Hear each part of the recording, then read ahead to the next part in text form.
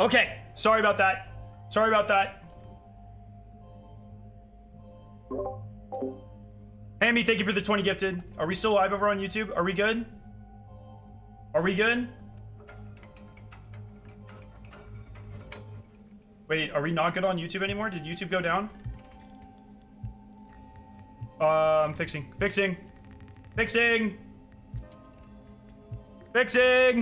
We're back? We're good. Okay, sorry about that.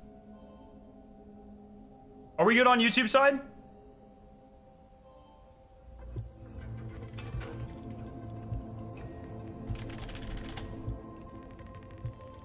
I'm fixing. Okay, we're good. Sorry about that. Amy, thank you for the 20 gifted. Sorry about that, my friend. What happened? Southern internet. That's what happened. I'm working on it. Yes! Yes! Bingus! Did people find the contract code?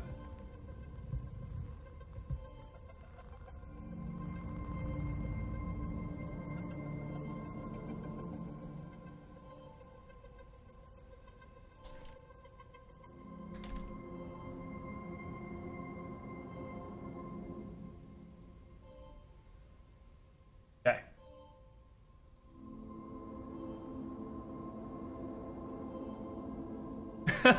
I love all the Bungie devs just chilling. That's awesome. Wait, stream is gone?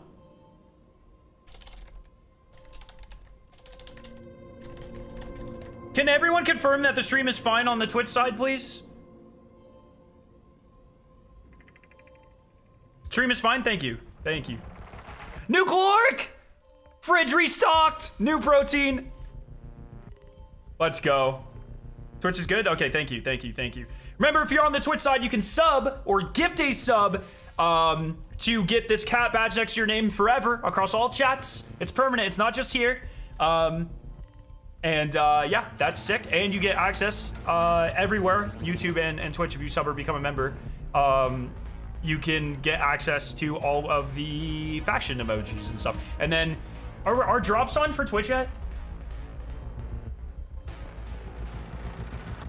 The drop should start soon. Code has not been found. We have to go in the elevators. I think we have to go in the elevators at least.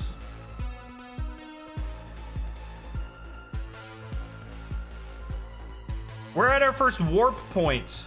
We should go into the elevators. I think.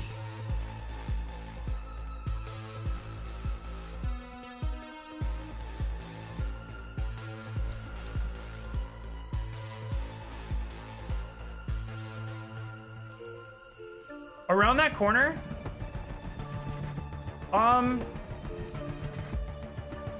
Okay, we can go forward. I think we have to go in the elevator, though. I think that's what warp point meant. That's what I was saying yesterday, too. We can try going around the corner, though.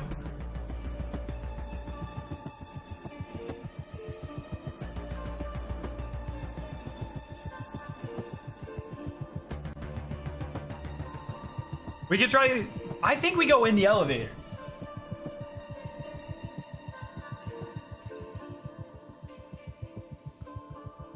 Well, we could go to the left. To the left, there's some bathrooms and some conference rooms.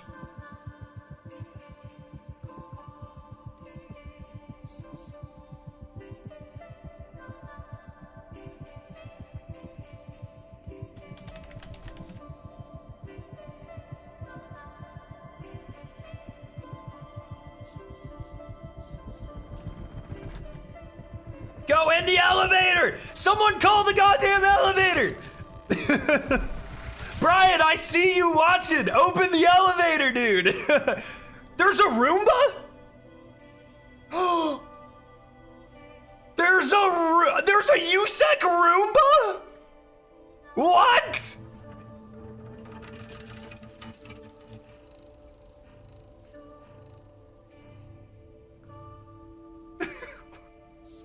Go in the elevator, man. Are we not supposed to go in the elevator? It's Tratsky. Thank you for the 5 gifted. It literally, what else? Why would... Yes! Forward! Forward! No, go! Go!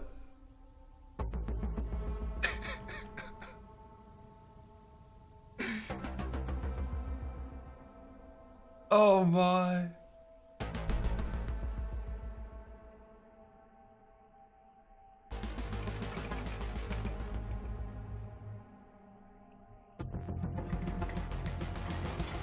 The renovations they did over the years was all for this.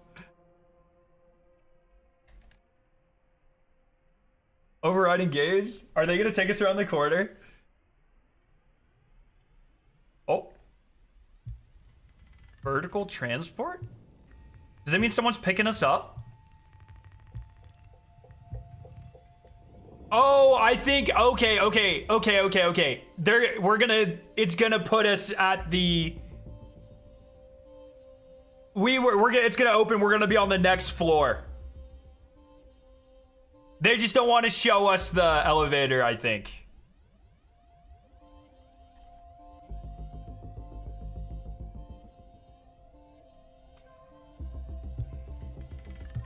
Oh,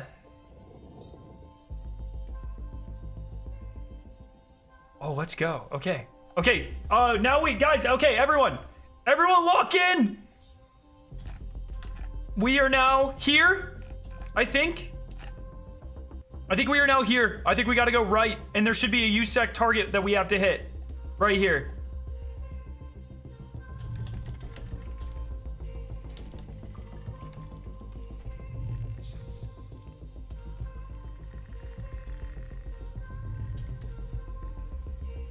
Oh, get some hand sanitizer. That's always a good idea. You don't want to get sick on reveal day. That's a good idea. Grab some of that. Get hand sanitizer.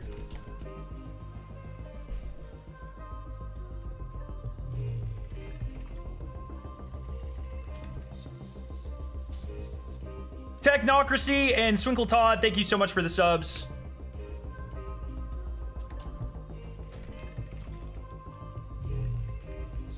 Oh, send Cross the map? Fucking Cross, bro. This guy needs to follow me on Twitter or something. Everyone spam Mastercross and tell him I sent it to him. On Discord. Okay, well.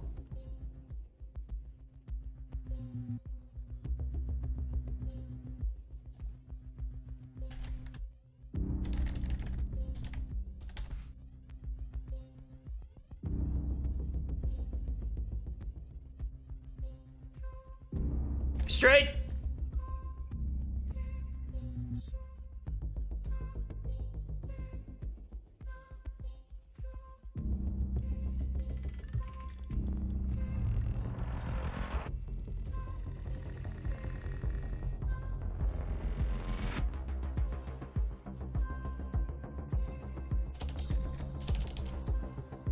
Left.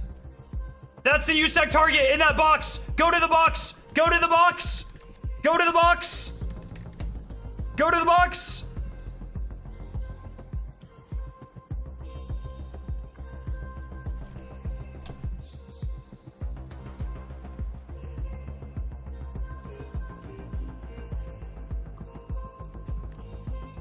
Go to the box. Yes, this is a drone inside Bungie, yes.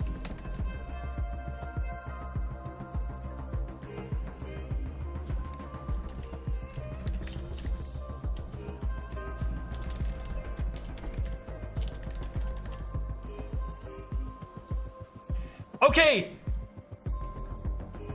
Go left, line up with the box. This thing, according to the manual that we read yesterday, has a laser.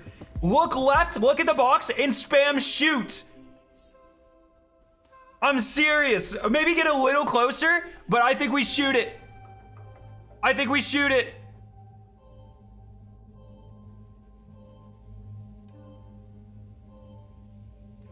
Shoot! Spam shoot!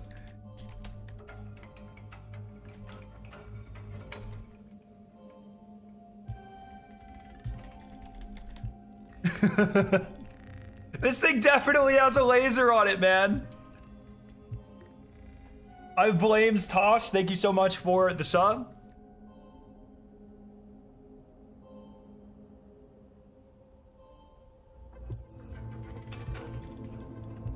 I'm countermeasuring? What does that mean?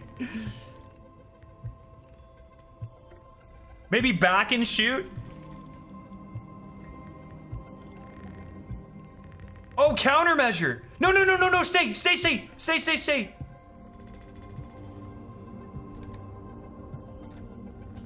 No! Forward! We have to be in the proximity. We have to move forward and then we have to hold. They could be working on Destiny right now. They are working on Destiny. They are. This is a whole different team, buddy. Stay! Hold!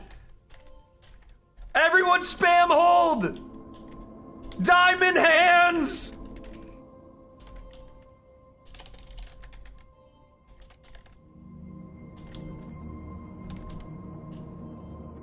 No!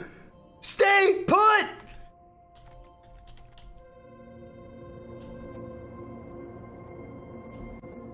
Oh, we have to spin? Oh.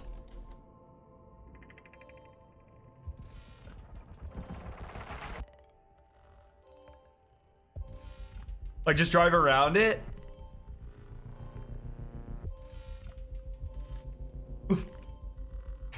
We're gonna go in the forbidden place!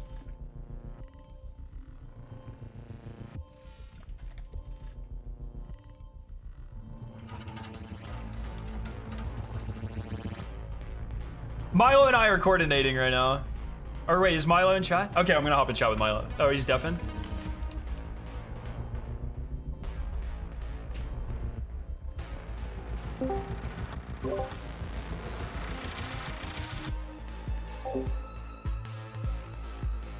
Stay! Stay! Do not move! Wait, we're not scanning.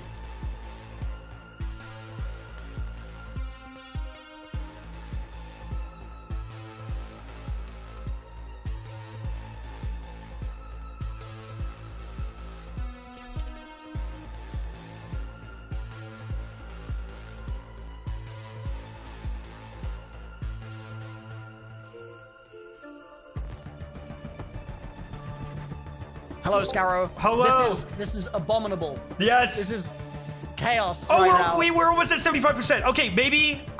Just spam left, guys. Keep spamming left, because if we spam left, we won't move. Yes. Yeah. Good shout. Everyone spam left. Yeah. That's good. That's why we've done a spin. I've just been getting people to override the backwards, forwards enjoyers. It's working. We're so close. Oh, bro, it's right at the end. Please. Please. Okay. Yes. So do we look at the go. Do we look at the box now? Like maybe keep going left until we can see the box? Yeah. We might need to back up. It might just be below our camera. Is there a backwards? Yes, I think so. I've seen it move back, so I think so. Okay, override, that's good. Target neutralization successful, Pog. Or maybe like forward and spin then? Like go forward one? Yeah. We should definitely, bro, what if we like move away, we look back and it's just like a smoldering crater. That'd be pretty good. It's just on fire. That'd be sick. Target neutralization successful. This is good. Okay, now I think we turn around and look at it. Yeah, I reckon so.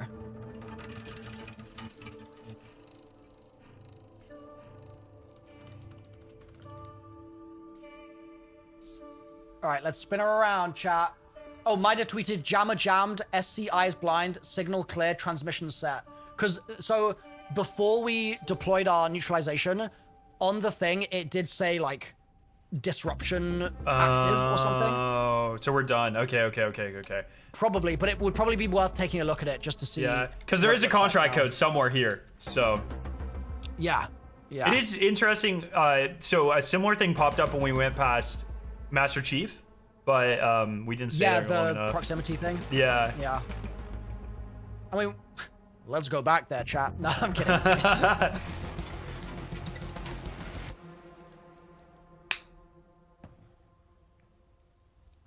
Chat, let's go left here just to rotate to see it. Yeah, I just want to see like if the contract code is there or not. Okay, Yeah. I don't know if we're ever gonna win this fight. Yeah, I reckon if we all get some lefts in the chat, we might be good.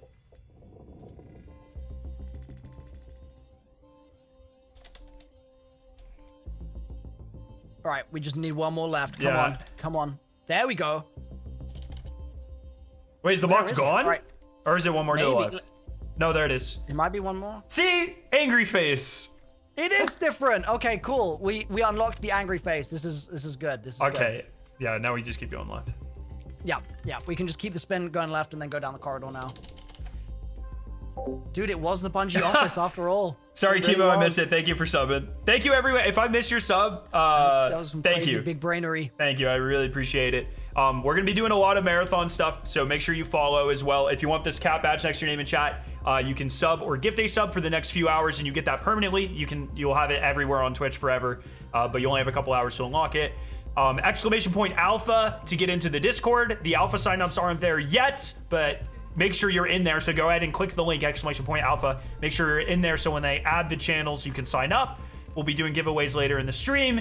And if you watch 15 minutes of it, once the reveal starts, you will get a Destiny emblem as well. Anything else?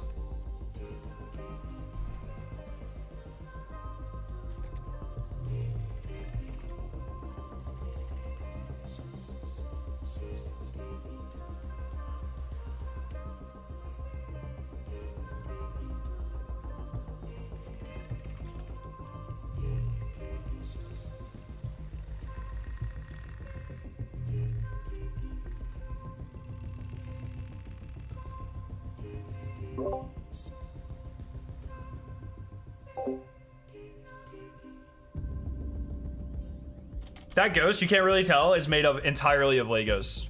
Right and forward. Maybe forward and right. Thank you for the subs and the prime subs. Sorry if I've missed anything. Tater Nukes, thank you for converting a prime sub to a tier 1 sub. Thank you.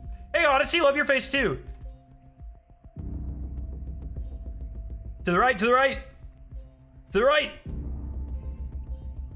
Ah, that's DMG!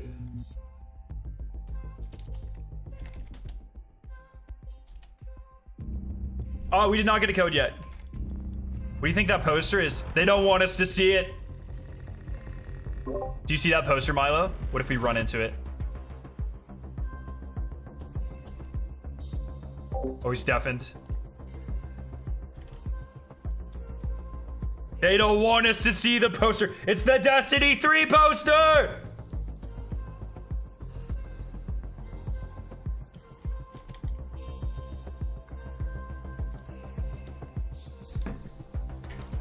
Yeah, it's a giant Lego ghost. Yes! The poster.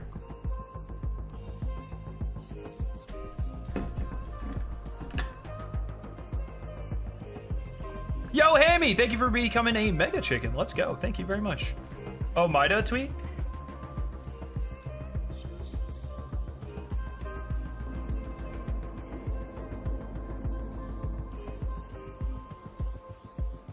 That's sick.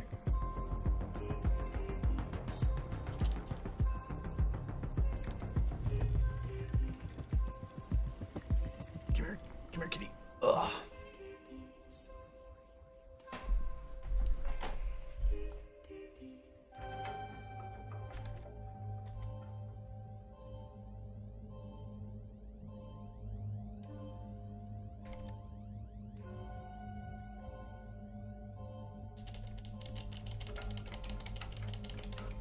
This is a moment in history. This is pretty insane.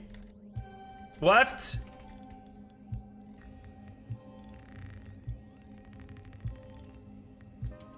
Left.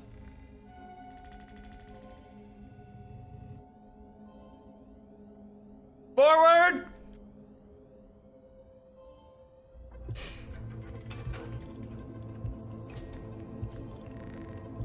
Right. There's a little bit of a Twitch delay. Look at the art, dude. So good.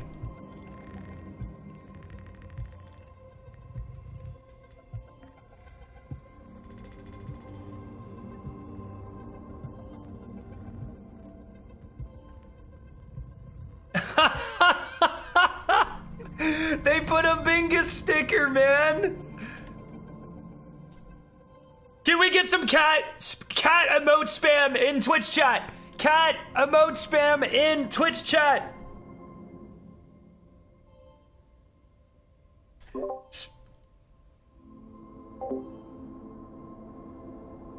Holy fuck, Hammy, what?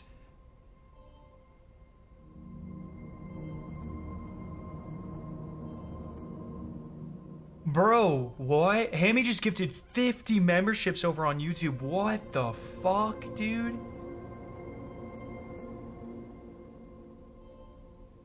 Hammy, I don't even know what to say, man. Thank you so fucking much. That's insane. Thank you so much. That's insane. Holy shit. Please, everyone in chat, please spam hearts to thank Hammy. That's actually nuts. God damn, thank you so much. Forward. It's Cosmo! Hit Cosmo! Forward! Wait, is Cosmo the point of interest? What?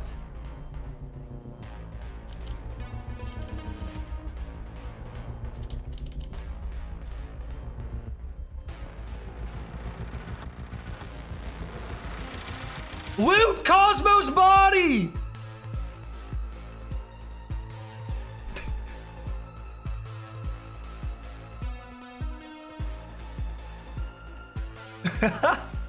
Do you think it's that thing? What is that thing on the ground there? Oh, it's a mirror? I couldn't tell if that was a mirror or a box. Okay, forward and left.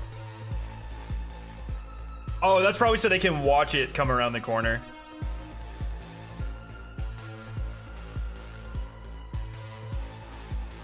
Fucking insane. Right now we are remote controlling a rover through Bungie Studios. Yes. Chat has to, it's taking like the average response, I think, and we have to like literally direct it through the studio. Oh, Shadow is excited. And it's not having a big fun time right now.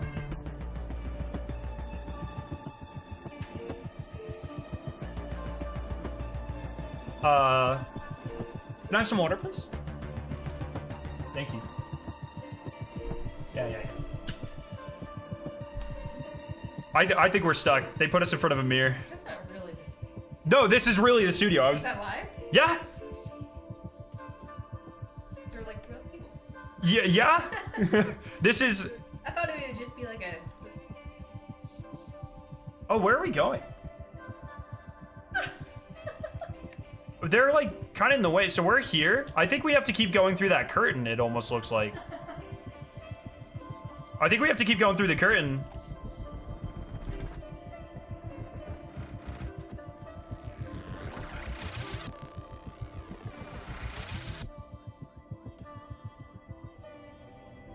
Oh, that's where we have to go. Oh, I think that's OG Marathon on the TV right there.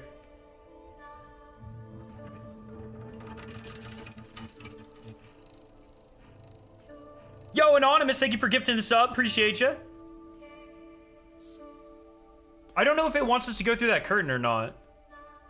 Because so far we haven't... Oh, are there elevators? That might be an elevator. There might be elevators right there, actually. I'm trying to remember. I don't think so, though. No, there's not. I don't think it wants us to go there. Because it's curtained. Oh, our battery's draining. Oh, no. Thank you, honey. Love you. So it's our... Either we run into a bunch of people or we go into a curtain. And up to this point, we haven't been able to go into the curtains.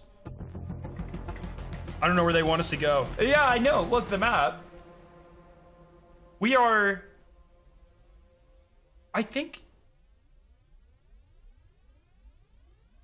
they want us to go through the curtain. Yo, NJ Martz, thank you for the 5 gifted. I appreciate your face. Thank you so much. Hey, it's Jared! Where is my whisper, Jared? Everyone spams. Jared! Jared! My whisper, Jared!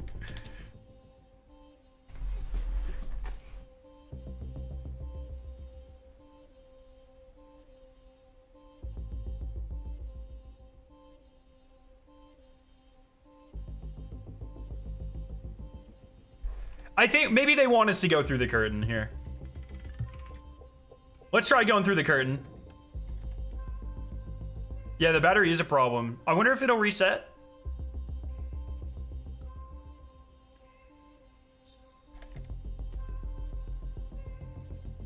We don't have too far to go, though.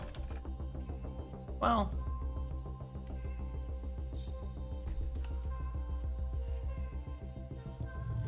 It's just weird because up to this point, the curtains have been... Yeah, see? They don't want us to go through the curtains. Up into this point, I think we go through the people. Up till this point, curtains were bad. They didn't want us to go to curtains. I think we go through the people. Yo, Freeze TIM. Thank you so much for the sub.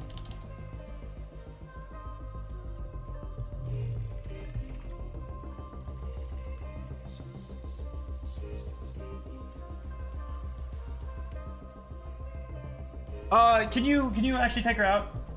Just so I don't have to worry about her knocking anything over or anything.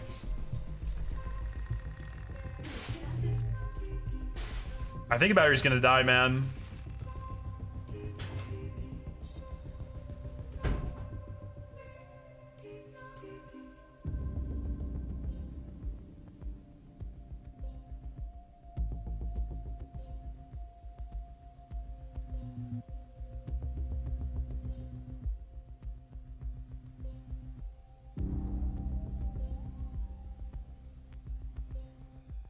I just don't know. I think we were supposed to go through the people. But I don't think they want us to, I really don't think they want us to go this way. Call off the reveal. We're too bad at this. Oh, please recharge.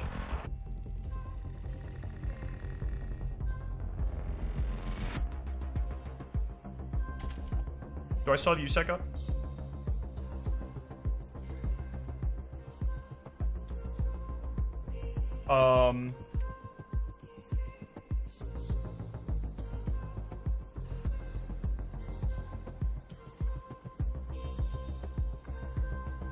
One second. I'm working on it. CD, legislation, security, cyber, security. Oh, sorry, is it CD, legislation, security? What the fuck? What? Am I misspelling legislation? Oh yeah, I misspelled it literally every time. Yo, Scarrow, is your decrypt busted? I'm pulling it up right now. Because I can't type in the key. It's giving me a numbers and it's hex. I will try here in a second. Okay. Mine's working. I'm typing it in right now. Oh, you got Okay. it? I don't know why maybe I need to refresh here.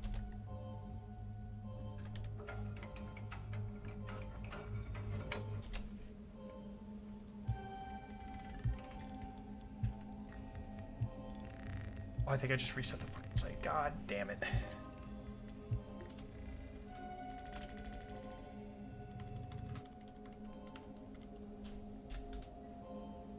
There we go. Okay, it was just temporarily broken for me, chat. 4 dots. Sub cross dot slash.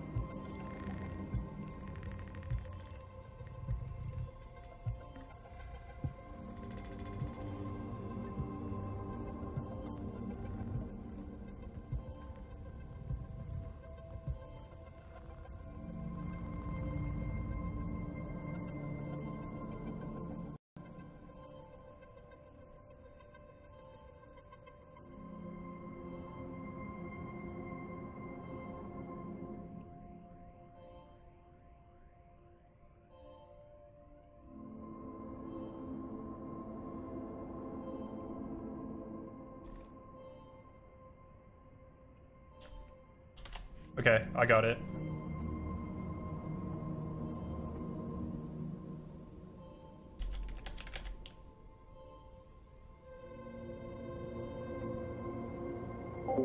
Okay, it's been charged.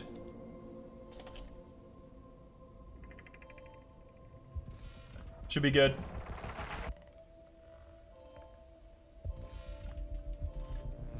David, thank you for the super chat. Despite all their faults, Bungie is still really cool, and I'm hyped for Destiny's future marathon. Thanks for being the best Bungie content creator, in my opinion. Hey, I appreciate that very much. Let's enjoy their games. Hey, thank you so much. Thank you all for all the support. If you're on Twitch and you want this cat badge next to your name, you can subscribe. And if you become a subscriber on Twitch, you get this cat badge next to your name always on Twitch. Or you can gift a sub as well.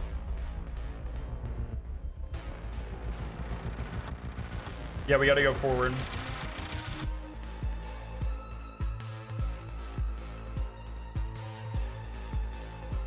Yo, Volatile Bear, thank you for the sub. Agent Grim, thank you for the sub.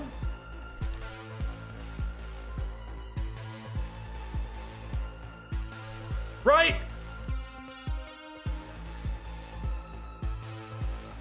Oh, is that the point, the thing in interest?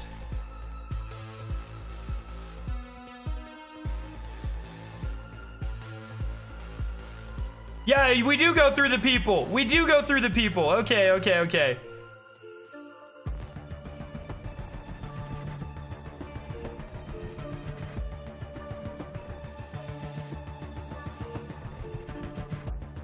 All right, we have to go left and then forward. Balls McBalls, thank you so much for the tier 1 sub.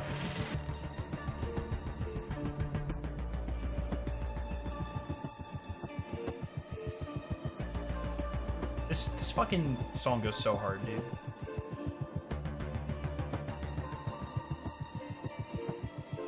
No, too far left.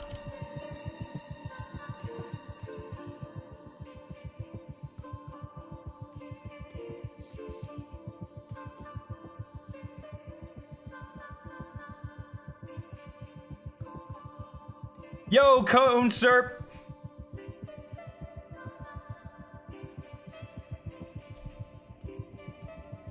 Yeah, there's a little delay, DMG. We're working on it. We're working on it.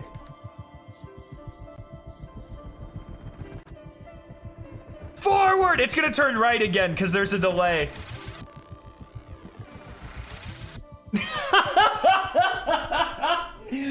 There's a delay. There's a delay, man. Code Surf, thank you for the gifted sub. We're working on it here. Yes, forward. Forward. They think we're so dumb, but there's a delay. No.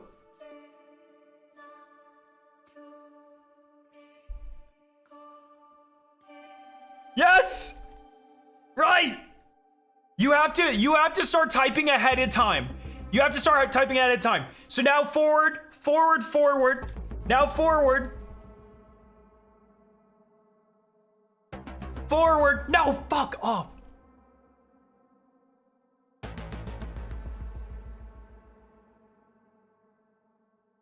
Well, we're making progress.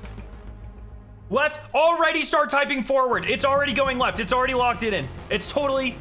Okay, maybe now. Now it's locked in left. It knows it's going left next. So you have to, like, preemptively plan it now.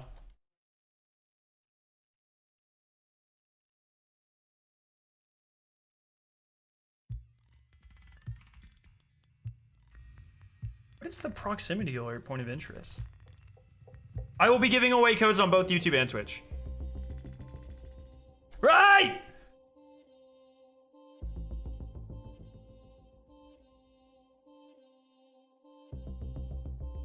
I'm fucking this up trying to outsmart it. Have you been watching for the last hour? Are you serious right now? Yeah, that's right. Me just starting this is what's been fucking it up for the last hour. Thanks. Great insight.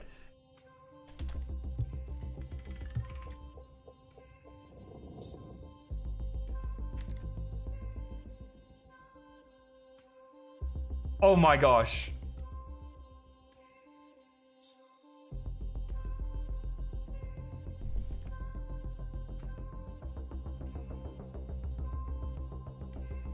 Keep going.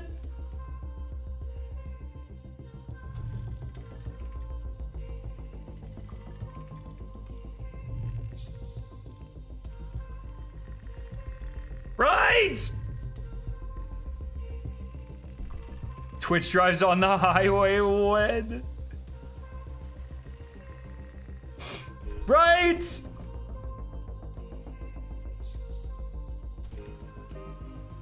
Oh no, not the wall.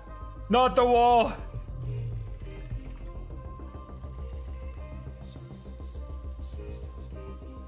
Yes, okay. I think we're close enough to forward. Surely the wall will guide us if we just spam forward, right? Oh, well.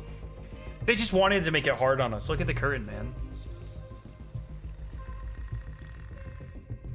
Yeah, the OG, that's actually Marathon 2 on the right there.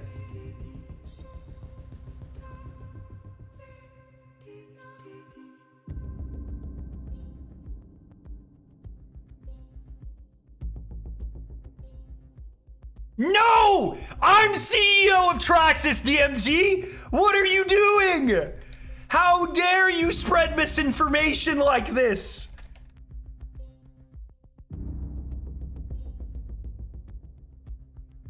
That's crazy! David, thank you for the membership over on YouTube. Yeah, exactly. Fuck it. Barrier skate. I'm a dual agent. My allegiances lie with Mida, but I have to be. I'm an inside man as the CEO of Traxxas to get us more funding. Where do you think Mida's funding comes from, man?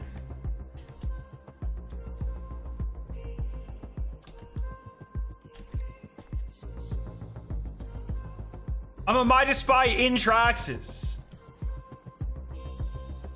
You gotta play the game, my friends. You gotta play the game.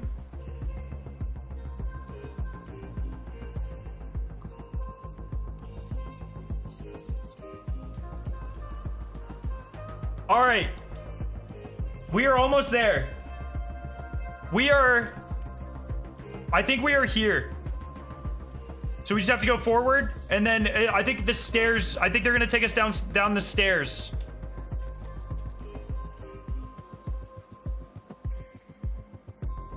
Wait, that's me on the screen! That's me! They've got me on the screen! Let's go!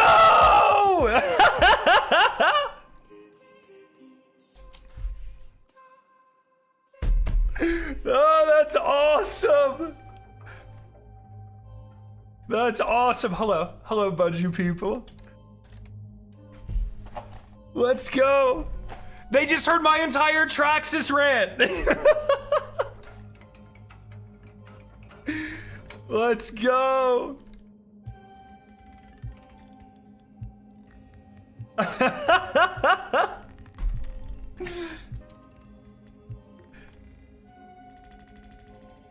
Oh, something on the whiteboard. Look on the whiteboard!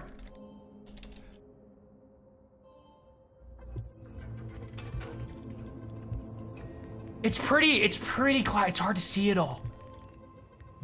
I think it's just a bunch of Mida propaganda, which is based! Can we get some Mida emote spam in chat, please? Let's get some Mida emote spam, please, my friends? That's right, all the Mida emotes in chat. That's right. If you don't have access to the Mida emotes, sub, get your cat badge, get the Mida emotes, spam the Mida emotes. Those should be flipped, the ground should be on top.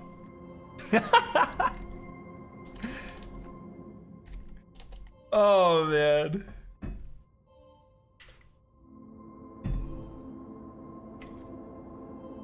That's awesome. Oh, they want us to go in?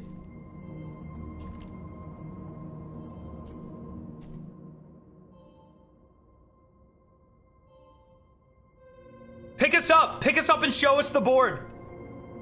Pick us up.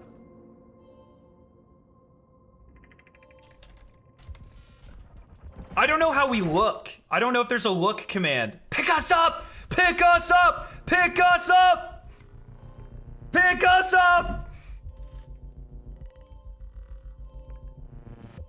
I don't think we ever figured out, like, is there like a scan command or something?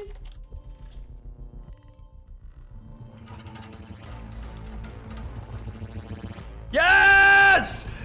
Yes!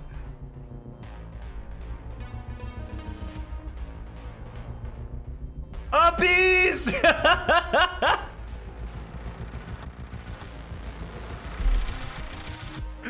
Oh man, that's so good. That's so good. Oh.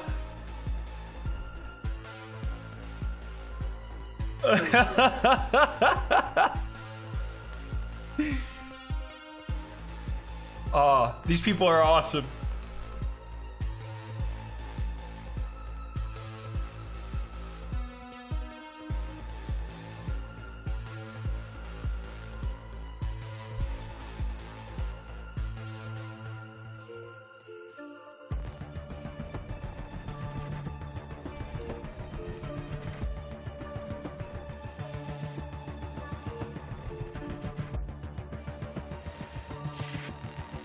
Did anyone get a screenshot? Did anyone get a screenshot of when we were on the TV? That's some Twitter stuff right there. Oh, we're out of battery already? Holy. You did? Can you send it to me?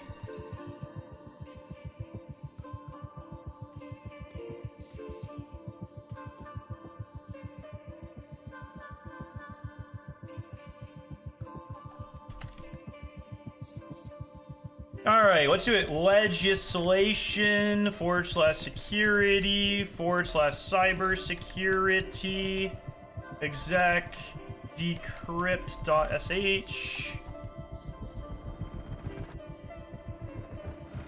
square triangle nut x target dots triangle dots target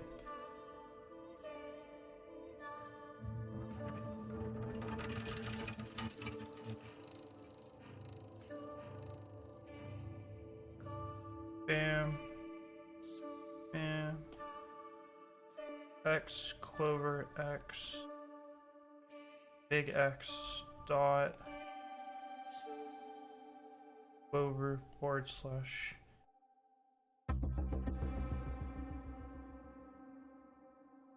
clover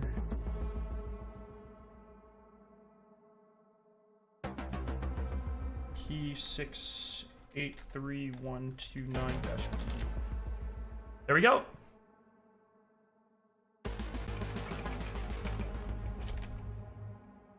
Everyone put this in chat. Yo, Prongle, thank you for the prime. Did anyone get that screenshot? Sorry.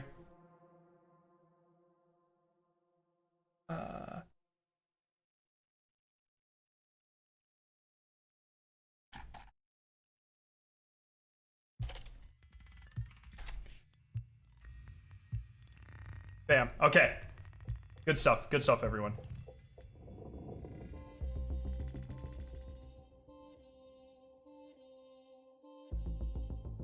I think they're gonna take us down the stairs, I think.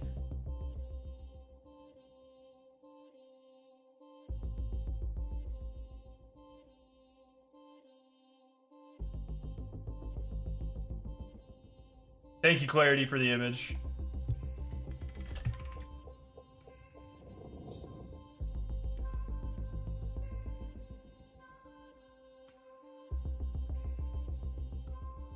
That's so awesome.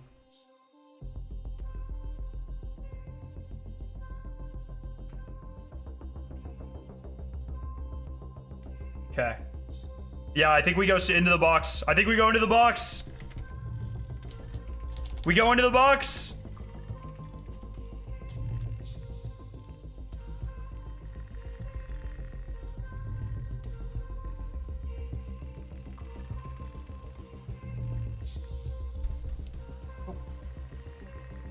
Oh, let's go! Wait, what? Wait, what is he? What? What?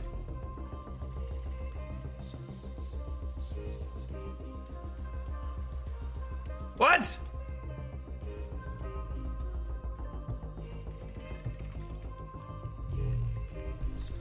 Where does he want us to go?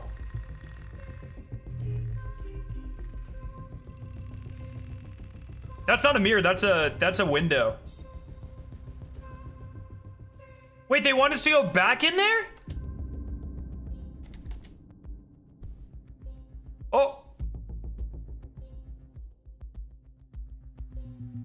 Oh, I think he's turning us around so they can put us in the box so we can leave the box.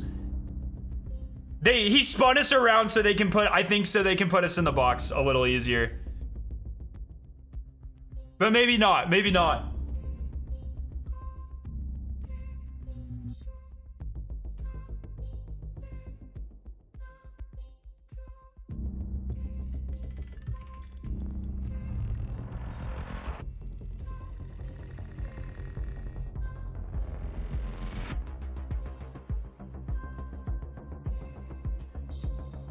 Spam the cat emojis in YouTube and in Twitch, please. Cat emojis. Give us the bingus emojis, everyone. Come on. Keep them coming. If you want a green cat next to your name in chat forever on Twitch across all channels, all you have to do is become a sub or gift a sub in the next couple of hours. And you get to keep that badge forever. Bible stream was the other room, was it? That's so cool, dude.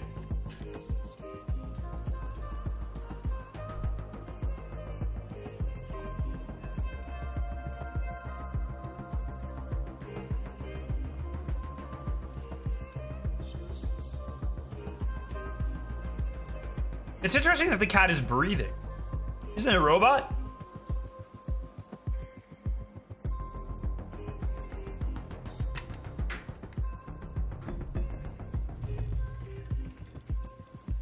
Yo, thank you everyone for the subs and the gifts. Appreciate you all.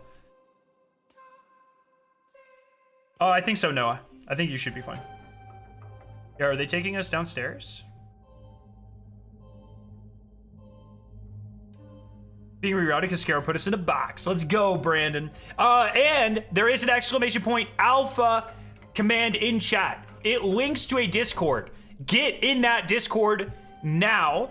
The alpha signups are not available yet, but you want to make sure you're in that Discord. So when they are available, you can do it as quickly as possible. Exclamation point alpha in chat. I will also be giving away alpha codes later in the stream to both YouTube and Twitch. Dragon Boy, thank you for the 5 gifted, my friend. Thank you so much.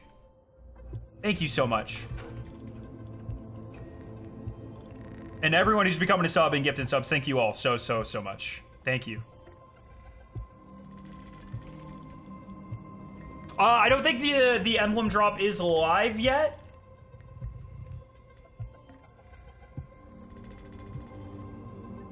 Let me check, I can check drops here. Oh no, we are still live. Okay, they want us to go back in the room?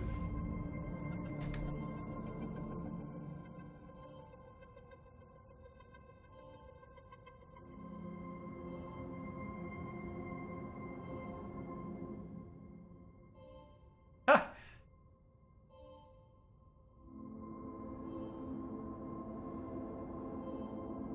Yeah, the drop is, yeah, the only drop for Marathon. It is on.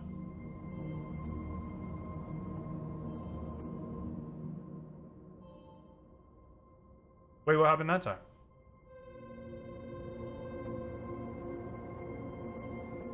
Yo, Wolfus, thank you. What if we don't find the code? I bet they'll tweet it out or something. There'll be another way we get it. Dude, the freaking USEC.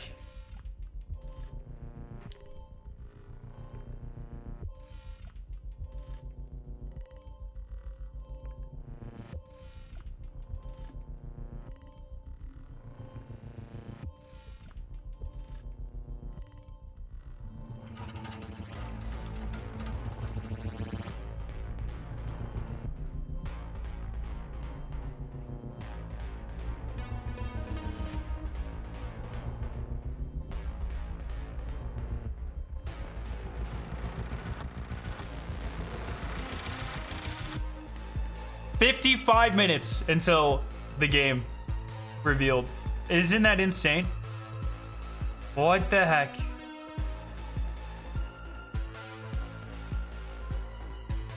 Yo, Wolf of Red, thank you for the sub. I was so hyped when I saw you on the TV. It's unreal, man. Just unreal. The alpha signups will be in Discord. Are we going right?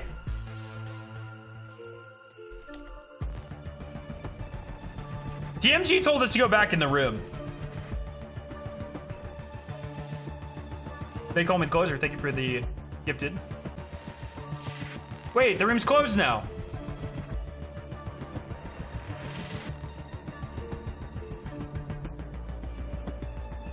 Wait, what?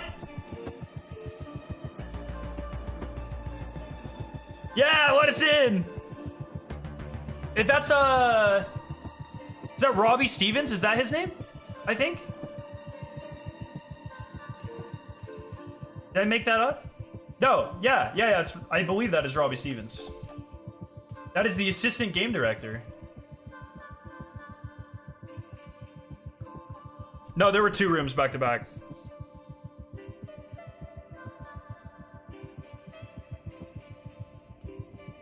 Wait, they do want us to go back now. Did DMG lie to us? Oh, maybe he wanted us to see Milo?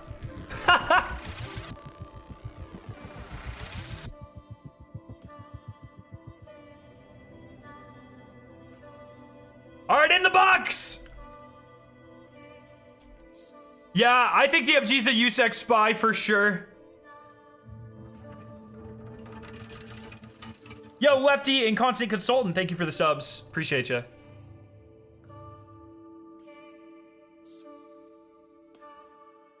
I don't have that information, High Tech. We will find out once they announce it. I don't know. In the box.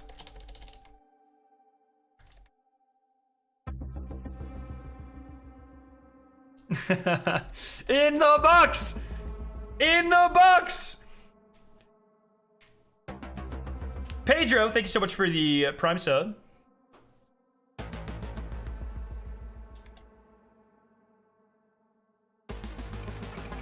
We're gonna have to go right.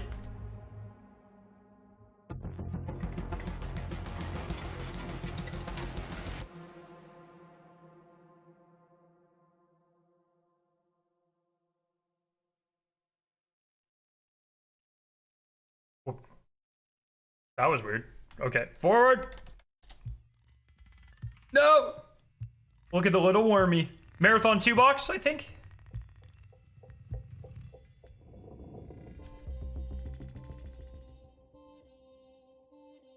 In the box.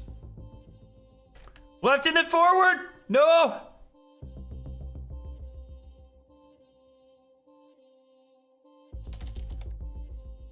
Oh, left again. Left again. We can save this. We can save this. Left again. I think we got close enough. I think we got close enough.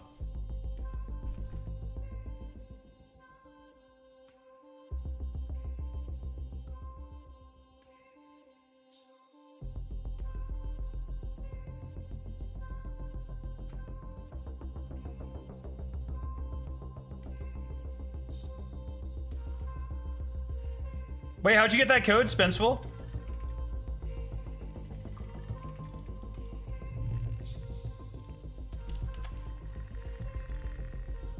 No, I've already done that one. That's a different one.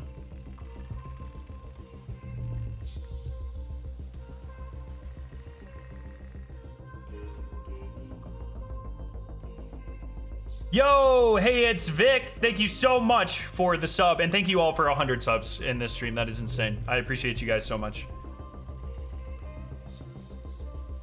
This is how I ad bombard you, Lamau.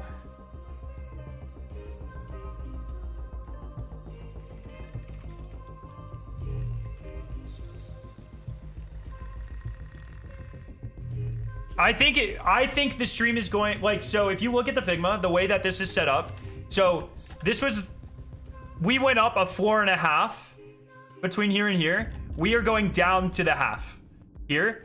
This is where the stream setup is. I'm pretty sure. I'm quite certain. I think they're just gonna walk us down the stairs and then we have to go to where the stream is gonna be. I'm pretty sure about that. DMG's tweet. Wait, what? Take us down the stairs. Put us in the box. What if we go in the box and we just...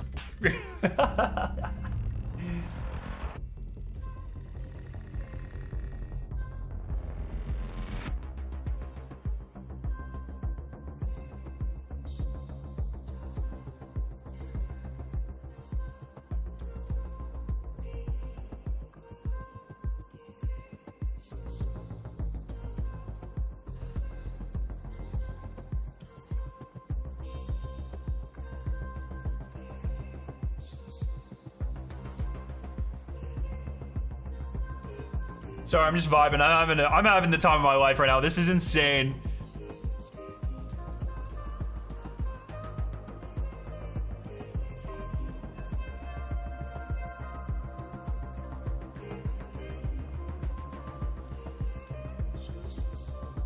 This is just so fucking crazy, dude. Yo, Darks, or Darkses. Thank you for the 10 gifted. Let's go. Hey, let's get some hearts for them in chat. Thank you so much. Apex, thank you for the prime. Thank you for all the support, guys. Remember, if you want the cat badge next to your name in chat across all YouTube streams, all you have to do is either sub or gift a sub. You only have a couple hours to do that, but the cat badge will last literally forever. So make sure you do that. Those eyes were creepy with the runner reflected in his eye. That was the runner. That was one of the runners that we got to see yesterday on the key arts. Hammy. Thank you again, Hammy. You're always just fucking way too nice to me. Thank you so much. Scarrow, we appreciate you so much. You're generally a great guy and a creator. Thank you. We're dedicated to you. I have a picture of you above my toilet. Friends call it the Scarbiddy toilet, I call it. God. Okay, well. That really went a way different way than I thought it was gonna go. Razor, thank you for the prime. Terminal, thank you for the 5 gifted. Duclo, thank you for the sub.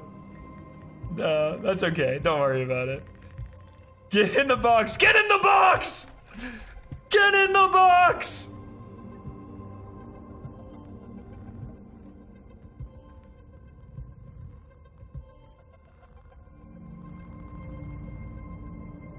Do we forward it? Can we get in there forward, or do we have to go left again?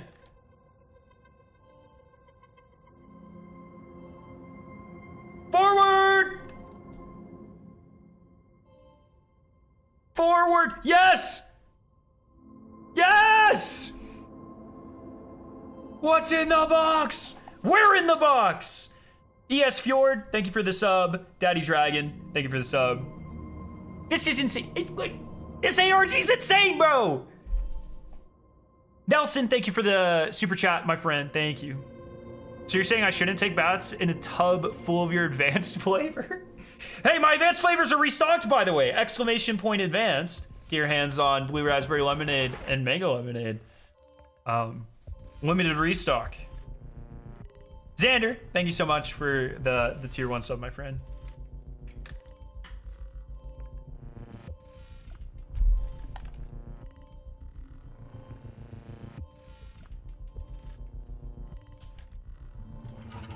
No, Milo left.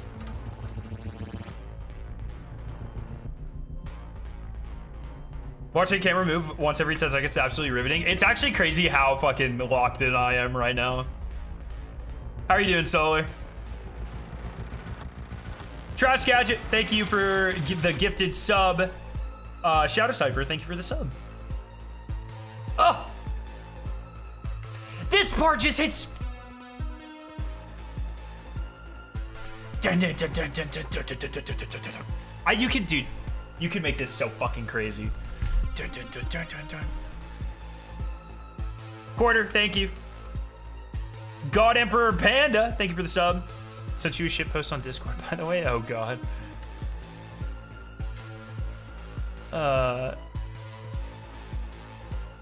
Attention, this is the AESC director. Please lock the fuck in.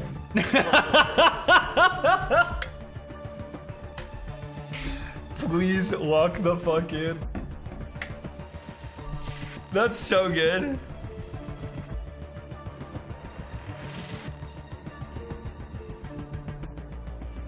That's actually, I think I might save that for the soundboard, like, permanently.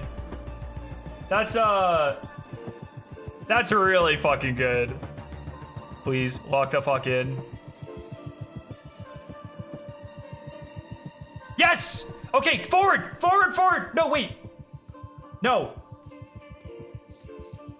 I think they moved us. I think we are actually here.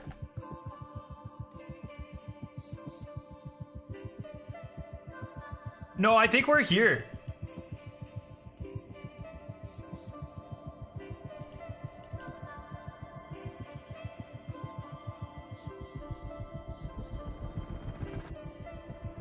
Yeah. They started us further up. They started us further up. No. No, Milo, we are here. Milo, we are here.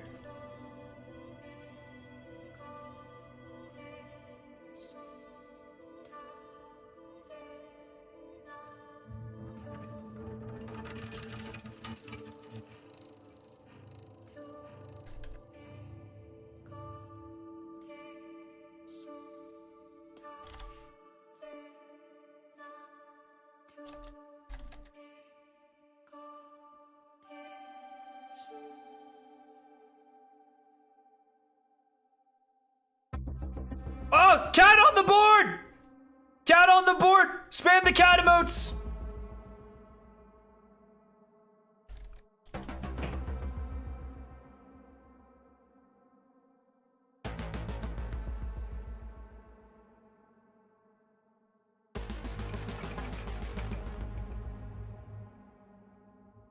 That's right, all the cat emotes, good stuff.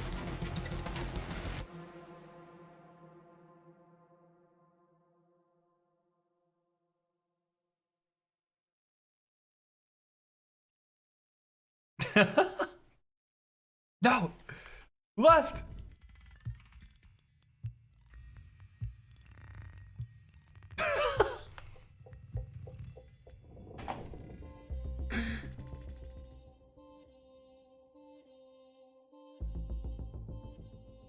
Cat on the board! New caloric hot dog! New caloric hot dog!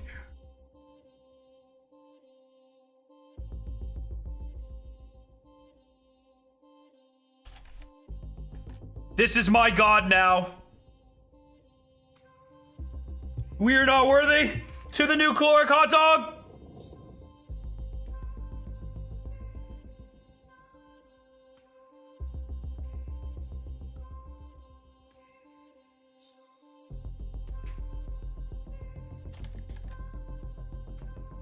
I love how much fun they're having with it. Hit him in the face. Hit him in the face.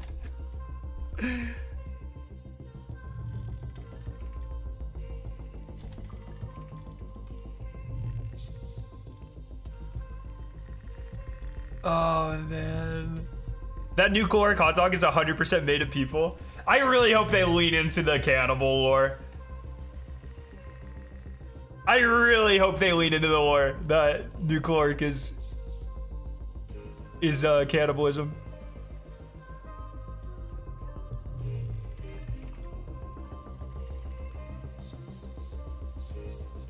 Left.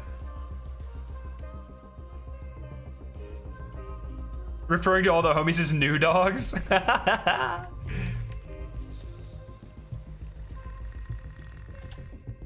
Oh yeah, the battery's about to die again.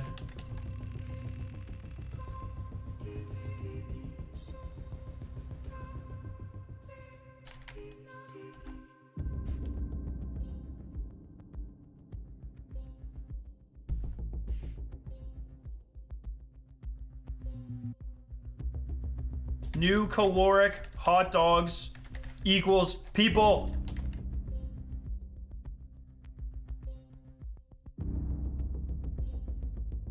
Everyone spam, like, and retweet on that. I'm gonna let other people take care of this one. Nah, I got it. I keep closing the fucking terminal because I'm dumb.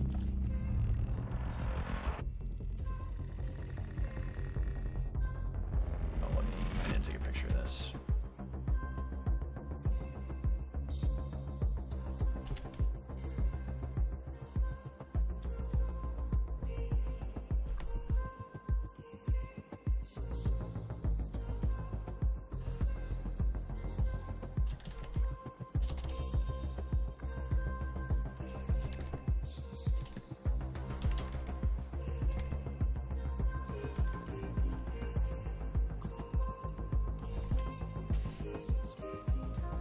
Oh, did I just reset? All right, now I'm not gonna have enough time to do this. Everyone else is gonna do it. Yeah, we're right around the corner. Yeah, we'll just wait for everyone else. They'll get it here in a second.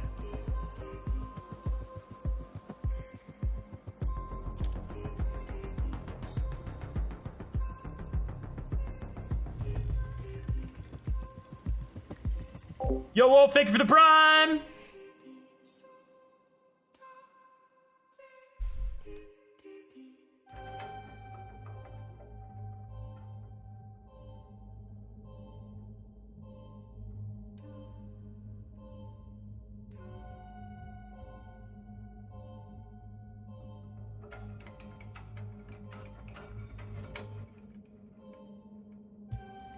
All right, it's charging.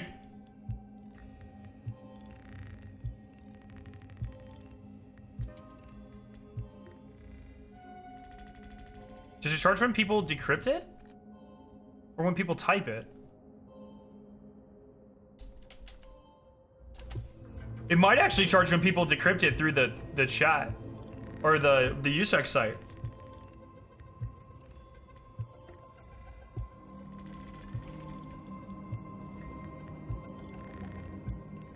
Why are people spamming exclamation point marathon? Oh. Wait, did I miss something? Cross sends regards? Wait, what? Hello, everyone. Why are people spamming marathon in my chat?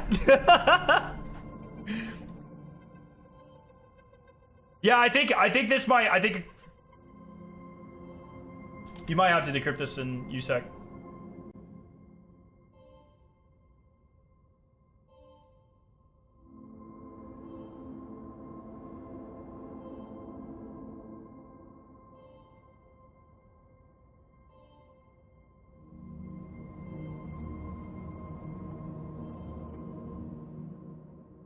Tell me if, tell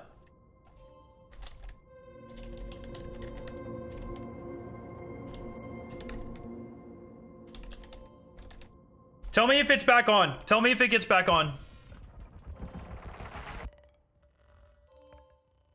Fuck. I should have just let you guys, I should have trusted you guys. Just take it for, I think people actually have to like decrypt it.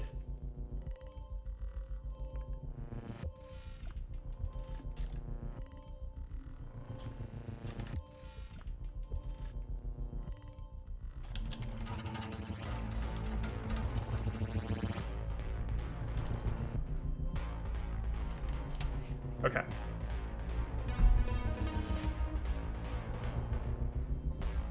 When you zoom into it, I'm trying to zoom in so it's easier to see the symbols, but when you zoom in too much, it resets the site!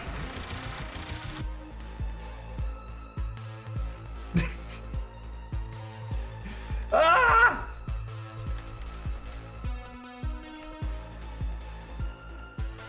Yo, thank you for the hype train, let's go!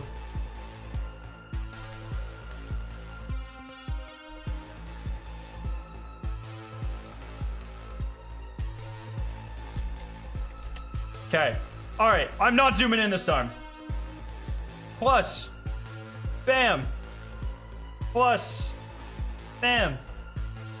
Dots. Is it back on? Let me know if it's back on, by the way.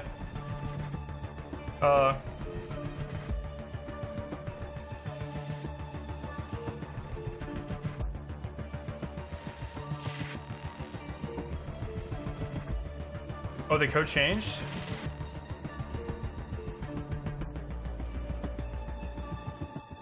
Oh, the code did change.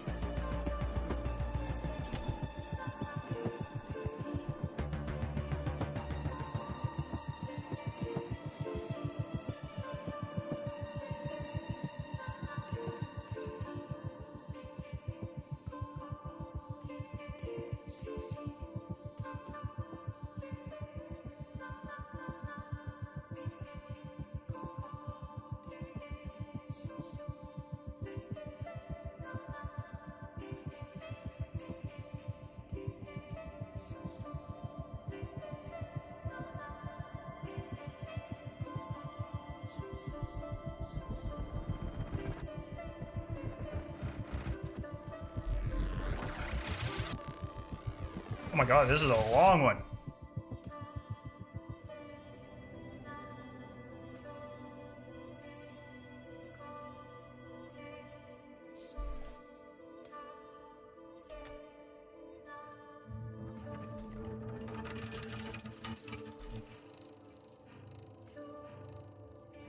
Okay.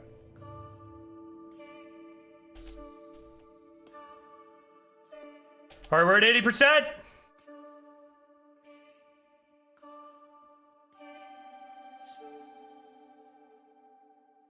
Oh, it's almost back. It's almost back.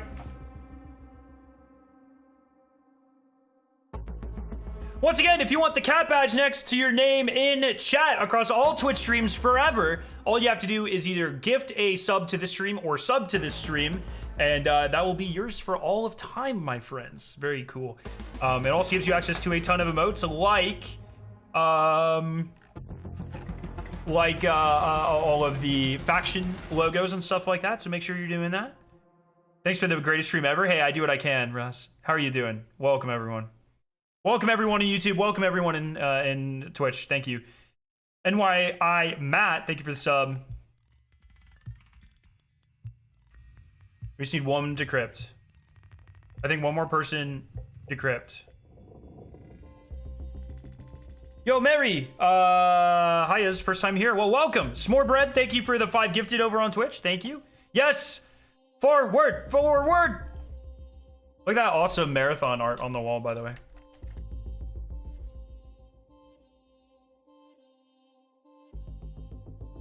Bro, you haven't even seen the game yet. Calm down. Swamp Dog, thank you for the sub.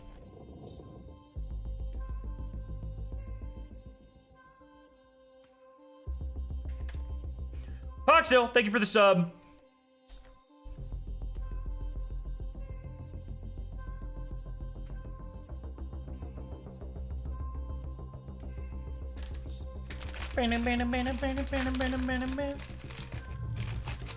We're almost there.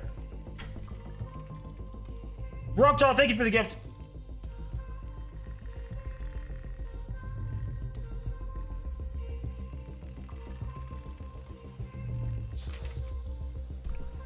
That's a captain statue, and it has, on the ends of its swords, it has impaled Smallin plushies.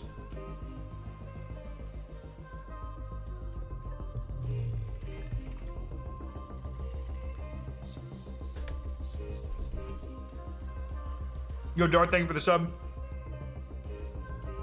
I don't want to talk about that just in case that's a leak. SK, like, just in case they didn't mean to do it. We'll know soon enough. They'll be here in just a second, so.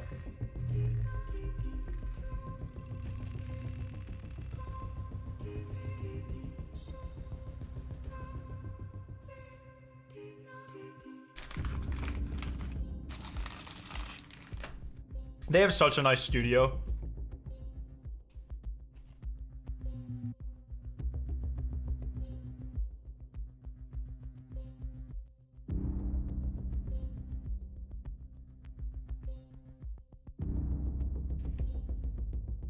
Stream is waiting. Couple more forwards.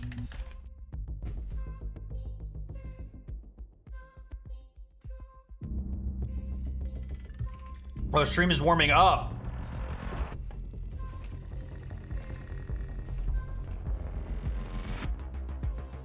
See, we were up there before. Up at the top. See? It's a captain statue. It's a captain statue that is impaled Smallin.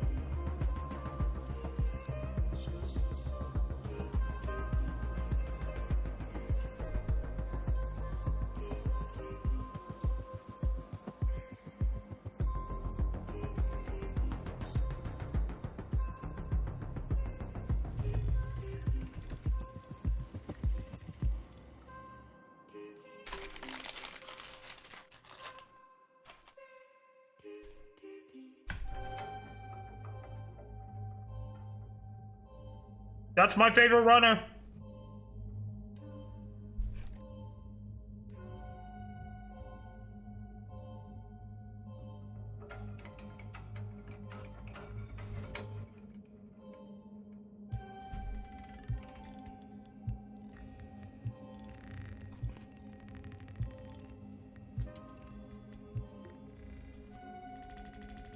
Those poor Smallin, bro.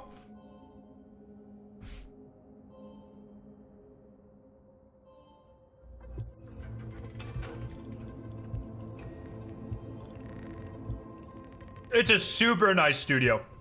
Super nice. It's pretty big, too. Yes. That's what I'm saying. Forward, look at the statue.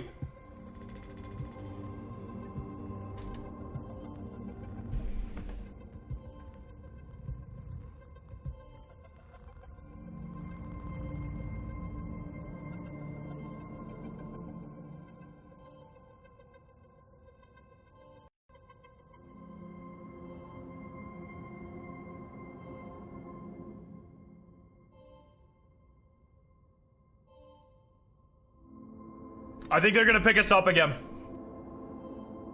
Jared, pick us up, Jared! Jared, where is my whisper? Oh, is that where the code is? Is that the code?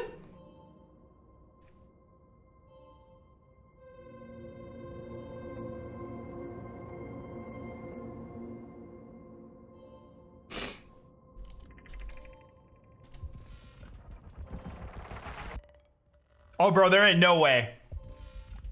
There ain't no way.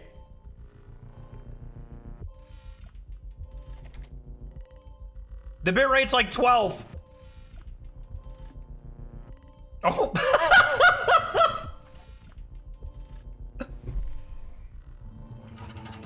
I'm deceased, bro. No!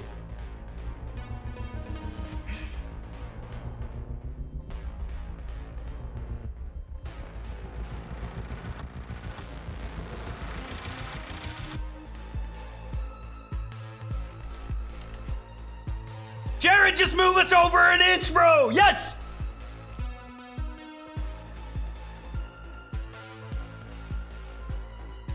No.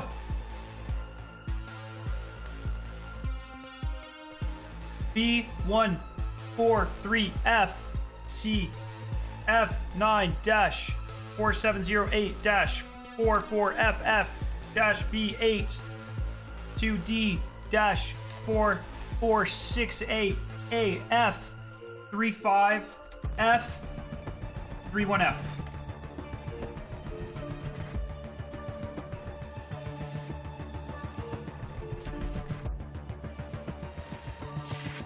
Oh, it didn't like that.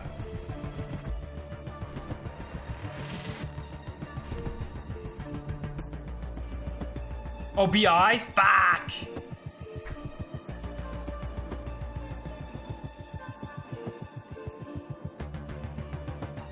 For it's BI? Okay. Okay.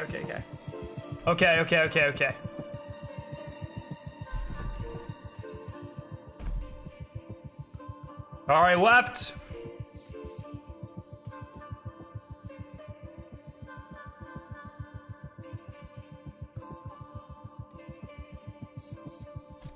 Look at that Smolin, just chilling, bro. Look, he's impaled.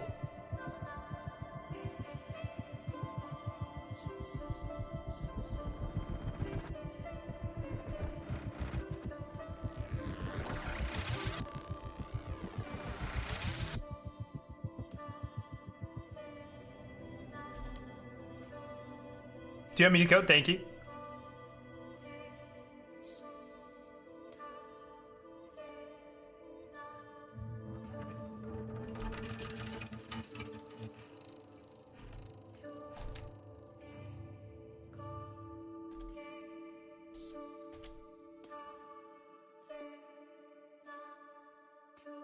I think it's L. I think it's BL, right?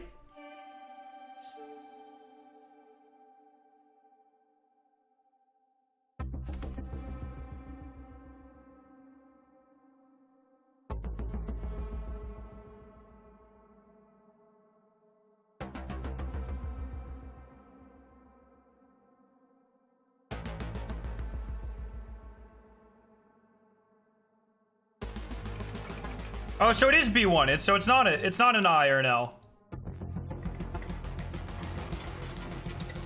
So okay, so I read it right the first time. Bruh. Fucking chat. Fucking chat. I wish you could see how long your cooldown was. Oh, sorry. I just typed right in the YouTube chat. I typed right in the wrong chat. Lamau. I have so many chats open right now, okay?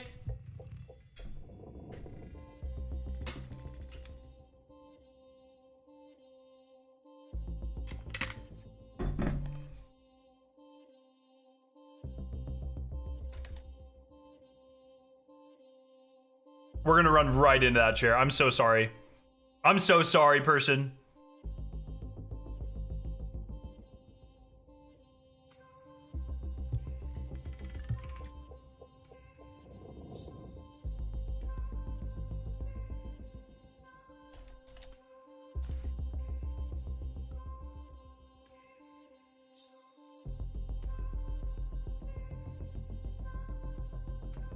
Right?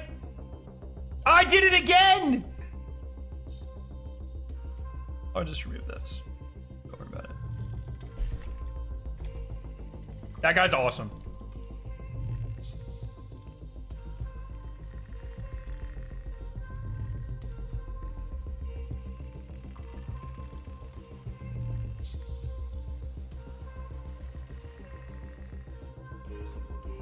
Right?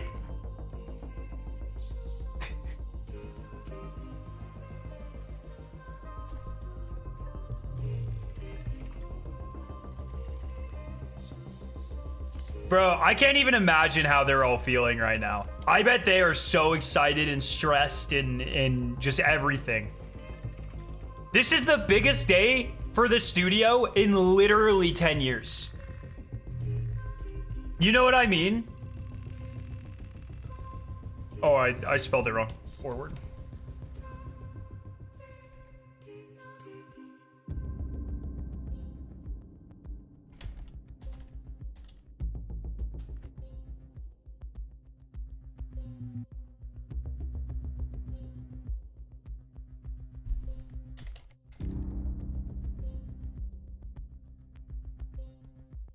It's us.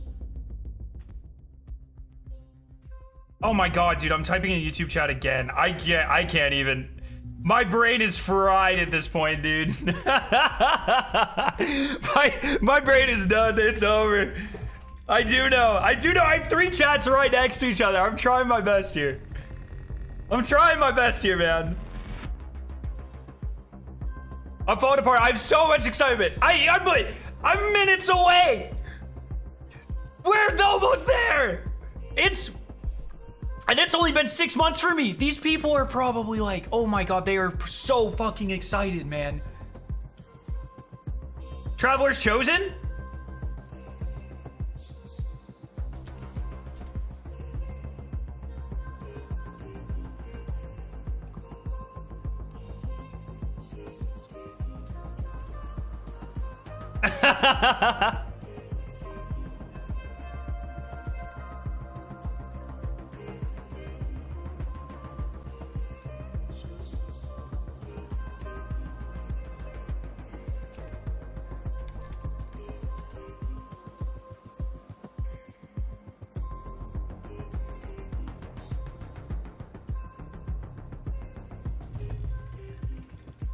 Right! Right!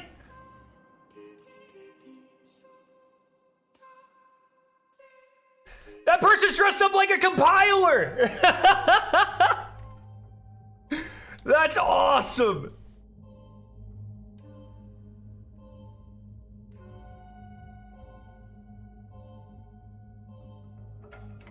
That's awesome!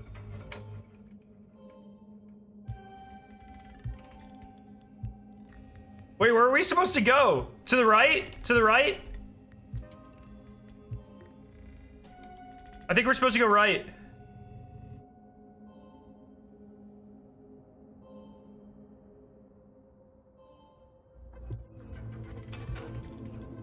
Look, Kevin! Kevin is a goddamn encyclopedia, dude.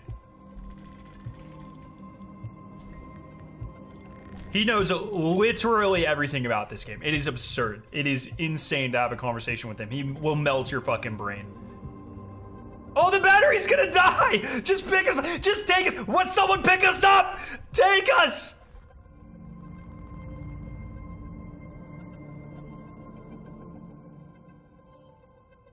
It's all been leading to this. It's truly been a marathon, and it was our destiny to get here.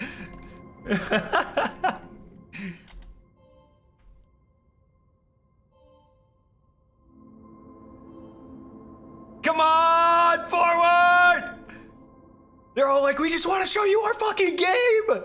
Lock in!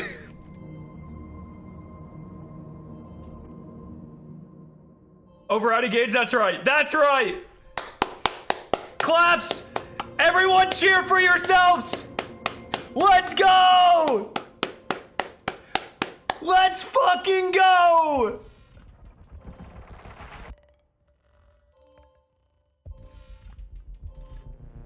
Let's go!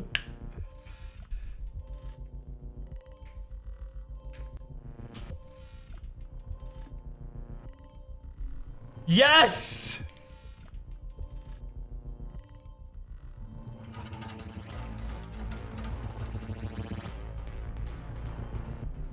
Yes, yes, yes, yes!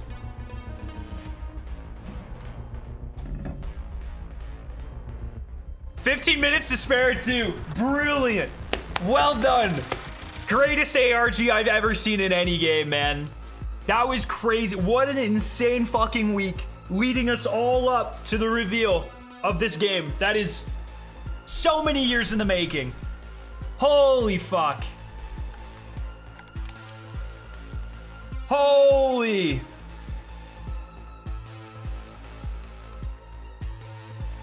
Let's go. What an insane goddamn week. And it's only about to get crazier, my friends. Just wait. This next, I'm looking at my schedule here. Lock in, chat. Lock in.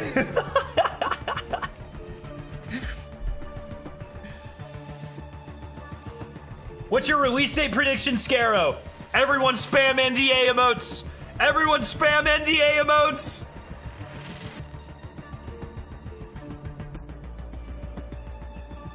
Yes.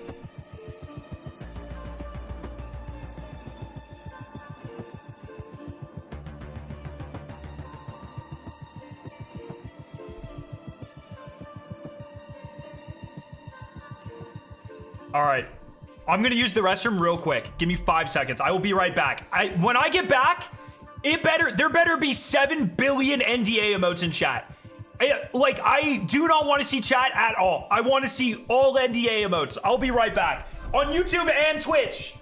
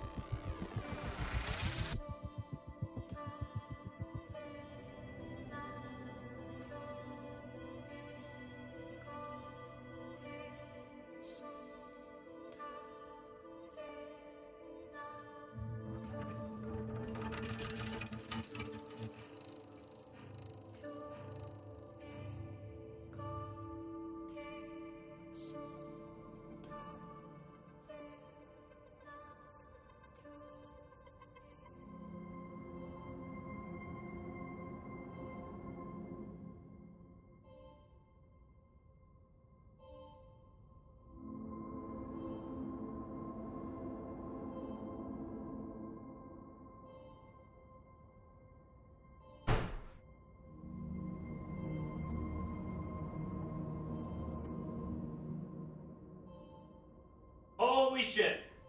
It's literally... We're fucking here. We are here. We are here. That's right. Look at all those beautiful NDA emotes. Holy. It's time. Did you wash your hands? Yeah, they're still kind of wet.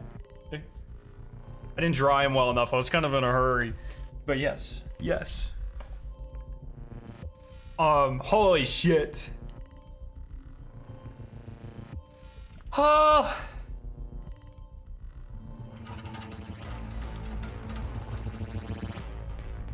Look at DMG tweet.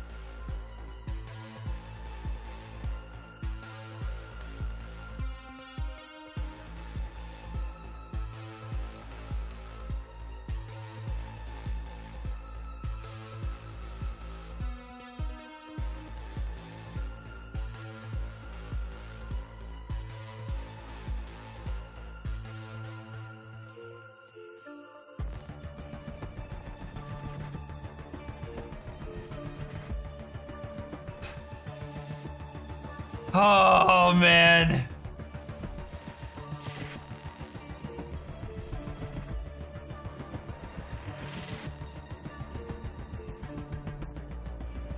I'm just so like, I am so ready for this. I'm like exhausted and excited and just... Oh.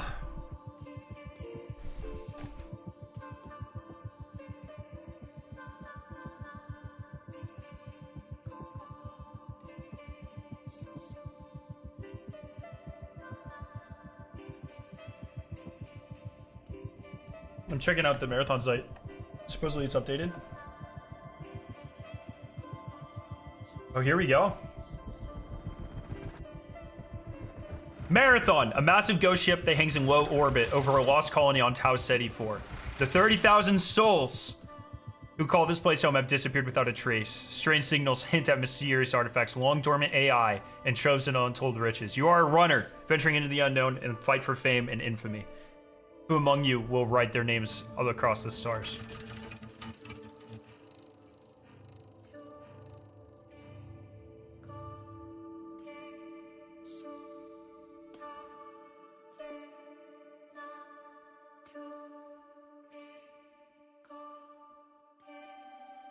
Is this still the old, Our full reveal to go ahead and show you some marathon gameplay live Oh, here from Andy! HQ, but we actually have the distinct privilege QR of being code! joined by a pretty solid contingent of the marathon development team in-house. So in addition to some of the folks we're going to be talking to on stage here in just a little bit, we wanted to take the opportunity to get to introduce you to just a few of them here before we kicked off the show.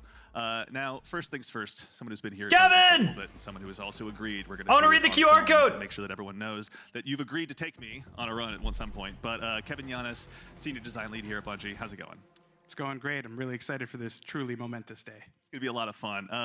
What about today's show are you most excited about? Yeah, honestly, I'm really excited for the team, or for everyone to see the team's work on the runners. We've been developing these gameplay fantasies and visual for a long time. I know the community's reacted really positively to some of the previews we've given, and you know, I haven't been able to Bungie scan the has QR yet. immaculate touch and feel, this great gunplay, and with Marathon, we're adding tac shooter elements to it. To really increase that depth and mastery that people expect from our games. So I'm excited to see how everyone reacts to that. Yeah, now we're going to get to see a lot of that soon, but we're also going to get to see, you mentioned you get to work on the runners. Can you tell us just a little bit, without spoiling what's on the show, what we're going to see today? Yeah, sure. With these runners, you're going to see they're pretty archetypical. So you're going to see different but clear and distinct fantasies and gameplay identities and roles, and hopefully people walk away from this understanding how their team compositions are going to look like and what their friends are going to play. Outstanding. Kevin, well, thank you for being here today, man. We Andy, appreciate show me it. your fucking QR As we go code. right on down the line. We're Show me also the QR joined code, by Andy! Senior engineering lead here at Bungie, Mr. Sean Chan. Sean, how's it going, man? Hi, I'm great. Yeah, it's really good. How are you? Doing great. Thank you for asking. That's so nice of you. For folks out Sound there down that a may little, not know sorry. what it is a senior engineering lead does, what do you There do you here go. at Bungie? Is that better? I make sure everything works. So like, if something doesn't work, Kevin comes and calls me. Right? This doesn't work. Come call me. Everything's like, call Sean if it doesn't work. You know? I mean, it's a huge undertaking. Obviously, here working in video games, it's such an intersection between art and science. Anything particular today that you're really excited for people to see? Marathon's giving me out codes. I have We no got idea cool where you put tech them. I have that not been people told. haven't seen yet, like stuff that can happen in this game that we just haven't seen before. Right? So this will be the first time they see it. I'm really nervous, and I hope everything works. Louder? Being nervous means you're both excited but want it to go well, so that's a good thing. Absolutely. Well, Sean, thank you for being here today, man, too. We really appreciate it. And of course, as we go on down the line, we're also joined by Marathon's narrative director, Julia Narden. Julia, how you doing? Really excited, Andy. Today, we're obviously going to get a lot to show, or get to show off a lot rather today here in just a little bit. But what are you most excited for people to see? Oh man. So as you know, we've been treating this as both a reimagining of and a direct successor to the original trilogy, which means we've been taking that really rich, textured world building from the original games and using it as sort of a sacred foundation that we want to continue building on. And finally, we get to share some of that with our community today. Okay, It's how very about exciting. that? And selfishly, as someone who grew up How playing about the that? original trilogy with his dad, Our levels it's are been closer, much so you fun can just getting turn to everything talk down. with you. Can't wait for everyone to get to see anything in Yeah, particular. I know, Wivy. I'm is there trying to anything else find. I'm that trying to you're scan excited for it. people It's to dig hard. It's into not. as they The learn bit more rate's about pretty Marathon? low. We've unleashed a little bit with the ARG and everything, but any thoughts so far? If I said it, I'd get in trouble. So I think I want to keep it a surprise. Fair question. All right, well, we got a big show coming up. Thank you, Julia, for being here. Thank you all, too, for taking the time to join us today. We appreciate it a ton. All right, we are in final prep now, everyone. Come on, so get we'll closer, be back Andy. in just a little bit on the other side with some Marathon gameplay. Don't go away. Andy, get closer. No! Andy! No!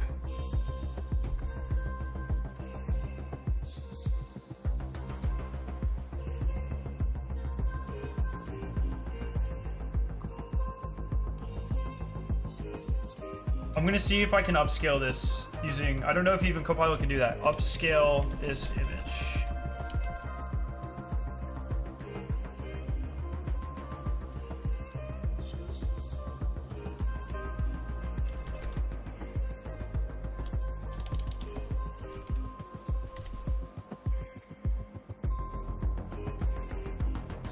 Ah! Ah!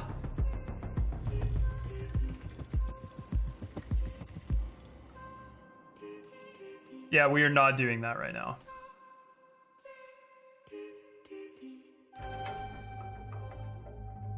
What if I sharpen it?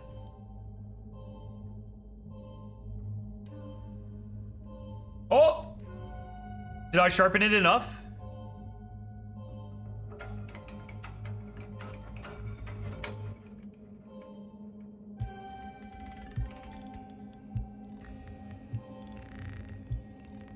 No, fuck, still can't read it. Still can't read it.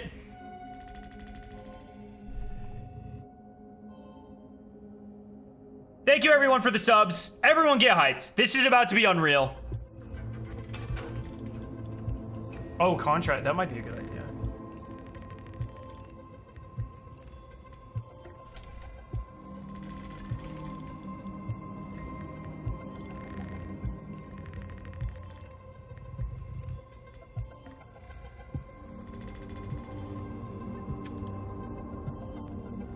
Bungie doesn't use Unreal. Well played. Oh, it's a new email.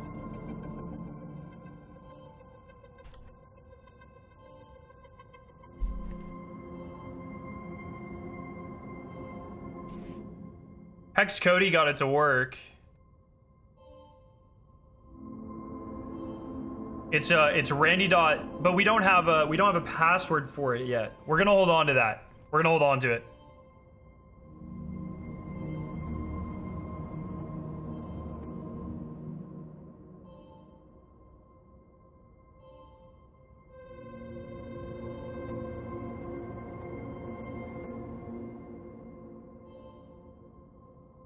I'm not clicking that. I'm not clicking that.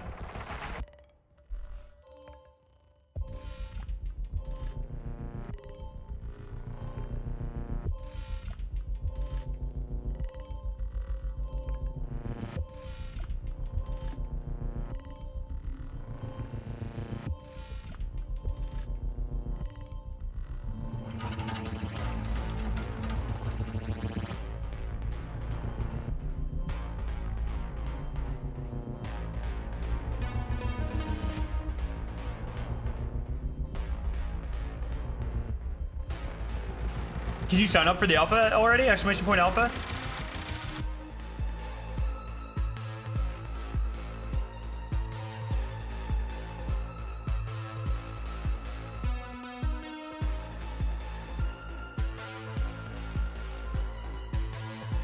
Here, I think I'm allowed to do my first alpha code giveaway. One second, let me see how ATP told me to do this.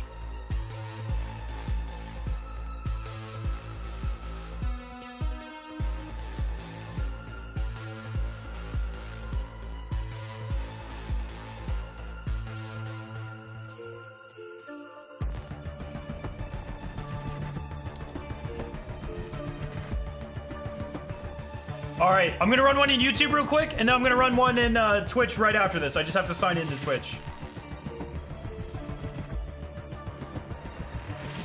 All right, everyone in Twitch, or sorry, everyone in the YouTube chat, spam NDA to be entered.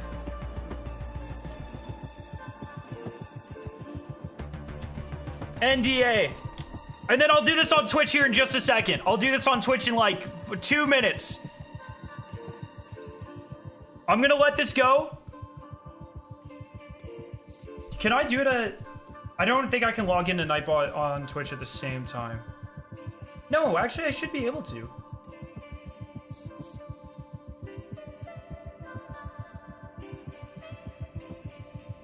170 injuries. All right, I'm gonna let this go until this hits 45 seconds. I'm gonna go until this hits 45 seconds, and then I'm gonna claim the winner on YouTube, and then I'm gonna log out and do it on Twitch. Just give me a second. Give me a second.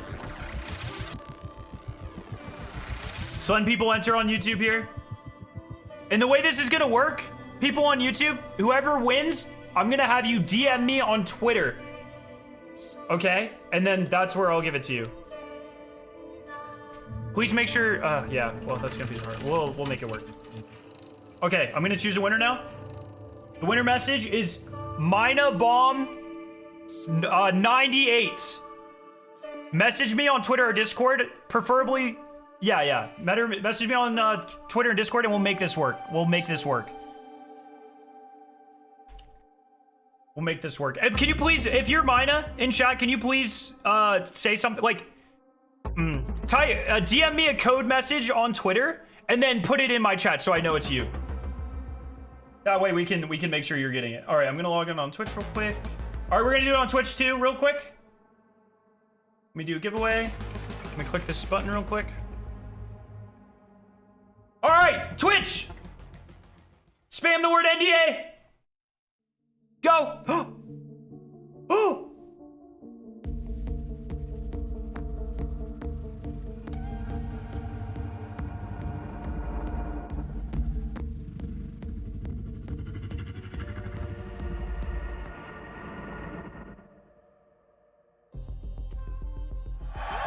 Let's go! All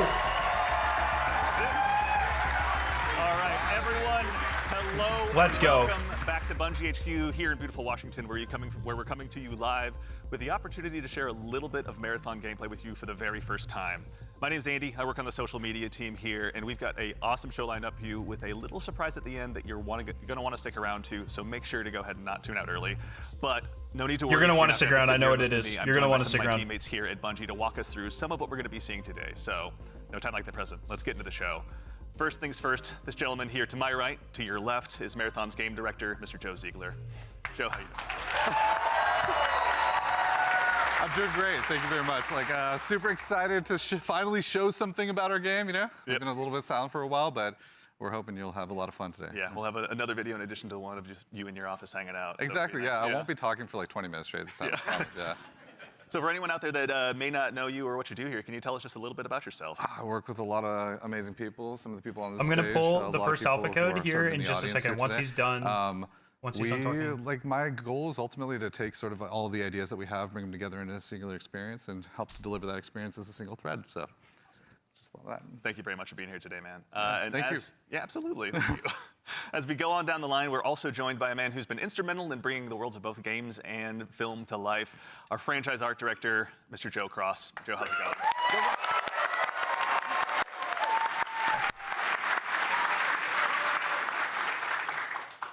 Seafish. Joe, for anyone, obviously you've got some fans here, but for anyone out there in the audience at home that may not know you or doesn't get a chance to work with you, can you tell us just a little bit about who you are and what you do here? Yeah, so I'm Joe Cross. I'm franchise art director of Marathon.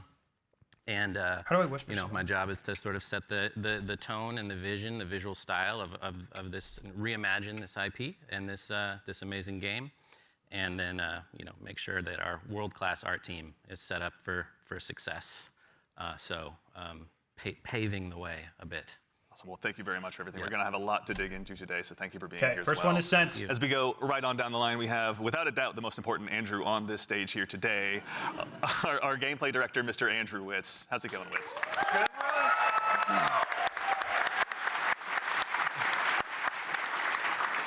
Witz, for anyone out there that may be just meeting you for the first time, can you tell us just a little bit about yourself? Yeah, Andrew Witz. I'm the gameplay director. What basically means is I had to work with a bunch of awesome people to set up what the survival sandbox of Marathon is going to be. So that's runners, weapons and equipment, and the combatants, the UESC. They're going to be hunting players on Tau Ceti. So yeah, what up to the gameplay team? Thank you all for all your work. And there will be more alpha codes last, soon. But exceptionally not least, someone who you've probably Promise. seen in Bungie Vidocs in the past, and someone who's been able to help guide design here at Bungie since Halo 3. The one, the only Mr. Senior Design Lead here, rather, the one, the only Mr. Lars Bakken.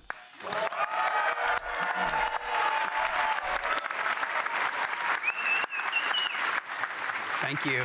Thank you. Lars, we're back. You could say Marathon's back. You could. I'll leave that to you, though. Well, for anyone out there in the audience who may not get that reference and is just meeting you for the first time, can you tell us just a little bit about yourself and what you do here? Yeah, my name is Lars Bakken. I'm a senior design lead on the Run team. Shout out to Run team, everyone that's out there right now. A lot of fans out there. So the Run team is consisting of, we make the maps, so the zones that you're going into, we make the activities, so we take some of the cool stuff that That's a sick shirt. We remix it, we add the UESC in, we make them real difficult on purpose.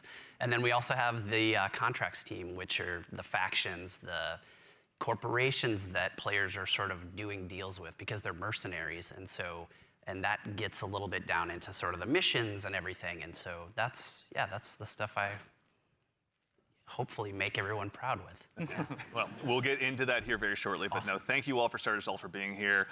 Before we get started as well, a quick reminder, do yourself a favor, make sure you've got your Bungie and your Twitch account linked to make sure you don't miss out on the Twitch drop that's going on right now. Yes, can you guys see the Twitch drop in my chat? Yes, are we good? Any channel in the Marathon directory, you can get a special little cat badge next to your name to go ahead and show everyone that you were here today. So go out there, find a streamer you haven't found before, and make sure and drop a sub out there and share the love. And also, yes, nice. if you have dropped your sub here on Marathon the Game, worry not, that money all goes to the Bungie Both Foundation, codes, so for the one for YouTube and the one for Twitch, have been sent out. There will be more alpha codes, but we're going to watch this. We're going to watch this for a little bit. Again, lined up. We've got some gameplay on the way coming up very shortly. We had a chance to go ahead and work with some creators and press very recently, and we're going to show you what they thought of the game. And of course, again, I'll repeat myself, but we've got something really great for you at the end of the show. So make sure and stick around for the thing at the end. It's fucking again, insane. The purpose of today is to show off some gameplay.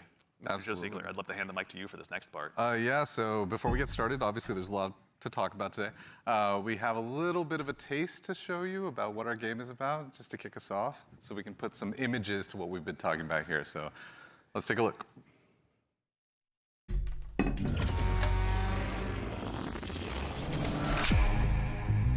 Oh, fucking get ready. Fucking get ready.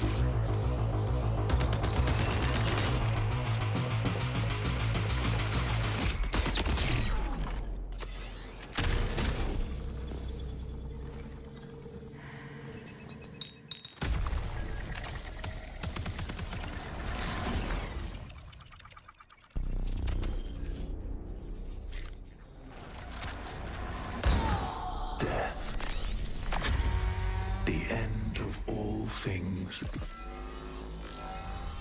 But the dream is not over. My dream. Yours. Now. Run.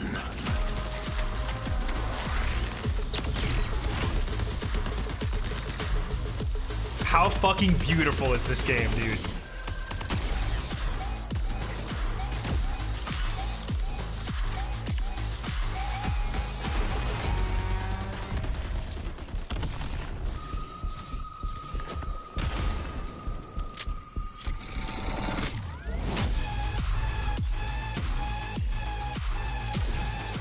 This end part goes so hard. Watch this, watch this.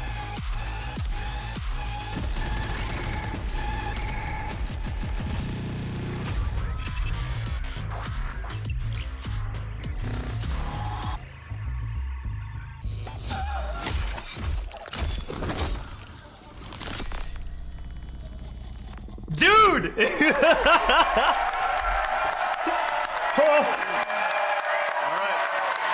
Oh, that's so exciting. It's been so long. You saw that correctly. Marathon will be releasing just later this year on September 23rd. Yep. So you'll be able to check out the Tau City very shortly. And in addition to that, coming just later this month on April 23rd, we're going to be running a closed alpha test that you can be a part April of. 23rd. As a quick heads up, this is going to be focused on North America, 18 plus only. So there's going to be a big chance to play up front, but don't worry, there's going to be other opportunities to play later. So to make sure you're caught up with all the details and you're ready to go, do yourself a favor, head over to our Discord at discord.gg/marathon. You can play if you're not in North America. Of course, you just if you're here in Twitch won't, chat with us your today, then population you've won't be as done yourself a high. big favor. Members of our community and moderation teams are going to be going out and looking for folks to drop codes to as well to make sure that you can get priority access when the alpha kicks off. So go ahead and keep an eye out on your inbox. There's no exclamation point drops or anything you need to do, though I'm sure folks will do it anyway. But worry not, you've gone ahead and done yourself a favor by being here today. But let's get into it. What did we just see? A lot of death, you know, is first what we all saw. But honestly, you saw a first glimpse of some of what's going on in Marathon, you know, our extraction shooter that we're creating over here. And it's got a little bit of everything. It's got some runners in there. It's got some weapons in there. It's got some crazy stuff happening, but yeah. Yeah, a little taste of the weapons in there. You saw some alternate weapon actions. The flip scope is in there, so weapons are going to do more than just shoot, obviously. It's a Bungie game. We got to like really push things. Yeah, a lot of runner abilities are in there as well. The UESC, obviously a little taste of the UESC and what they're capable of. Yeah, a lot of awesome stuff. And some fun world interactions too. Like there's that sequence where the shutters go down and then everything goes wrong for the team that's in that room. But that's, yeah, it's pretty cool to see those things. Yeah, everything goes wrong, the Andy Salisbury story. Mr. Ziegler, so why are we making Marathon? Why is Bungie going into the extraction shooter space? I mean, extraction shooters are something that are a passion of all of ours. Like, we really like the idea of bringing this experience that we've all enjoyed, which is this kind of intense survival-based experience where you are frequently unsure of what's going to happen next, but you're on that adventurous ride of it. You know, we talk about it sort of like it's a horror story that's kind of unfolding before you, and testing yourself to see if you can survive it. And we really wanted to take that and sort of, I don't know, bring a lot more people into it. When you love something, you really kind of want to just, you know, attract others to it, and so you can have a bigger party with it. And so, yeah, we've been doing a lot of work to make that happen. Yeah, you know? No, it shows. And you know, Lars, obviously, Bungie's got a long history of shooters, but this is a new type altogether for us to dive into. From your side, what's it been like designing for all of this? It's been fantastic. Joe is so goddamn When I smart. started at He Bungie, knows- was on the multiplayer He knows team. these genres inside and out. I love talking with him. I'm a competitive person in my nature. I really enjoy PvP. And so having to take that in the Marathon game and think about every What was the single budget for this game? angle of Probably every design, an insane amount of money, knowing dude. that there will be other human beings in, around, and on the other side of it has just been fascinating and really exhilarating for myself personally, and I also know for the team. It's been really exciting to see. And you know, obviously, you mentioned we saw a lot. We saw some runners. Mr. Witz, can you do me a favor and help introduce these 4 runners that are going to be available when the closed alpha test begins? Fuck yeah. For sure. We'll have 6 runners at launch, but we're focusing on the core 4 here they're going to be in the alpha. So going left to right, we have Locust. Locust is our soldier kind of fantasy, our soldier kit, all about push forward gameplay, right? The first one in, trying to get as many picks as possible, right? Against either the UESC or other players. Next, we have Blackbird. It's very reconnaissance-based kit, all about get to hear some more figuring info out where about these in a players little bit. and enemies are in general and punishing poor positioning. Glitch is like our Potentially. agile disruptor kind of kit, all about Can I get pushing some forward, NDA emote disrupting the spam? teams and what they're doing and getting out and kind of having that kind of cycle. Void is our stealth boy, our sneaky boy, all about throwing down smokes, going a full active camo cloak into the darkness, getting some reses, and then taking some people by surprise. So yeah, this is our core 4 right now for Very Alpha. exciting. A lot of different play styles to choose from out of the gate. And even furthermore, Joe Cross, also, if anyone's not following Joe Cross on Twitter, do yourself a favor and do so. But you've been sharing some art with these runners pretty recently out there on Twitter with everyone. Before the show, we were talking a little bit, and I've heard this come up a lot, but you guys have been working off of this concept of graphic realism. Can you tell us a little bit about what that is and what that means for the design here? Yeah, it's one of our ingredients that we've sort of conjured up to help us define the visual world. For these runners, the first thing we wanted to make sure was their visual fantasy reflected the gameplay fantasy well. And then we sort of have our unique recipe of influences and inspirations for the reimagining of this world. And one of those sort of constraints we've created is this idea of graphic realism, where we kind of reduce the amount of geometry, we limit our materials, we use a lot of graphic design and color, and we sort of use it as a tool to onboard artists who are working on the project. And then it doesn't hurt to have a world-class concept team cranking this stuff out. And that's sort of the origin of a lot of these designs. And obviously the world of Marathon has so much legacy to it as well. As a kid who grew up playing it, I know it well myself. But what's it been like stepping into this world? It's amazing. For art geeks out there, the sort of the father of the Marathon visual world in a lot of ways is this guy Craig Mullins, who you see art represented on the left. Started out as a fan. Then got incorporated into the IP officially by Bungie, and so his legacy looms super large. And we've always tried to, pay attention, pay homage, make sure we were doing justice. And you can see here in the center, this is kind of a proto-runner we developed early in the process to make sure that, our sort of approach to graphic realism and style lined up and sort of represented that. And then on the right here, sort of an evolution into one of our actual runners here, Blackbird. With a similar fantasy and composition. So I think it's working out well, and I think we're doing something new, but also sort of looking back. It's like a 3-panel study on how to hold the spine, right? Is what you're looking at. Right, yeah, that's really awesome. Yeah. Is it a spine? I don't know. It could be. Okay. Yeah.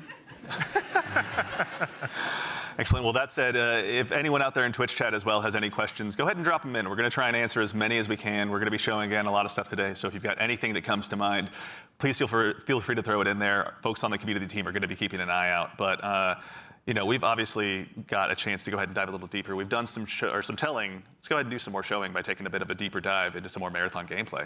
Yeah. Let's do it.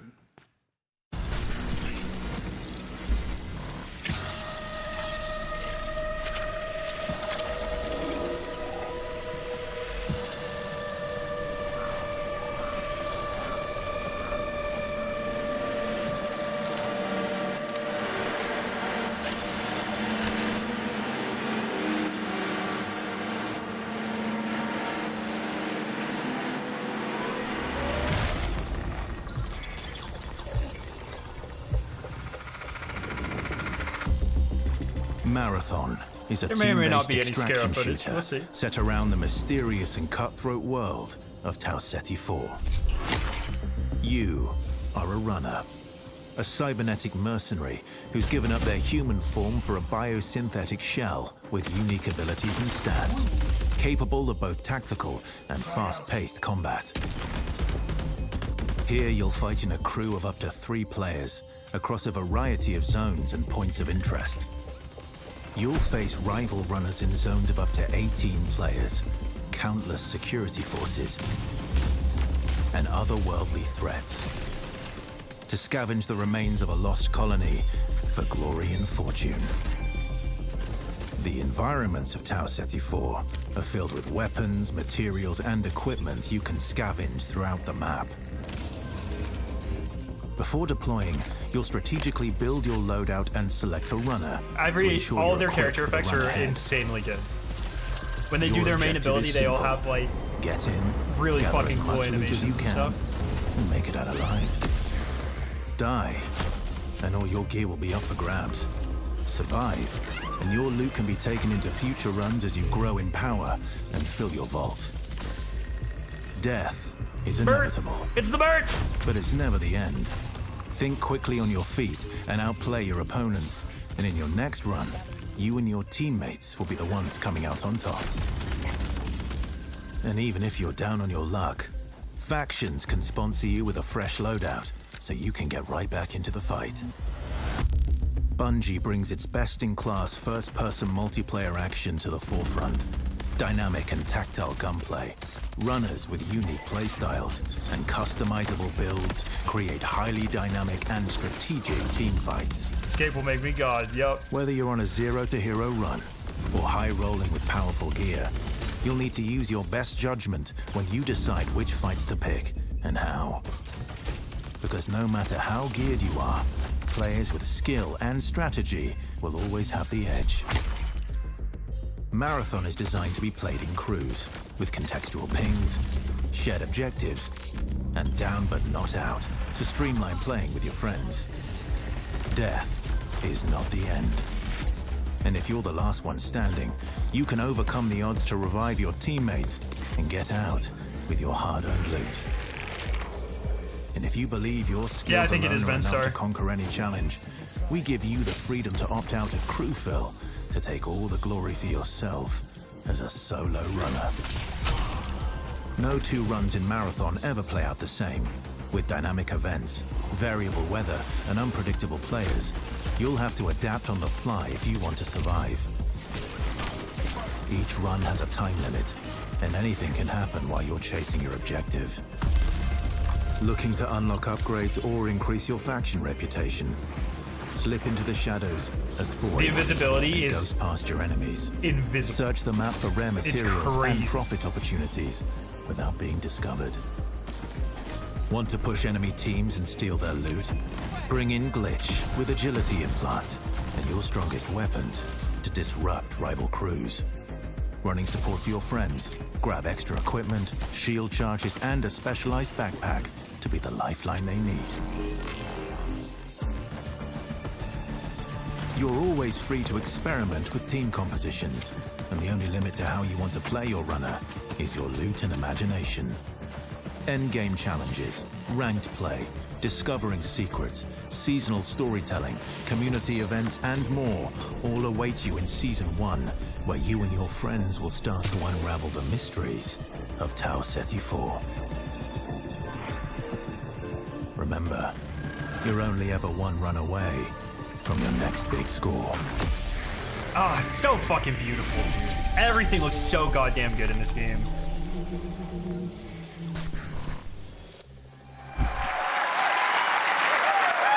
All right. It's a decent amount of gameplay. All right. Let's get into breaking this down. So I think for starters, again, as we touched on before the break, Bungie has such a rich history with Marathon. Joe Cross, from your standpoint, facilitating this gameplay with your art style, again, what was it like kind of approaching this from your perspective? What were you looking to do? Build on a legacy. The narrative of Marathon is incredibly rich and inspirational, easy sort of inspiration for art. I also love just sort of having the keys to this car from this era, working on a game from this era. I love older games. I love the way the games look from the PS1, PS2 era. So there was a lot for us, and like I said, paying homage to some of the great. It looks strange. Iconic artists. One of the code words they use is Yeah. And also we had some keen-eared folks in chat. I think Zoe Wolfinder asked if this is Ben Starr. Like it's supposed to give you that uneasy. That piece. Excellent. That doesn't look quite great right. voice, right? Yeah, super cool. Yeah. Wonderful voice. He's almost an Andrew Witz, but he does his best. But all right, I'm gonna put you on the spot with a tough one, Mr. Joe Ziegler. Yeah. Who's your favorite runner? Ooh, controversial question. Glitch. Glitch. I play a variety of them, but I will say probably the one I end up playing the most is Blackbird. Yeah. No. Yeah, probably. Come on. Any Blackbird mains out there? I like playing Blackbird because it's a great crew runner. It's in terms of being able to provide a lot of information, provide a lot of support. It's also a great runner that's kind of helps to counter a lot of strategies that can occur, especially ambush strategies that happen. Also to catch Void out of position if Void's trying to hide. So yeah, there's a lot of versatility to how you can play it. Very fun, Mr. Witz. I think you and I share the same main. I got to ask as well. Who's your go-to runner? Glitch. I split my time between Locust. I'm a very push-forward kind of player. as Joe reminds me all the time, because I'm pushing too much too You don't often. even have a W key. It just goes. I just love to go fast forward. That's right. Yeah. And so, like, yeah, that push forward gameplay that Locust kind of has, right? Being like the first to try and get a pick, you know, seeing somebody out of position, going for that pick. Also, I like to play glitch a lot too. Again, like, I really love that disruption playstyle. I love just finding an enemy crew trying to exfil, trying to extract, and then like taking like the arm cannon and just knocking them out of like the zone, and now they're trapped with me and hopefully my teammates. Joe. I'm scanning. I'm looking for enemies. It's good, yeah. To that same end, actually, as you guys kind of discuss the runners, Destas in chat asks, what's the pacing targets to the gameplay? Are there any movement or traversal mechanics?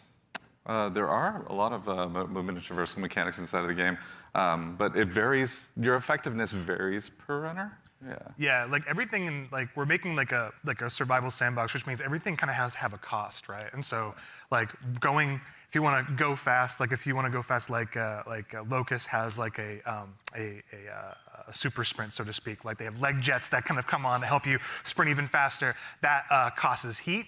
So basically, it's almost like a stamina system, but we call it heat because we're these awesome mercenary cyborgs, right? Where like the body overheats, and so this character has like some mobility, but you overheat quite a bit. So that's kind of the cost that's there, and so that's what pushes us into like finding implants that maybe like expand like how much like your heat meter, and also give you more agility, so you can even go even faster, right? So yeah, there's a lot of cost in the game in terms of when we place a mobility thing in there. We really want to make sure The Discord's down? Just give it time. I'm sure they're this fixing affect it. the pace, and how does this affect the overall survival sandbox? And to be fair, we're still looking at the alpha builds. We got to balance a lot of stuff because some stuff is kind of sketchy. Yeah. No, there's a lot to learn. That's why we're doing this, right? Yeah, I mean, and actually, while we're talking about kind of those finer details, Wits, I'd love to still kind of bug you a little bit. In Marathon, build crafting is a big deal. What does that mean in the world that you guys are building? Yeah, and so like the runners are essentially like a base, right? And so each runner has, they have a bunch of implants that you can kind of find that do kind of wild things, and like as they go up in rarity, right? There's a lot of stats, so you can increase your resistance to certain things. So like Tox is one, so you can essentially be poisoned, right, as our Tox, and so you can build up resistances to that. You can increase your agility. There's shields, obviously, to make you a bit more durable. We have cores. Cores are really cool. They basically give you like extra passives. And at the base rarity, like they have these kind of passives that you kind of play around. At the highest rarity, they are specific to Minecraft the runner vibes. Are you what? The runner you're playing. And what they do is they really augment your abilities wildly, right? So you can, you know, you're doing one thing and then you get like a core specifically for glitch, and now you're like, oh, my double jump is a triple jump. Like that's how much we want to kind of push that, so that gear really matters. And so builds are like completely the implants, the cores, weapons, weapon attachments. Weapons have like a pretty cool progression too. We have gold mods, which are kind of like the highest end of the attachment pool. They're essentially like exotics in our game, right? What is the exotic version of this Magnum that can do some wild stuff? They do some insane so yeah, like, shit. Really, it's the entire package together. Once again, you might hear more about that later, potentially. That's super exciting. And actually, to that same end, we got a question in chat as well from, I think, Firex is how you pronounce it. How many players are going to be in each map? Varies per map. Yeah, it varies per map. Got it. The footage that people have seen a lot of, Dire Marsh, we support up to 18 players. Excellent. Okay. All right. So going to be room for a lot of play styles. To that same end, I know we talked a little bit about Void earlier as well. Lars, can you walk us through maybe just your play style when you're approaching any of these runs? Sure. Yeah. Let's go ahead and sell out the best strategy. I have to give away my secrets. So Void is really fun for me because it leans into this part of my personality that is like very devious. And so, you know, if you go on a run with me, I'll be like, hey, any claymores you see, let me know. And I'm putting those in my backpack, and I'm doing crazy things like, okay, so Void has a prime ability that sends out, I think you saw it in the video, it sends like a wall of smoke that sort of like your home base when you do that. It's a portable. Because when you go in that, you become invisible. You get automatic active camo. So I'll do things like set that up to make people believe I'm doing one thing and then do another. So a lot of subversive things. I'll go in there and I'll claymore the inside, right? Someone comes in after me, they're gonna have a very bad time. But I also do things like I'll go to a place in the zone where there's high tier loot, and I'll claymore it up, and then close all the doors and leave, and be like, I wonder if anyone's gonna show up. And then sure enough, maybe 5 minutes later, I see the shield crack in the HUD, and I'm like, yes, I can go back and see what's going on. So yeah, that's how I like to play. Yeah. How about you, Joe Cross? No, the purpose of this game is not to capture the Destiny if you know community. me, They do not want to I'd rather cannibalize their look existing good audience. and lose. So I generally pick the runner with the coolest helmet, and in this It's one of my in this favorite lineup, areas I to think play. that's clearly Blackbird. Right there in the background. As far as my play style, I'm typically just a decoy. So that's It's like, Joe, go over there. Yeah, exactly. I am look the really worst. great. Yeah, exactly. Just stand in the open for a little bit. Yeah. So that's the end of my run story. Fair. Well, we want to thank you all for your collective sacrifice. We appreciate it. So actually, to that same end, obviously we do a lot of playtesting here internally. All right, chat. Witz, Twitch I know you giveaway. mentioned you've got a folder of some of your best plays, but what are some of your most memorable runs so far? Which Some of my character memorable runs are really when. do you think? I think I'm going to be doing one the thing, best? right? Like, okay, Give I'm me going to do your a answers contract. I'm going to be in going chat. here. I got to go into this room. I got to interact with this Which of the device. characters And I think it's like I'm safe. do Like you I'm kind of think, doing like a routine thing. I can get in and get out if I'm like looks smart the about best? it and really kind of listen. And for I'll what's pick one going of on. one of the Like, random there's no answers in UESC chat and around, there's do no players an around. alpha giveaway. And oftentimes there's another player. Like the best moments is there's another crew that are going for the exact same thing, and there's this moment of like you're about to turn the key My to get giveaway into the codes locker don't have room, and anything then to do another with the team is Discord. right there, and you're like, oh crap! Like, and then you're like, this is all-out war in like a hallway that seems to be like a regular Let this run hallway, for, like, but now 5 it's just minutes. like it just gets crazy. And so I think those are the peaks that happen where there's these tense moments where you're trying to do something that lead to these very quick crescendos where these mercenaries kind of going crazy. Another way, like all these players are jumping in. You make it sound like you're playing so carefully, but you're not. Listen, the tactics are happening fast up here. Okay. They're It's going, just processing they're power. going, the math is going. Like it's happening. It's improvisational, right? Yeah. It sounds like, runs can obviously entail a lot, but we also have a question from Sharky218. what is that on the- Is loot going to be just weapons, or is there going to be more for people to go after while they're out there in Tau City? There's a What is ton that on the of- table? There's a ton of them. Yeah, there's implants, there's cores, there's equipment, there's Grenades. consumables. Yeah. Talk about grenades. Yeah, there's grenades. I We have a bunch of different types of grenades in the game as well that you can loot in the world.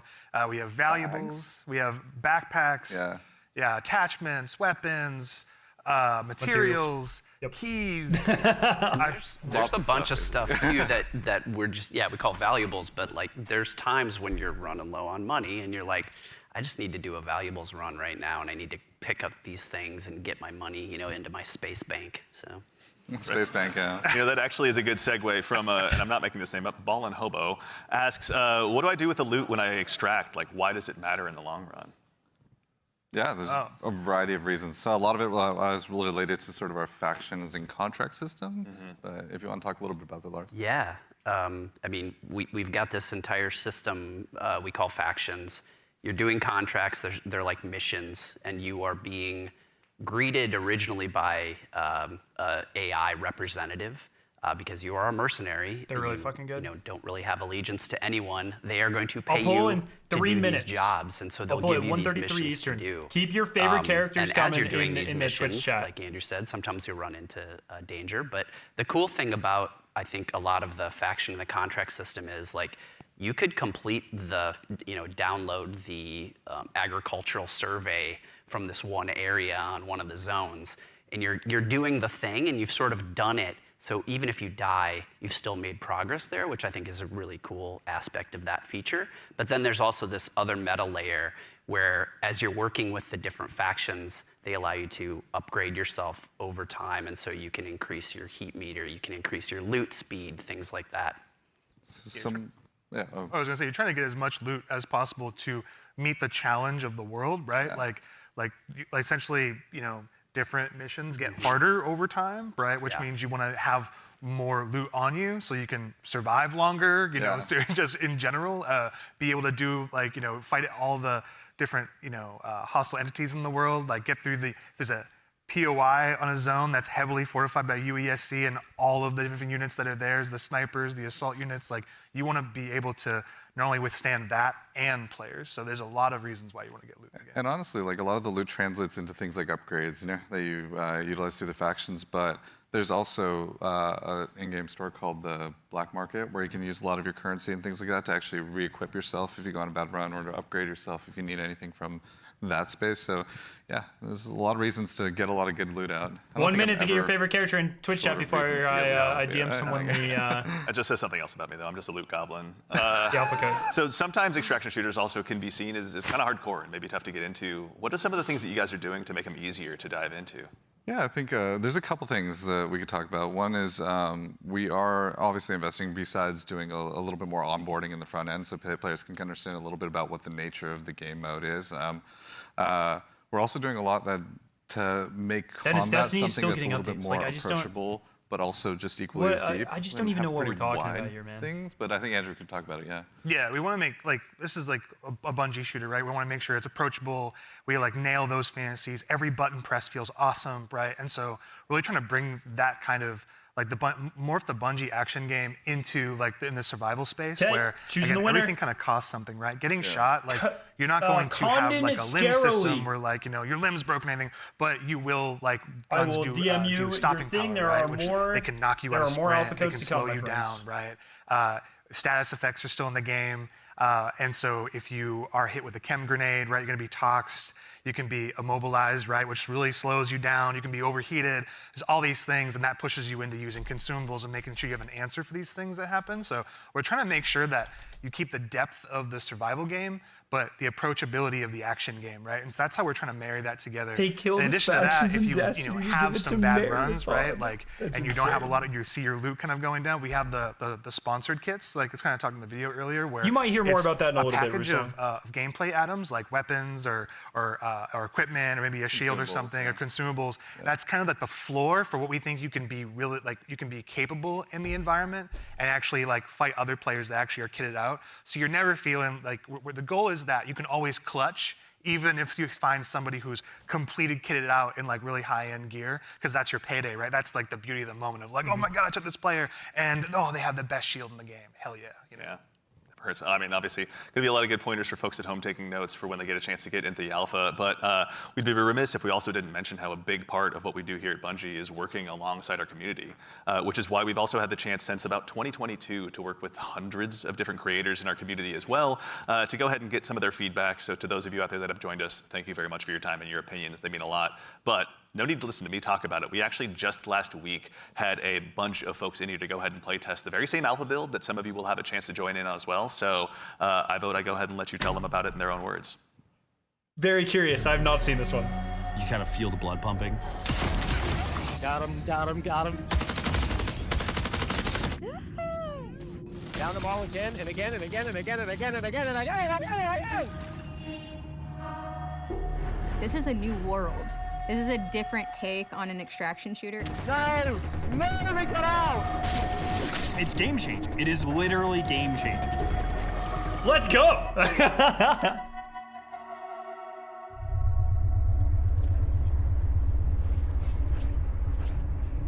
This is such an exciting time for us. You are the first group outside of Bungie to play test our alpha build.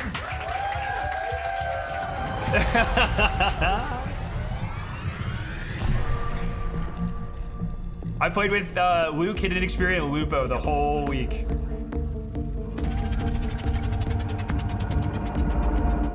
Look daddy up, let's go. Okay, I am ready and up. Whatever you two are. Yes, sir. Oh, we are bringing some money in this time. Quick read. Oh, you looking around? Yeah, I'm gonna see who we got in the raid with. Alrighty. That's Jeff Keeley or Neely behind me. I was like, we're in the same match. You want to get going? Hey, we killed it. Don't you worry, we killed them. I didn't actually. I've not been there yet. Yeah, Lupo's Dr. Marathon. Our Joan Marathon. So, for the gang, there is fall damage, and it is severe if you... I'm Dr. Crispy 93 from the original Destiny trailer. Drastically reduced it though. So there are ways to reduce it. I may have just exploded my kneecaps. If you dash right before you hit the ground, When you hit the ground, don't take it saves it. damage. It'll break the fall, yeah. Happens to the best of us. AI on the right. Are they gonna go through a whole run? Yeah, more AI inside the little crumbly compound over there. A hostile unit is calling for reinforcements. God, I hope I do something cool this run. Sorry. Excuse me, sorry. You're good, you're good.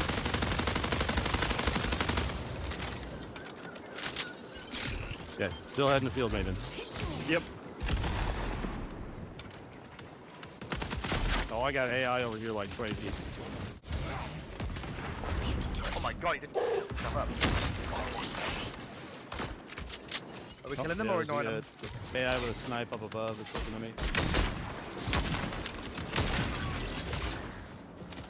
I need some, We probably run into people here soon. There's a green punk right there. I think I'm glitched in this gameplay. Oh yeah, here I think. Player. Oh! Down one. I hit one for the kill, but I'm Down two.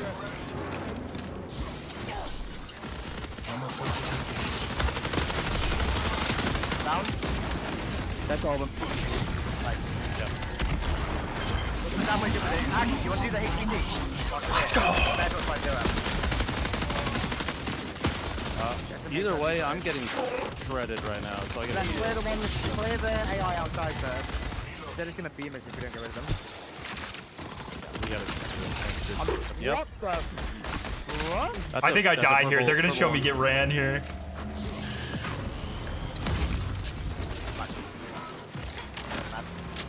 I run out of ammo during this fight. I know exactly what's happening. Wait, the one is at fire like 5 knees. Oh, lethal. The Grenadiers, yeah. They're pretty. What'd you have on your little guy? Oh, one of the guys you killed had just been weapons on him. Poor guy. Oh, mechanics hit. That's what we need, right? We're just Yeah, just mechanical static effect. I'm using it.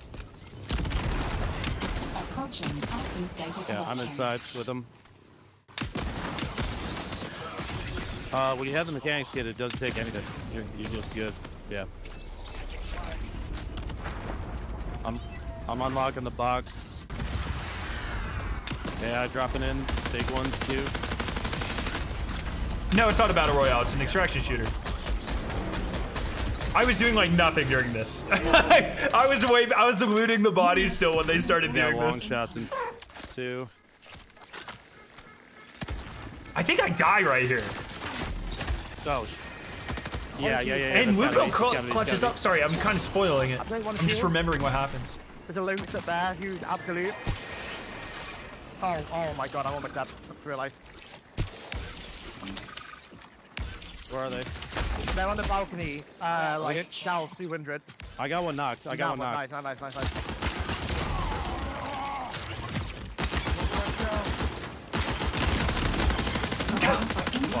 That's annihilated, dude. Oh my god. On me. I'm out of ammo. I literally ran out of ammo, so I switched to a knife here to try to kill him. Oh yeah, there's a sniper. Yeah, you had to put this in there, Brian, didn't ya? Brian!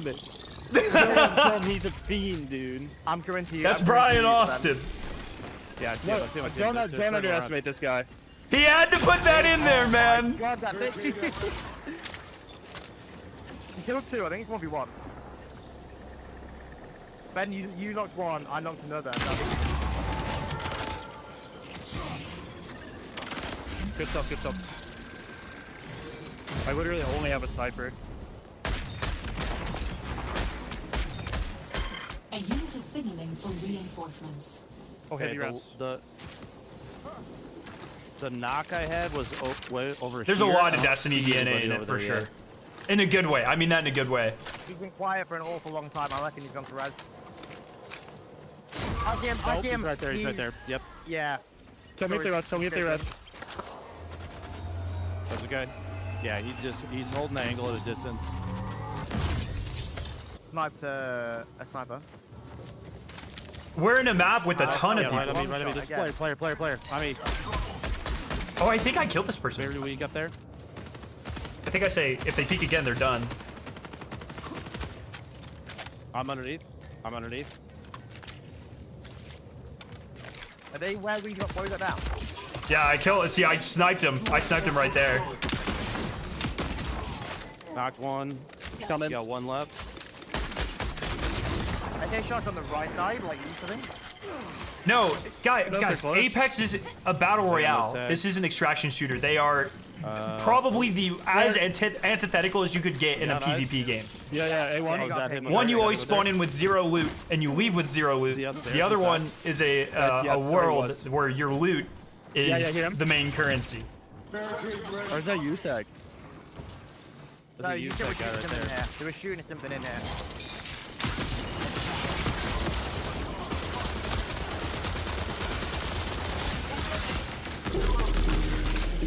I think they kind of built a ringer group, I'm not gonna lie. Yeah. I'm feeling pretty confident. They built God squads, you could say. I feel like we might be the God squad.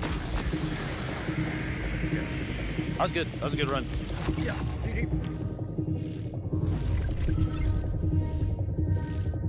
Lupo turned me on to Locust pretty hard. Some AI and grab some guns. We can go to field maintenance. I wasn't a huge Locust fan, and I saw Lupo using them, and I was like, okay. Isn't there one of those And we Yeah, it's right here. learned some movement tech that you might learn a little bit about later.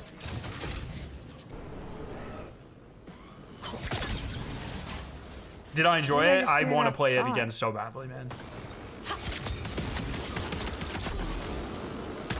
Whoa! I knifed one.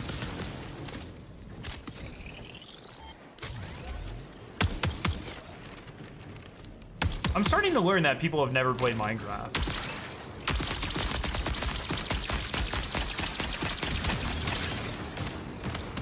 The enemies here. Oh my god, I'm dead. Okay, I was about to say they are very tough, and they give you the suck. Yep, something's sucking me. Stop sucking him! It's a purple shield. But they're tough. The AI in this game will kill you super fast. I found a purple enemy. I heavy knifed it 4 times and had to dump a full mag into it. Really? Yeah.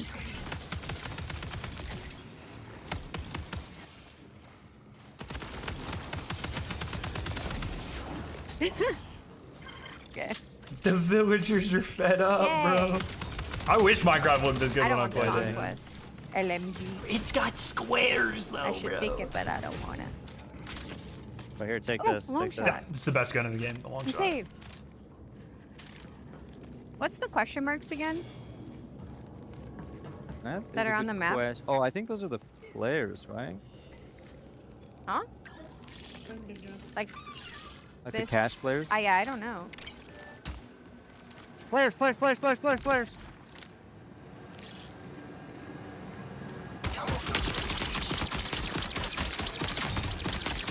One is broken.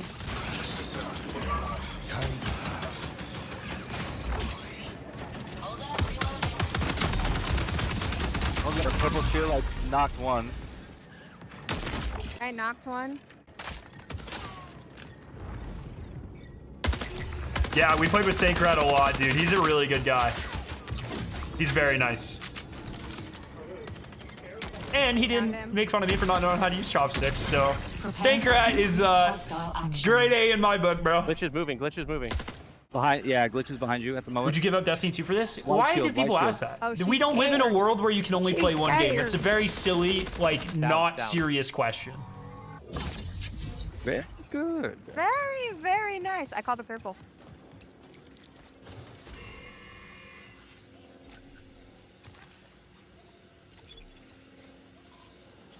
All right. Yeah, I want the freaking. I hope it doesn't. Purple. The stream might lag a Or the little bit. green on this one. Purple But it's gonna be shield. worth it. Who has that? Me.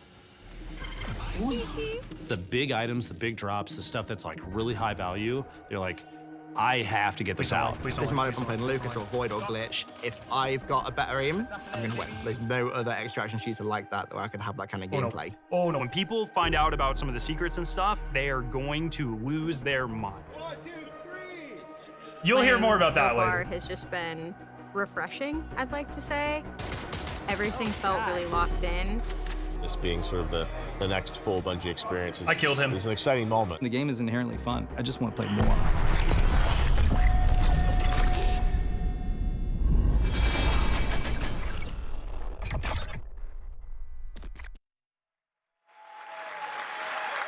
All right, so obviously having those creators in was a whole lot of fun. Getting to work with both creators and players alike has been a privilege. It's been a great time getting to set that up. And of course, I promise I'm not saying this just because I work on the social media team here, but if you head over to our YouTube channel, we have a full 20-minute version of that. Oh, really? YouTube.com @MarathonTheGame is where to find us. Also, same with all of our other socials, as long as I'm at it. But Lars, obviously, again, like we talked about before that video, we're familiar with working with our community really closely, but have we ever done it this early or at this scale before? So I've been at Bungie for a while now, since the Halo 3 days. Sound good, don't worry about it. I think the thing, even since my time, we've been really good about is working with players, working with the community. It's something we take pride in. And on this game in particular, yeah, we brought people in, players in much earlier into the process than I think we ever have before. And it's given us really good insight. You know, we tell them when they show up, be brutally honest, because that's how we learn. That's how we understand what needs to change, what needs to get better, and I think it's been really great. That's been a ton of fun. I mean, even again, like these folks were all here last week. You guys were in there with them. Some of you playing as well. What was it like? Oh, it was super exciting. Yeah, I mean, like when you have a lot of there was a combination of players who we've been engaging with for a long time, and some players who were brand new, and it was great to see sort of like the mix of the both. Especially when you got to some higher level skilled players who just joined in and immediately got it and started destroying everybody, like Tens and Lupo was in there, and but yeah, you had some pretty awesome moments, didn't you? Yeah, so it was pretty amazing to jump in, and I'm gonna throw Nick under the bus for a moment here. Like apparently he was on the team with Brian and Jeff Keighley. And they were not having success. Y'all were like destroying them, the creators. Yeah, it's probably your team that was destroying them. So I was brought in as like a hired gun to help get Jeff through. We're good. And thank you. I did my job.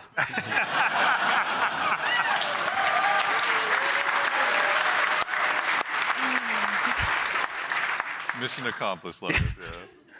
Something that he's used to, obviously. Also, though, you were saying you were observing a little bit as well, maybe not playing quite as much. What was it like, from your perspective, getting to see all these folks jump in and play the game for the first time, some of them? I mean, it was awesome. It's awesome, like, playing the game for so long, right, and seeing other people play the game is just a great feeling, right, for, like, the whole team. Yeah, I'm starting to... You get to see things that you designed for happen I'm with you, Photon. in real life, right? You see people who are, like, being hunted by other players that take refuge by, like, we're a heavily fortified area, and watching the UESC equalize a little bit. Moments like that was great. There was another fight that was like it looked so fun, but also hilarious, but also like really like it was like a great time, but also really tense. There was two crews that were fighting under the dire marsh map. There's a bunch of tunnels and stuff like that, and they were fighting in the tunnels. And the fight was literally like almost one by ones, like 3 and 3, like constantly moving towards each other and fighting in the hallway. The person in the front dropping meds for people in the back and changing positions.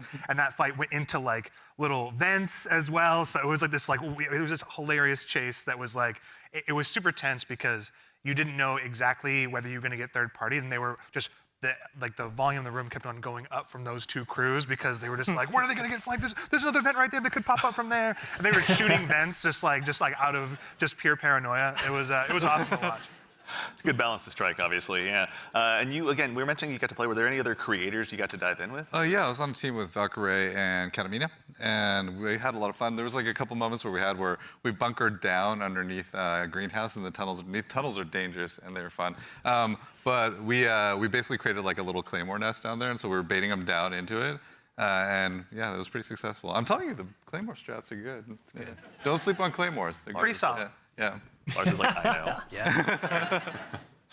So, even in addition to these creators, the legacy of Marathon's community goes so long goes so far rather. As someone who's played a lot of Aleph 1 in the past as well myself, back on my Titanium G4 power book so long ago, bringing in the Aleph 1 team was really, really exciting. You guys got a chance to work with them as well, isn't that right? Yeah, I mean, it's super exciting to sort of connect to the heritage of Marathon, right? Like to keep that alive as we're sort of building this new world. And so working with the Aleph 1 team has been really awesome with the Marathon Classic on Steam. 2019 is the release that they had, as well as the Marathon Classic 2, I think, is on Steam as well. Yeah. But yeah, both of those, it's like sort of connecting the threads, if that makes sense, you know? Sort of remembering the past as we're sort of building this new, re-envisioning in a lot of ways of what Marathon is. Yeah.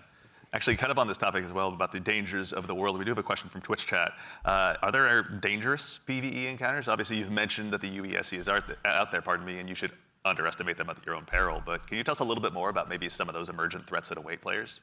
Yeah, absolutely. There's the UESC security units that are out there. There's a bunch of different types that do different things, so watch out for them. We also have ticks, which are these wonderful, surprising, explodey fauna. They're awesome. They run at you. They're awesome. They run at you, explode on you, and they have you have to like, shoot the nests actually. Sorry, I'm doing get things rid of behind them, the scenes. essentially, It all otherwise makes they'll keep sense. Coming. It all makes sense. Hazards and stuff. Just bear with me. Watch on the this. map as well. Like we have a bunch of like tox rooms and all kinds of surprises that await players. And in the alpha there's a few, but what's we got the a lot. scariest UESC unit to you?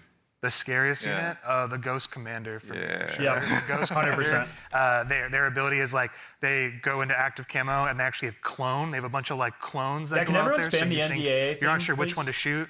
And then by the time you recognize which one is actually the real one, right? It's like it may be over for you, but that's one. The sniper, also love the sniper as well.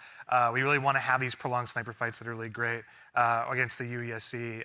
And if you manage to really push them and they notice you're pushing, they'll punish you for that too. So like, yeah, definitely be careful of these units. Tread carefully. Not to be trifled with, right? And the recruits, honestly, the recruits, they have this rush down that they do. If you're not too careful in knowing where they're going to be flanking you and rushing you down from, like, yeah, we're purposely making them these formidable They said the alpha foes one that goes live on you alpha can't get on treasure April 23rd. out of the world easily, and they're guarding it, and they're doing a pretty damn good job. And you can't ignore them either. Once No. they're on your set, you kind of got to figure out a way. Exactly. Also, too, we've got another question from, I believe, Shebsky. Can a team be composed of any number of runner types, like 3 Blackbirds, for example? Absolutely, yeah. Yep. There's no restriction on how you assemble your crew. You can all play the same. You can create a meme comp if you want. Or you can diversify a little bit, you know, and sort of try to use each other's utilities. But we've seen them all. It's been really cool to see kind of the different combinations we've seen. Yeah. But you may never know, like those 3 different like players that are playing Blackbird, they may have very different builds and what they're gearing towards in Blackbird, right? Like they may be some of them, like one of them may actually have implants that allow them to go in active camo. That's not a specific thing for a runner, so we're purposely trying to make it so that you can diversify. I did see like the shield wall comp, which is like basically 3 locusts in the playtest from last week. But yeah, let's go. Yeah. So again, obviously, it's been so much fun to hear you guys even talking about this game and the experiences you've had. You've been building a world that's really ripe for players to tell their own stories in. Again, with the closed alpha on the way on April 23rd, as players finally get a chance, some of them to jump in. What are some of the stories you're most excited for them to get to dive in and maybe tell themselves? So many. I mean, there's so many different stories that I think are that we're looking forward to seeing happen, especially ones that we've never even seen before. But getting onto the planet, like honestly, just trying to survive amongst all of the different threats. That I'm really exist interested there. in how much they talk the about it. dying, you know. When our trail says death, it's death. You know, there's a lot of death in the game. The learning from it, the challenging yourself, the getting back up and trying to do something new. It's gonna be exciting. I'm sure there's plenty of other things. I'm curious, Mr. Cross. What are you expecting? I mean, I'm had the fortune to launch Destiny and now Marathon. It's always amazing to put something out into the world that you've been working on, sort of in a bubble for 6 years or something like that, and have the players experience the visual world for the first time is amazing. Introducing the IP into the world, sort of beyond the game. Sort of the culture it creates. Always excited to see what the fans tell us what the game is and what the metas are and what the IP is, and so that exchange is always amazing. Yeah, check out the Discord. It's getting wild in there right now. How about you? Anything come to mind on your side? I'm just really excited for folks to discover the content and play with it in interesting ways. We've been making this meal for a bit. It's just time to see folks play, right? Yeah. Like we've been making the sandbox for a bit. We've been working together on all the activities and everything in the world, right? It's just going to be exciting to see people react to it organically and learn from it. Yeah. Very exciting. I'm also curious to see which runner will be the crowd favorite, out of the end. I have theories. I know you have many theories. Yeah. I know who it is. Many theories. Chat, Discord, let us know. We'd love to hear what you guys are thinking. Absolutely. But that brings us to just about the conclusion of what's been a very action-packed show. So for starters, guys, thanks so much for being here today. We really appreciate it. I mean, thank you so much, and thank you everybody out there. Like, our team is literally sitting behind these cameras here, and they're amazing. Like, you should give yourselves a hand, for putting together. Chat, you're gonna want to watch this. I'm gonna do another giveaway. So everyone on Discord chat. And there's an immense amount of staff here that has been super gracious and What's a kind good to come question and here? help work with us on this. So just want to make sure all of you, let's give you Zero. a hand Okay, shake. everyone in chat, 0 out of 10. How hyped are you for this? And I'll pull a winner here in 5 minutes. That's right. So again, as we noted at the top of the show, 5 minutes. Coming up at the very, very end, we've got a very special surprise. So go ahead and do yourself a favor and stick around all the way through till the end. It's so good. But again, a huge thanks, Joe It's Ziegler, so Joe Cross, Andrew good. Witz, and Lars Bach. And thank you all for being here today. And of course, again, to echo Ziegler, thank you so much to the entire dev team here at Bungie. Thank you so much for being here today. Whether you're here with us in person or you're at home, it's your contributions that make Marathon possible. I'm gonna pull truly, this thank you. at It's honestly humbling to be here 2:01 today. And Eastern. again, of course, the crew here, thank you all so much for all of your hard work. It's been incredible seeing this stage come up so quickly, rather. So thank you so much. It's been a gargantuan effort, and it's all thanks to your efforts. And most importantly, again, to all of you fine folks out there for joining us today. It's such a privilege for us to get the opportunity to share what we've been working on, and it matters most when you show up and join us. We know you have busy days, and we're thankful to be a part of it. So thank you for joining us here on this Saturday morning. And of course, we got something fun at the end. Make sure you stick around for a little bit longer. We're going to be rating Scarrow and Mr. Raffle Waffles, Milo, out there here just after the show ends. So go ahead and tell them we said hello when you get a chance to drop into their chat. But as has become kind of a tradition here at Bungie with our streams, we've saved just one more special thing here for you at the end. Now, we've told you a lot about the game so far, but we haven't had a chance to really touch on the narrative just yet, and we're really excited to build a story that's innovative in the extraction shooter space, both in and out of the game, and we'd love to show you a just glimpse wait. of that now. There's more. So we've had the opportunity to partner with Academy and Emmy Award-winning director Alberto Mielgo Lock to in. go ahead and show you just Lock a bit in of for a this, snapshot chat. of what life is like on Tau Ceti. So we hope you enjoy, but in Chat. the meantime, take care of yourselves, take care of each other, and we'll see you all Starside. Walk in for this. This is crazy.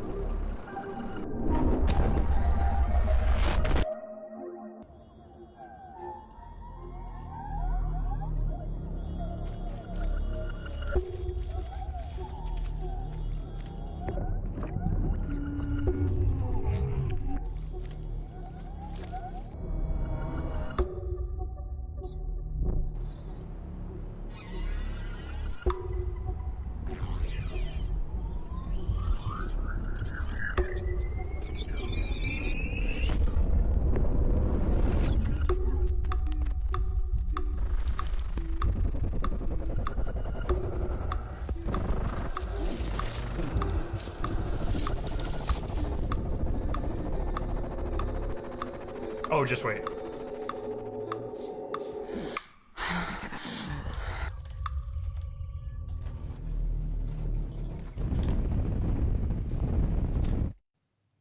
I met a traveler from an antique land who said, "Two vast and trunkless legs of stone stand in the desert.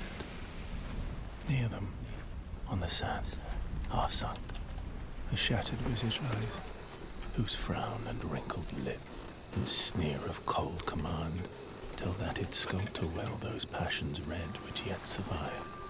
Stamped on these lifeless things, the hand that mocked them, lifeless things that mocked them.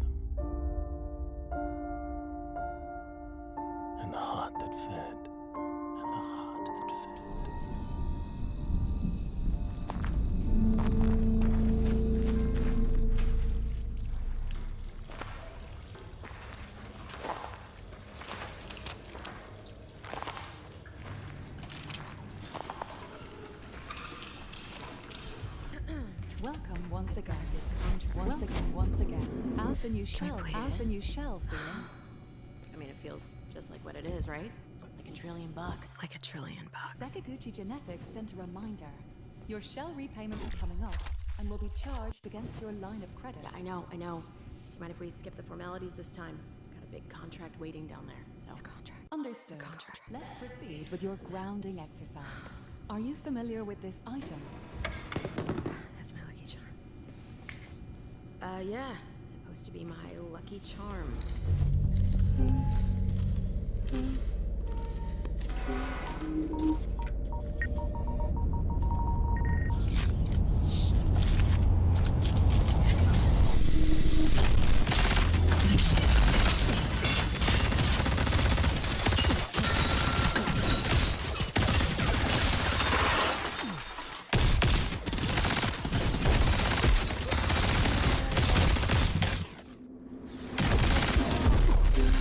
Alpha code has been sent out. I'll do more. Just give me 1 second.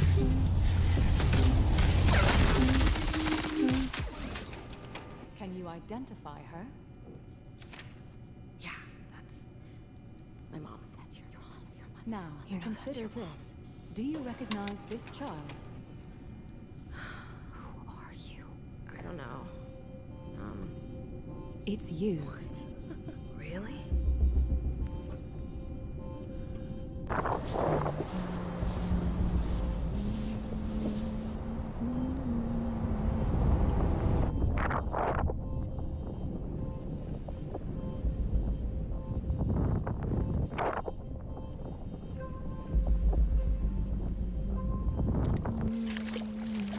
Hey, what's that you always tune into? Worth anything? I don't know, but I like it. It speaks to me. Let me listen. Yeah, go ahead.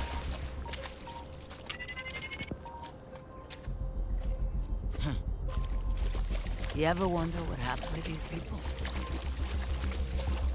It's not my business. And this music is. You'll have a tough time finding a buyer. Good.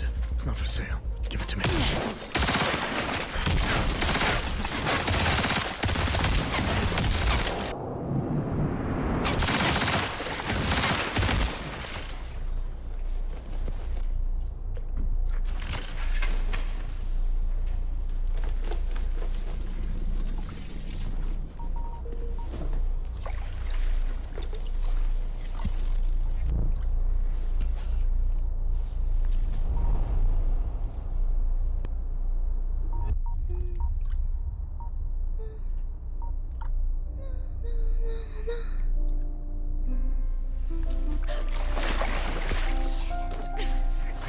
What a time to cartwheel.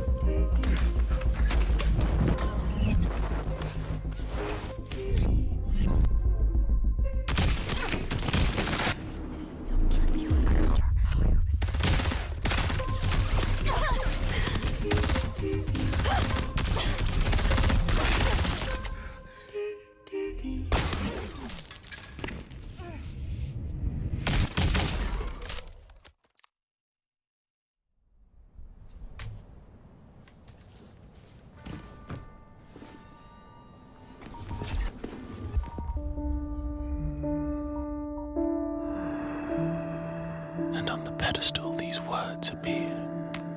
My name is Ozymandias, King of Kings. Look on my works, ye mighty, and despair. Nothing beside remain. Round the decay of that colossal wreck. Boundless and bare. The lone and level sand stretch far away.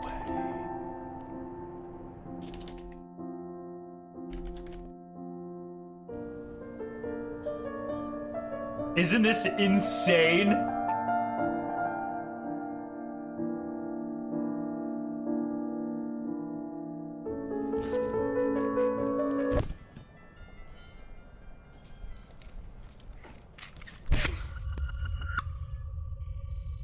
Do you recognize this child? I don't know. Is that me?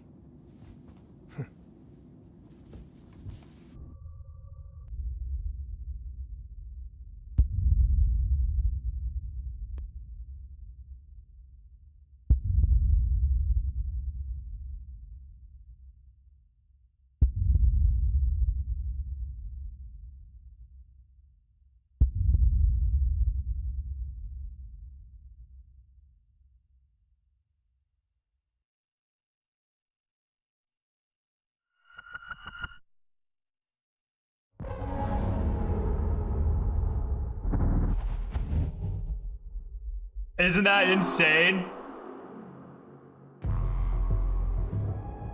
Isn't that insane? All right, you guys ready for your third surprise for today?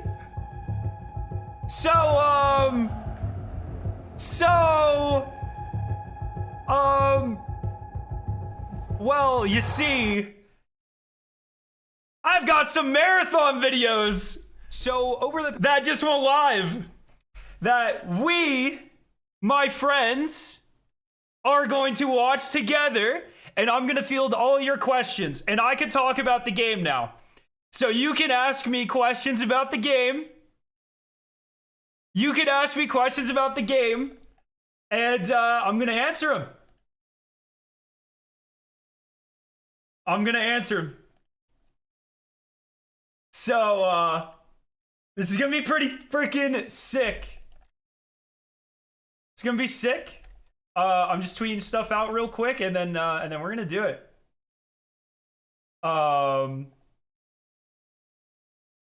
It's gonna be good. NDA is dead! Everyone! The NDA is dead! We have 3 videos that we're gonna be watching. We're gonna be watching my review of Marathon. We're gonna be watching my breakdown of all 6 runners. Yes, you heard me correctly, not just 4. All 6, including the 2 that most people on the planet have not played with. And then we're gonna watch my breakdown on how the loot cycle within Marathon works. Okay? So you guys are all allowed to ask me questions here.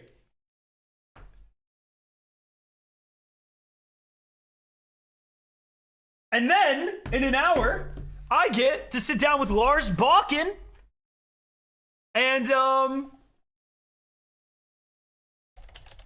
have a little bit of a discussion. So my friends, we're gonna do this. Okay? So I just want to get I'm gonna get the last video uploaded here.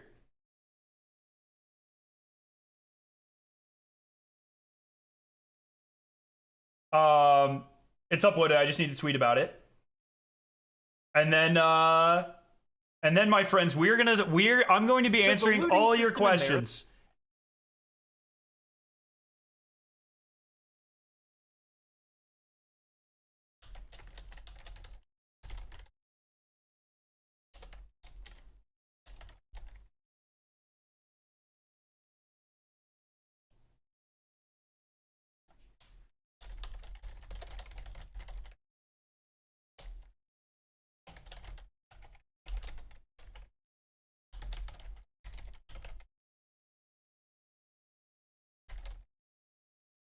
Sorry.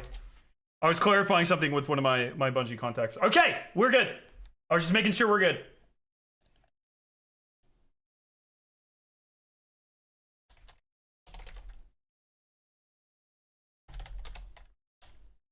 Okay.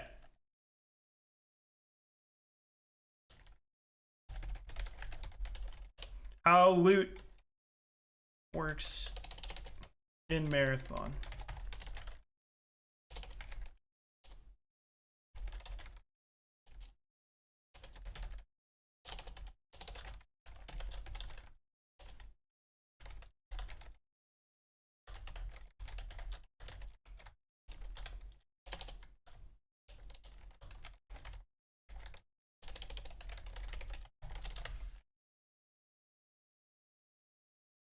Okay, just uploading the very final one here.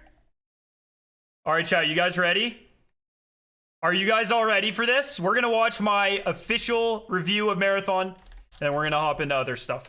I'm really excited for this. Literally, any questions you have while we do this, let me know, okay? Any questions you have during this, please let me know.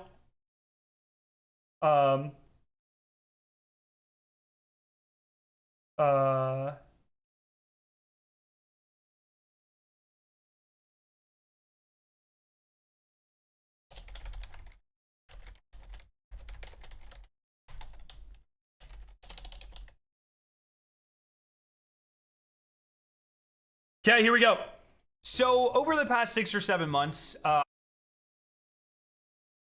PlayStation wants to collaborate. What does that even mean?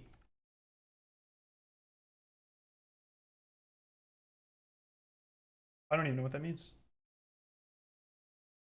What does that mean? Should I not have done that?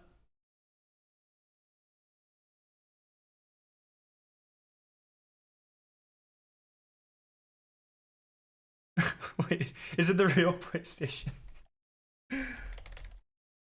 I don't know Twitch, man. I don't do this. Is it the real one? Oh my god, it is.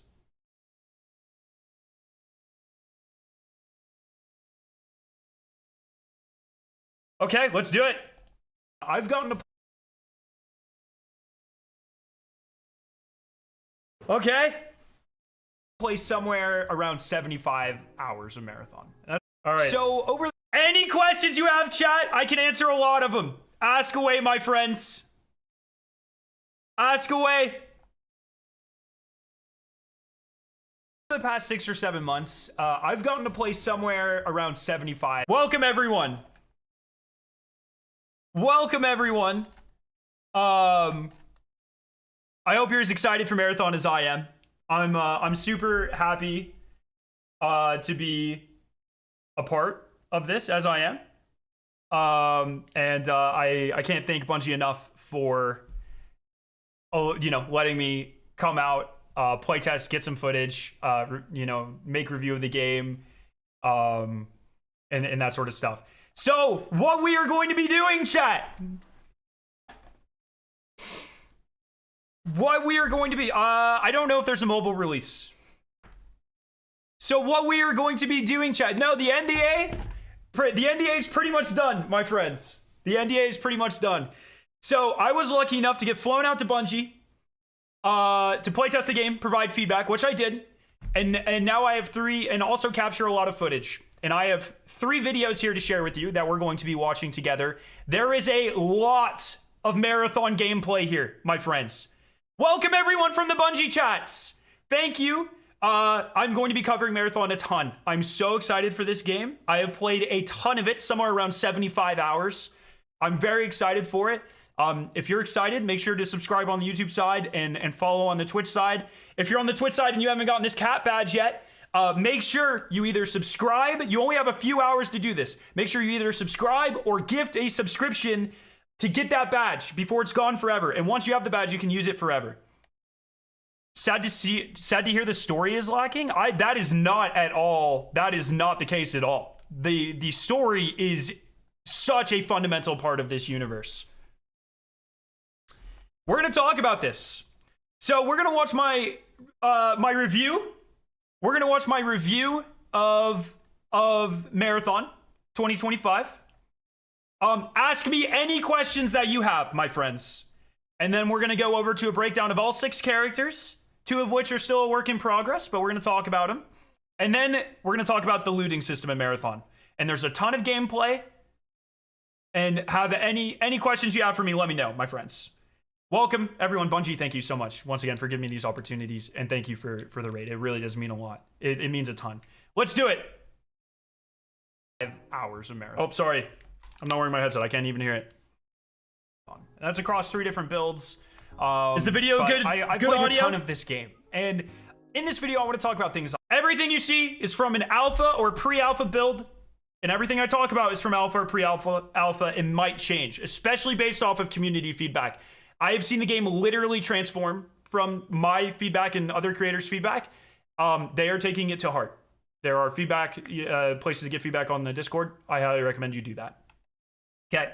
I love about it. I'm going to talk about things that I'm not really that hot about, and I hope that they change. We're going to go over and then I want to try to answer some questions. What makes Marathon different from extraction shooters? I go over that at the end of this video, and I am a little sad they didn't talk about it at all, even just hints.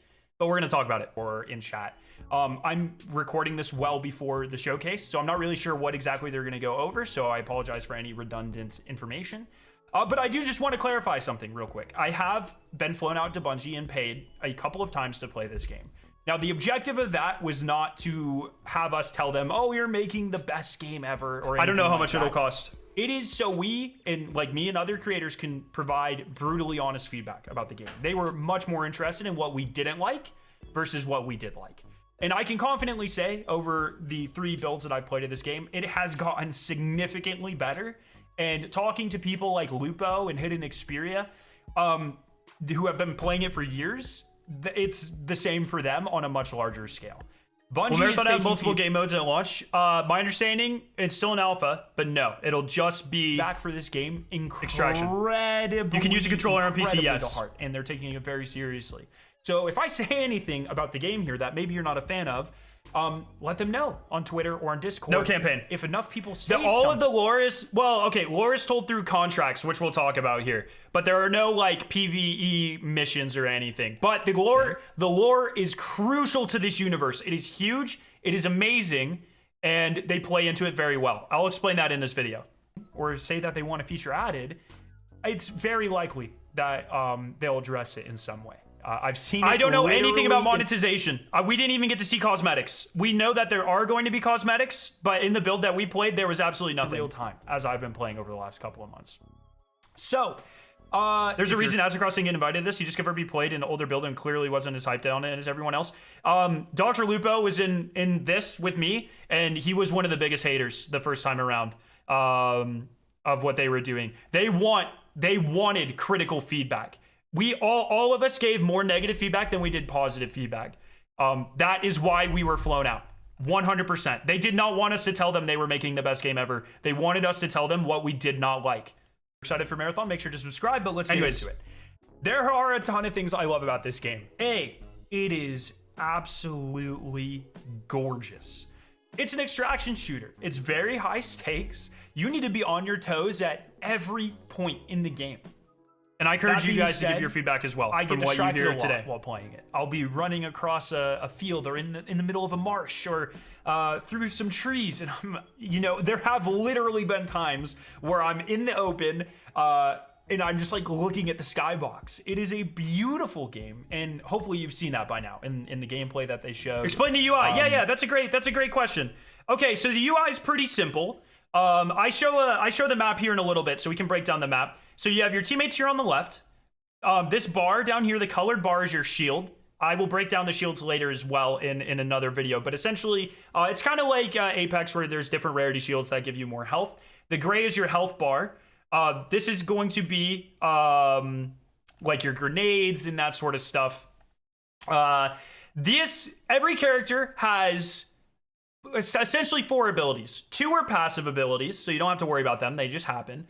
1 is your prime ability, which is kind of like your super, and 1 is your alternate ability, I think it's called, something like that. So you have like 2 main character-ish abilities. We'll talk about this as well in a separate video. But I would say like 85% of the gameplay, 80% of the gameplay is pretty similar depending on what character you were on. Like, it doesn't matter what character you're on. Marathon feels like Marathon.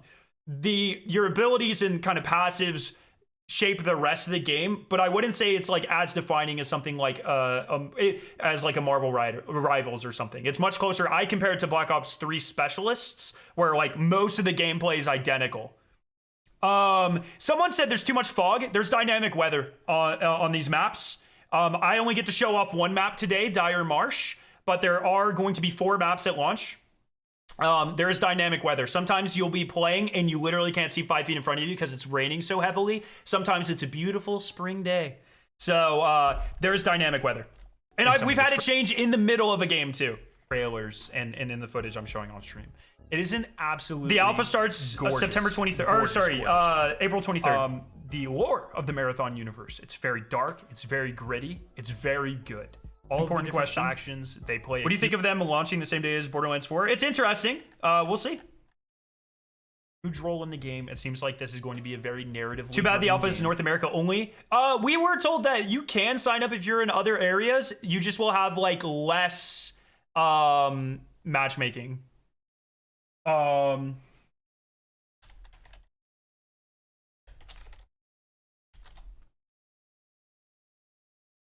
And that means that even if you're not the biggest PvP player ever, and that is, so most of this game is PvP, but the thing I can't stress enough, and I don't think they did a good enough job, I think they could have done a better job talking about this in the showcase. There is a lot for people who aren't heavy on PvP here. The lore of this universe is absurd. There's a lot of stuff you can do. Even if you die in the run, you still make a lot of progress. Like a lot of the upgrades that you make are permanent on your character, for instance. You can do a lot to rat and avoid PvP altogether. I've had entire sessions where I didn't really fight that many people. It is entirely possible. The other thing that is going to very much appeal to people is this game has a ton of secrets in it. And there are, I talk about it a little bit here, and I don't want to say too much because I think it's going to be really exciting when the community discovers it. But there are maps that are more secrets than they are PvP, for instance. There are PvP aspects to it, but you'll see. I think there's something for you here. I think there is genuine duos and trios. So right now, I talk about this here too, and that's one of my main criticisms with the game currently. It's trios only. But you can turn off matchmaking. So you can load in solo and load in solo. And people have had a lot of success doing that. Drewski did a lot of that, for instance. The Destiny Drewski did a lot of that and loved it. What I will say is we did an internal playtest where we played solo only mode, where everyone just agreed to queue solo and turn off matchmaking. And it was very fun and the devs loved it. So I would think with enough feedback, everyone, I would think that they would work on putting something like that into the game. It is still an alpha. Things are still changing. World to uncover and discover here. You don't necessarily need to know the old Marathon lore. Are there going to be grappling hooks? Oh, we'll get there. Don't know the lore of the original Marathon. A lot of these first few seasons are probably going to be us uncovering what happened between Marathon 1 from 1994 and Marathon 20. Oh, and if you would if you would, because I'm watching this on stream, the views are going to be a little lower. So if some of you guys would be so kind as to maybe give this a view on the side, if you have a second monitor or something, that would be awesome. If you would just give this a second view just to help the algorithm a little bit, I'd really appreciate it. Anyways, let's keep going. That's going to be a huge part of the narrative. I'm certain. Scary, you called this game game-changing in the showcase. Can you elaborate on how Marathon is game-changing for the extraction genre? All of the secrets. They don't talk about this at all, and I totally get why they're not doing it. You can talk to any creator, any one of them that played during these playtests. Easily the most exciting thing about this game. There are, I really don't want to say too much. I'm not even sure how much I'm allowed to say, but there are elements that are very similar to Call of Duty Zombie Easter egg-y type stuff. That people are going to go fucking insane over. And that's both of the clips that where they showed me being interviewed. That's exactly what I'm talking about. And you can ask literally any creator. You can ask Lupo, you can ask Hidden Xperia, Luke, you can ask Jake. Jake played it, Grenader Jake. I know he did because I played it with him. We got to playtest some very, very, very, very, very, very, very early versions of it, and people are going to lose their fucking mind. Of it. And it's going to be a very fun What do the secrets do? They drive the story. They are going to help transform the world of Marathon together. And that plays into a lot of things in the game. There are a lot of secrets and stuff that I'll talk about a little later.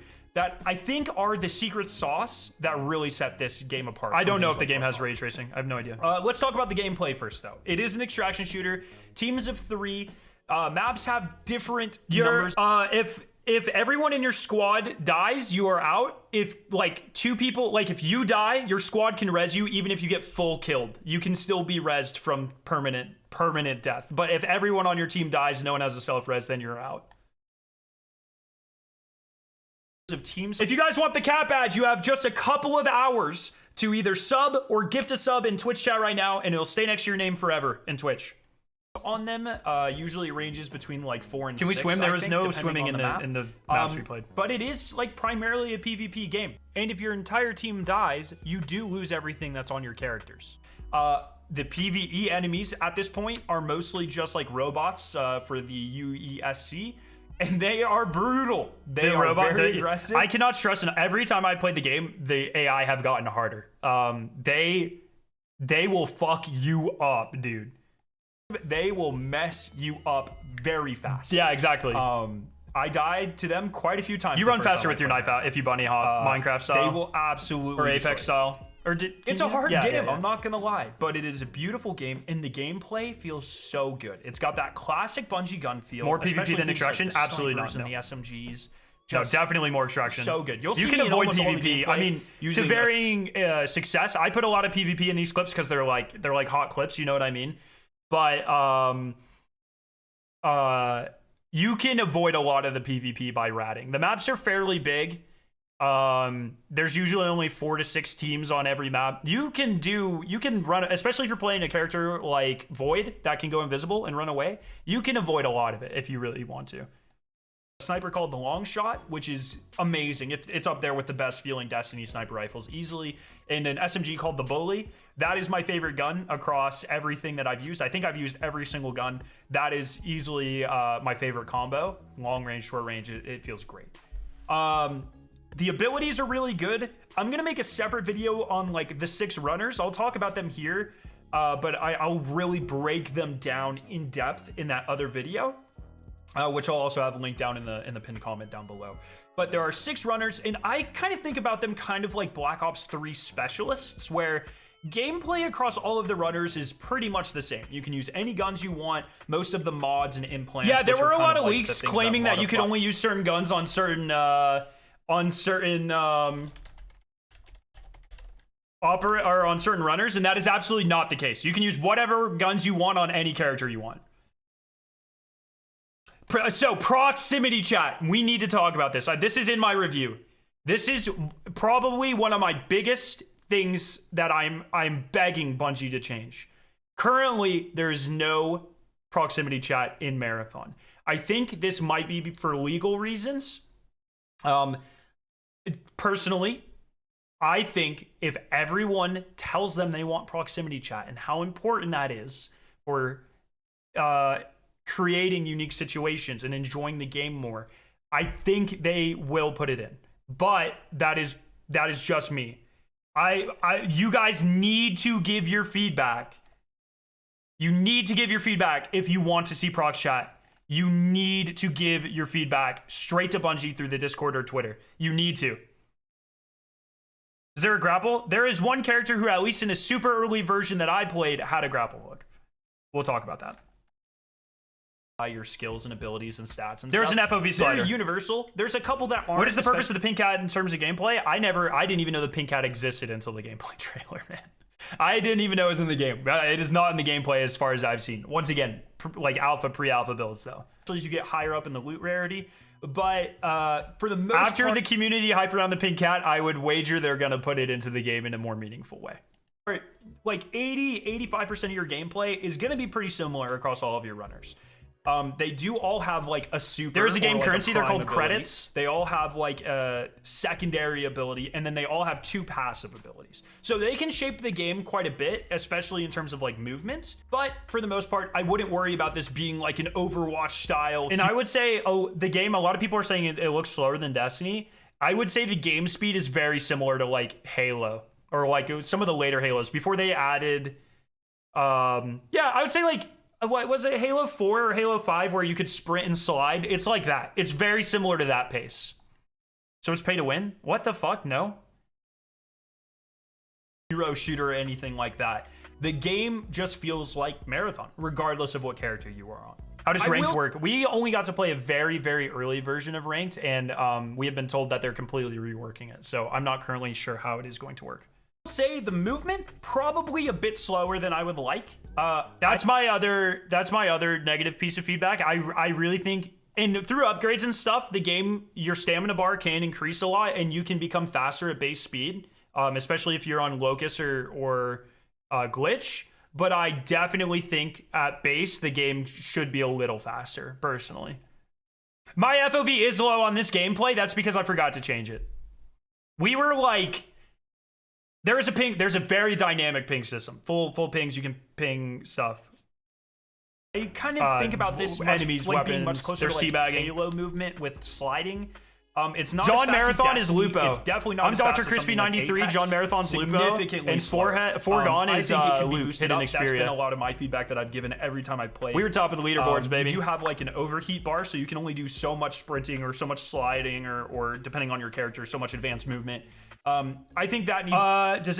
Does each runner have their own lore? I'm very interested in that as well. We didn't really start to dive into that because I'm unsure if we are like when you're playing Void, if you're playing Void or if you're just using a biomata that is like based after Void. That has never been explained to me, so I don't know. Godlike, thank you for the prime. Hey, everyone who's subscribing, I love your faces. Make sure you're subbing to get the cat badge. It's only here for a couple more hours. To be like tuned back a little bit and I played on higher, so I played the game. I've been in part of 3 playtests. I've been very lucky. I have played with max FOV for the first 2. I just forgot for the 3rd one. Players should be allowed to be faster.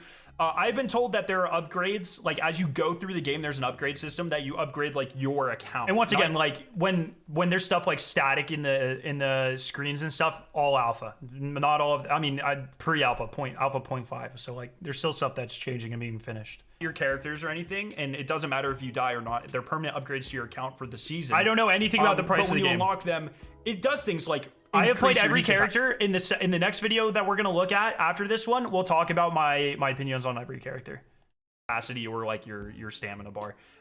It makes you faster. It gives you more health. It increases your revive.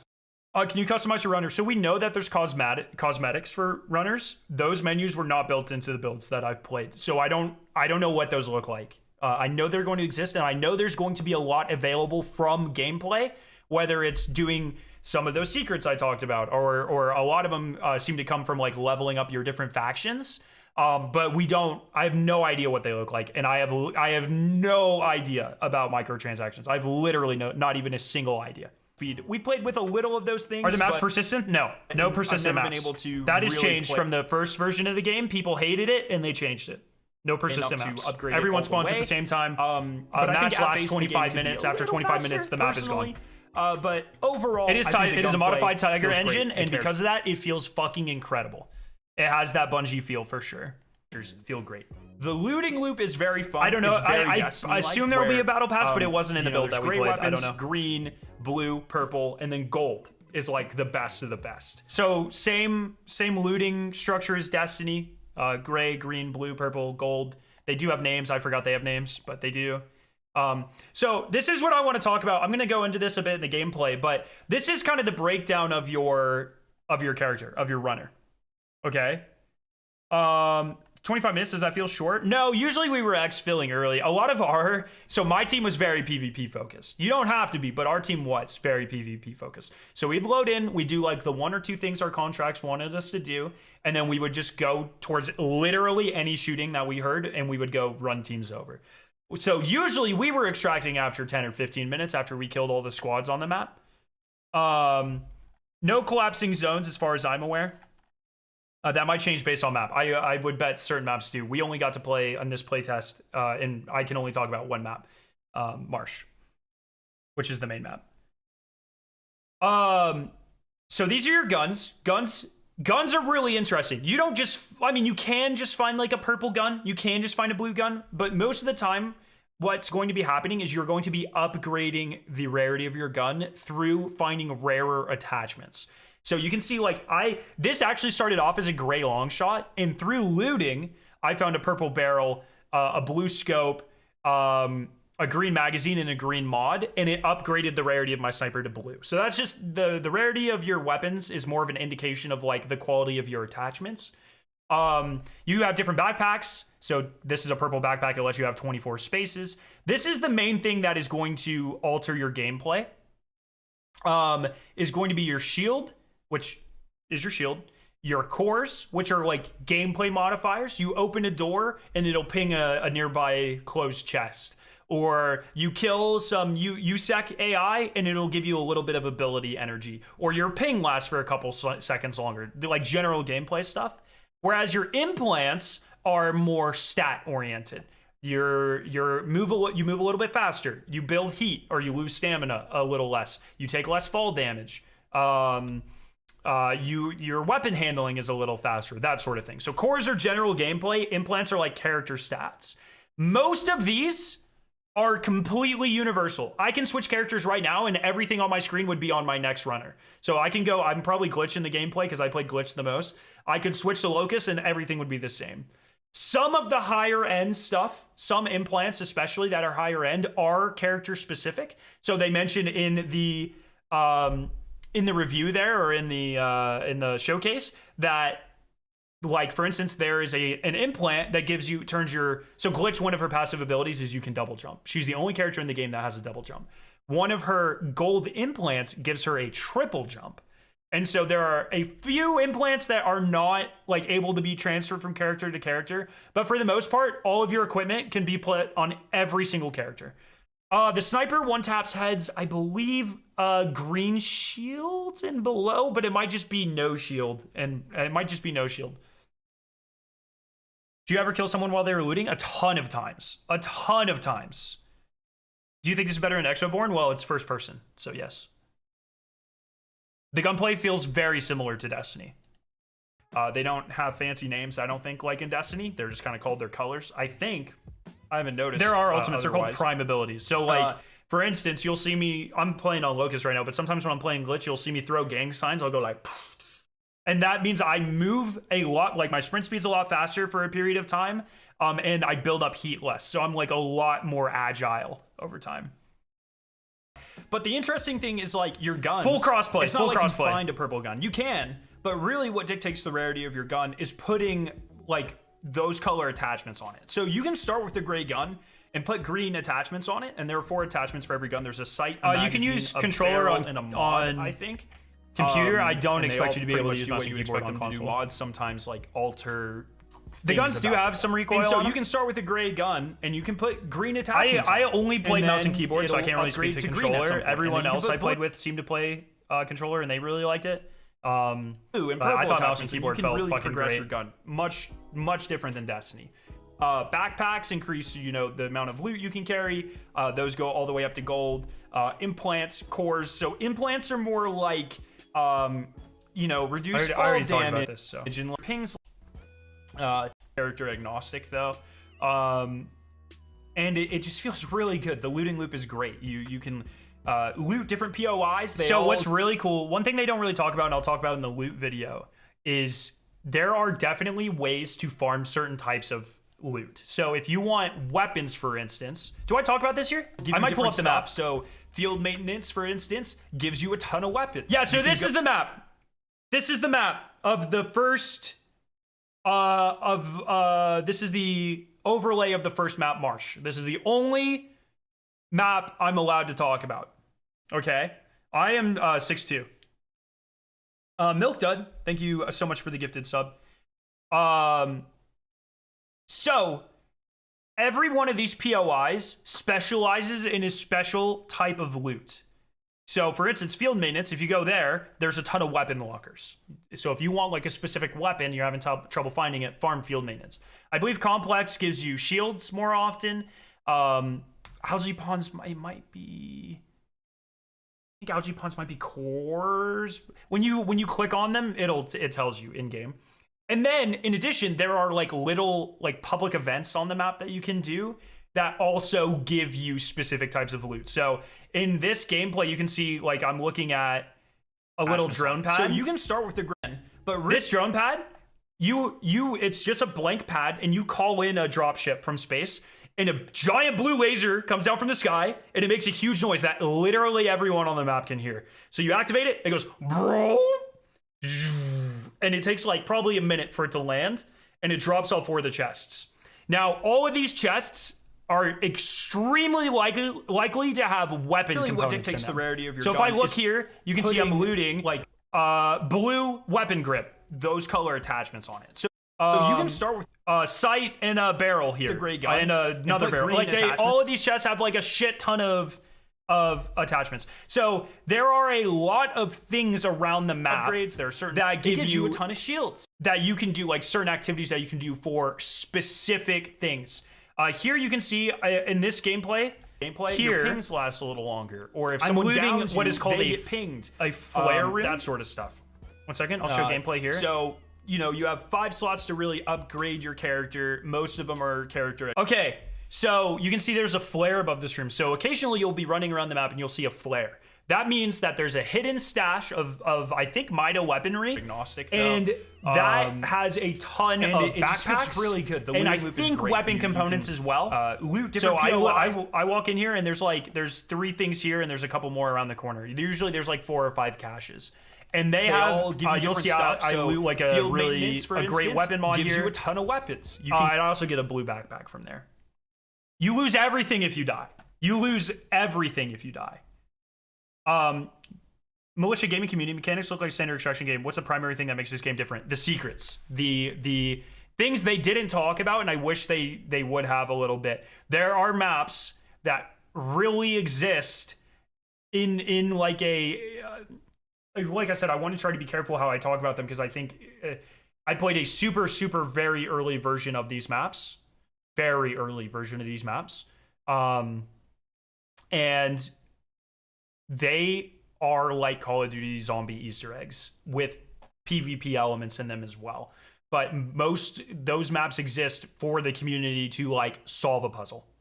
That's the thing that sets this game apart. I think there are going to be aspects on every map that are like that, but there are maps that exist exclusively for that. And that is going to be they will significantly alter the gameplay experience. I think one thing they said is one of these puzzles directly unlocks another map, for instance. There will be 3 maps on launch, a 4th very soon after. That's the thing that sets this game apart. Go to the far right. I did not modify my FOV in this gameplay. That is my bad.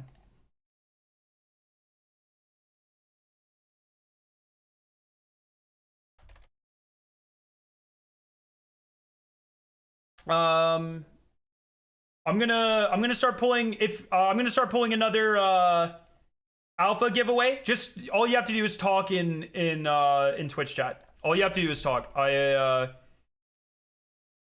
pull it in 5 minutes. I'll DM someone. So just make sure you say anything. If you want that cat badge next to your name in chat, you only have a couple hours, either sub or gift a sub, and you get to keep it forever. How can ranked play work?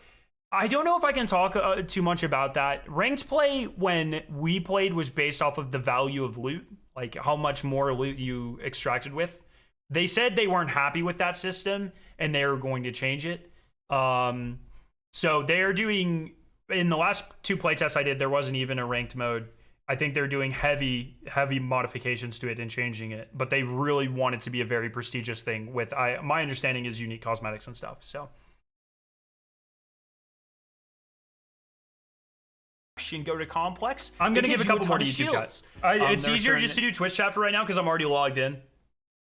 Locations that give you character upgrades. There are certain mini events in the game that give you weapon attachments, that sort of thing. I'm gonna have another video coming out very soon about the looting structure, going more into that. That's already out. We'll talk about it specifically. People. So you can see I get a backpack here, and the backpacks are really cool because there's not just one type of backpack. There are standard backpacks. There are ammo backpacks that increase your ammo reserves. Yo, thank you for the gifted subs, my friend. And then there are medical backpacks that I'll kind of leave it there. Let you heal faster. There is a lot of build crafting though, and that's another thing. I don't know about Tarkov, and I don't know about any of these other games, Frontier Cycle or the Storm one. What's the Storm one called? I don't know much about them. The build crafting in this game is fucking crazy. No, you do not get a key for subbing, JWH. There is so much build crafting, and a lot of it is character agnostic. But really min-maxing, okay, this time I want to go in and make a build where I'm a melee only. So there's mods where when you melee someone, it gives them poison damage, or your melees do more. Or there's mods where you're really playing into like heavier weapons and you stock up with the ammo backpack and like you're just like a gunner. There is so much build crafting. There's so much. Some of it is player specific, like I mentioned. There's mods that give you a third jump on glitch. There are mods that change different characters. There's a golden backpack that when you're looting, you go completely invisible. There is a golden core that so you can see when I'm looting things. There's like a looting time. So when I open up a container, this is like your character looting. So it takes a second for things to kind of pop up. There's a golden, I think it's a implant. I think it's a head implant that when you loot, when you open a looting container, everything is looted instantly. It's like, bam. Were there any unique golden weapon attachments? There were a couple. I got one where I had like an AA-12 type shotgun that's like, it made it a rapid 5-round burst where it's like, brrr, and it had auto-loading holster. It was disgusting. Me and Lupo, we found there's a rail gun in the game that you charge it, you go, it was a purple mod that changed it, so when it fully charged up, it shot 2 instead of 1. Disgusting. You could pretty much like one tap everything. It was disgusting. What else? He got a shotgun. So the whole time Lupo was playing on Locust, so he had the shield and he'd run around with the shotgun, as you guys saw in the reveal. He had one where he got a mod for a shotgun, so when he did damage, it increased his sprint speed. So he's running around with the shield, bam, bam, and getting like faster every time. It was crazy. And the invisibility in this game you cannot see people, man. What does XP give you? XP helps level up so there's a character level. I assume that's battle pass, but I don't really know. In character level, I think the higher your character level is, the more factions you unlock. And then there's faction XP. The upgrades that I'm talking about are tied to factions. So for instance, I have a bunch of upgrades here with Cyber Acme. Cyber Acme, I think, makes you revive faster. They let you purchase certain things from the black market, for instance. And so there are certain factions that you really want to focus leveling up because they give you like upgrades that you want. Better vault size, for instance. I think that's Cyber Acme as well. And so there are certain materials that you have to find on the map, and then you have to level up your faction, and then you combine them and you get these permanent upgrades to your character. And they're character agnostic. This is to your account. Permanent upgrades to your account, faster revive speed, less heat, more like you heal yourself faster. I think there might be wipes with seasons. So they didn't really talk about seasons today, and I think maybe some of that is still floating. So you might have to do this like every season or whatever. But this is the primary way people who don't like PvP are going to be progressing, because you still like make a lot of progress with your vendor, and you still unlock a ton of the lore, and you get to explore a ton of the secrets, and you get to permanently upgrade your account, even if you're not like making it out every run. Can you unlock every faction upgrade? Yes, you can unlock every faction upgrade, as far as I'm aware. I've yet to see what the game looks like in the menus outside of gameplay before runs. That's this. I'm showing you here. Where did it go? Amazing world to uncover and discover here. You don't necessarily need to know the loading screen Marathon lore. The people in game don't know the lore. This is but I'll really see. This is out of game in depth in that other video. Me choosing my different which characters I'll also here link down in the pinned comment down below. Rarity, but there is a lot of build crafting though. Shadow agrees with that. I guess. Oh yeah, you can really if you want to spec into a knife character, you absolutely can do that. You want to spec into grenades, you can probably do that. It's pretty insane. So It's very fun. The game is brutal. It's very hard, but you can be very powerful very easily. What's the extended stuff you can buy? Shadow agrees with that, I guess. That's my cat. Cat emotes! Spam the cat emotes in chat! What were people saying? What's the extent of stuff you can buy? As you upgrade your vendors, you unlock more stuff in the black market. And so like by the time we were done playing, we could purchase blue backpacks, green shields, a bunch of different weapons, that sort of stuff. You can buy a lot of stuff, but you do have to make the initial investment of like leveling up your factions first. Now, the last thing I want to talk about that I really like before we get into things that I'm not so hot about in this game. I already talked about everything. I wasn't like super... there are going to be a lot of secrets. Now, yeah, I don't want to say too much. A, because I'm not sure how much I'm allowed to say. And B, because I think this also, when you're invisible, if you reload your gun, if you shoot, if you take damage, anything, you go you gain visibility again for a couple of seconds before you go back invisible. It's going to be something that's going to be very exciting for the community to discover. And actually for C, I don't know if I said 2 reasons or not, but for... And once again, if you're in Twitch chat, you only have a few hours to get this cat badge next to your name. It'll last forever across all of Twitch, not just my channel, not just Marathon. It'll last forever, but you have to unlock it before time runs out at 7 Eastern, and you have to either sub or gift a sub. The reason is because I actually haven't seen that much of it, but the menu UI is not final. I think is remember, this is an alpha. Exciting. This is an alpha. I hesitate to call it raid-like in terms of Destiny, but it is definitely no. You can move like, while you're invisible, and you stay fully invisible. I'll show you a good example here in a second. Puzzles and secrets and find out hidden lore and that sort of thing. Give me a sec.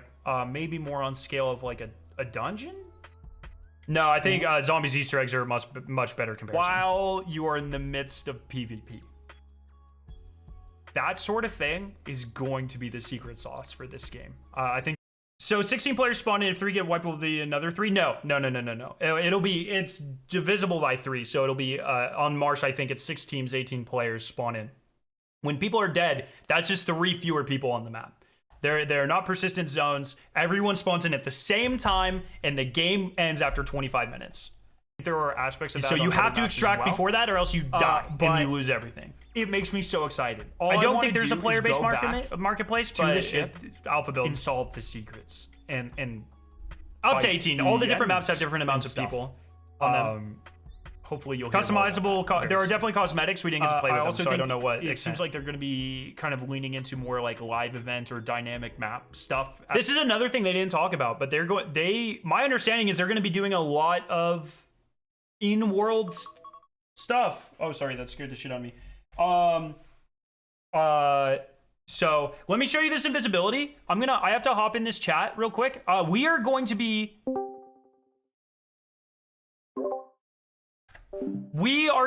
interviewing Lars Bakken in about 5 minutes, chat. So get your questions ready for Lars Bakken. Let me show you invisibility real quick. Watch this. So I'm Blackbird in this picture, in this clip. So I'm gonna finish a downed person. When you finish a downed person with Blackbird, it pings their entire team. That I've used. I think I've used every single gun. Watch this. So I finish. Easily, this is how crazy invisibility is. Combo. There's a player right there. You can see them pinged. Do you see a player right there? Long range, short range. It feels great. Single gun. That is easily my favorite combo. Long range, short range. It feels great. That's how crazy invisibility is in this game. This is, so for everything you do, you get regular reputation and faction reputation. So like killing people gives you Traxxas reputation. Looting stuff gives you, I think, Cyber Acme stuff. The invis is insane. So good. You'll see me in almost all the gameplay using a sniper called the Long Shot. Yeah, your team can have any composition. You can all be the same character. You can all be different characters. And an SMG called the Bully. That is my favorite gun across every... Hey, Camille. Hey, Scarrow. How are ya? I'm doing all right. How are you doing? Good. Busy morning. Crazy days. So many moving parts. So many moving parts. You're doing awesome. We love it. I appreciate it. Hey, Scarrow. This is Lars. Hey, Lars. How you doing? How are you? I'm doing very well. Thank you very much. And you guys killed it today. Congratulations on everything. Thank you. Thank you. The entire payoff of the ARG and the lead up to everything, insane. Thank you for letting me be a part of it. It's been nuts. Yeah, it was really fun. I mean, I watched some of your stuff. Obviously, I've been busy as well, but I tried to catch it as much as I could, and it was so fun. And thank you again. Like your bits in the creator piece were awesome. They were Thank you. so good. Like, yeah, it's really neat. I really appreciate that. It's I've had so much fun, and it's been great, and I'm excited for people to finally see this game. So Me too. yeah. Okay, so I guess do you want to start by just kind of saying what you do on Marathon real quick, so chat can maybe formulate some questions, and then we can just chat a little bit. 100%. Cool. Yeah. So I'm a senior design lead on the Run team, and the Run team consists of 3 parts. It's maps, which creates the zones. It's the activities team, which creates basically the stuff that you do. So, you know, if you're going after a cache location, if you're going after an incursion, we do all the ambient UESC layer setup as well.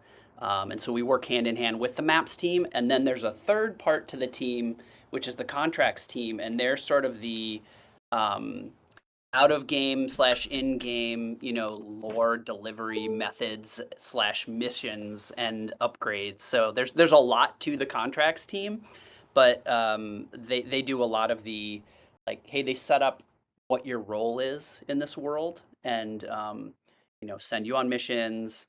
You're a mercenary, obviously, so you don't have an allegiance to any one faction, and all the factions have their own reasons for doing things, and so we've been having a lot of fun with that. So that's the team that I'm on, and then I personally helped drive the weather systems, and so that's something that is I've touched personally myself, like done the scripting and everything on that. So that's something that's special to me. Okay. In particular. I don't think the chat has seen much of it, but I got to play when under the full like lightning storm, and holy, does that add so much just cool vibes. It's really sick. Yeah. Thank you. So one thing I'm curious about is, you know, I put out a video kind of about all the looting and stuff, so people might have an idea about this. And I talk about kind of the mini events on the map, you know, the drop ship and like the flying drone and the poison rooms and that sort of stuff. Yep.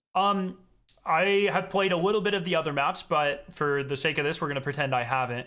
How much do you expect, or how much can we expect that to change from map to map? Like, how much character does each individual map have from like a public event, for a lack of a better term, perspective? That's a really good question. I think we are feeling that out still. And so the maps that you have not played yet, that we're going to have, I think this has already been said, you know this, we're going to have 3 at launch, and then an additional one will show up at some point in the first season. And so there's 4 zones that we're working on, and the team right now is hard at work on the 2 zones that you have not played, or I think you played one of them at one point a while back, like one time earlier on when you were here. And so, yeah, we are trying to give them different personalities, and that will lead into the different activity types as well. So we do want to have special things happening on each of the zones if possible. We do want to have some shared language though as well, because it's, you know, once you learn the transport drone, right, the fun little robot that's flying through the air that you shoot out of the air that you saw in some of the trailers. You know, once you learn that, it's cool to like see it and understand it and hear it. And when you see one fly across the sky, you sort of know what to do already. So there's some fun ways that we, you know, mix and match, and so the shared language is really good for us, we think, for players as well, but also adding some unique variety is important too. Awesome. Yeah. And like I mentioned, I got to see a little bit of that, but I think it's one of those things that I feel like you guys are playing some of these cards really close to your chest, which I get. I think I have been, my verbiage has always been, I think people are going to freak out when they start to realize some of this stuff is like evolving in the game, you know, but it's very cool. How much, or can we expect like any changes over time to the different maps? I think that's something we have plans for, what, you know, so I think people are aware, but if they're not, we do plan to have a seasonal model, which means each season, everything that's in your vault and your character state, we will wipe, Thank you, right? And Snazzy. everyone Thank you. starts again over from the beginning once that seasonal Hey, break Mons, can you happens. And pin so something that says we're one of the things interviewing we're Lars? starting to work on now is like what happens at those seasonal breaks, how much additional content comes in. I don't think we're prepared to commit to like what that is, but you can expect eventually additional runners, eventually additional weapons, additional consumables, implants, cores, and then of course we will be doing additional zones as well. Again, we don't know what cadence that'll be on yet. We're sort of still figuring those things out. But you can imagine some of the stuff we've talked about is, hey, it's probably going to be fun and interesting to mix up the types of things that happen in the zones. And so that can be from the lowest level of, hey, we redid how loose loot, and loose loot is a concept of it's a thing that's sitting in the world, right? That spawned there. And so like you'll see a smoke grenade or a chem grenade or credits or whatever sitting on a table or on the ground. Like, what if we remix all of that? Because of course, over the course of multiple weeks, players will learn and understand where all the loot containers can be, because we do a lot of fun randomization. I say fun because I think it's more interesting for players if I'll break it down really distinctly right now. When we go through and set up loot in a space, like say a room in bioresearch, and bioresearch is one of the regions that players will see in Dire Marsh. Dire Marsh was the zone that everyone was seeing today. So in a single room, we might have 30 or 40 possible locations for loot. And then we at runtime, when the session starts, we'll say, okay, let's populate 5 in this room. And so you never quite know exactly where they're going to be. So every time you go on a run, you're getting a tiny bit of like, randomization, which feels really good. And then we'll see, is that something you want to change between seasons? I don't know. I guess I'd ask you or your chat. Like, is that interesting or is that not interesting to change between seasons? I think from my perspective, and I can gauge chat while they contemplate this, but from my perspective, the more things change over time, I think the better. Cool. I will always be even if it's little things like, oh, this chest can't really spot, or that chest used to be over there. It just feels different and helps add things over time. So I'm always in favor of that. Chat agrees, at least cool. Right off the bat. It seems like, I think it's important to keep some of the language. Like I talk about how like field maintenance, you can go there for like weapons, and some of the POIs are better for finding specific things. I think like having that game knowledge cooked in is really important, but evolving maybe some of the more nuanced things, I think helps keep it fresh over time. So that's good to hear. And I agree with you. And I think that's why we're looking at sort of any aspect. We're looking at all of it to say, what do we think is going to feel good to change? And so, that's really good to hear. Yeah. I think our brains are in the right spaces. So yeah. I'm going to ask one question. I know it's not your thing, but chat would kill me if I didn't mention it. Yeah. People know now that Prox Chat isn't currently in this current build of the game, and the overwhelming majority of people would very much like that to be added in some way. So I know that's not your team, and I know that's not you. No, it's you know what, I'm a lead on the game, and so I can. What the nice thing about having these conversations is, even if I'm not the person making the decision, I do talk to Steve Cotton, who's my lead on the run team. I do talk to Joe Ziegler. I talk to Andrew Witz. We're talking every day. And so this is a kind of thing where it's good to hear. Like we know there are going to be things like Prox Chat. I'm sure there's another thing that we can't necessarily anticipate that'll come out of the alpha that people will just unanimously say, hey, we really want this in the game. And I think that's exciting, right? Like I can't know everything. I can't predict everything. And hearing this stuff is really great, honestly, because it keeps us honest. And it also makes us think about, yeah, how can we're launching the game this year, but boy, it is not going to stop changing. You know, it's going to keep evolving over time, and that is by having people like yourself and everyone in chat, and everyone playing the game and giving us feedback. Like that is, we're just at the beginning here for that. Yeah. And that's great to hear. And I've tried to convey this, like every time I've play tested the game, I've been part of a lot of feedback, and the next time that I've been involved with something, I have seen a lot of that feedback like directly addressed in a really meaningful way. And I love the approach you all are taking with this. And I really appreciate it. I think, chat hasn't really seen that. So I think they will start to see that sort of thing from the alpha to, whatever comes after. But it's something I really appreciate. And I just want you guys to know that, like, it's been really fun to be a part of. And thank you for like listening so, diligently on stuff like that. So, yeah, man. I mean, it's like, it's our job. It's funny, but just saying it out loud, it's true. We are creating, first and foremost, something that we believe in. Like, I love this game. I'm not like pretending when I say that. I play this game as much as I possibly can. When we got Alpha stood up, I'm like playtesting it on Steam, Xbox, PS5 at home. And it is so fun. It's like sometimes I have to be like, okay, I have to go to bed right now because if I go on another run, I know I'm in for at least, maybe half an hour. Who knows, of build crafting, but also just you never know what's going to happen when you go on the run. Yeah, for sure. I've been in those scenarios. I'm aware.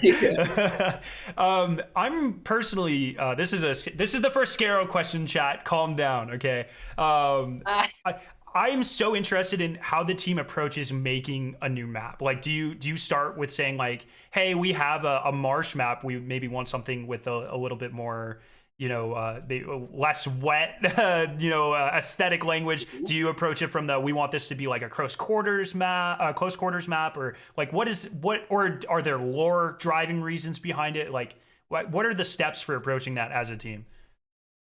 It's a handful of things. I think at first we usually, Marsh has been in development for the longest of all the maps that you've seen. And Marsh is the one that you saw all the footage of that you're gonna, that you're sharing today with all the folks that are following you. And when Marsh started, we didn't fully understand what the game was yet. And I know this sounds crazy to say out loud, but I'll say it. Like, part of the journey of making a game from scratch is that we bring in people like yourself and other people that are, not even content creators. We bring in a lot of people to play test and look at the game and get feedback on, and we start to understand what the game is. So the game takes this journey as you're making it, and at times this might sound like woo-woo to say, but the game talks to you and you have to listen to it. The game will tell you what it needs. And so after we'd been working on Marsh for a while, we realized we needed different experiences. Marsh is, kind of wide open. It's relatively big for us in terms of the scope of like when we think about map sizes. We knew we wanted to have a variety of experiences, a variety of, player sizes, right? So we say things simple like small, medium, and large. Like, Marsh is our large map, so like, what's our medium-sized map look like? And that is the other map that you played when you were here, Perimeter, last week. And then, we've got another map that's even smaller, and so and is like stacked, right? So think about Marsh as more flat and open and swampy. And one of the maps I don't think you've played on yet, but it'll be there at launch, is much more like verticality, a lot of interiors, and it's very different. And so like we approach it from multiple ways, and then when we start to figure out, yes, this is the right gameplay type we want, then we start to layer things on, like, okay, what's the fantasy of this? Like, what are you doing here and why are you there? And that helps us to make the map, but then also bring it to life, like the visuals around it. Like, I think we what lagged are a the little bit. Okay, there we go. Got it? Yeah, I think I'm losing you guys a little bit, but I think it's better now. Oh shoot. Okay. What part did you miss? I just the talked a lot. last part, but I think you cut back in, and I think we got it. I think we're good. Okay. Yeah. Yeah, essentially it boils down to we want to have variety there. And in a game like this too, we think the escalation of difficulty is important as well. So Mhm. maybe a map like Marsh is a little harder, but then we'll have things that are even harder on the other side. Yeah. Okay. Yeah, I can confirm a lot of that from what I've seen. I've not played that third map. Yeah. But it is the maps I have played are very different and offer very different experiences in a pretty cool way. So this ties in a little bit, I think, with a lot of the map stuff. I want to try to keep it, on topic somewhat. But Sure. Ill Physics in chat asks, since this is not a PvE game, how will lore be incorporated into the core gameplay loop to help us stay immersed in story beats? And I think the maps have a big part in that too. Yeah, no, I think the maps do for sure, and then I think there's this other third aspect to the run team that I'm on that does the contracts and factions, and so I spoke about this a little bit on the reveal. However, and you've experienced this, so the way the game sort of kicks off is that an AI named Oni introduces themselves to you and is sort of your guide at first, your guide to being a runner and understanding what your place in this world is and why you're doing the things you're doing. And as you make progress with Oni, which is the SciAc representative, CyberAcme, then these other factions or corporations they reach out to you. They say, "Oh, this is a runner that can be trusted to do the job. We should reach out and try to not curry favor, but give them jobs." And so a lot of the lore, because and I think you were sort of hinting at this, or maybe in the question was, how do you deliver this story content? How do you deliver this lore in a world that's very tense? And the answer is very carefully. But we have all these out of run experiences as well, where you're interfacing with the AI representatives, where you're choosing your contracts, where you're doing your meta progression upgrades. So like sort of your seasonal, like, hey, I want my loot speed to be faster. Hey, I want the ability to jump higher and run faster and have more heat capacity, which is our version of stamina. And so you're having these I say conversations, but the AI is reaching out to you and delivering bits of lore. And we plan to do even more of that. I think there's going to be 6 factions total in the final game, and people will be able to see that in the alpha as well. Because the ones that aren't in there, we're offering 3 in the alpha, and then people will see that there are other ones exist, but they will be locked out. That's sort of our approach to the alpha, is like not to have everything in there in the same way that we don't have the runners. We don't have all the contracts. We don't have all the zones. This is like a narrow view that we still feel is like a lot of good content, but it's not everything. Yeah. Does that answer the lore question? Yeah, I think it does. Well, yes, I think it does. The AIs for all of the all the factions are insane. The Traxxas one is insane. I know. It's so good. I wish love I didn't get any footage of it, and I really wish I did, because it's so good. I got a lot of the other 2 though. Very cool. The whole system's very cool, and lore is obviously, from going back to the original marathons, like such an important part of this universe. And I think you guys are doing a really good job carrying that over, especially, I mean, like with how lore heavy the ARGs have been, and that short film that we got today, and that sort of stuff. It feels to me like you all are respecting and growing the marathon lore in a really impactful way, and I'm excited for people to start experiencing that a little more. So yeah, that was the hope. When you hear Julia, who is our narrative lead, talk about it, it's about respecting what marathon is and was, and then continuing on that legacy, because marathon, the original trilogy, had very deep lore and really cool stories, and it got crazy. It was cool sci-fi. It had some lifelong fans that were made because of the lore, right? Because of the terminals. And we knew that was important to pay off. And so our approach right now is the contracts and the factions, and then expect little bits. And you even said it yourself. There are some secrets that obviously you are aware of, but there's a lot of things you aren't aware of because we're still working on them. But some of that stuff will be faction related as well, and as the story grows. Yeah, this next question plays into it, so I wanna time in, I think, a little bit.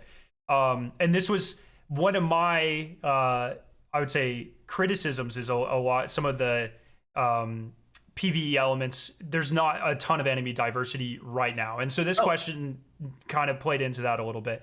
Are there plans to evolve the variety in AI enemies over time with different seasons, new factions like the Four, or giving USEC soldiers different weapons, jetpacks, thrusters? Oh, they do have thrusters, by the way, chat. Some of them do. But what are the plans to kind of evolve those over time to help diversify that part of the game a little bit?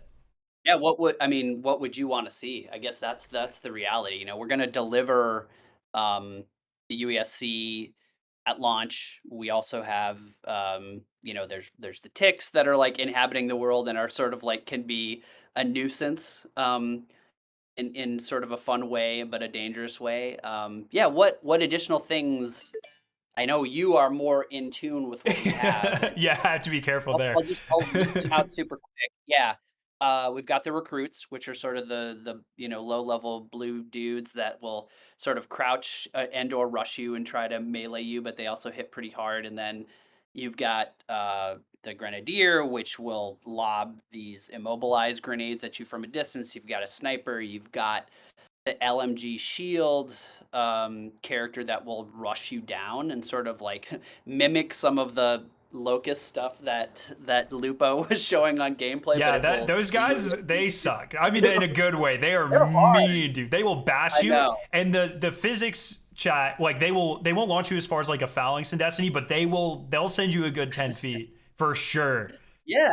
And they will down you, right? And then we saw that in some of your footage that was in that the bit that we put together.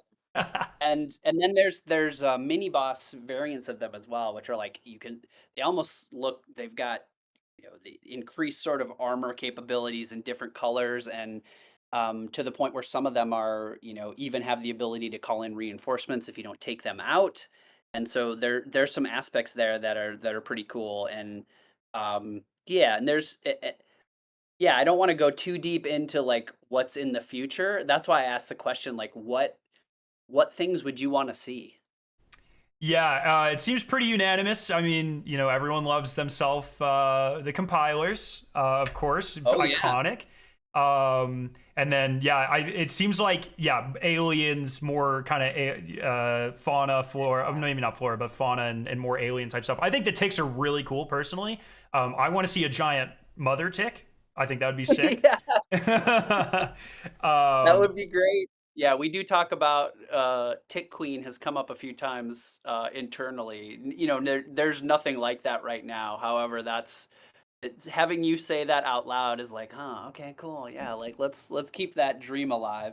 Yeah, I think that's one of the things that's going to help this game stand apart from a lot of other games too, is like the USAC they're cool and they're brutal and I like fighting them, and from a lore perspective it's really fun. But Marathon has so much alien stuff to pull from too, right? And I think there's plenty of room to even introduce new, like more original stuff too. So that's what I'm personally most excited about, and it seems like chat's echoing that as well. So cool, very good. That's good to know.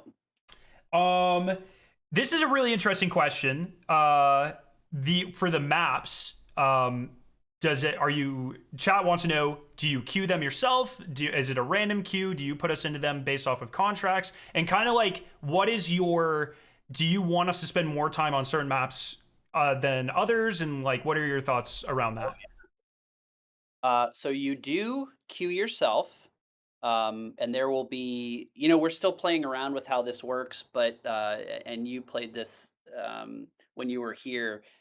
There's a short introductory experience on one of the maps, Perimeter, and then we sort of let you loose. And the idea when the game launches is that there will be, there'll be the 3 there, and then the one that'll be coming in later in season 1. But because of the difficulty progression of the maps themselves, it's limited at first because we don't want to overwhelm the player, and because the third one that will open up, we're playing around with things like, hey, when I get to runner notoriety level 10, maybe I have access to the third map, because we know you've put in enough time, you understand the systems, you really get what you're getting into, and now we're going to layer on another level of challenge. That doesn't mean you couldn't go into it if, like, say someone on your stream, Scarrow, jumped in with you and you're already level 20 and have access to everything. You could bring them along with you into that map that they might have locked on their personal account, but we don't want to hold those things back for too long. But yeah, chat, you do choose the zone yourself, and there are contracts that are specific to zones, so that's why that part is important. It might ask you to go to these specific locations and download data in Dire Marsh, and so that's why it's important for you to be able to choose those things yourself. Okay, well, we only have a few more minutes here, chat, so I'm going to pick the questions that I like the most. Will there be an endgame map similar to Labs in Tarkov? And feel free to rapid fire these if you want to. Will there be a map like Tarkov? But like Labs in Tarkov, like a super endgame one. I'm not sure I can answer that question. There you go. That we'll count it. Is there any plans for like a social hub or like a testing space or anything like that you can just hang out with your friends? No, nothing like that. Is that something you'd want to see?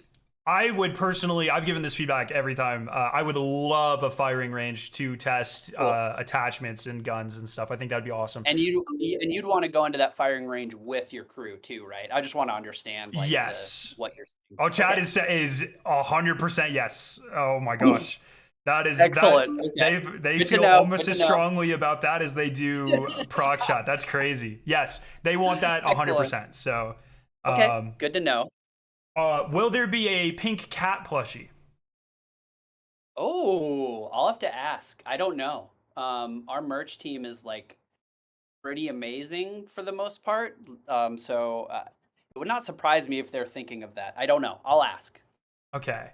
The artifact system that was featured heavily in the first reveal for the game, where that seems to have gone, what's kind of the plans or what's changed with that? Oh yeah, that's it. Yeah, and just for chat to know, like, game development is a windy road, and so the thing you think is the thing, sometimes you get further down the road and realize it's not quite working the way you want it to. I will say that exact feature we've sort of beaten up and retooled, and there will be versions of it that will come into play, maybe even in the beta. We'll see. Okay, cool. Chat, and this is another thing, I think this is related to the firing range, but everyone really wants to see, or a lot of people really want to see like a hideout equivalent where you can kind of like display things and that sort of thing. Like in Tarkov, right? Yeah. Yeah. I think no matter what, our plan is to definitely allow the player to commemorate a season. I can't tell you what form that's going to take yet, but I know it's important to the team. And so even if something like that isn't there at launch, it's something we're really passionate about as well. So we want to have something like that, even if it's not a space you walk around in, which it could be. I just don't know. I'm not trying to be wishy-washy. It's that the feature is being worked on and thought about, so I don't have exact answers. Mm-hmm. Yeah, I would love to see that as well. I'm excited to see. I know, obviously alpha, pre-alpha state, like there's still a lot to go, and I'm excited to see how a lot of this feedback is implemented. We go until 3:30, right? No, say Scarrow, it's Malik. So we're doing 25 minutes just so we can give the devs a little 5-minute break in between the That is totally fine. Thank you very much, Mr. Lars, for your time. We really appreciate it. And congratulations once again. This was really Thank cool. you. I can't wait to. Hopefully, I can see you all in the alpha. Yes. Oh, I'll be there. It'll be fun. It'll be fun. All right. Well, thank you very much for your time, Camille, and Malik. Thank you for helping set everything up. Appreciate you. Cool. All righty. Yep, I will talk to you later. Yep. Have a good day. Okay. There's no safe pocket currently in the game. I didn't know that's what you guys meant by that. That's why I didn't ask. And we had a very limited amount of time, so I didn't want to spend time like clarifying what that was. No, currently there's no lockbox or safe pocket or anything like that. When you die, you lose everything. Yes, theoretically, Brother Virtue, every team could extract. Someone was asking what happens if you get a priority code and you're not North America. My understanding is you can still play the alpha. You just your queue pool won't be as big. So you might have like less PvP experience, or your matches might be a little bit higher ping, for instance. My understanding is you should still be able to play.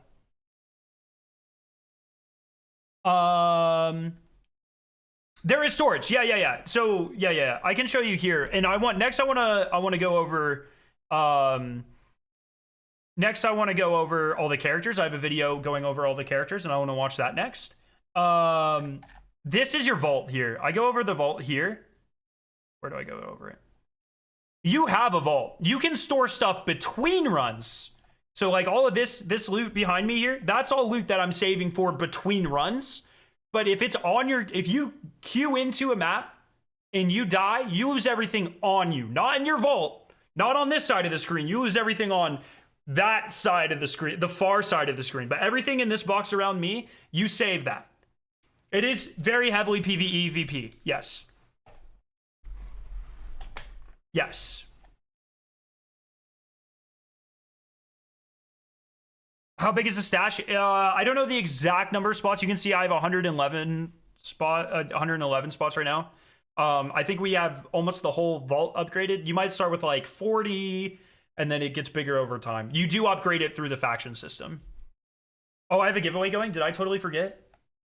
No, I DM'd him. I DM'd him during the interview.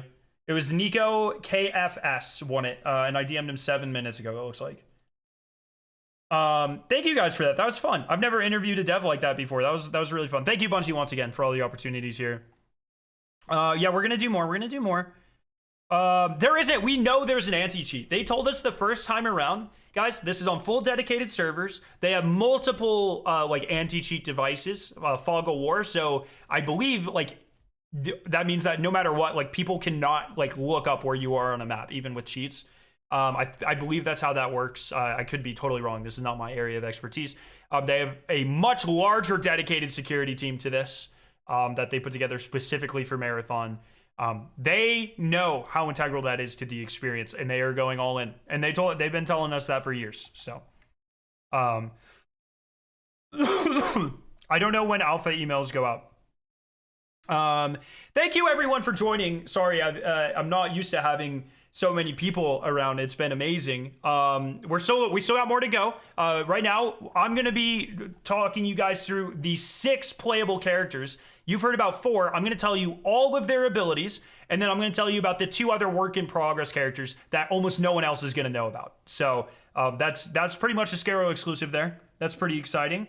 If you want that cat badge next to your name in chat, make sure you, it's only on Twitch, make sure you subscribe or gift a subscription in the next 3 hours or so, because then it'll be gone forever. But if you get the cat badge, it is yours to keep forever across all of Twitch. It's pretty good. Make sure you follow for more Marathon stuff. Make sure you subscribe on YouTube for more Marathon stuff. Let's talk about all the characters. I get about Marathon has to do with the runners. Is this a hero shooter? What's going on with their abilities? How different are they? So we're gonna break down this. I kind of wish they broke down the characters more in the reveal too. It said alpha emails will go. Oh, and if you guys want to get into the Discord to register for the alpha, ! Alpha in chat. Yo, E, thank you for the gifted sub. Thank you. Thief is one of the 2 characters that I have a little bit of an exclusive on because I've actually played her. And the other one doesn't really have a name. ! Alpha, click the link. Also, if you guys wouldn't mind, if you could give this video a view, since we're watching it on stream, if you could just give this video a view on a second monitor as we go through, help the SEO a little bit, that would mean a lot to me. But we're gonna break it down here on stream. Feel free to ask any questions, okay? 6 characters or runners that are coming to Marathon on the launch. And I'm pretty excited to break it down because it's a pretty fun system. Now, earlier today, I released a video on my Do you know if we're supposed to get confirmation for the alpha? No, they said you would get it in a couple weeks. Overall review of Marathon, I'll have that down in the pinned comment below. I highly recommend you check that out. Also, please keep in mind that everything I say in this video is talking about an alpha or a pre-alpha build, so plenty of stuff may change before the game's full launch. We'll just have to wait and see. So there are 6 runners. You can switch them between matches. Most of your equipment can go on any runner. Looks like he's holding the mighty multi-tool. That's because there's a gun in the game. That's pretty much the mighty multi-tool. Implants can go between. And I'm gonna run another Twitch giveaway over the course of this video for an alpha key. And at the end of the video, I'll pull it and I'll DM someone. And all you have to do is be active in chat, so don't worry about it. Runners, there are a few that are characters. Are the runners customizable? We know that there are cosmetic. Oh, and the reason I was told specifically that we couldn't ask about cosmetics and stuff during that interview, which is why I didn't ask about cosmetics and stuff. We know there are cosmetics that are earned in-game. We know there's stuff for factions. We know there's stuff for probably seasonal stuff. If there's a battle pass or whatever, I don't really know. We know that there's stuff for like doing certain things in maybe those secret maps that we were talking about or whatever. We know that you can earn a lot of cosmetics for sure. We do know that there will likely be microtransactions. We have not been told literally a single word about it. I have no idea. I don't know what the price of the game is either. Pretty much anything with cost, they haven't talked to us about at all. And they might even still be settling it down. I mean, we're still, what, 5 months from launch? Are there pets? There were not pets in any of the builds I played.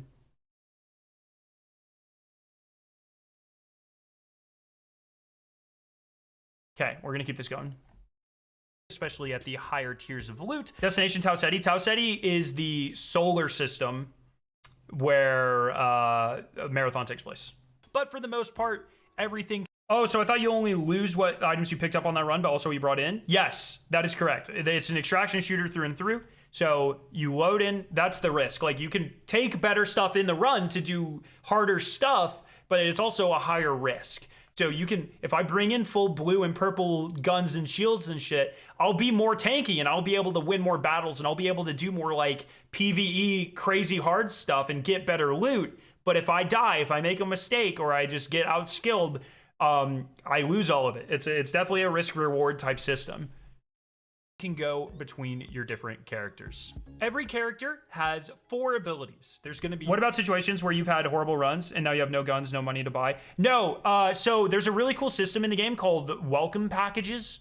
I don't know if I show it in this footage, but essentially the different factions that you upgrade will sponsor your run. So if you're out of everything, they'll give you a kit with a gun, with like a shield or a couple of things in it.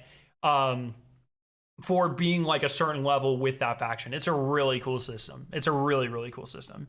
Your prime ability, which is kind of like your super from Destiny. Your tactical ability, which is something that's cool, but usually not quite as good. I don't think it's hard to grind money in this game. The credit system, I never once paid attention to, and I always had well over enough to buy stuff from the black market and whatever.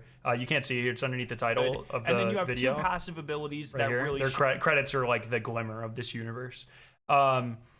That being said, a lot of the monetary stuff actually comes from like certain materials that you find around the map that you also need to buy in combination with credits, or you need to use in combination with credits to do upgrades or buy things from the black market. Yes, Ballistic Kitty, yes. What happens to your loot if no one grabs it? Yep, it's gone forever. Once the map, originally this game was supposed to be persistent zones. It is no longer that. The map, when you queue in, you and everyone spawn at the exact same time. You have 25 minutes to loot, kill each other, do whatever, and extract. If you don't extract, you die. The map will kill you. And at the end of that 25 minutes, the map is gone. And then the game starts over. There are no persistent zones. So that means it's much more consistent on the looting front. And you know exactly when people are spawning with you.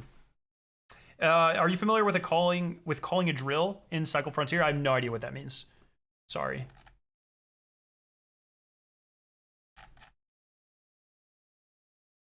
Shape the gameplay. What I would say is 85%. Were there any high value locked rooms I needed keys to unlock? Yes, there were. There are keys that you get from doing certain things or killing enemies, or you find them on, from when you're doing PvP or whatever. They unlock certain rooms around the map, and they have the absolute best loot. I'm a key room fiend, okay? And a lot of times, like, the keys you find on Marsh will actually be for, like, another map. And so you'll be encouraged to go to another map and loot those rooms and vice versa. That way you are, you know, constantly going between different maps and stuff. In the Cycle Frontier, you could bring in something called a large drill, which you had to defend. Once it was done, you collect materials from it. Oh yeah, there are a ton of events like that. There are I talked about this in my other video, the looting video that I did. There are a lot of things where you can just straight up like steal supplies from USEC dropships and stuff, where you do certain things. You call down a USEC dropship, you like make them think you're you, and then you shoot down a crate and you like steal their loot. Yeah, that has things that can be sold for a lot of money. The purple mats and stuff, for sure. What's the difference between getting code and registering the Discord server? I think they should function largely the same, but I don't know. There's no insurance on items. At least currently, it is an alpha build, but when you go in with something, if you die, you lose it. Is there any consequence to being fully dead and revived? Nope, there's not. Yeah, if you fully die, so if someone downs you and then they thirst you and you're dead, if your teammate wins that fight or whatever and they revive you, you're just back in the map. As far as I'm aware, there's no negatives to it. What's the coolest stuff you found in said rooms? I found a lot of my gold stuff in those rooms.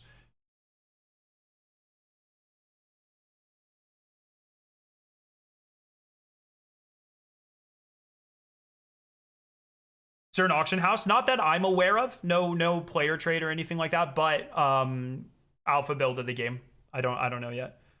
Any wipes? I think the plan is to do wipes between seasons, but once again, still an alpha. They haven't really talked about it. There is no prone stance. Oh, can we ask them to add it? I mean, you can give them whatever feedback you want, for sure. Of Marathon. Dr. Lupo mentioned when mods are replaced to guns, you can added to guns, you can replace them. Yeah, this is one piece of feedback that I had for them as well that I'm not really a big fan of. Once you add an attachment to a gun, you can't take it off. The only thing you can do is like find a different attachment and replace it. But the first, like if I have like a blue mod on a gun and I find a purple, when I add the purple, the blue one just gets destroyed. So that means if you kill someone and they have a mod on their gun that you like, you can't just take the mod. You have to like take the entire gun. I don't like that. I think you should be able to strip attachments and stuff. I've given that feedback very heavily, and a lot of other people have as well. So I think people should give that feedback.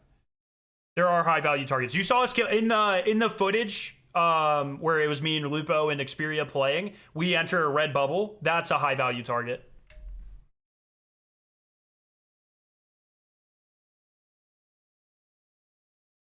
Consequences for backing out of a run before dying? Yeah, if you back out of a run, you lose everything. Unless, like, if you extract properly, you get to keep everything. But if you, like, Alt F4, you lose everything.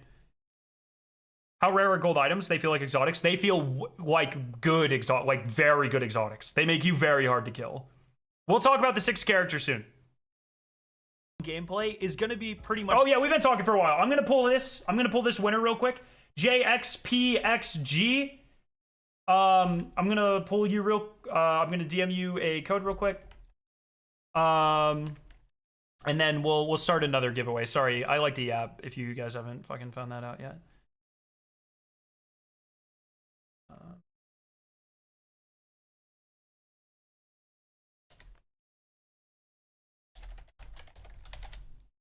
Okay.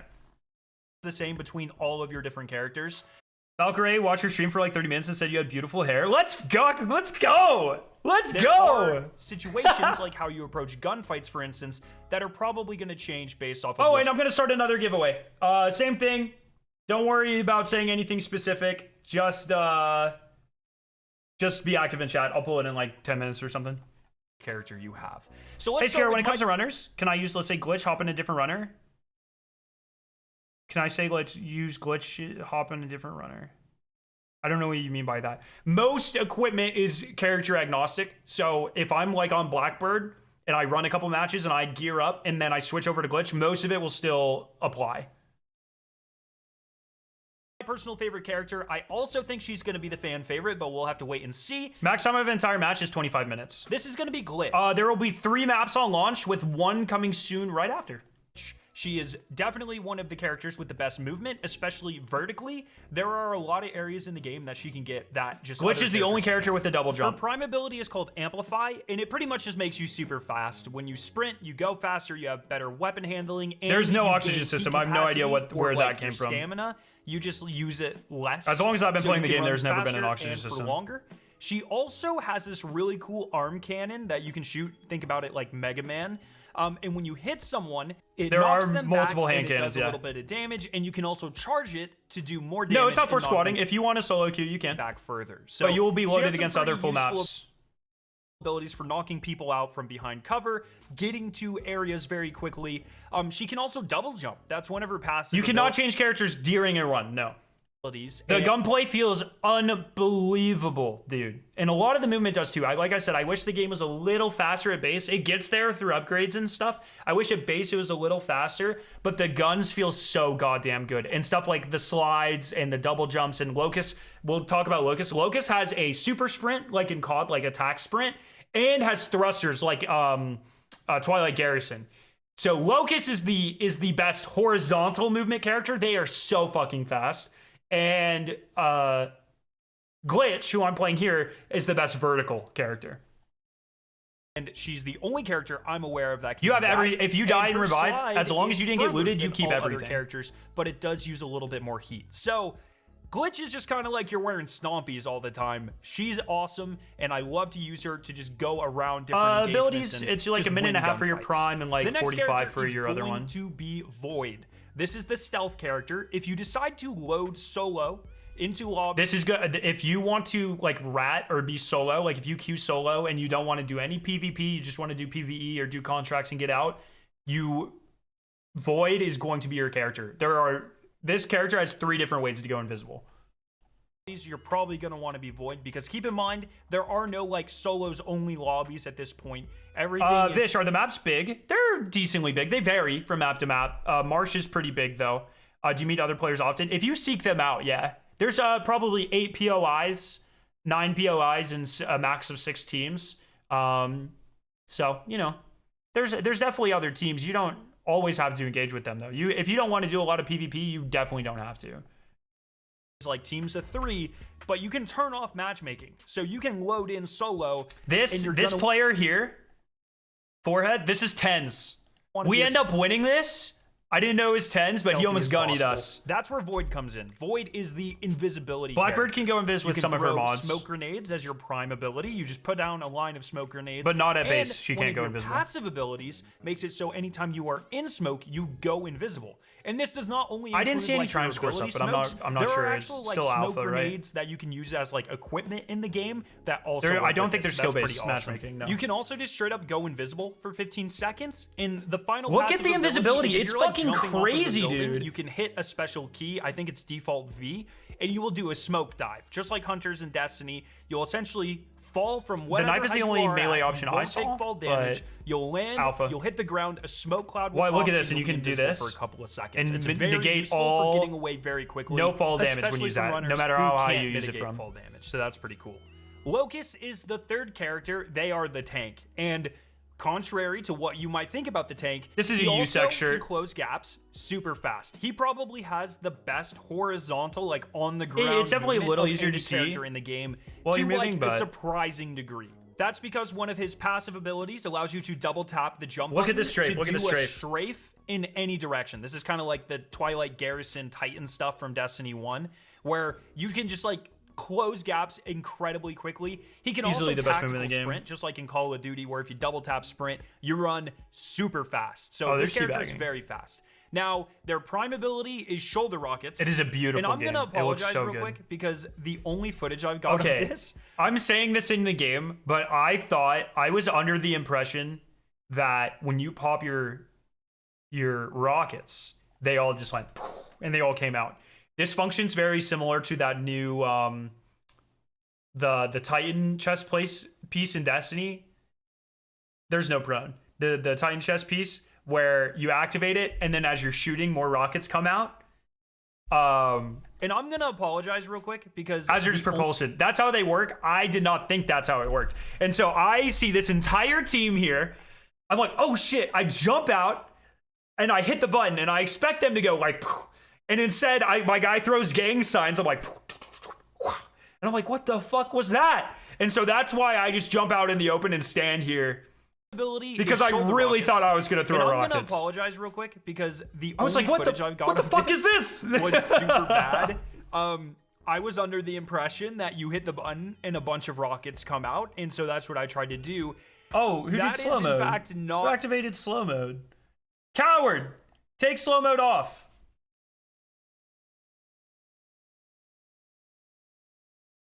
How do I turn slow mode off?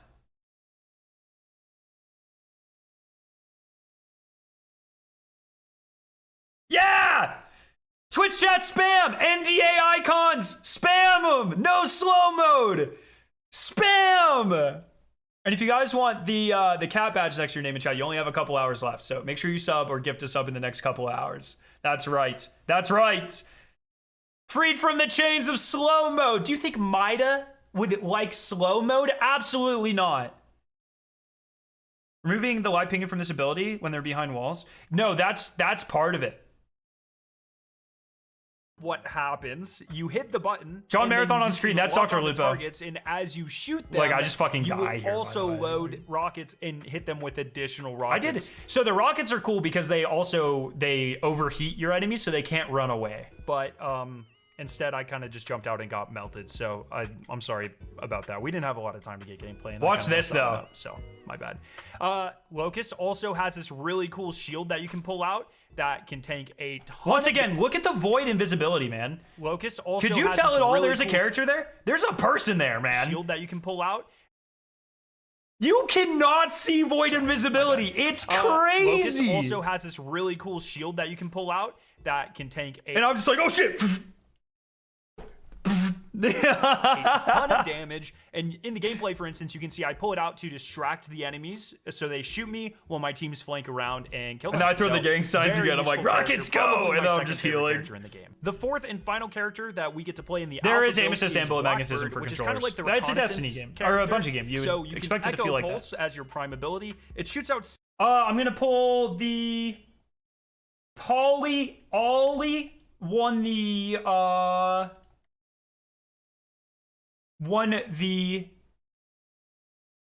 code here. Ollie won the code here. I'll start another giveaway.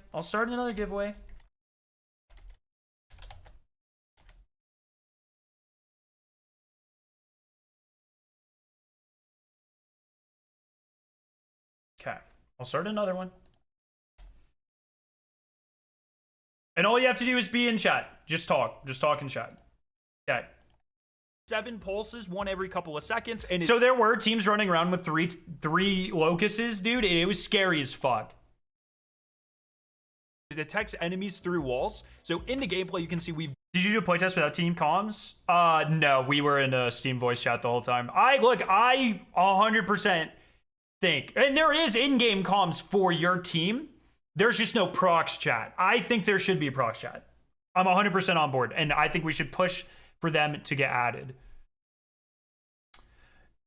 10 said there's aim assist on mouse and keyboard. Yeah, there's definitely a little bit of friction. It's not too crazy. You can see that in that sniper clip that I hit during the showcase. You can see it kind of slow down a little bit. It's not a ton though, but it's definitely there to help smooth out the experience a little bit. Down 2 enemies. We're running upstairs, and I'm trying to. Does Blackbird counter void? 100%. I show you that actually when I talk about Blackbird in the very next clip. The final enemy. So I pop it, and then they ping through the wall. So we immediately know where the final person on that team is, and we can't be surprised.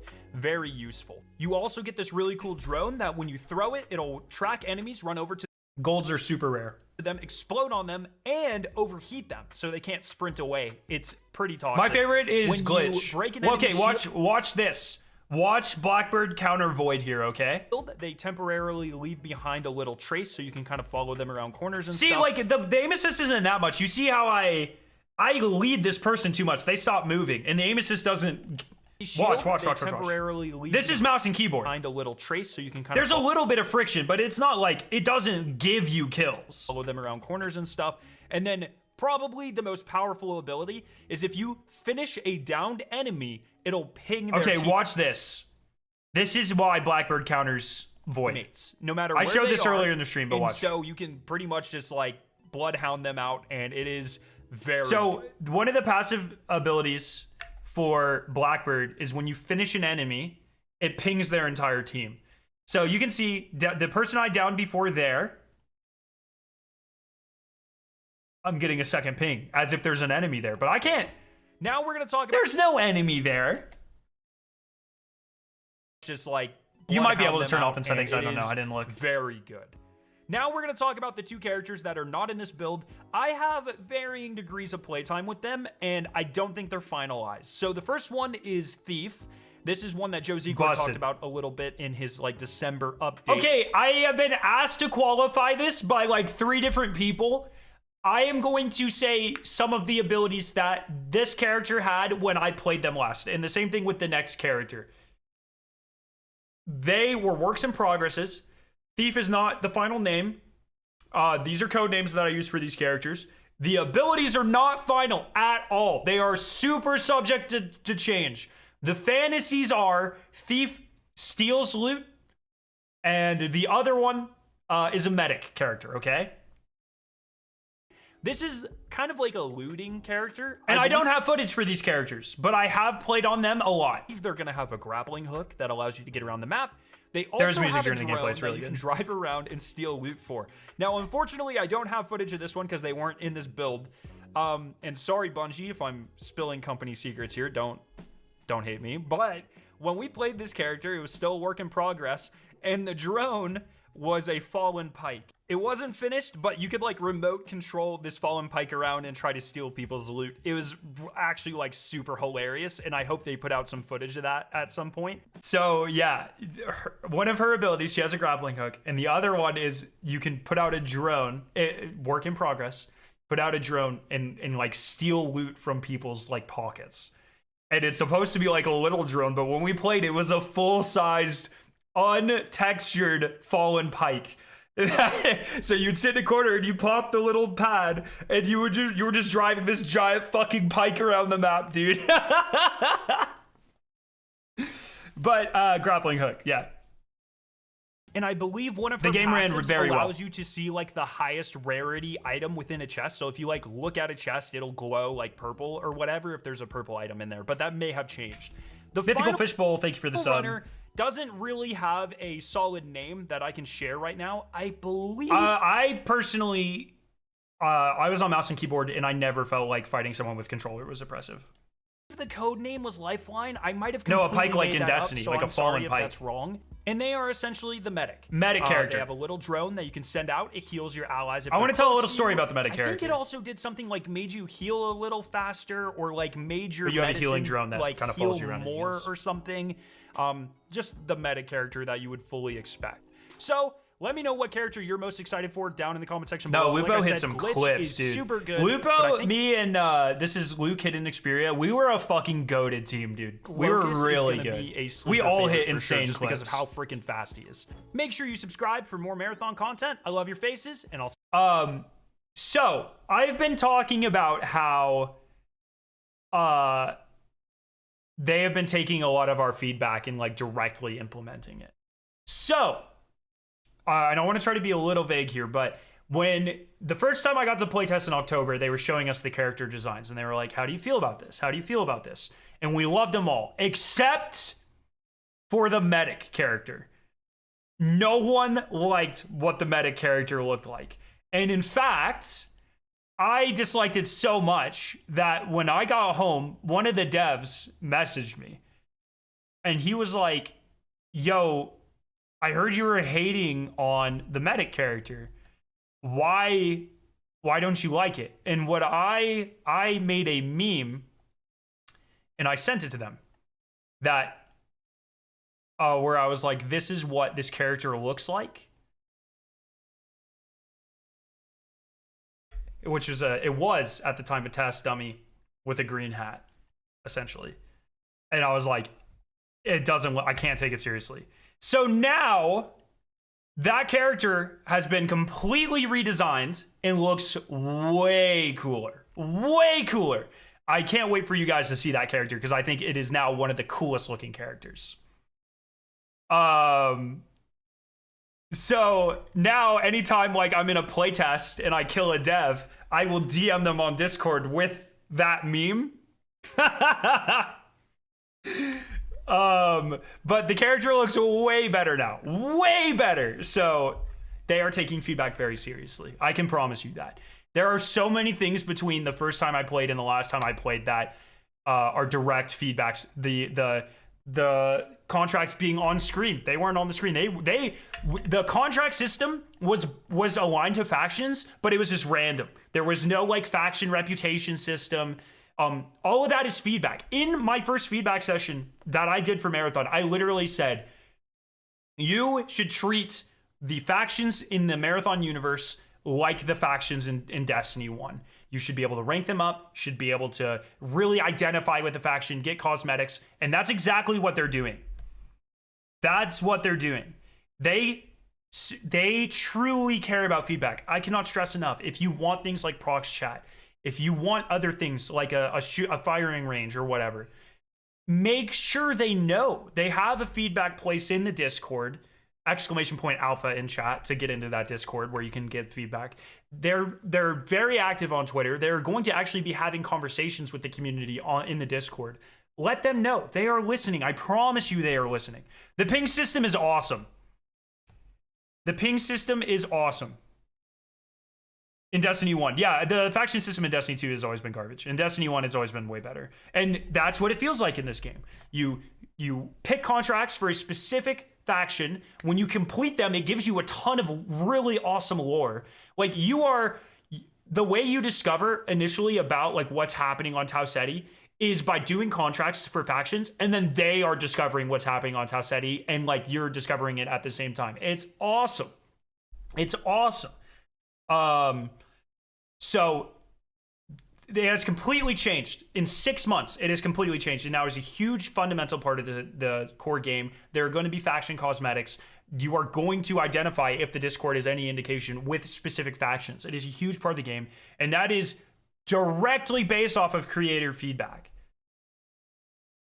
The fog is not here to stay. There's dynamic weather, so not every match has fog. Sometimes it's raining a shit ton. Sometimes it's sunny.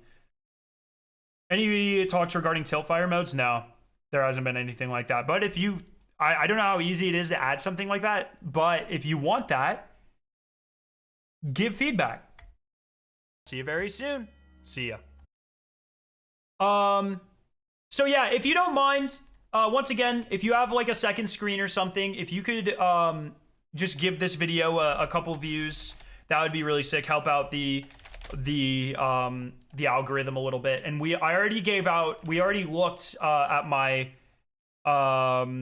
my full review for Marathon, so if you could give that a couple of views as well. I want to talk about how loot works in Marathon next. That's the next thing we're going to be looking at here. Does anyone have any questions? If you want the cat badge next to your name in chat, you have 3 hours, I think 2 or 3 hours. 2 or 3 hours to get this cat badge next to your name in Twitch chat. It's forever. It lasts across all of Twitch, but you have to gift a sub or sub to the channel in the next 3 hours.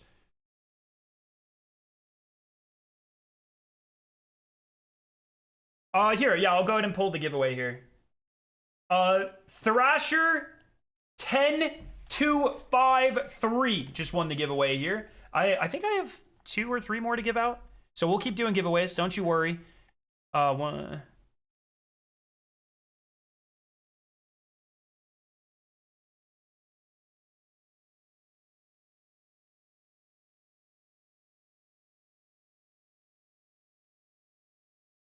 Okay. There we go. I'm gonna do that.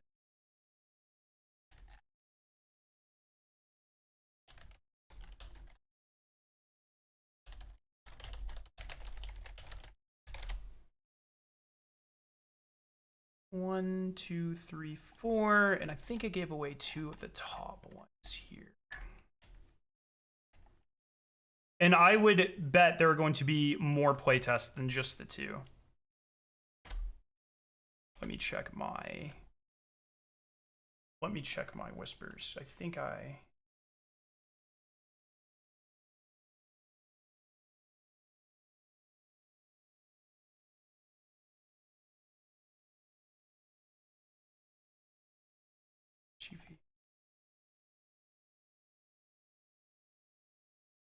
Just checking how many codes I have left. Do I have?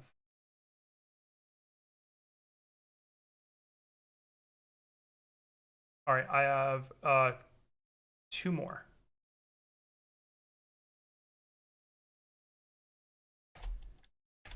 Okay.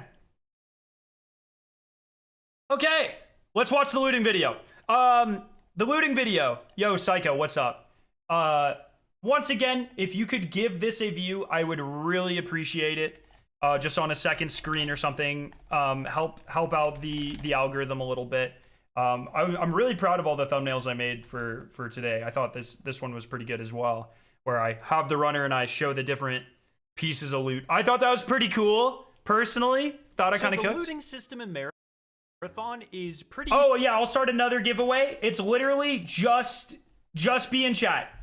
Just be in Twitch chat. I'm going to do everything on Twitch because it's just so much easier than YouTube. Sorry. So if you're on YouTube, hop over and you want a chance for the alpha, just hop over to Twitch. I'm sorry. No keywords or anything. Just be active in chat. I'll pull it like in 10 minutes. Unique, and I wouldn't call it like overtly complex, but there are definitely the priority codes that I'm giving away, it's not only so you'll get into the alpha and then you can invite 2 of your friends as well. I don't know about the ones in the Discord, but that's how the ones I was given work. A lot of nuances to it that the game doesn't directly spell out, at least currently. So I wanted to make a video kind of breaking down the entire loot system. Yes, thank you, Psycho. And kind of just give you an overview. There's no player market as far as I'm aware. Into a game of Marathon. Thief and the meta character, they are not in any of my videos. Because we were not able to capture footage with them. They're not in the alpha build. I've already put out a video on my general review of Marathon, so you can find that in the pinned comment down below. And my latest video broke down all 6 of the different runners and everything we currently know about them and showed some gameplay of 4 of them that you can find in the alpha build. So make sure to check that out. And if you're excited for Marathon, please make sure to subscribe on YouTube and follow on Twitch. I'm going to be playing the shit out of this game. I'm going to be covering it all the way up until release. I'm excited. I mean, I have almost 100 hours in the game and I'm still this excited. That's got to tell you guys something, right? Like, come on. Well, if you're interested in more Marathon content, make sure to subscribe. I'd also like to preface this video by saying everything I kind of hope so, Gamer Logic, but I don't know. Version of the game, everything is subject to change based. You could not toggle motion blur in the build of the game we were playing. Thank you very much. Have a good day. Off of community feedback, or just if Bungie thinks all right, if you could, I couldn't find it. Work a little differently in the final version of the game. So there will be a toggle. Where to even begin? This is, of course, an extraction shooter, so loot is really interesting in the there will be a toggle. You kill people and you get to steal their loot permanently, but if you die, you lose everything on you. The only way to keep what you get within a run is to successfully extract or exfil, which you can do around the map. This system makes there's no worm loot class. There very should be valuable though. In this game. It is pretty much. How many guns are there? I mean, there's probably like 16 to 20 guns. There's a lot of guns. There's about 2 of every archetype. So there's like 2 auto rifles, 2 SMG, 2 sniper. There might be a couple more, but I think it's 16 to 20. There's a ton. Like credits. So how do you like go about getting loot? So when you load into a game of Marathon, there are about 2 or 3 like marked marked or flare rooms per game. There were a ton. You can find it like on the ground. Look how stacked this was. This was 10s after we killed them. Just fucking purple loot. This is the best payday of my life. There are also special. So damage by body part? Not really. Sometimes you'll get shot and it's like, yeah, you have like a damaged hand, so you heal a little slower. But it's never anything other than like that. It's nothing crazy. That you can do to get certain types of loot. Loot kind of drops as you would expect in a Bungie game. I think we were the only people to kill 10s all day. There are different rarities. Savage. Gray, thank you so much for the gifted sub. Blue, purple, and you the countdown for the extracts top right. Or top left. You can see it's 21 minutes. It's 25 when you start the game. Special effects. So, for instance, if you find a gold mod for your gun, it completely changes the gun. If I have a shotgun that shoots full auto when it is gray or green, a gold... Look, I don't want to say I'm cracked at the game or anything, but I've been part of 3 playtests, and at every playtest in the internal leaderboards, I've been among the top. Mod, for instance, might favorite POI. I love starting field maintenance, going through algae ponds, and going to greenhouse, because you start field maintenance, that gives you a good chance to find a lot of guns, and then as you go through algae ponds and greenhouse, It gives you a really good chance to find flares, the dropship, and there's a ton that's right through the middle of the map, so there's a ton of PvP. Fire a very, very rapid 5-round burst. I'm pretty good at the game, okay? and There's a auto reason they holster chose to use my reload footage. from your reserves as well. Do you see those snipes, man? They are game changing. The gold items in this game are going to be absolutely coveted. They're very rare. For instance, No there are oxygen gold system. backpacks Nothing like make that. You go completely invisible while you are looting. So generally, the higher But rarity stuff you also, I've always been really good at learning maps quicker than most people, or learning games quicker than most people. So I locked in really fast. But I give it 2 weeks, and you guys fucking being on the game, I'll be shit again. I'm good when I can utilize my game knowledge. As soon as that's wiped out, I'm fucked, okay? harder you are to kill. Did you try no PvP run? In the second playtest I did, there weren't enough people for PvP. You would like maybe once every 3 or 4 matches you loaded in with anyone on the map. And I did all of that PvE only pretty much, and it was still a lot of fun. That was on a different map though. That was mostly on the perimeter map, but it was still very fun. For glitch, how accurate were they while in the air? Not bad, not bad. I didn't feel aerial effectiveness or anything like that. But the more dangerous a run is because people are going to be gunning for your loot. And We if don't you know how lose much it'll it's cost. It's going to suck that much more. There's, of course, all sorts of different types of items that you can find in the game. There are different weapons. I would say you are at a disadvantage if you're solo. I mean, inherently, because the game is trios. Everything's trios. You can load in solo and turn off matchmaking, but it's still going to match you against trios. A lot of people have very heavily given feedback against that they want a solos mode. I would recommend you give feedback against that if you want a solos mode on the Discord, !alpha, in the Discord or on Twitter. But if you're playing as Void and like you're solo, you can avoid combat pretty well. I don't think your success rate's gonna be 100. You know, it might be closer to like 50 or something. Depending on how good of a character, you know, how good you are at like avoiding and ratting and stuff. But I think you could play solo. You are definitely at a disadvantage, of course. But the one the big negative would be when you go to extract, when you hit the extraction, you have to stand there for a minute. And there's just a giant blue laser all the way up to the sky. And so like that is like, you have pretty much all of the classic There's no weapons friendly that fire. you would expect. You have general equipment like grenades, chem-light grenades, smoke grenades. there are a ton of extraction zones. So when you load in, you have an extraction zone, and then there's an extraction zone that's kind of like guarded, and you go to it and you activate it, and then a bunch of enemies spawn. So you have at least 2. There's a final extraction zone I think that they're working on, where if you miss the timer, you have 5 extra minutes to go to a final extraction zone. But there are plenty of opportunities. Have materials. These are really important because they help you upgrade your character. They said there's currently no they said they want to make a way for you to memorialize like all the different seasons and your runs and stuff, but they couldn't talk. Lars said he didn't want to talk on it right now.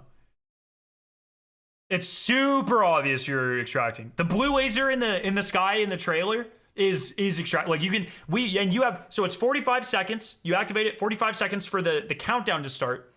The countdown is 30 seconds, but if your entire team's within like close to the pole, then it goes down to 10. So minimum is 55 seconds, maximum is 125 seconds. And the entire map knows you're extracting.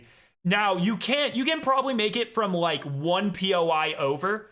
I'd say you can make it if you're within a third of the map, you can make it there. So we have, but also if someone like downs you and the extraction goes off, you get extracted. But if they down you and then permakill you, you don't get extracted. So unlock upgrades by completing contracts for different it's not easy to camp extracts because I don't think you're supposed to be able to see other people's extracts. You can a little bit in the footage that I show, but I don't think you're supposed to be able to.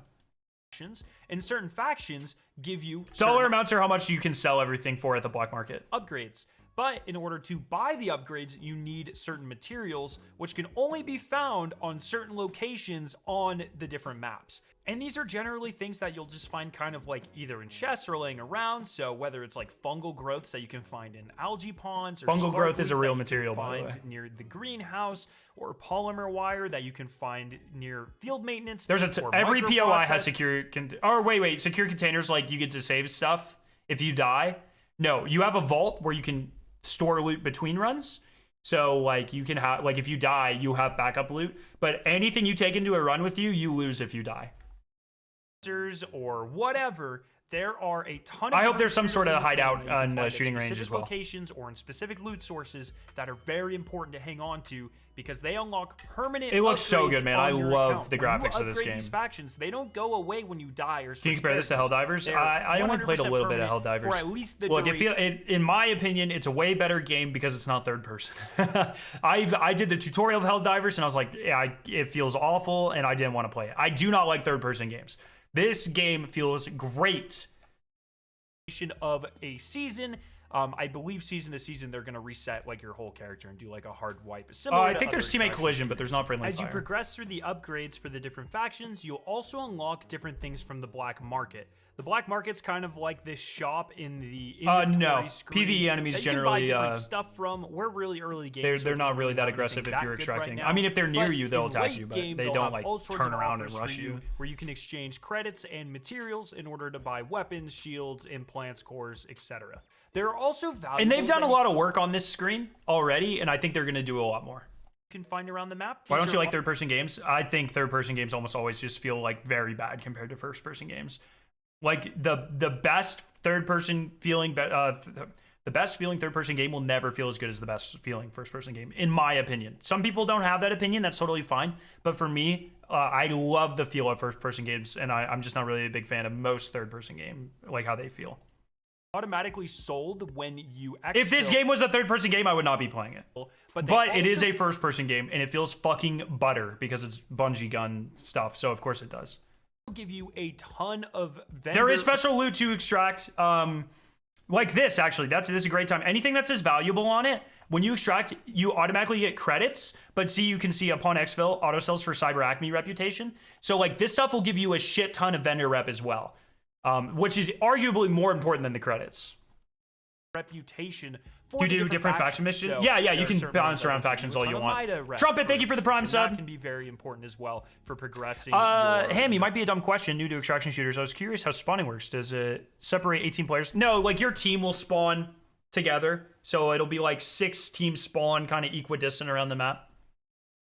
Storyline through these different factions. Like and reverse unlocking Hunger things like Games. upgrades and cosmetics. There are also spawn on the, cores kind of the outside, not the implants inside. And shields that you can pick up. Shields are really the factions in the game. So there are 3 factions: Cyber Acme, Traxxas,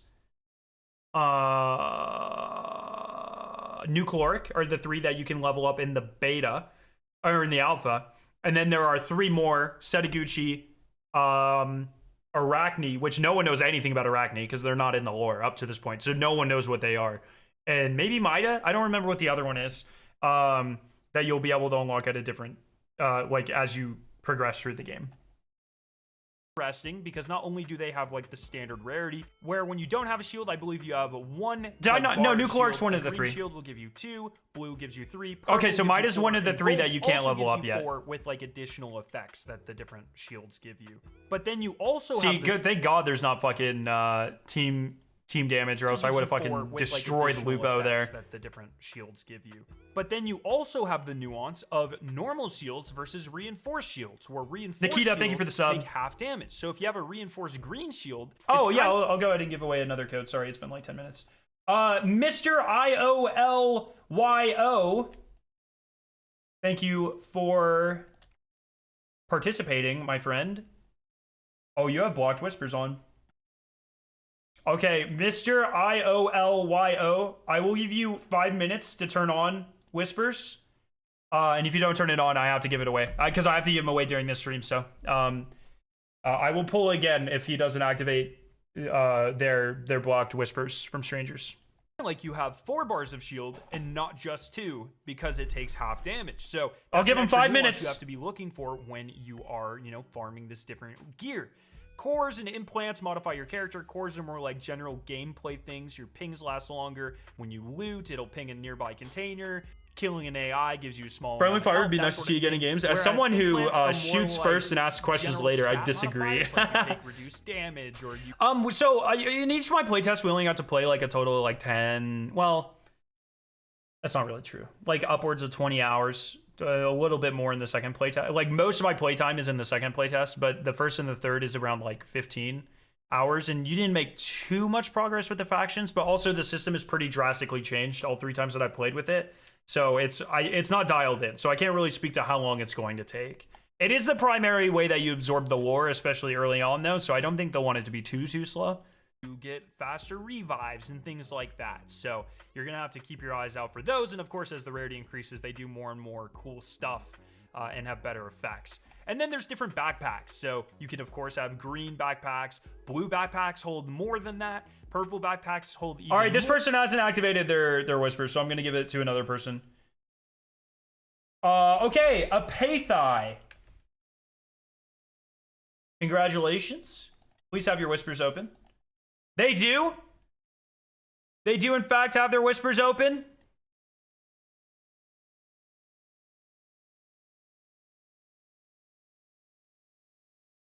There you go, my friend. And I have one more to give away. One more to give away. I'm doing it on Twitch. I'm going to go ahead and roll it. All you have to do, you have 10 minutes to just talk in Twitch chat. That's all you have to do. Just vibe. Be a cool person. Don't be a bot. And the giveaway starts now. But also there are different varieties of backpacks. So not only is there like a Brandon, the subscribe cat is on Twitch only. And speaking of that, if you want this badge next to your name in chat, you have like 2 hours to get it. And then it's gone forever. But if you get it, you get to keep it forever. And you get it by either subbing to the channel or gifting a sub to the channel. And you will get this cat next to your name in chat, just like all these beautiful people that you can see. And you'll get to flex it until the end of time. Blue backpack, but then there will also be make like sure you an sub ammo variety of on backpack, Twitch, which allows you to hold more ammo, or a medical backpack, which causes you to heal faster. I love that the different backpacks do different things. I think it's really cool. It. So there's a lot of nuance to the types of loot that you can pick up within this game. It's pretty cool. Now, one thing that the game doesn't really explain to you unless you look around specifically on the map is that different points of interest. And that's the one thing I like is you can really farm specific stuff. I don't know if the other extraction shooters do that. But if you just want shields, load in, go to complex, loot, exfil. Load in, go to complex, loot, exfil. And I love that there's a farming aspect to this. Specific loot, or have a higher chance for specific loot to spawn. So for instance, on Dire Marsh, the main map that we're going to be playing during the alpha, field maintenance will spawn a ton of weapon lockers, which of course have weapons in them. If you are looking specifically for a shield, you'll want to go to complex. Different areas have different things. And this actually, and you don't have to interact with the game that way. That's just an option on how to interact with the game. And I like that a lot. The different mini looting events on the map as well. For instance, sometimes you'll be walking around the map and you'll see one of these landing pads. And if you activate it, eventually a dropship will drop down and drop 4 chests for you to loot. And these actually have a much higher chance to give you weapon parts or like different, magazines, sights, barrels, or mods for your weapons, helping you to upgrade those.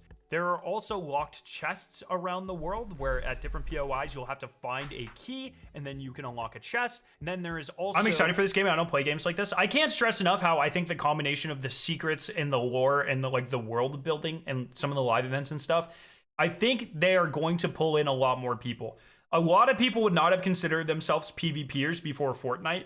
And that game did a lot to pull in people who played less PvP. I think this game has the opportunity... to do something very similar. There is so much extra stuff in this game that is not just PvP. These little flare rooms where you'll come across a flare, and somewhere nearby there will be a room with a ton of loot. I believe these also give you a ton of weapons and backpacks. And then the best loot that I'm aware of comes from key rooms. Occasionally you will find a special key that will tell you So someone said, do you think this will be a Fortnite to Tarkov's PUBG? I don't it's so hard to make statements like that because the gaming industry is like 80% luck, right? Who the fuck knows what's gonna pop off? What I will say is I have a lot of faith that the foundation of this game is good enough to make something like that able to happen. I don't want to say this will be the next biggest game ever because I don't know. I would never put my reputation on that bet. You know what I mean? But there's a lot of potential with this game, and I think they have something very special here, and I can't wait to see how they take advantage of that. It's hard, but it's hard to say. I think plenty of great games don't get the recognition they deserve, and I think a lot of games that maybe I don't consider to be quite as good fucking blow up. So who knows? the location of a room that says like, oh, you need to go towards complex shed to use this key. When you go to these rooms, they have the highest chance for high rarity loot. Blue keys obviously being worse than purple keys, and I believe there's even gold keys in the game, which will unlock rooms that give you the absolute top tier loot that you can get within Marathon. When you are done looting, you can extract. This is pretty interesting. You activate an extraction point. I believe you have to wait like 45 seconds. Then a bubble will spawn and there will be a 30-second countdown. But if your entire team is within the ring, that 30-second countdown will cut down to 10 seconds, and then you will successfully exfil as long as you are not killed during the process. The giant blue light in the sky does let yeah, I never into look at it, but you entire can map see it know from that across you the are map. currently exfilling, and that they have a very short amount of time to come and We kill don't know you the before you price leave of it. with We have all no the idea. loot. But once you get it out, some things are automatically sold, some things are automatically put into your stash, and you are Exfil is the only way to keep your loot. able to hoard a limited amount of items that you can keep just in case you die on your next run. So it's pretty nice. There are also certain upgrades that you can get to upgrade your stash size. Is the build crafting in depth or just a lot of stat bonuses? Some of the higher end build crafting adds extra abilities and nuances and stuff for sure. It is very in depth. It gets pretty insane, and a lot of like the abilities play off of the guns, and the guns play back into the abilities and the equipment and stuff. Like the build crafting is very, very deep. I want to at some point have a conversation with Kevin Yanis, because he is probably the fucking craziest person when it comes to build crafting in this game. Every time I talk to him, he's like, oh my god, I was just thinking you can do this and this and this and this and this, and you have this core and this thing, and it's gonna. Oh, and yesterday I was playing with and it's so interesting because I feel like he approaches the game as like a roguelike type experience where he'll load in on a character he barely plays or whatever. Well, I mean, he's a dev, so he plays on them all, but you know what I mean. He'll pick a random character, he'll load in, and the first piece of loot he finds, he's like, I can build craft with this, and then he just build crafts right into that thing. Every time I talk to him, he's got 20 different builds that he wants me to try, and it's amazing. He is so fucking passionate about build crafting in this game. It is amazing. I'm gonna try to reach out to them and see if I can get him to sit down for a talk at some point. Maybe once we get further along in the game cycle. If there's a beta, I have no idea, or in the launch, I want to talk to him through it because man, he's so good at it. He's so good at it. And we've given a lot of feedback. Everyone in the squad can pick the same character, yes. Build crafting, how different is it from Destiny? I mean, they're two different games, right? Like, your characters don't have anywhere near as many abilities in this game as they do in Destiny. Like, in Destiny, the gameplay is quite different from Hunter, Titan, Warlock. In this game, at base, the game's not super different if you're Locust or Glitch or Blackbird. Like, there are things that change, but most of the core game loop and feel is pretty similar. Until you get into those, like, more specific build crafting scenarios. And even then, like, some of the build crafting is like, hey, I want to go all knife. You can do that on any character, you know? It's probably best to do it on Void since you can go invisible, but you don't have to do it on Void, so... The base stash size should probably be a little bit bigger, so I'm interested to see how everyone feels about that during the And this is another thing I don't talk about. Maybe I do talk about this. There are different shields. So there are shields, and then there are reinforced shields that take half damage, and they have the same rarities. So you can get a green shield, which gives you 2 shield bars, or you can get a reinforced green shield, which gives you 2 shield bars, but essentially is like 4 shield bars because it takes half damage. And so there are times where you have to make a decision. Do I use this blue shield or this reinforced green shield? It's pretty cool. Alpha and how Bungie approaches that in the future. So if you have... Yeah, right there. I just showed a reinforced shield right there. And the reinforced ones are obviously rarer. But you can see, reinforces your base shields. Reinforced shields take half damage. So if you have any more questions regarding loot, please let me know down below. It's not that difficult of a system, but I'm still really sad I interesting. missed that shot. All of the different nuances and like learning specifically, oh, I need to go exactly here and do this. Are the spawns fixed? I think there are like many spawns and you randomize between certain ones. But there are like, it's not like random per se. Like you can't spawn anywhere. I love the fun movement, man. if any fun movement, if like if I do knife only, can I slip in time, get someone from behind? Yes, I would think Locust would do that the best because Locust has like incredibly fast thrusters and they can super sprint. So yeah, Guidems. It's quite fun. But also you could sneak in with Void, go invisible, knife, throw your grenade super, so you smoke grenade super, and just leave as well. So like there are multiple ways you can approach that. Anyways, I hope you guys have a fantastic day. Once again, sub for more marathon content, and I'll see you very soon. See ya. So once again, I hope you guys enjoyed these 3 videos. I'd really appreciate if you could, if you all could give this a view on a side monitor or something. I'm really interested. I want to see other people's opinions of the game. So are there any people whose reviews you want me to watch and answer questions to? I would love to. I saw Luke did one. Did Lupo do a review?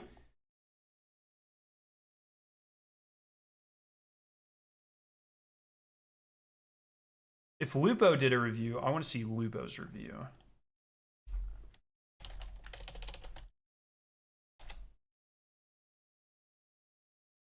Yes, he did. Okay, good. Hey, y'all. It's time. The embargo is lifted. The doors are open. It is true. I went to Bungie and I played some more Marathon. Does this guy have 10 PCs in the background? First off, this is not an ad. I just want to make sure it's super clear. You're gonna see a bunch of my gameplay here because I'm Dr. Crispy 93. Lupo, me and Luke, we were pretty good buds for a couple of days here. I get to show you some of the highlighted moments of the footage that they let us capture, specifically on day 2 of this trip. And you can even hear me talking in the background, probably. I've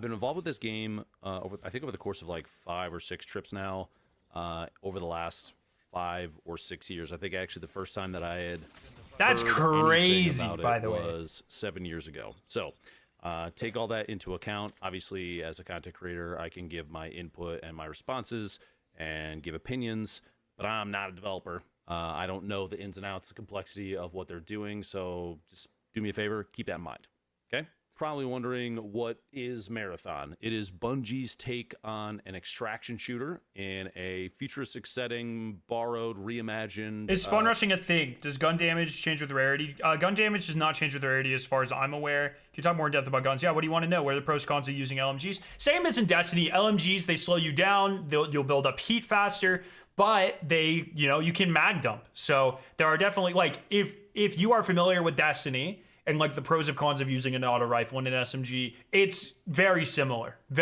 for a lot of those things. Spawn rushing is kind of a thing, but you really have to like just stay on the outskirts of the map and sprint. Usually what we do is run right to the middle of the map and wait for gunfire and then do that. So that's how you're gonna get into fights way faster.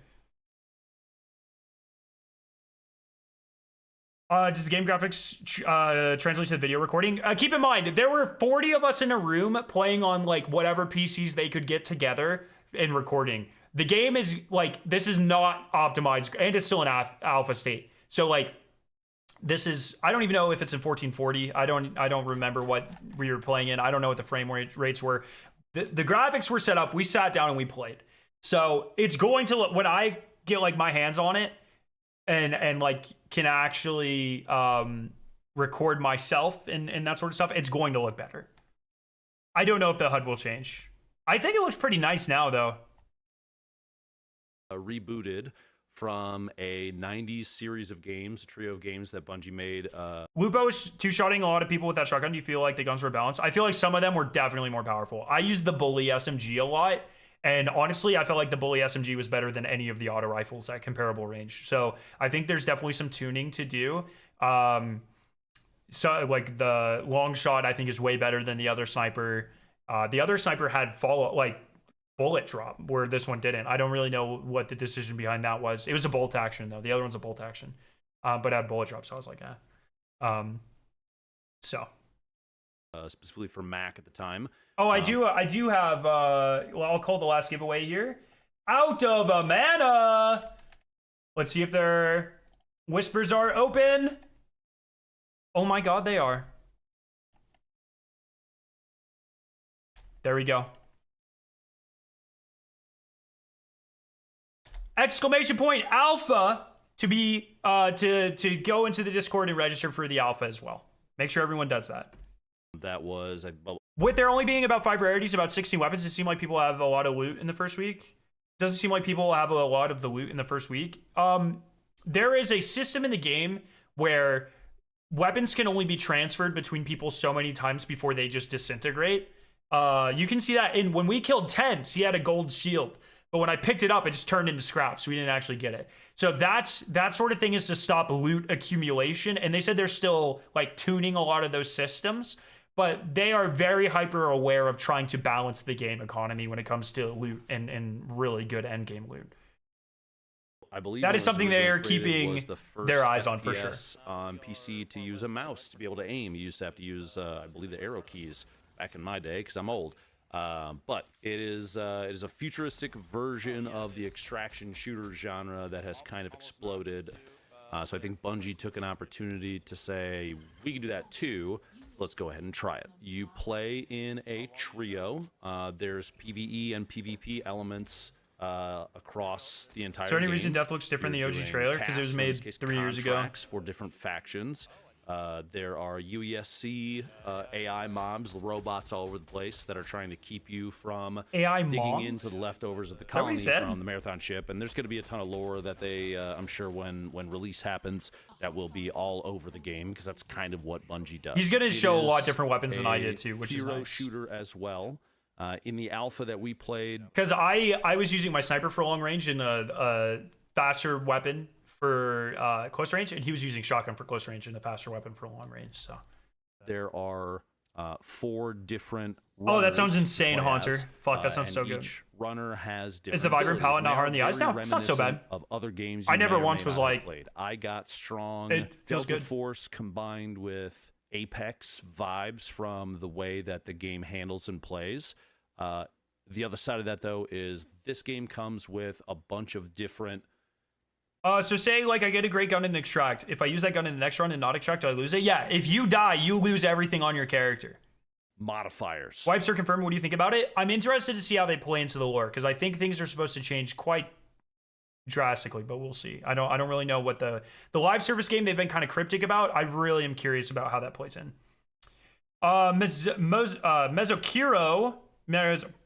Mezokiru, sorry, I butchered the shit out of that. I very much apologize. I have to ask, for someone like me who rarely plays PvP games and usually gravitates toward PvE games, do you think I might enjoy this? I played all of Marathon's, Halo's, Destiny games, so I rarely played PvP games. This is definitely going to be more PvP heavy than that. I think there are things that are going to keep people pulled into this. I think the lore is insanely compelling. It's a beautiful game. The secret stuff that I keep talking about, there is PvP components to that, but there are certain aspects of the game where the secrets and solving those puzzles come first and foremost, and PvP is just something you have to do to get there. So I think there's going to be, like, obviously, no one exists on the true scale of all PvE or all PvP. It's a sliding scale of how much of either are you willing to deal with to get what you want to do. You know what I mean? And everyone has a little spectrum that they exist in. I say this a lot, like before Fortnite, I don't think a lot of people of those, like Fortnite mains, consider themselves necessarily PvP only people or whatever, but that game kind of activated that for them. And I think this has a lot of potential to push people a little bit more towards PvP, for sure. But it is also avoidable. Like you don't only have to do only PvP all the time. Like there's always the opportunity there because you load in with other people. But if you play certain characters or play styles or go to certain locations or do whatever, you can avoid that to some extent. So for the PvE in this game would be great. I don't think they want, like, remember the whole point of doing Marathon is so they extend their audience. They don't want to cannibalize the Destiny audience. And so I don't think they want a second PvE live game because they already have that. I think it's very deliberate that they chose a PvP focused game, and very deliberate they picked an extraction shooter. Same reason I think the other incubations Bungie was doing, Gummy Bears being like a third person fight 'em MOBA game, and Payback being a narrative driven like RPG fucking hero game. Like everything that they were doing, they were working on was very deliberately set to expand their audience size, not cannibalize the audiences of their existing games. There's probably going to be a cosmetic store. I think there is going to be, but they didn't talk to us about it at all. That your runner will handle. You have a shield, you've got cores, you have implants. What's the point of extracting with great loot if you can just lose it the next run? No lock a permanent save for loot? No, that's the thing is like you gear, you get better, you get better, you get better to tackle higher challenges or harder maps or do harder contracts. That's the point of an extraction shooter. You gear up, you go and you risk losing it all, but the higher loot you have, the better encounters you can, or the harder encounters you can do, and the better loot you can get, and you push yourself higher and higher. But if you get like a really rare gun that you don't want to risk, you can put it in your vault. You don't have to take it in. You can put that shit over here and not touch it until you're ready. So a lot of what we did early on in the playtest, we would do all gray guns, and nothing else, load in, kill people, steal their stuff, put it in the vault. And then all gray guns, kill people, steal their stuff, put it in the vault. And we would gear up until we were like fucking warlords, and then we would take everything in and just mow people down. I know anti-cheat is a huge focus for them, Kagami, but obviously I can't speak to it. I did all internal tests. But they have a huge dedicated team to it, so I hope so. What are your thoughts on Bungie focusing on Marathon over Destiny 2? That's just not a reality. That has never been a reality, and that is not a reality. And I don't think that's a reality that'll ever happen. There are more devs by like a significant margin working on Destiny.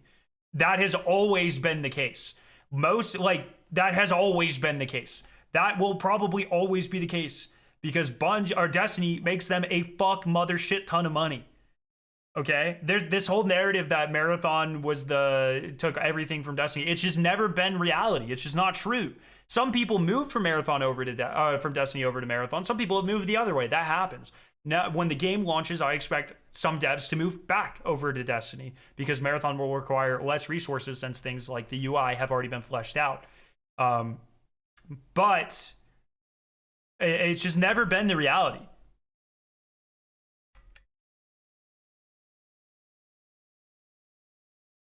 Can you turn off cross-platform? I have no idea. I played in-house, so I don't know. Are there any contracts that require you to choose between factions? All contracts are faction-specific. I don't think anything locks you into one, though. I don't know, Apolly. I think they're iterating on it pretty heavily. I feel like there are a lot of doomers around this, and it's kind of annoying. Like, I get it, though. Like, I'm a Destiny guy for 10 years. I understand. Like, Destiny feels like a lot of times it's gone progressively worse, although Into the Light, Final Shape were fucking awesome. This last season was fucking awesome. But I get it. Like when you see them working on something else and it's also like, oh, this isn't doing well. I get the like why you jump to those conclusions, but it's just not reality. I think Glitch is going to be the fan favorite personally because she's fast. People are movement kids, man.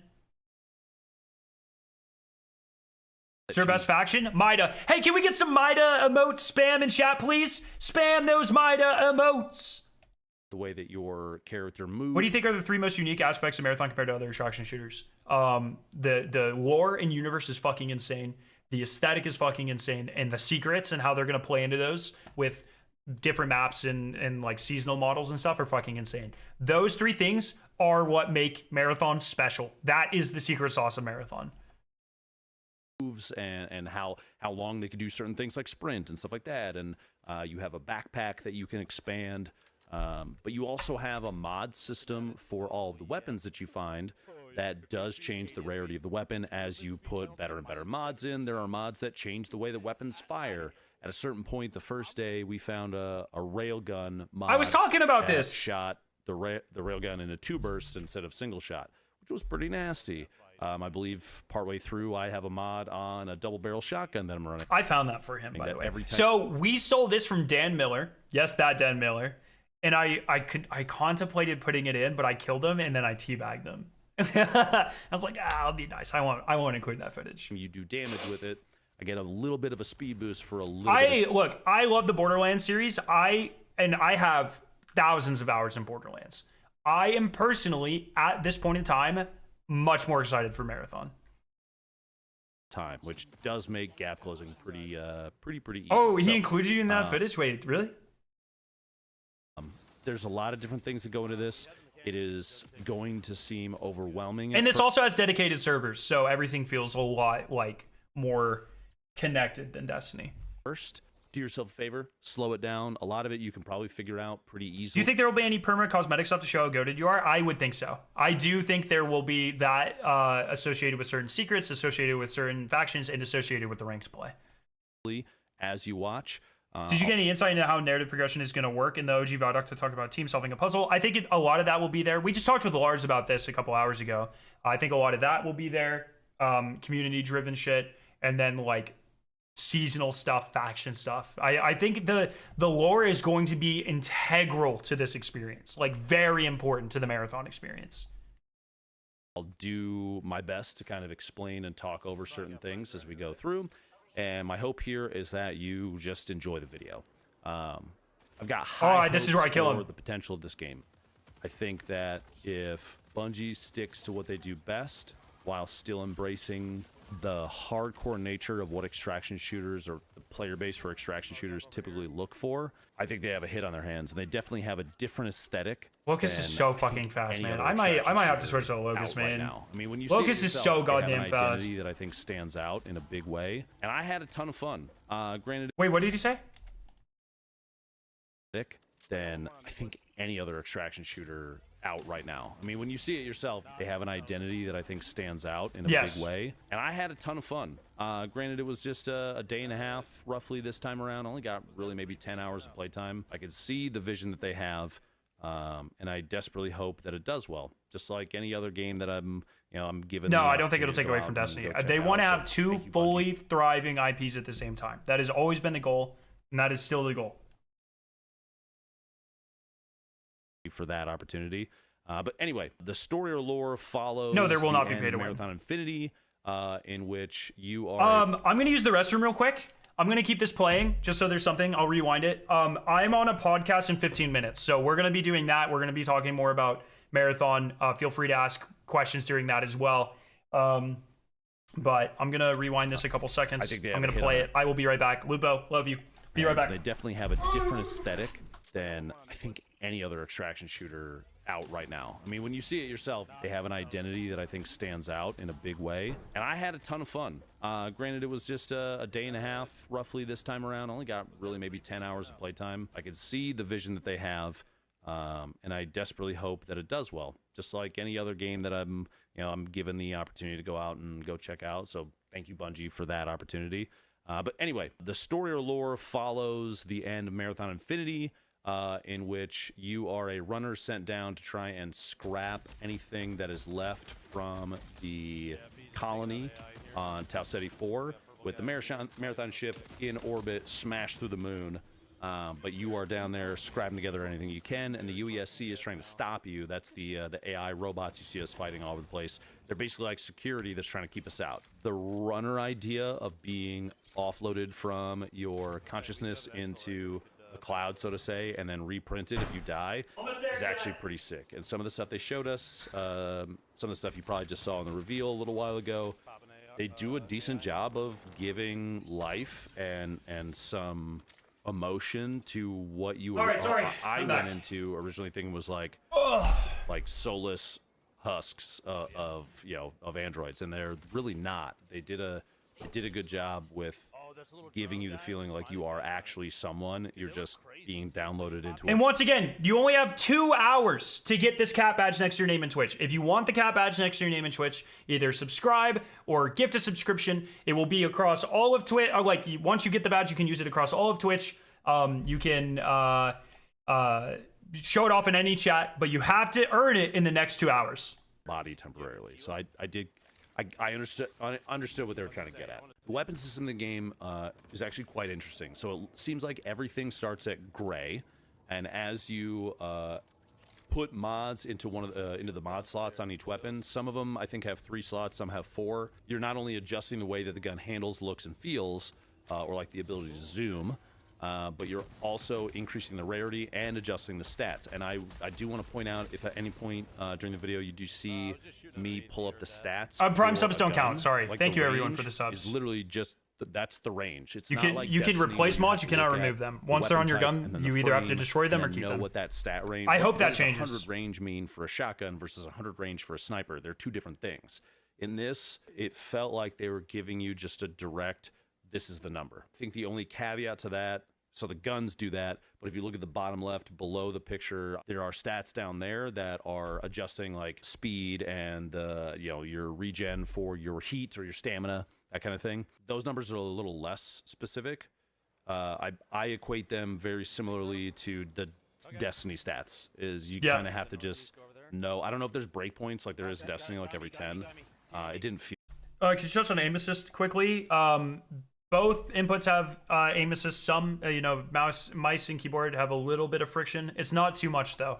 I felt like they were pretty even as we were playing. I got ran by some controller players. I ran some controller players. I ran some keyboard people. So it's kind of all over the place. I think it feels good though. I think it's balanced very well. Feel like it. Ranked was mentioned in some of the trailers. Can you give any details on that? So I've played a couple iterations of the ranked mode. They were not happy with it, and it is going back for a complete rework. So I don't know what it exists as currently within Bungie. It won't be in the alpha build, but they do plan on having a prestigious ranked mode in the game. It felt just like it was, raw numbers. The mouse and keyboard friction is so small. But you do kind of have to pay attention to what's going on down there. But the weapon system I thought was kind of sick, with one exception. I think it's just to bring it into parity with controllers, but it's like I still miss a ton of snipes in the gameplay that you guys saw. You could overwrite them, but if you got you think that will split the player base too much? What do you mean? And you slapped it in a gun. If you wanted to keep that, you had to keep the gun. So at no point during that, and I did make a suggestion to say, hey, the toss-up that they're looking for is they don't want the economy to just snowball into bigger and bigger and bigger and bigger and bigger all the time. Yep. Tarkov has durability, and if you lose a thing and it wasn't insured, it's just gone, right? Thanks. How did it compare to COD rotational aim assist strength? I have no idea. I don't play controller, and I don't think COD has mouse and keyboard anything. And I assume you can turn friction off, but I don't know. So somebody, what faction did I join? Chat. What faction did I join? Let the emotes rain, my fellow pregnant Mida people. Let it come. I better see those Mida emotes. Let it rain. If somebody picks your gun up and gets out with it, it just stays forever. We don't know how much this will cost. Two kind of things going on. One is if a weapon switches hands enough times, it gets marked as scrap, and when you go to loot it from somebody that you may have killed, you just get the value and credits instead. It breaks it. The other thing that I had suggested was, let us pull one mod off of a gun. Let's say I find a shotgun and a purple mod, and I want to stick a chip like the chip that I have on my double barrel in this video. Make it so I can rip the chip out. Yes. But it destroys the gun and everything else on it. I'm fine with that too. So if you loot someone with a goated gun, you don't want the gun, you just want one of the attachments. You can't take all 4 goated attachments. You can just take one. I'm fine if that's the compromise they want to go with. Ben made that suggestion while we were in a feedback session. I'm fine with that. I just think you should be able to recoup something. It feels bad not being able to recoup anything from guns. An opportunity for choice when it comes to looting stuff from other players. If I see some, I know it's early, but what can you expect your streaming schedule to be juggling both games? Destiny will always be the priority for 100%, but I would imagine, we still don't have any information with this, but with the release in September and that sort of stuff, it seems pretty obvious that they don't want Destiny and Marathon to clash and overlap if they don't have to make that happen. But Destiny will always take priority for me and my channel. With with like a blue scope, and I want that, but they also have a purple that I already have. Maybe at that point I'm trying to choose, do I take a copy of the purple mod that I already have, but it's going to break everything else, including the scope I want? Do I take the scope and chuck the purple mod, knowing that I just want the scope? That kind of thing, I think, gives the player an opportunity for complex choice instead of just gun have purple or gold, keep. That felt not as good. Yeah. They very much do. They lean into the 2-weapon system. Primary, secondary. I was running a DMR and a double barrel shotgun on Locust, which seemed to feel real good. But there were all sorts of. Oh my God, he shit on that guy. Oh, that's Brian. Keep in mind too is when you start getting gold mods, which I didn't see any during either day. Weapon mods specifically. But we do get a gold. 18, so 6 teams of 3 people max per lobby. Different maps have different teams. So Perimeter was the other map we played. I think it only had 4 teams on it, I think.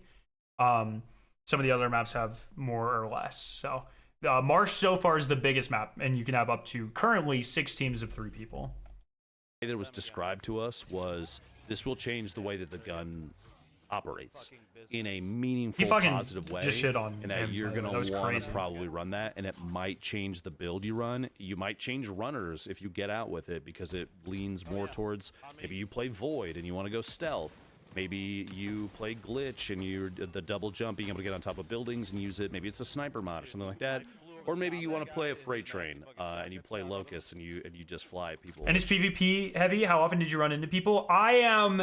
We were the team that ran towards the bullets. We heard people shooting and we ran towards them. So we definitely PvP'd more than pretty much any other team. Maybe Drewski's and Ten's team was up there with us. But you can avoid it if you want to. But it's definitely like, there were definitely games. So a game's 25 minutes. There were games where we killed all 5 of the other teams on the map. I very much enjoyed. The weapon system is complicated and customizable in a way that I expect builds to be set up around them. I think you can, so the matches will always be teams of 3. You can solo queue and turn off fill, so you will load in solo, but you will be facing teams of 3. I think that's some of the biggest feedback that they've heard, that we want a solo mode. So I think you should continue to give that feedback if a solos mode is something you want to see. But at this point, that's how it is. they need to make the mods removable. At a cost is fine. If it's destroy the gun, something like that, I think it's still worth it. I think they said alpha invites in a couple weeks. I never played an extraction shooter, but it looks like you're mainly focused on looting, build, crafting. Marathon, you're also playing very heavily into the in-game universe and secrets and stuff as well. Because as is right now, you're getting pigeonholed into one weapon if you get a good mod on it. You're like, well, I don't really want to run the shotgun anymore, but it does have the gold, and that's pretty sick. I was going to go long range, but I guess I'll keep this thing. And that doesn't feel as good, in my opinion. But we'll see. The game has a number of consumables. There's, shield and health regen, just like Apex, where there's heals and segments and stuff like that. But there's also some modifiers that come with little buff items. There was one that makes it harder to target, and it kind of scrambles the visuals around you. I like that one a lot. There are a couple that remove debuffs and give you temporary buffs to the stats that mitigate those. There is a self-res. There is the Phoenix Kit style item where you full heal your HP. And there's a shield. self-res, and it's pretty fast. You cannot tap it, though. Like in COD, if you start self-resing, a teammate can finish the rest. You can't do that here. They also have modifiers for... I'm gonna have to see more gameplay, but it doesn't sound as PvP as I want. If you want PvP, Junior, you can make the PvP happen. Debuffs and...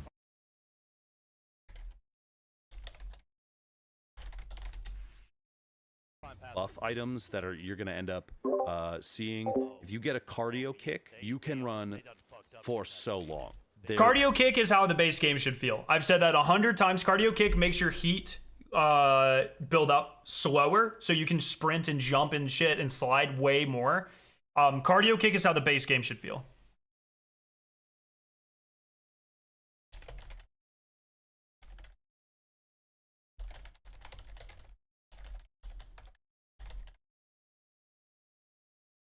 How hard was it to make sense of all the loot? Pretty easy. It wasn't bad. It wasn't bad. I think they should change some stuff. I've been pretty vocal. So like these icons have gone through a couple iterations.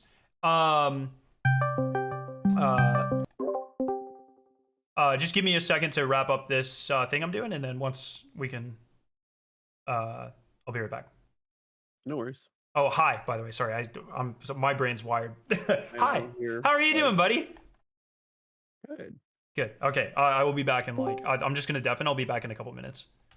So like these icons, your shields and your implants, they all used to look completely different and very identifiable. You could just look at an inventory and know that they had one. Now it's kind of confusing. You don't know what goes where. I've made that feedback, and I think they're gonna be changing some of them. So movement wise, things are a bit slower. You start slower, but through the upgrade and mod system, it gets pretty fast. I don't know if this is the final UI. They've done a lot of iterations. I don't know if it's final or not. I like that one a lot. There are a couple that remove debuffs and give you temporary buffs to the stats that mitigate those. There is a self-res.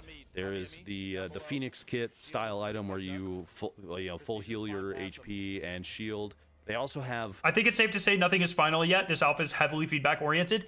That is why it is a closed alpha and they're not letting us like share gameplay and stuff.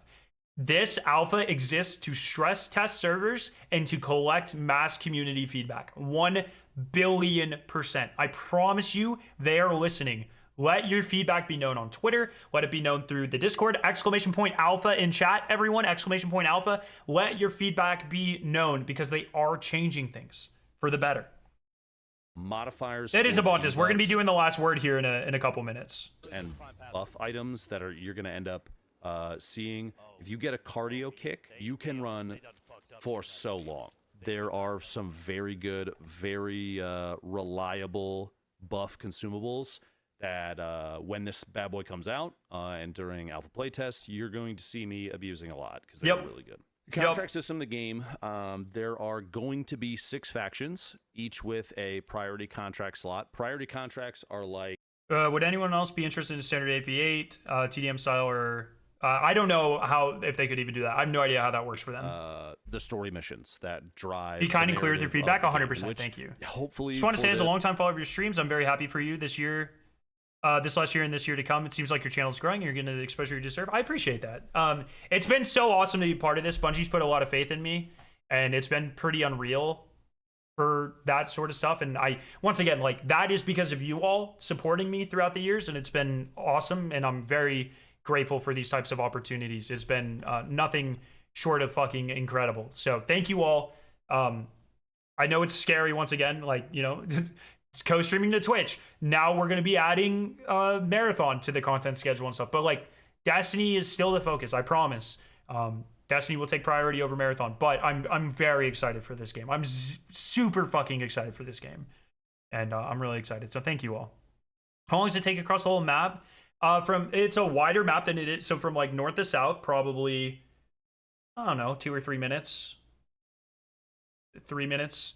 From side to side, probably closer to 5. There is a narrative that is ever present for the player, even if you skip past every intro video, because each faction has like an AI that is assigned to it that you communicate with, and they do introduce each of them as if they have their own identity, which I thought was pretty cool.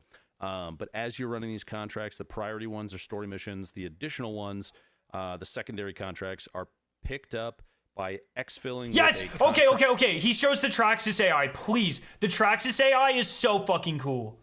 Item from a run, and then it opens. Wait, is it going to show it? It has a fucking lion, dude. It has a lion. To whatever faction it belongs to, like New Caloric or Traxxas, that kind of thing. And then you can choose to do those instead of a priority contract if you don't have. Yes, it. Nico, that's correct. Thank you. For a certain faction, you can do that. Is the emblem for Destiny over? The emblem for Destiny might have just been during the reveal. And as you level the rep up, it unlocks additional... Hey, if you guys want this cat badge next to your name on Twitch for the end of time, until the end of time, forever, you have to either subscribe or gift a sub in the next 2 hours. It's the only way to get it. It's almost gone forever, but once you get it, you get to keep it forever across all of Twitch. So either subscribe on Twitch or gift a sub. Black market pieces. I think all of our loot is getting reset at the end of the seasons, I believe, but they haven't really them barter items they haven't and credits. nailed that down yet. You are buying things like the ability to buy green backpacks, expanded backpack from a vendor. So in order to get access to those, you do priority contracts to move the story forward, and you do the secondary contracts to basically buff your faction. We didn't really get to see any cosmetics, Jay, so I don't really know what that's going to look like in the final game. In the alpha that we played, only have 1 contract at a time. I hope that changes to 3. Right now, I have probably 500 tasks to do. You pick one and you kind of just focus on that. Is that good or bad? I don't know. It does focus down the. I hope we can do 3. Attention in a previous build, we got to do 3, and I thought it was better. Which I think will result in more runs. Which is. I don't know if there will be like emblems or name cards or anything. We don't know anything about cosmetics. No, we didn't get to play with any cosmetics at all. Maybe that's good. I don't know yet. We'll see. The look and feel of the game. It has its own identity by a landslide. It is not a gritty mill sim. It is not ultra realism. The term that they use in development that they told us about was graphic realism, and you can see from the visuals. They use a every lot of material words is in either addition to that matte too. It's really fun. Oh my or god, dude. super I'm gonna have to glossy. be a fucking There locust really main. isn't an in-between. Jesus, he closes the gap lot so of the fast. buildings, the vehicles, the guns feel like they are, you know. They confirmed it in Cross's interview. There will be trophies, collectibles, and keepsakes that you achieve from previous wipes. So let's go. That's fucking sick. Basic shapes with That's futuristic sick. decals slapped on them. But And wipes will admittedly, happen. Cool. I cool, love cool. it. I actually think it looks really good because it's unique, because it's different. It's not going to be for everybody, and that's totally okay. But I see that they are going for an aesthetic that stands apart from every other game that's out, from Tarkov, from ABI, from Delta Force. You know, I think they nailed it. I think There they are did a very VIPs good and job stuff. of There's going to be giving you more something that advanced just enemies in feels- Marathon. I can't it's really say almost much, but jarringly different the in a secret stuff way I'm that talking I about enjoy. culminates But and stuff. to each their own. Where's I your will say podcast stream this, on? It'll be there here. I'll are stream it here. Also, some very natural things that stand out: trees, grass, the water, all that. There's the same natural warning system that is built into a number of other extraction shooters right now. The birds flying away, those are there to give information. If you hear the birds go off, you are going to know that there's people there. If you see the blue laser go up into the sky, that's someone exfilling. I see, but starting over every season doesn't sound fun. You'll be starting over a lot more than that because you'll be dying a lot. There are indicators for gameplay events on top of what is... These poison rooms are cool. You get to decontaminate them, and then you have like 20 seconds to loot them. And they hit you pretty hard. I think one of the systems that's going to keep this game alive longer than other extraction shooters have attempted to do, and that is both randomized and player-driven in-raid events. There's a number of different times that we're running around, we're pushing buttons. Blackbird emote, that's sick. I can add the different runner emotes. It's got a number on it. It's going to scan. It is on a all the modified other Tiger engine. terminals It's not in the area exact same and mark thing. them for you. You go and you find the same. All right, I think they're ready. I'm gonna hop in. I'm gonna have to disable my stuff real quick, but I will make this work.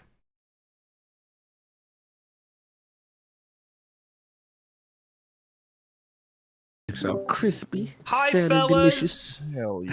Hi, Scarrow. How are we doing? Sorry for the weird stuff. You know, I don't like to make things difficult, but you know, it's been What's a weird up, Scarecrow. It's been a weird day. Hey, Marathon buddy, how are you doing, Travis? And Scarrow's live, so everybody just to be aware of that. To be aware. Yes, I am live. Travis, I couldn't help but notice you weren't in the showcase at all. What's up with that? Yeah, I'm not a paid shill, so I don't show up on time. Crazy. This guy. Crazy, dude. Oh This guy man. here. Oh, okay. You know what's so funny? There we go. You know what? I'll tell it when we're on the air. I Yeah? have a funny story about. I have a funny story about Scarrow. Fucking- Let's go! Shameless listeners. Alright, what's a good funny story? Eh? Yeah, no, it's a good funny story. Oh, Good. sorry. Let me remove the blur on my background so you can do your thing. No, I mean you're good. You're good. Chat, Yeah, we good. No, we're gonna it be must talking make it about harder to do we're your gonna be thing, right? talking about Marathon. There we go. So, a little bit. We're gonna there be you go. so me and Travis works for I'm trying to IGN. make sure you fit. Travis works for IGN. He Yeah, got the you're muted, playtest as Scarrow, well. Just so you know. Yeah, I was talking to chat. Oh, you're Sorry. good. It's on purpose, dude. You doesn't want to talk to you, Update title? No, title's fine. We're gonna be talking about Marathon. Would we on the air? Yes. Well, Scarrow We are. is. Sorry, I know. I'm we making might have things been on difficult. his. We might have been on his, but now we're gonna switch over, and I'm gonna turn on audio over here. So Mhm, now mhm, mhm, my side can hear it, but I think Scarrow's wasn't muted, so I was just trying to make sure everybody was aware. I am just trying to key out your screen real quick. That was it. Why don't you want to do it? Key. Oh, we're done. Oh, I see what you mean. We are done with the alpha giveaways. We've done all the alpha code giveaways.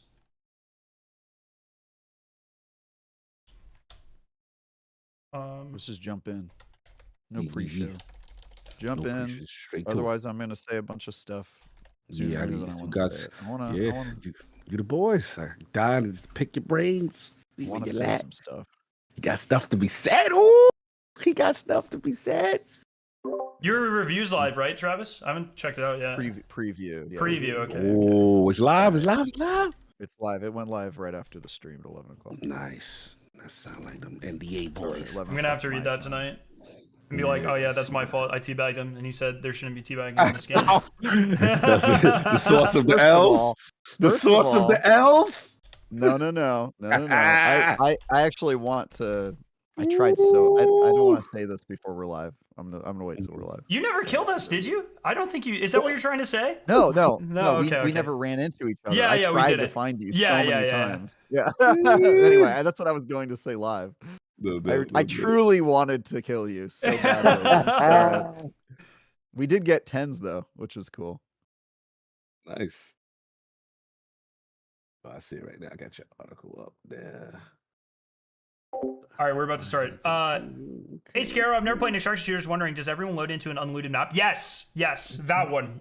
Everyone loads in at the same time to unloaded map. Yes, we're gonna be talking about Marathon. They haven't played. Top two, Lord Cog I and cannot E take his haven't green played. screen out. If you want to take your green screen down, Scarrow, you can just take it down.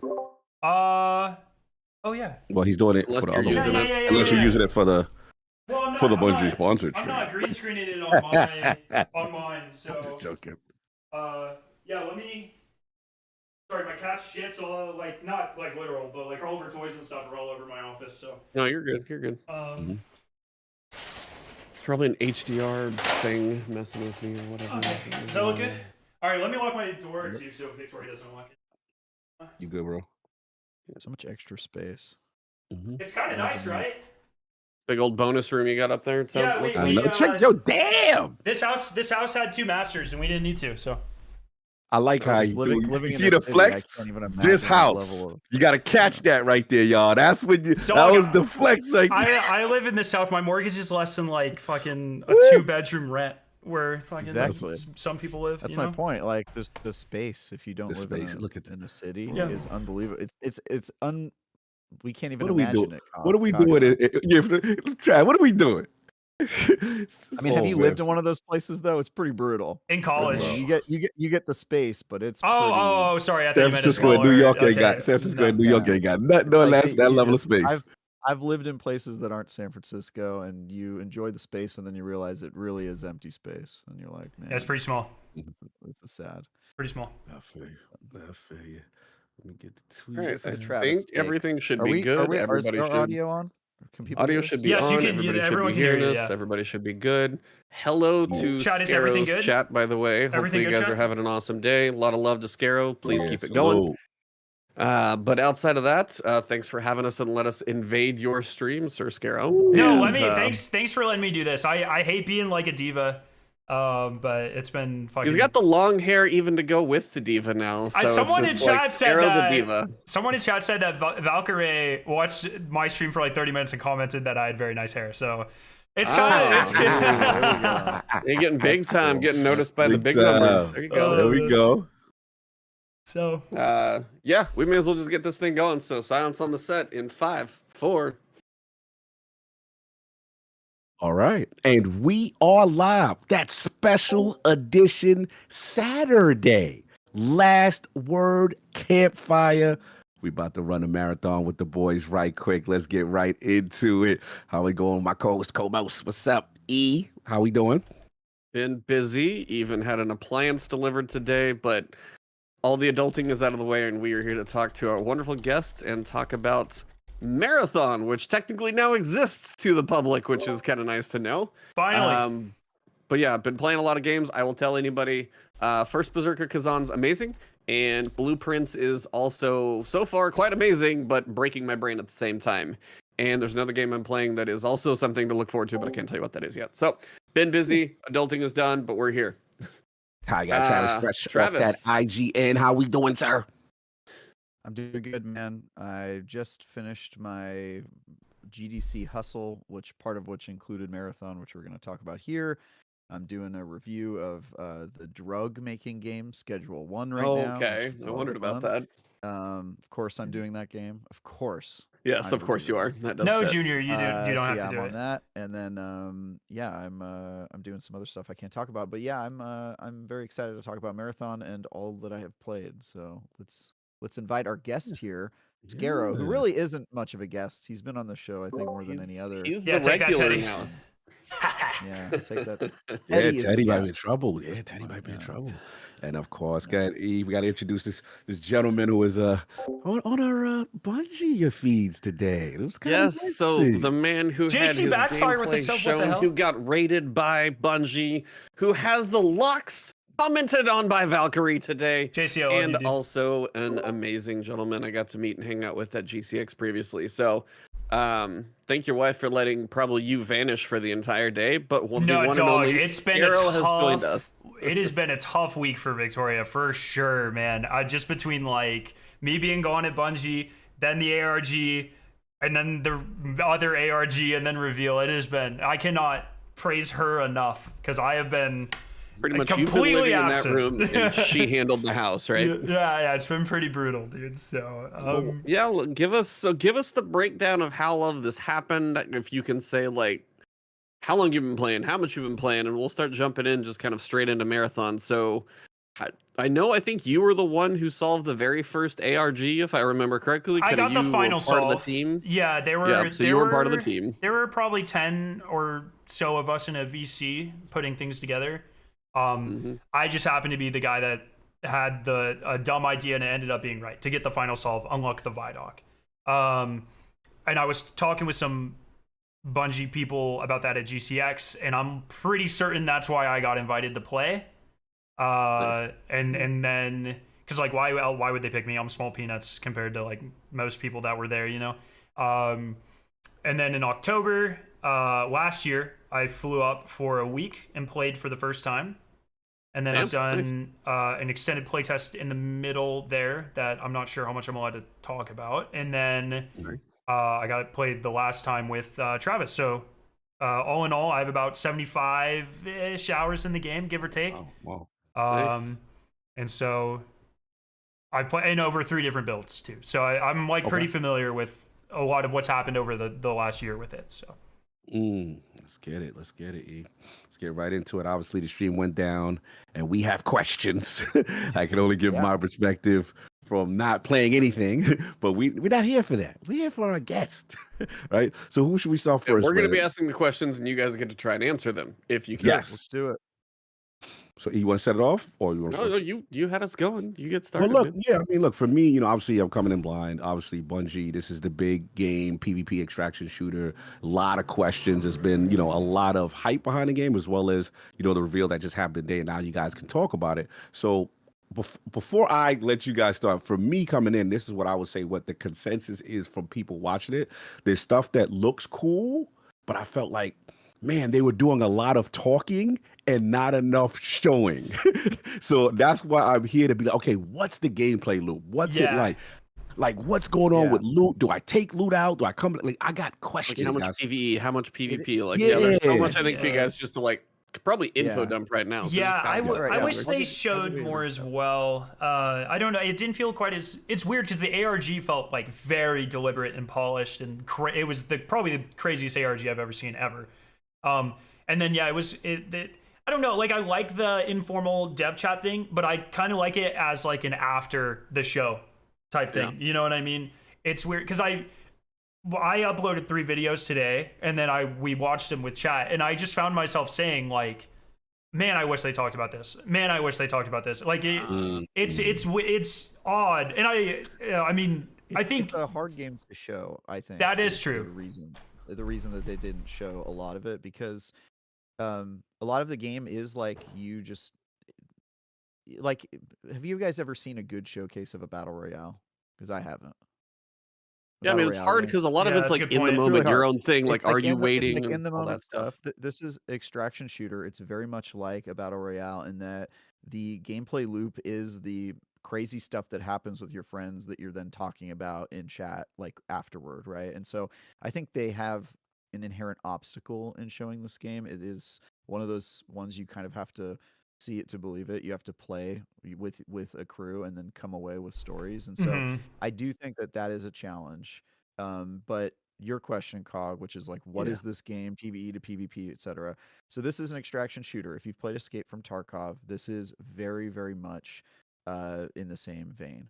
And the way I have been thinking about this game is, you guys remember in the early Battle Royale days where it was PUBG Yep. And PUBG was like a really great idea, but everybody knew that it was janky as hell, and we were Right. all just Yes. waiting. We were Yes. waiting for an incarnation, right? We were waiting for somebody to say, "This is a cool idea. How do we beef it up with like a AAA budget and make it better, right?" And then Fortnite came, and it is now PUBG is sort of almost irrelevant because Fortnite is so successful. What are I we think saying? that What are we saying, Escape Trav? from I'm Can you saying that turn Escape your from audio up just a Tarkov. little, Travis? Me? Yeah, one sec. Yep. Is that any better? Yeah.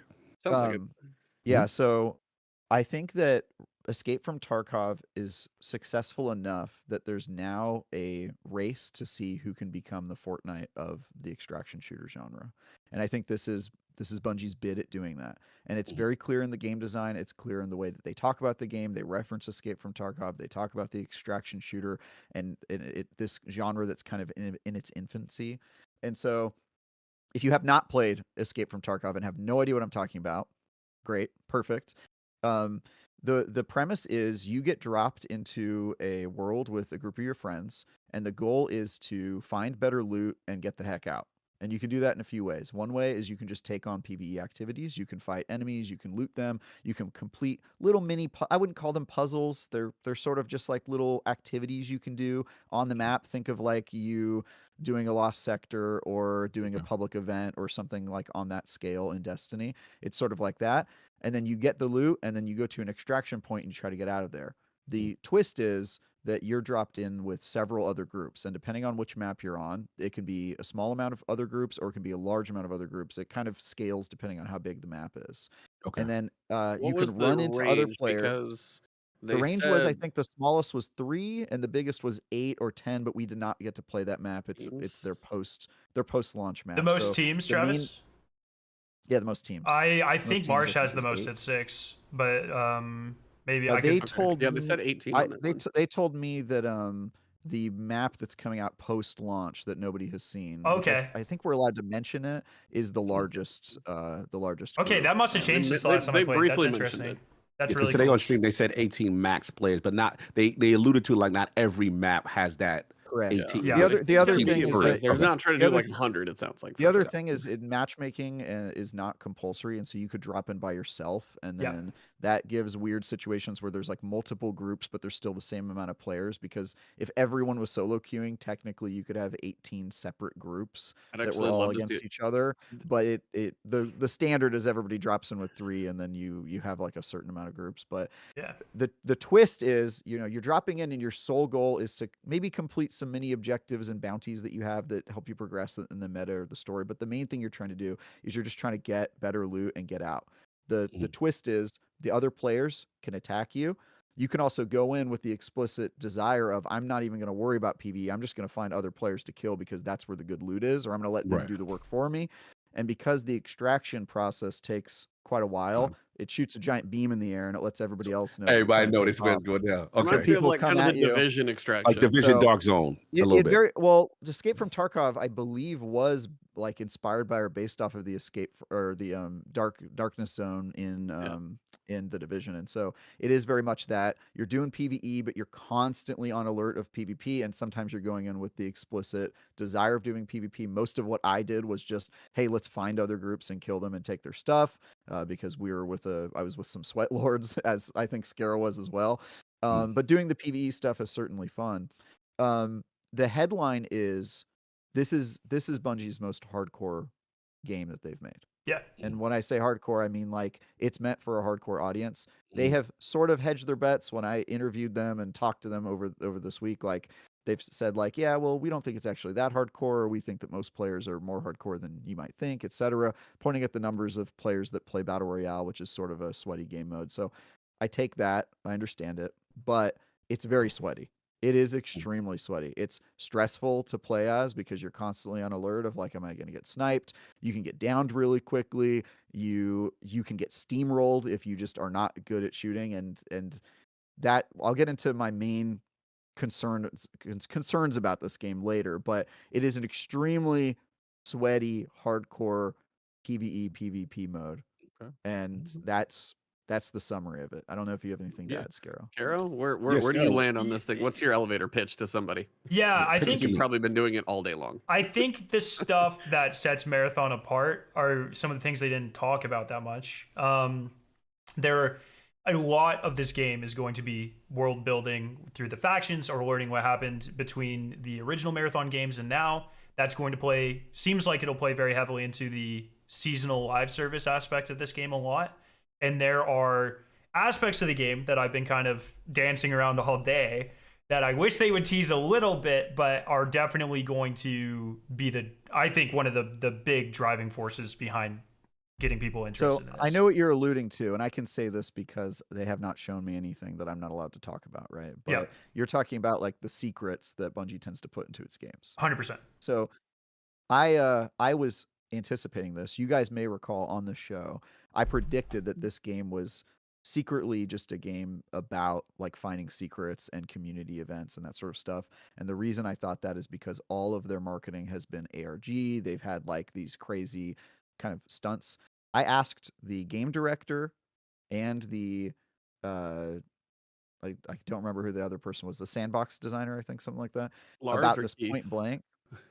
Not Lars, it was it doesn't matter. Anyway, Yeah. I asked people at the top. I was like, look, is this game about secrets and exploration and that sort of stuff? And they basically told me, in no uncertain terms, that this was basically just how they were marketing the game and that the game is different.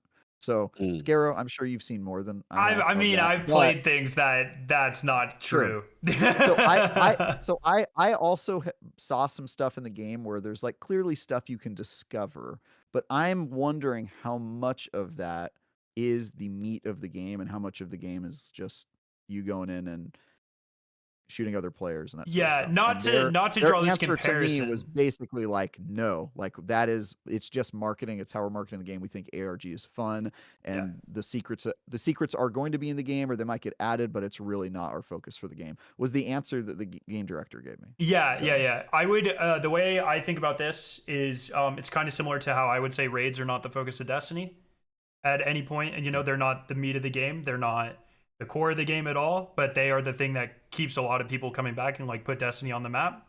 I think there are very similar things in Marathon to that. Activity, you feel activity-wise maybe? No. I mean, all the activities are no. Well, the activities are pretty straightforward. He's talking about like an extra layer that only the hardcore of the most hardcore pursue, and that's sort of like a thing to just generate hype. But and it helps change maybe the landscape of the game a little bit. So I hope you're right. They told me no. They told me straight up no. That's not what they're going for. They could be lying to me. Sometimes they do that for PR reasons, right? Yeah. And perhaps they are. I will say the other thing I sort of disagree with Scarrow is their interest in the story, right?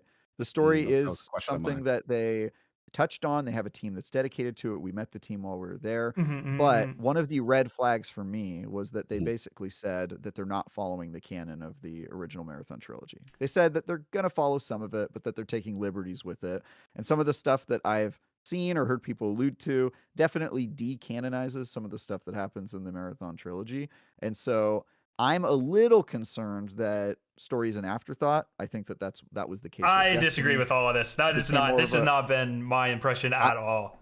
I'm just basing it off of this is why I actually wanted I love this. That's why I love both of them. I love both of them. It's great perspectives from both sides. Look, Scarrow, just to be clear where we stand, Scarrow is a paid shill, right? He's Oh my paid by God. Bungie Do to that to say the boy. good things about the game. That's not true. I'm part of the media, and I don't have any affiliation with them. Just to be clear where we stand. And you both have access. Yeah. Well, we have access, but I mean, they kind of have to. And just for the chats, I have to clarify this because people are gonna freak out. I have not been paid to cover this game in any social aspect at all. Check. I was paid Any to social aspect. I have not been paid to talk about this game in a positive or negative light. I'm allowed to do both. I have not been compensated other than giving alpha codes to give away to chat today in any way. You ain't got a Ferrari I was Marathon paid logo? to fly out to Bungie, playtest the game, and give brutal feedback. Not surprised. And that's it. There was no social aspect to that at all. Oh, damn, I want to Very start cool. the scandal. Just I will want to. I say- just want to focus. I want to. I want to share that for throw a chat. little bit more shade at Finish. Scarrow before we continue. Oh because my it's fun. Because it's fun. Trying to be Right. reasonable to his like massive stream right now, so be No, reasonable. this about this it. is for fun. Hey, if you're part of Scarrow team, hi, I'm Travis. I work for IGN. You already hate me, so it doesn't really That matter is what probably I a say. valid I'm point, just yeah. saying this for fun. So Scarrow shows up, right? He tells me he's played 65 hours. I've played 0. Right. So we're going to play together. And I go, okay, cool. Maybe we can get on the same team. And he goes, actually, they already put me on a team with a bunch of other streamers who have also already paid 65 hours. And we're going to be playing against the people who have 0 playtime. And I said, oh, that sounds fair. So then I go over to Bungie Rep and I go, why did you put all the Sweat Lords on the same team together? The people who have the guess? most. I 'Cause was that's like, like should- my wait, newbie hold on, butt hold on. walking in against him. I was like, shouldn't you split them up so that they can kind of teach some of the players who are newer, some of the secrets and that sort of stuff? And they said, well, we're using their footage to make a commercial. And they I said, did. oh, I said, oh, so you want them footage of destroying players who have 0 play experience and then use it as a fun commercial? That's what you think is a good And idea. it was a for baller your trailer. If you saw it today, it was really good. It worked. I'll say is that there were some people in the session that were like, dude, this is not fun. We're playing against these teams and they are just shitting on us the entire time. And this is our first experience with the game. So all That'd I'll be like say is, me walking to Destiny 2 PvP and then Scarrow walks around the corner with like a exotic heavy machine gun and an exotic armor dashing to be side clear, to side. just to state my bona fides, I was not one of the teams getting destroyed. Okay, we did great. Did you guys get a dev day 2? A lot of the teams got devs day 2. The day 2, everybody got a dev. We had a dev on our team partway through because Just conveniently leaving that out, huh? Travis. Okay, what does that matter? Just because they're a dev doesn't mean they're good. All right. Well, we actually, our guy was good, but yeah, it was me, the writer at Polygon, who also is like a Destiny player who has a lot of experience, and then somebody on their dev team. We did great, but I was sitting next to people who were not having a good time. Like they were just getting destroyed. And I was like, I'm sorry. My footage was great. If you go and watch my IGN preview, it's like mostly me clapping cheeks. But it was that's how it was set up. So I feel sorry for some of the teams that were there, and that does lead into one of my main complaints, but we'll get to that later. I want to talk about the stuff that I love about this game. Hold on, I want Scarrow to have a chance here. I don't even know what am I responding to?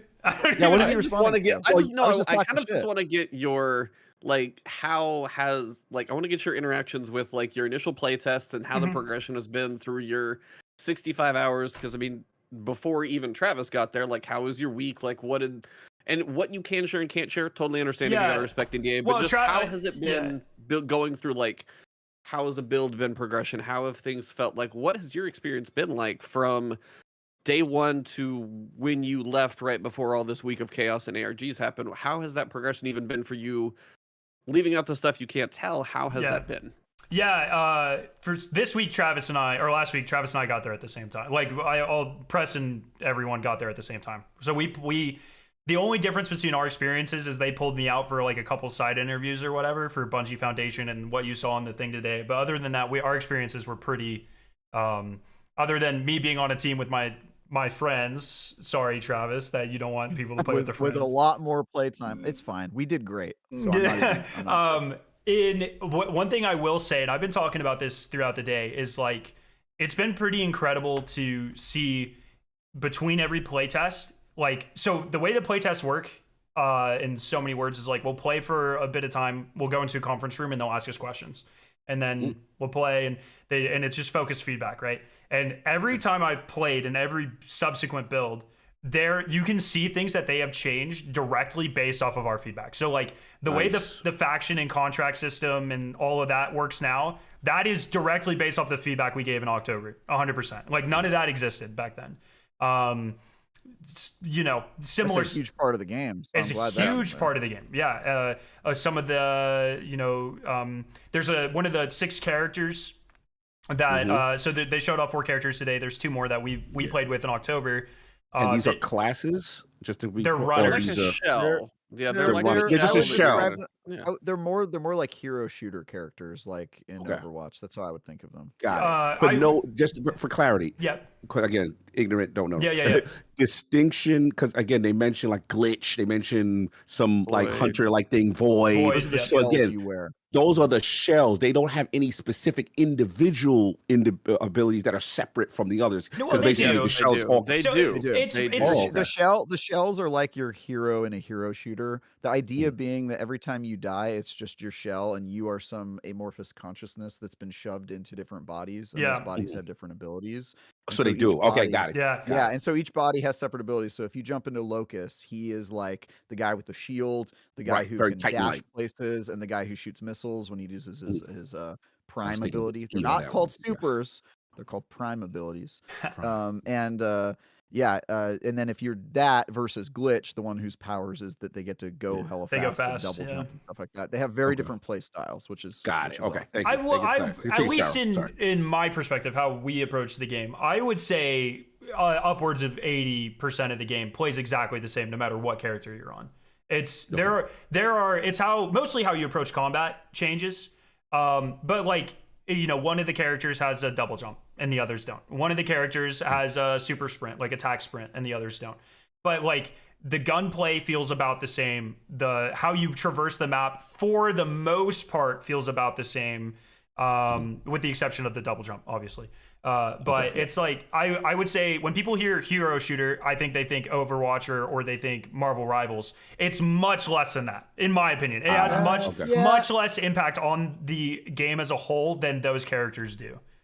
I'll say they do play more similarly than you might think of when you think of hero shooter. That is a fair point, They're not- especially Marvel Rivals. But I'll say it is very different experience when you're playing as a Void, whose power is that they can turn invisible, and that anytime they create smoke, they can go inside and become invisible, and then they're invisible like for the 5 seconds after they leave smoke. And so that allows you to like dive bomb into the ground to escape fall damage. It allows you to, instead of stocking up frag grenades or acid grenades, you're going to put smoke grenades because they give you ability to just create smoke and invisibility. So like I had to mentally shift playing one character versus the other, and it definitely influenced how I did combat, because smoke is really not that useful if you're not playing as Void, but if you're playing as Void, it's like the most important. It's good for thing. exfils. So, yeah, it's great for exfiltrations. It's also great for escaping. You know, I had a time where both of my teammates got downed and I couldn't fight them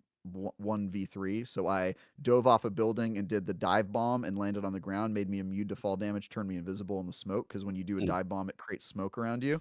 And then I ran off into the woods, and then I waited until those guys were looting the corpses, and then shot them from the window and took them all out, right? And so it allows you to like get away and do things that the other classes can't, and the other classes couldn't follow me because none of them were my character class, right? And so it does have very distinct interactions, but I think what Fallout or what Scarrow's talking about is just like the gunplay does not feel different in the same way that it feels different when you're playing like a Titan versus a hunter in Destiny. Also, It's like kind of 95% of the loot is class agnostic. Like almost everything is. True. Some of the Basically higher everything, end implants and stuff there are mods. So like there's a gold mod that gives a glitch a triple jump instead of a double jump. So like stuff like that. Yeah. Got it. But like the vast majority of loot is class agnostic, which is really nice because that means if you want to switch between runs, you can, and it's completely painless, which is cool. Yeah. But I gotta ask. Let finish. I got like a question. I'm dying because I'm gonna kill me. The one that I have to know, because again, don't play extraction shooters. So help me understand the loop. Now, you guys, I love this idea of like, okay, guys are down. You're getting the loot. Now there's that beam that goes up. Everyone kind of knows on the map. It's time to extract. The question I have is the loot that's extracted or the successful run. When you start the next game, you come back with that loot. Like, how does it? You have a choice to. Your loot goes into your inventory. You can keep it in your vault, or you can take it with you into the next game in your loadout. But if you bring it with you in your loadout, it is now up for grabs. If you get killed in that mission, your loot is gone. So and other that's the people will take risk. it. Got it. It's super hardcore. Yeah. That's why it's so hardcore. When I say this is their most hardcore game, it's because if you are not good at the game, you are going to naturally lose all your loot and then enter the fight with worse loot than the tryhards who are already better than you, and they have better Got equipment, it. right? And That's so kinda they're going fire. in with like golds and purples, and they're just absolutely destroying you. And you've got these white common The white- weapons, and you have basically no chance of getting better weapons unless you're able to. There's a couple strategies. One, you can just try to avoid PvP and get an exfiltration, which is totally possible, and just grab some loot from the PvE world and then jump out of there. The other option is you can just follow groups around and get lucky. They'll get into an engagement with another sweaty group, and you can third party them and take them down and then make off with some loot. But it is a very tough climb, and Destiny has already been criticized for the rich get richer, poor get poorer, right? Because if you have better equipment, it's easier to get the higher activities and get better stuff. And if you don't have good equipment, it's harder to do that. This is like the epitome of that. Like the rich get richer and the poor get poorer. That's like this as a game. So it is like pretty crazy. But if you're into PvP, that's awesome. I like that. I love kinda the like risk. that, I yo. love going in and being like, look, I'm going in with my gold backpack, which could its risk it all, bro. Like its power is anytime you interact with a container or loot item, you become completely invisible. And so that's a crazy power, right? Yeah. But I'm going in, and if I get killed while I have it on, something goes wrong, I get sniped, bad luck or whatever, it's gone. It's out of my loadout, and it goes into somebody else's loadout. I will say one thing that they really have to change, and I gave this feedback, is that weapons have a degradation every time they change player hands. So like if you get killed and they take your purple backpack, and then that happens 4 times, and there's like a chain. Eventually, one of the times you'll go in to get that item from the backpack, and it will just disappear when you grab it. It happened to Scarrow, and it tells you with a zero golden information shield in the UI. Yeah, it was a golden shield. If you right. hover over tells it, you it does. It's not obvious, but it says that it's scrapped. It's not obvious. Yeah, it's So not obvious at my all. theory is that when somebody dies and then gets looted, it should just delete that item before the other player sees it, because then it. But yeah, your point is it does show. I forget what the wording is called, but it Scrapped. shows that it's getting worse. Scraps. Yeah, there you go. But it is like a very bad feeling when you kill a player with a gold shield, and then you go over to loot their shield, and right when you click take, it just disappears from their inventory because it ran out of durability. Really, really bad player experience and UI experience that they definitely need to work on. They said the idea with that is so they didn't try to like flood the game economy with a bunch of golds and purples. I asked the question in the interview. Yeah. I get that, and it's cool. It doesn't feel great though, right? It's like, especially with the golden shield, especially with that, because that's probably the biggest difference I would say for most like engagements is shield type. You know, it makes more of a difference than backpack. It makes more of a difference than most implants or guns. It's gonna be shield type. And so like you can visually see it. When you shoot someone, you see the color of their shield. So when you shoot someone and you're like, oh, they have a gold shield, I'm gonna like hunt them the fuck down. And then you finally you overcome odds, you kill them, and then it disappears. It's like, well, oh, sorry. I forgot I'm not allowed to cuss. Sorry. Good. Long done and gone. You're good. Okay. You're good. We're good. So, yeah, it does feel really bad. And yeah. I will say the fun thing about this small group that we played as, which I'm sure we're never going to be able to experience something like this again, is that you know, if you get downed and you lose an item, and then in a later match you see that same player, you're like, dude, I'm gonna get my item back. It's so exciting. It's very funny to be like, I'm gonna get it back. Scarrow, rob me, man. Scarrow robbed me for my shield, bro. I gotta get him. I will say, Scarrow and I never encountered each other, which was very disappointing because I was on the hunt for him, and I was like, dude, I'm gonna show you. Like, I don't care. You got 65 hours on me, and I never ran into him, which is unfortunate. But it was still fun. It was fun. I'm sorry, Sky. I interrupted your whole experience. I don't even remember. Oh, I was doing the experience. I just had to ask the you're questions. Fine. You're fine. So the one thing I was talking about was podcast of detours. No, it's fine. I mean, it's exciting though, right? There's a lot to talk about, and especially when they didn't like show as much as I wish they did. It's exciking to talk about this sort of thing. Letting us show it via the previews Bro, today. you guys are saving us the stream. They terrible. I'm sorry. I'm learning so much from you guys. Continue. One of the other, I think, best examples of feedback that they took into consideration and like really quickly changed it is one of the 2 characters that they haven't shown, which is a medic character. Very alpha early on. They don't want me to talk too much about them. But they in one of the first focus groups, they pulled us into a room and they're like, what do you feel about all these character designs? And we loved all of them, and they're all the same as they are now, except for the medic. And everyone hated it. I got home, I made a meme about the medic guy. I sent it to all my Bungie friends. I was like, this is awful. You got to change this. It has now been completely revamped from the ground up. It looks way better now. Way better now. And that was like in a couple of months that change was made. So, I mean, they are like more now than ever. I bet the original design gets sold as a cosmetic later on. Maybe. Especially if my meme takes off. I mean, at some point it's going to be, I showed it on stream today. I think it'll be in the wild somewhere, but yeah, I think like more than they ever have, they are like very deliberately paying attention to feedback. And like, I mean, the main way they're communicating with this game isn't through Twims or This Week in Marathon. It's through a Discord server where devs are going to talk to people, and there are multiple feedback sections there to leave. I keep telling people, and this goes for your guys' chats as well, like if as we go through the alpha or this reveal today or creators videos, and there are things that you think should change, you think they should add a proximity chat, you think they should make a solo mode, make that known now. I talked about proximity chat already. Yeah. Thank you, Travis. Make that known. And most of that feedback's been expressed by us, but if you have the community in a nice way giving feedback that's important, yes. Correct. I have seen them like completely like pivot and change stuff in a big way. I'm sorry, I don't think you're gonna get a solo mode, but I don't think you're gonna get use solo, which I think is fair. It's like, look, if you think you're that good, if you think you're that sweaty, go and solo. Not the good. It would be more. I have no doubt that there's going to be a streamer thing where people go in with nothing but their knife. They just don't. 100%. Knife and Void for sure, dude. Knife and Void. That's for sure going to be a playthrough. Yeah. God Emperor Sofa King asks, will they be adding new heroes as the game progresses? They're called runners, and yes, they're going to be added as the game progresses. This is a live service game. They're doing a live service model. They would not tell me what their monetization model looks like. I'm sure they know more about what it looks like than they were willing to let me know. But the game is going to be adding new maps, adding new loot. Every season, you're also going to reset, which I'm sure you guys are going to have thoughts about that. And they're adding new runners too. They do that, yeah.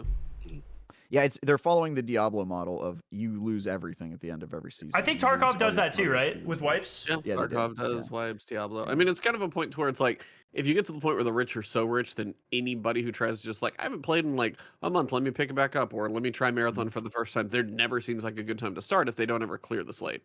What I will say to this point, and maybe this is a me thing, and I don't know if this will change based off of like skill gap or whatever, but at least where I am now, I don't feel like anything in the game is so powerful where if someone has it, I can't kill them.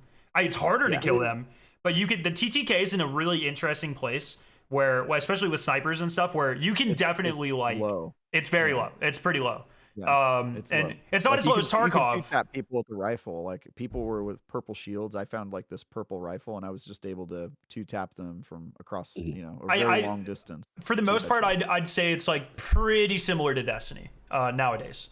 That kind of in that same TTK spot, and it's like if someone has a gold shield, they're definitely easier, or they're definitely harder to kill. If you don't have a gold shield, then you're like same range, same gun shooting, but this game has such a high like movement and like map knowledge skill gap, I think, that it is, you can definitely beat people. If you really get the jump on somebody, that's the problem though, right? It's no problem for you, Scarrow, if you're running up against somebody with a gold shield. But if you're the type of player who is never going to get a gold shield on your own unless you get it from PvE, and you run into a player that has one and you don't, that it gives an extra margin of error for the player that already is more skilled. And that is sort of my main like worry about this game. I have no doubt this game's going to be good. I've played enough already to know that like the shooting is great, the progression was really fun, the maps are well designed, etc., etc. Like all the stuff that I was really worried about, Bungie has delivered, and I'm more hopeful about this game than I was a year ago, right? Like by a lot. But the thing I'm worried about is not, is the game going to be good, but is the game going to be successful? I have no idea if it's going to be successful, because this is a very hardcore game. It's made for people like me. Scarrow obviously loves it, but he's like the 1% of players, right? He's the guy 100%. who's going to stream it. The average person like you, Cog, I could see you getting absolutely destroyed and then logging off after 2 or 3 hours and never turning it on. And I think that might be a large percentage of the people who try this game. which scares me obviously because I want it to be good. Mhm. But I saw the other side of it on the players that were on the teams next to me, where they were going in and they didn't really understand the mechanics, and they were running to people who had a lot more experience, and those people were just smashing them. And then they 2 hours later were just like, well, this doesn't feel good, right? Right. Now they were forced to keep playing, and when they came back and we did a second day of it, they ended up liking it more in the second day. But I think a lot of players won't get that far because those first Right. 2 to 3 hours, I mean, a lot of people make their decision on whether they're going to continue to play a game or not in that time. And so my worry is those first 2 to 3 hours are not going to feel good. And there are resets, which is great because it kind of solves the rich get richer, poor get poorer. But you get rich quick in this game, at Yeah. least in the current build. Which means if you don't log on the first day of a new season, you're going to come in and run into people with purple shields and gold items and stuff. It's just going to happen. And so, there's also that thing of like the hardcore people are going to be on at reset, but those who are more casual, who are already probably less skilled, they log in a day late or even 6 hours late, and they're already behind when they're already behind because of their skill gap. And so my concerns of this game are just that maybe it's too hardcore.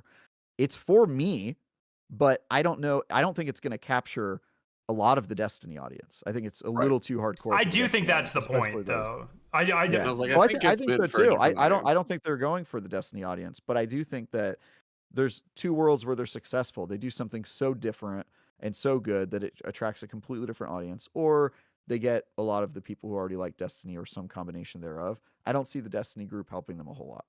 And then the question is, can they find that audience? Can they get the Tarkov people to play this game? I think probably. This game's actually even more hardcore than Tarkov, by the way, because in Tarkov you get something called a Kappa case, which you can put some of your items in, and then if you die, you get to keep those.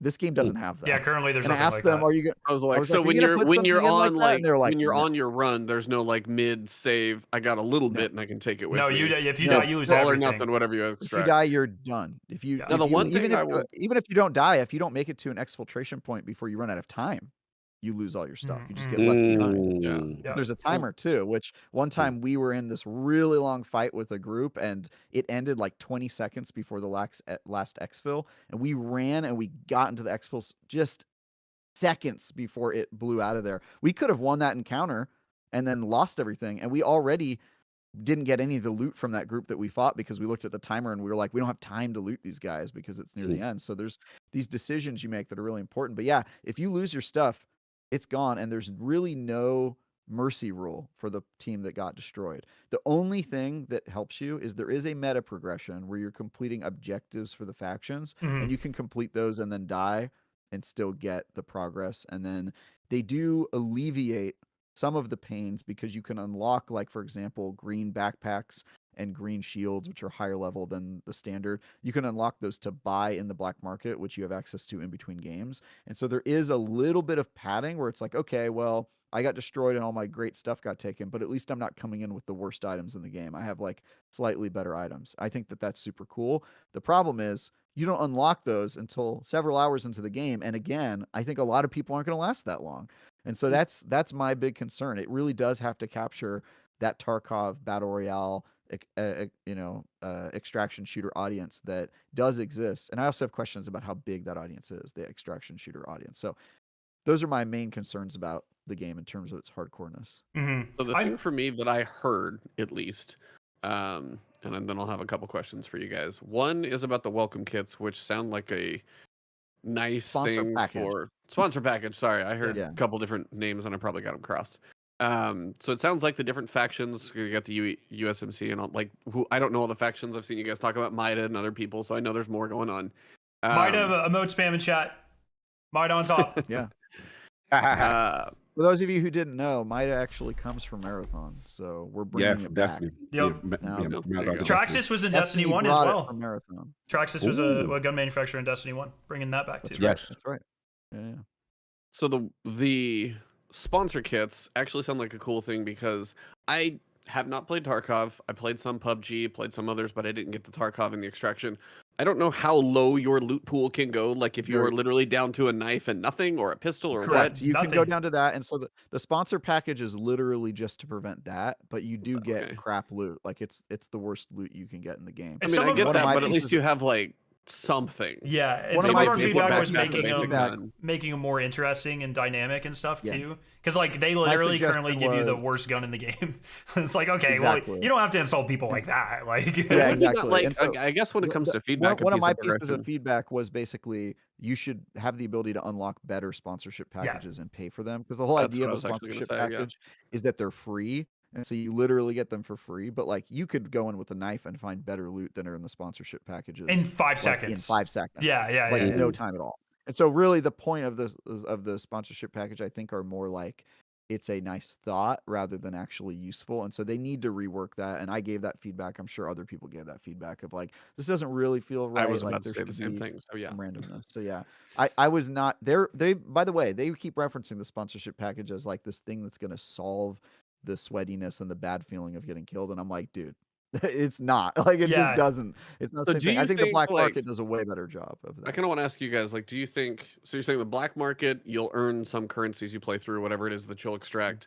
At some point with that currency, you'll be able to, in the black market between runs, be able to kind of purchase stuff so you can decide, I'm going to keep this in the vault till I feel like I'm a little better equipped to use, or I can buy it and take it with me and maybe have a better start. Mhm. The question would be is like, so if the sponsor packs, I know you mentioned about making those better, do you think something like almost a progression throughout, say, a season, if it's season 1, almost more of a time that you put in? I don't want it to be in like a battle pass situation, but it's like, do you think the more time you put in, that potentially you could have those sponsor kits be a little bit better? Just find some way to make Yeah. those better, as you're saying, but like have an investment in those, whether it That's- is maybe a that- black market purchase that's a permanent upgrade or something. That's how the black market works. As you upgrade vendors, you purchase upgrades that unlock different things to be sold in the black market. I think, and there are levels for different factions. So it's like, oh, I'm Cyber Acme level 1. I'm Cyber Acme level 2. I think it should, level 1 should give you a gray welcome kit or sponsored kit. 2 should give you green. 3 should give you blue. So that way, because you can still make progress on those upgrades and those contracts, even if you're dying 90% of the time.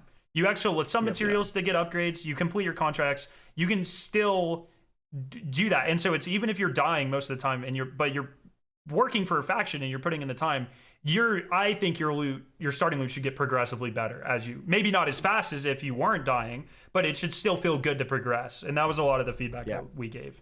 Okay, yeah, because that would be some of the reason for, because one thing I think they mentioned on stream too was the idea that there are contracts that you guys might go in and do, and if you go in and actually complete the contract, maybe it is you extracted data about some weather, I don't know, scan or something like that. That's literally Once what you it's- do in the game. Yeah. There's like PvE objectives where like you have a mission for a faction. It'll be like, go Okay. do this thing, go loot 3 boxes in this area of the map. And if you do that, it completes it and you unlock progress in the faction, even if you fail. That was the key. And that you actually get sounded loot good to from me. completing it too. And you get loot from completing it. The problem is that in order to actually unlock the perks as you level up in the factions, you have to get specific items. Yeah. And so you'll have one that's like you need to go to this map and go in these areas to find this type of loot and get 5 of them. But you have to exfil those. Mhm. Right? And so you still do have to get exfiltrations done. Like you have to do it. And so again, it is sweaty, but so are battle royales. And battle royales are the most popular game type in the world right now, right? And so there is hope, I think, here in them just like doubling down and being like, look, we're just going to be unabashedly sweaty. We're going to make this a really competitive game, and that's okay. And I think that they could have success there, especially since the gameplay is so damn good. I mean, it's great, guys. Like, I would say the shooting in this game is better than Destiny. See, that's what I was going to ask you. I wanted to get the feel of, because what I feel, again, I got to give you guys our stream reaction, and it was not good. It was very lukewarm. It was, hey, you guys are, from a developer standpoint, what you guys are describing sounds awesome, but in untypical Bungie fashion, when there are, we watch a Destiny trailer or I feel like I'm watching a movie trailer when I watch a Destiny trailer because I get half the movie in the trailer. When it comes Fair to enough. Destiny, you can see a lot. But On put the it other this side, way. it sounds like Marathon went the other way. Right, exactly, They right? literally right? showed a movie. Right. So basically what happens is we have, the devs who are awesome. They're sitting there describing all this awesome gameplay, for a long extended time without showing any visual representation of what these cool things are. Then we finally get the stream with you guys for a little bit. We're like, okay, cool, but we can't get enough about how it feels, the extractions, or just implementation. So the first thing is what you said, the game engine, right? I was like, how does it feel? How is it moving? I was like, is it 60? Is it like, what's going on with that? And then the second thing is, yeah, it better 60 be. FPS, dedicated Okay. servers. Nice. Yeah, it So feels dedicated very servers. responsive. The dedicated servers are super responsive, and it means if you have a disconnect, your character just stays there in world, and if you load back in, and you can rejoin the match, and your character will still be there. But your character also can get killed while you're gone. I do have some concerns about that, but I will say, ability, not really a problem. All of the lags and like shooting people who already Yeah. crossed the corner and then them dying and that sort of stuff is not in this game. I which didn't is ghost part of the melee a reason- single time. In all of my gameplay, I've never ghost melee'd anything. Nice. I can log I on to will say, Destiny I and do it in think 4 Melee seconds. does need melee needs a little tuning, I think. You think it's too good? Character or not? No, I think it's not good enough. Actually, specifically on PvE characters. I Yeah, feel yeah, like yeah. it's not That I good agree with. enough. In Yeah, PvP, it's you kinda pretty much bounce always the a 3 off knife the down. And there's mods that where you inflict poison when you knife too. It's brutal. Yeah. Knives are really good in PvP, but in Yeah. PvE, you like bounce the knife off of the robot's head and you have to hit them like 12 times, and it's like, all right. And That they needs can to not be 2-punch you, dude. They are Yeah, they can 2-punch you. Oh, by the way, that's another thing we should mention. The PvE in this game, That's what I also wanted to not get to, easy. yeah. No, Not it's easy. brutal. Dude, if you are not playing super tactically and like standing on the corners and like shooting them one at a time and like entering the room, like it's not like Destiny where you can run in and just be like, I'm in the middle of 12 guys and they should all be afraid of me. No. If you're in the middle of 12 guys, you're already dead. Like they killed you a long time ago because they swarm you and they take you down real fast. So yeah. That's okay. So that's what I wanted to. I remember this from the kind of stream, PvEVP, and I kind of listened to some of your stream today too, Scaros. You were talking about stuff. What is the balance between the PvE, the PvP, and how is that experience going to play for like the average session? Whether it's 1, 2, or 3 players, me and a buddy going in. How much is the focus on PvE? And like, how often do you see that versus how often you see other players? And then how would you compare the two experiences as well, like a PvP experience versus a PvE experience? Yeah, a lot of that is going to be very player driven, and it depends what map you're on. So on Marsh is probably the biggest map. My team, we would straight in the middle, or at the beginning of the game, we would run to the middle of the map. We'd listen for shots, and then we would go chase them. So our PvP to PvE ratio was like 10-1. But you can definitely like rat around the outsides of the map or underneath. Almost every POI has multiple layers.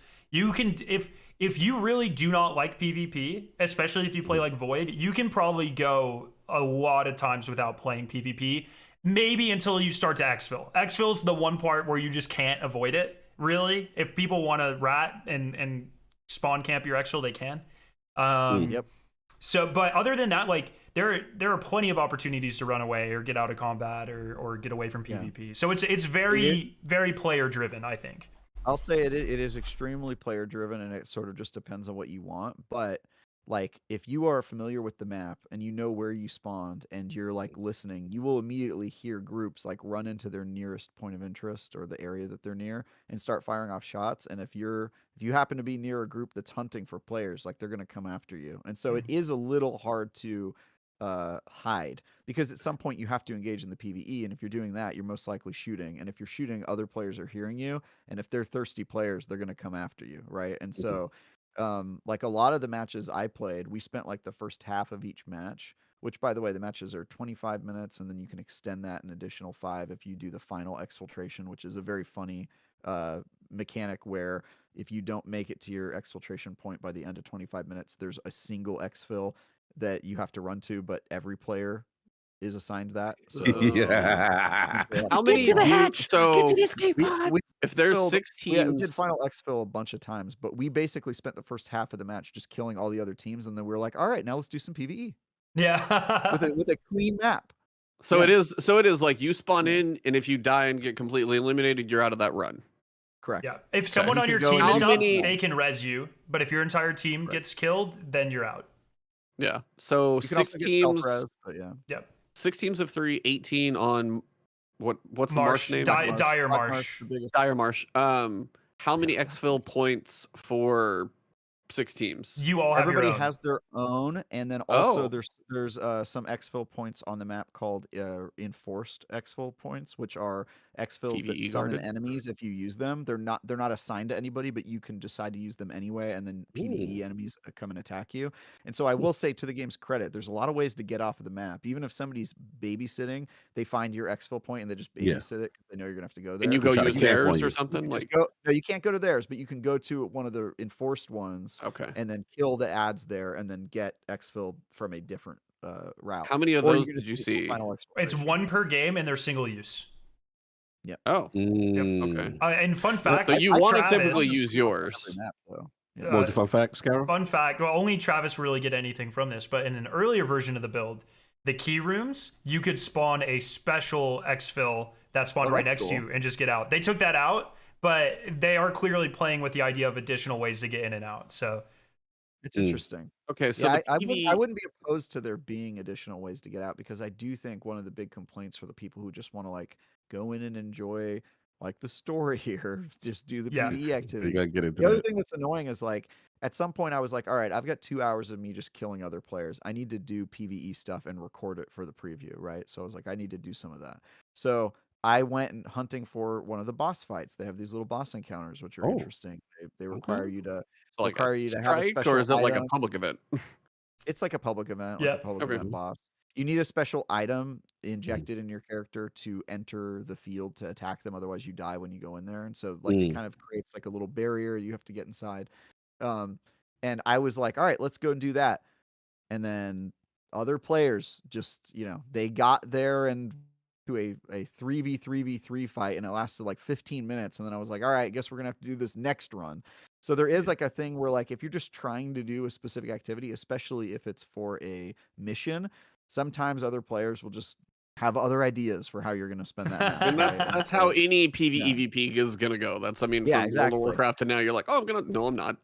So that is a little that can be a little frustrating to be like, all I need to do is get 3 batteries from this part of the map, and you run all the way to that part of the map, and then you end up in a massive gunfight that lasts the entire match. Even if you win, you're not able to accomplish the whole reason you started the match, and so that can be pretty brutal. How much randomization is there to the maps? Are the enemies always in the same spot as the PvE? So every time you spawn in enemy, like the PvE enemies are going to be in the exact same spot, same yeah, grouping. some of the public event type stuff has multiple Yes. spaces, but the POIs are generally always the same. Yep, Okay. they're exactly the Did same. you So guys? they'll change certain components, like Scarra, correct me if I'm wrong, but sometimes like the toxic rooms were in different areas. Yep. and The flare rooms yeah, move. there's like little elements of each thing that changes, but like the bio room area or the medical hospital or whatever, they're always going to be exactly where they are, and they generally have the exact same layout with small room changes or loot in different places and Yeah. that sort of stuff. So And the after enemies like are almost 60 always in the same place. hours, 60, 70 hours, Scarrow, how does that feel? Is it map mastery at that point, or is it like, I know this is over? Does it become old hat in a good way or a bad way? That's a hard question because I've played on 3 of the 4 maps, and the maps have also changed every time I played them quite a bit. That's fair. You've probably had a but lot there, of. There are also a lot of things that do change. Like the contracts keep you going to different areas. The gunfights are almost always different. And then there's like a dynamic weather system. There are things that change the maps quite a bit. The storms are pretty cool. The storms, you can't see like more than 10 feet in front of you. They're brutal. Completely screws up line of sight, so that you basically sniper. If you brought a sniper with you, you are screwed. You better switch to the SMG. Oh wow. Yeah, it's crazy. So like I would say, if people play a battle royale and they never get sick of the same map, it's similar to that sort of. Things do, but you learn the map knowledge is going to be a huge part of this game, 100%. Yeah. I do think that's why, like, I hope we're allowed to say this. They did say to us that like one of the things that they're looking at pretty strongly for the live game is like evolving maps. Things change, similar probably to something like Fortnite, but but yeah, things are. And I actually talked with Lars Bakken today, who's on the maps team, who leads the maps I team. saw Lars out there. He was saying that he was asking, he's like, well, how much do you guys want to see change? And chat was all like, change everything, time to, like randomize and change things time to time. And he seemed to really take that feedback to heart. So I think there is going to be a lot of randomization, and a lot of the feedback between like the first time we played, all the events were static, and there were like 2 of them. And now there are like 8. Sometimes they appear, sometimes they don't. They're moved around different places. Sometimes the boss appears in one area versus another. Exactly. I think it's getting more randomized. And the other thing is that, you know, he played 60 hours across like a 6-month period, almost like a year at this point.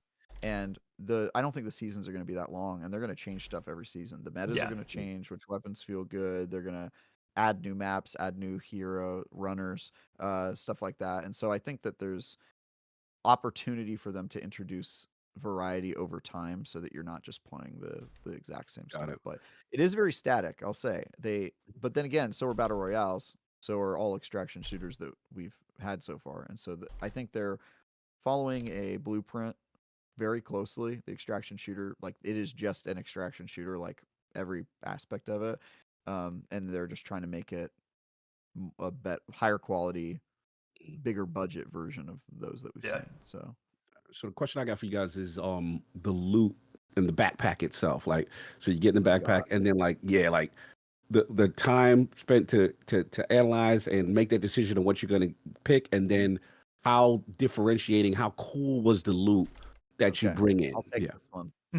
All right, so a couple things about the loot system. One, it's based on which backpack you have equipped. And if you come into your very first game of Marathon, you have the worst backpack in the game, it needs to be bigger. I think it holds 6 squares, which can be like 2 items, right? It can be 6 tiny items or 2 like medium-sized items, or 1 gun. And so literally we were dropping in, looting one area, we would all find a couple things we wanted. We'd be like, well, guess it's time to exfil. We have no reason to stay here because we can't carry anything. It was really bad feeling. But I think what they were trying to do with those is make you jump in and just be like, hey, let's show the loop on a micro scale. But like our first couple matches each lasted like 4 minutes just because we were like, well, we have no reason to stay here. Like, we're all maxed out on any loot that we would want. There's also, they have you chasing certain items in some of these missions. They have you like, you need to go get this thing, and you're like, okay, I'm going to go get that thing, and then have absolutely no room. And so the game feels way better. Even when you get to just the green backpack, it starts to feel like a real game. But like when you have the white one, you can't it's like swap out when even with the limited space and be like, hey, I want to replace this for this. No, you can. Okay, okay. But like, unless you find a better backpack in the level, you are like getting out of there because you just don't have a good enough backpack to hold. Gotcha, anything. yeah. So And that's the frankly, PUBG aspect. it's not really worth staying in a level on the hope that you'll find a better backpack, because at least in my experience, like, they show up in certain areas with a higher propensity, or you have to kill another player, and it's just like, dude, I got the thing I wanted. I got the thing I want. I'm out. Yeah, that's PUBG. And then if you upgrade one of the factions, you start to be able to buy green backpacks in the black market, and then you never have to deal with that problem again. But again, the thing I'm worried about with this game is the first 2 to 3 hours, because those first 2 to 3 hours, you have the smallest backpack in the world. You're possibly getting destroyed by teams with better loot, etc. I'm worried about that. But we'll talk about the loot. So first of all, this game does something really cool, which is it has loot speed as a stat that you can rank up and you can build into. And what loot speed means is that if you kill a guy and he's got a purple backpack on with like, 100 got all the hotness loot squares in it, when you click on his body, each item loads in one at a time. At first, I thought it was a glitch because I'm used to playing like alpha versions of games where like they're just not polished, but it's actually a stat in the game where like it makes you wait for each item to reveal itself one at a time. Wow. In a random order, and you can improve that. So you can build into the loot speed stat so that when you loot a guy, it goes much faster. Or if you have a, I believe there's a gold item that makes it instant loot. So you click on the body and every item Nimble Fingers V4. Oh, that's right. It's a mod. Yeah. That's right. Legendary big can mod the that just makes backpack everything get? loot. Like, what's the gold backpack size? The gold backpack is pretty big. Well, I think would gold say- backpack is the same as purple, but it has additional stats on it, I think. Yeah, additional stats. How Yeah, many it was slots like compared to like 240 or something like that. But the thing is, Jeez. if you say 240 slots, it's not actually 240. Yeah, a gun items. takes It's up like 10. squares? A gun takes up like 8 items, and the cool thing Got about it. the game is you don't have Like to Path worry of about Exile the, squares. I got you. No, you actually don't have to worry about like the Resident Evil suitcase packing part of it. If you grab an item, it automatically sorts it in the most efficient way. So if you have enough squares, it'll move items around and just like put it in there, which is really, nice. thank God for that. But yeah, you have to worry about that. You can go prone. Somebody's asking that. You can. Oh, go you prone. can. Oh, No, wow. you can't. You can go forward. Yeah, you can. Wait, can't you? No? No, no, no, Kind no. of a different- They It's said no. crouch. Somebody said no prone in No the pro. stream. There's no pro. There's no pro. no Okay. prone. Okay. What am I thinking of? I was playing a game where I was going prone a lot. Nerf rivals. That's an inside joke. Who has Inside joke. It's Nerf Legends? Dude, if you could go prone in Nerf Legends, I mean, would that even change anything? I don't know. Okay, so yeah, you can't go prone. My bad. For some reason I remember going prone. I must be thinking of a different game. Yeah, I played You a can go lot. prone of in Assassin's Creed Shadows now, of all things. There you go. Good times. Mhm. Yeah. So Loot. yeah, the loot speed and then the actual loot. Yes. It's very good. I mean, Bungie does loot. They do two things. They do loot and they do gunplay, and both are amazing. Like every time you kill a character and you open it up and they start populating their items once and once, you're just like, ooh. So excited to. Excuse me. Bless you. Bless you. You're so excited to see what loads up, and if like I found a purple, what is it called? The two tap rifle. What's that thing called? The two tap. Yeah. The two tap. No, the twin rifle, something like that. Oh, the twin tap. Twin tap. That's what it is. Tap. Yeah, It's yeah, called yeah. the twin yeah, tap. yeah. Thank you. So I found a purple twin tap, and it had a bunch of purple mods on it. I found it. I say found it. I killed somebody and took it. But they built I found very it. Nice gun. They built a very nice gun that you used. I mean, Found it they on a were corpse, using I'm it. They were sorry. dead. My point is, they crafted a very nice weapon for me, which I appreciated. Or me. And yeah, and it had all purple mods on it, including a like really far scope, and it had like super low recoil, and so I was able to just like stand like I was playing as a void and just going invisible and standing in the back, and my team would go forward, and if they ever got in trouble, I was just on Overwatch, just blap blap taking down enemies. A lot of this is my footage. You can see my team fighting, and it looks like I'm being a coward. That's just what I was doing. I found that rifle, and I was like, this is gonna be my whole play style now. Like they would get into fights, and somebody would jump out with a shotgun, and I would just shoot them from far away and just let them deal with it up close. And so that sort of stuff is super awesome. And then when you find the legendaries are literally game changing. Like when we found the backpack that turned you invisible when you're looting, you could get into a firefight, run around a corner, and interact with a chest, and you're gone.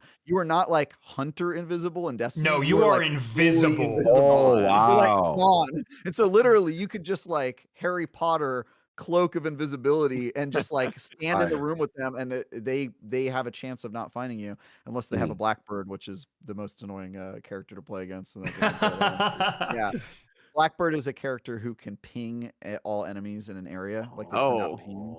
And so if you have that on the map, like invisibility is it's a wrap. pretty rough. But there's Yeah. also ways to counter pinging. You can make yourself blurry, and it moves your hitboxes around and makes you holographic. Like they do a lot of really interesting stuff and stats in this game. But like the loot is so game changing and good, which is why it makes your heart just pump out of your chest anytime you have to exfil with something, either something good you found or something good that you brought with you on the mission because you really wanted to use it. Yeah. It's one of those things that's like, it is use it or lose it, man. It's like you can keep a legendary in your vault, but like you're gonna lose it at the end of the season anyway. So you might as well go in, and if you die, at least you're giving some good loot to some other person who's proven worthy, right? And so I'm gonna be hoarding a lot of that stuff for the stuff I can't talk about, but I would recommend people do the same.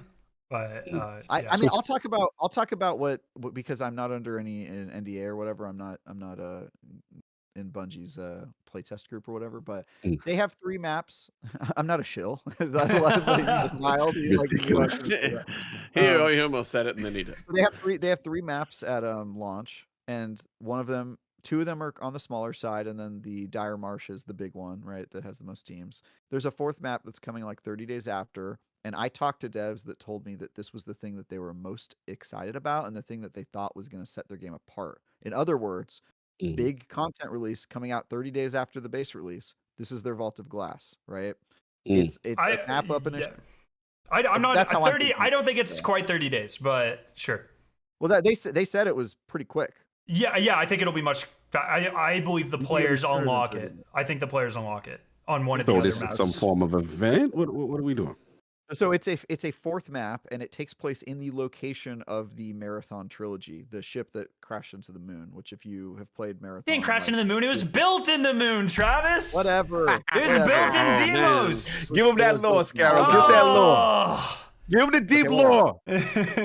Okay, so just to put a little bit more on Scarrow's imposterness of this, okay, he has not played any of the marathons, and I have. So That's true, but I have played this map, so that's okay. You play the map and you have read all the lore, so I give you your flowers for Yeah, that. He there read you go. all the lore to study it for marathon, but he did not play the original. And sorry, my lore is a little rusty because I played it 20 years ago. Yeah, right? well, I was like 8 years old when I played those games. I still remember some of the lore. Oh, All right, bless you. so anyway, I have this has inspired me to want to replay those games. So I actually I'm gonna wanna be replay them. I'm gonna be playing them for Yeah, sure. I want to replay them. Those I if got you have not played the original Marathon trilogy, they Mhm. are fantastic. I'm a fan So I'm of gonna go replay those. Mm-hmm. But anyway, yeah, the loot is fantastic. I think that the fourth map, I think it's gonna be their biggest map, and I think it's gonna be the one that's filled with secrets. And I think they're not telling us a lot about it. Again, the game director did tell me it was not a core principle of their game design and that I shouldn't expect anything there. But they could be lying. I'm a journalist. They could be lying to me. Fair So enough. Fair enough. Garrett seems to know something. There was, I I can't remember if it was like a stream I was bouncing between or theirs or whatever. It sounded like, again, I don't know if this is the fourth map or just maybe a future season idea, that it sounds like you almost need to get your runner up to, or whatever your outside of a runner is, up to a certain level, and then that might be your way to actually, because they were talking about there's an intro warm-up mission you would go in, kind of just get a little like actual onboarding experience and come back, and then it sounded like there was a later game version of that, like you're on a higher level and then you're maybe able to go to, maybe this is how you get to the other map, or you have to do certain I think objectives or something. that might have been my interview with Lars potentially. That might have been what I was listening to. Okay, I was like, there are too many things happen today. I'm sorry, so I got them confused. I think he said they were playing around with the idea of unlocking the other maps when That's you what get he a was saying, certain character level, but none of that's like in concrete. Okay, yet, yeah. so. Got it. I mean, I kind of like that idea though, is like putting I in do time think- progression and like unlocking something. People are going to ask for a PvE mode. I don't know if Bungie will ever give it to I them, don't think but, they will. like, that first mission, I will say, it is a great way to tutorialize playing the game. I do not think it would feel good to do that regularly. Like it doesn't give the best first impression of the game because you're just jumping in and you're like, okay, I'm in a sort of like empty area. The game is kind of intentionally like minimalistic, but it is weird. It kind of looks like a developer level that hasn't had all of its assets put in yet sometimes, right? And then all you're shooting at is like robots, and you're like, okay, where's the twist, right? And then when you get into a PvP map, you understand what the twist is. But I kind of don't think they should do that. But it would be interesting to see what they could accomplish with little solo missions. It's that you could in only play one time. my second playtest. It was a very small playtest, and there weren't enough people for PvP most of the time. So like I had so many hours in that playtest, like 30, 40 hours in that playtest. Most of it was solo or trio queuing in a mostly empty map and just doing PvE. And it's fine. Like it definitely doesn't hit as hard as the PvP. So that Just was even also the threat of the PvP. Even if you never encounter another group, hearing them in the distance and like going to an area and finding that it's already been looted and all the enemies have been killed. That tension. Like the tension of PvP, especially when you're exfil, is like constant. And if you're on a solo map and you're exfil, you're basically just waiting 30 seconds. You're kind of 100%. bored. And so that's why I think they should stick to their guns on this one personally. Yeah. Again, I'm biased. I love the PvP part of it, but like that's I don't think they seems want two PvE live games or like a live game that has a strong PvE element. I think the whole reason they picked an extraction shooter was because there is going to be minimal overlap with current Destiny player base while maybe recapturing some of that Halo player base from back in the day, right? And like also interesting to you guys, possibly a little insider baseball, but I asked about the seasonal model in terms of how their teams are built.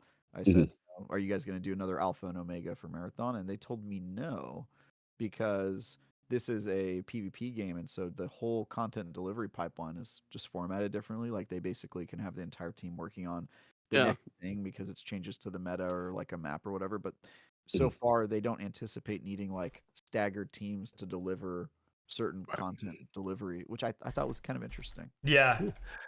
You got to think it's probably a little faster too, right? Than it's implementing, PvP, right? So once you have the core mechanics down.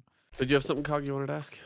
Yeah, I wanted to get his Scarrow of on like you know, obviously I'm watching the stream. It had my man, I believe Andrew Witz, who worked with my other guy, Patrick Wren, on Halo Infinite multiplayer, which I'm a huge fan of. So give me that fun. Give me that, like, the loop that you, when did it hit for you, or maybe not hit for you, with all this extended play and now to the latest build? Like, what's the loop that you like, yo, they may have something here or not? So the first playtest that I did was the maps were a little more bare bones, so there wasn't as much PvE. Or like things to do on the PvE side. So it was mostly PvP, and there was at a certain point in that playtest, you got a key for a room. And so we were the first team to get the key for that room. It was just given to you in the menu. And then we were like, wait, people are going to be getting this soon. Let's just camp this. And so we just camped that room for like the rest of the week and killed people, took their key, and got the best loot in the game. And that was like that playtest. So for that playtest, I was like, that's where we gave a ton of feedback. Like, this needs to be way more dynamic. And I thought the game felt great, but it didn't really hit until we played the thing I can't necessarily talk about, the fourth map. Oh, okay. And then that's when I was like, oh, fuck. Like, That's when it got it. okay. Right from the get-go after on the second, and especially the third playtest, like after all the PvE stuff was added, it's like I mean, I don't know how you approach this, Travis, but I would go in with like, okay, I'm gonna do this, and I hear guns firing, and I was like, oh, okay, well, actually, we're gonna go do that, and then I get distracted. Dude's beefing over there. It's so hard not to, especially if you spawn on a part of the map that you know is always hot, and you're like, all right, this is gonna be the entire playthrough, because ain't no way am I gonna go over to the medical office and grab 3 stimulus bricks. Exactly.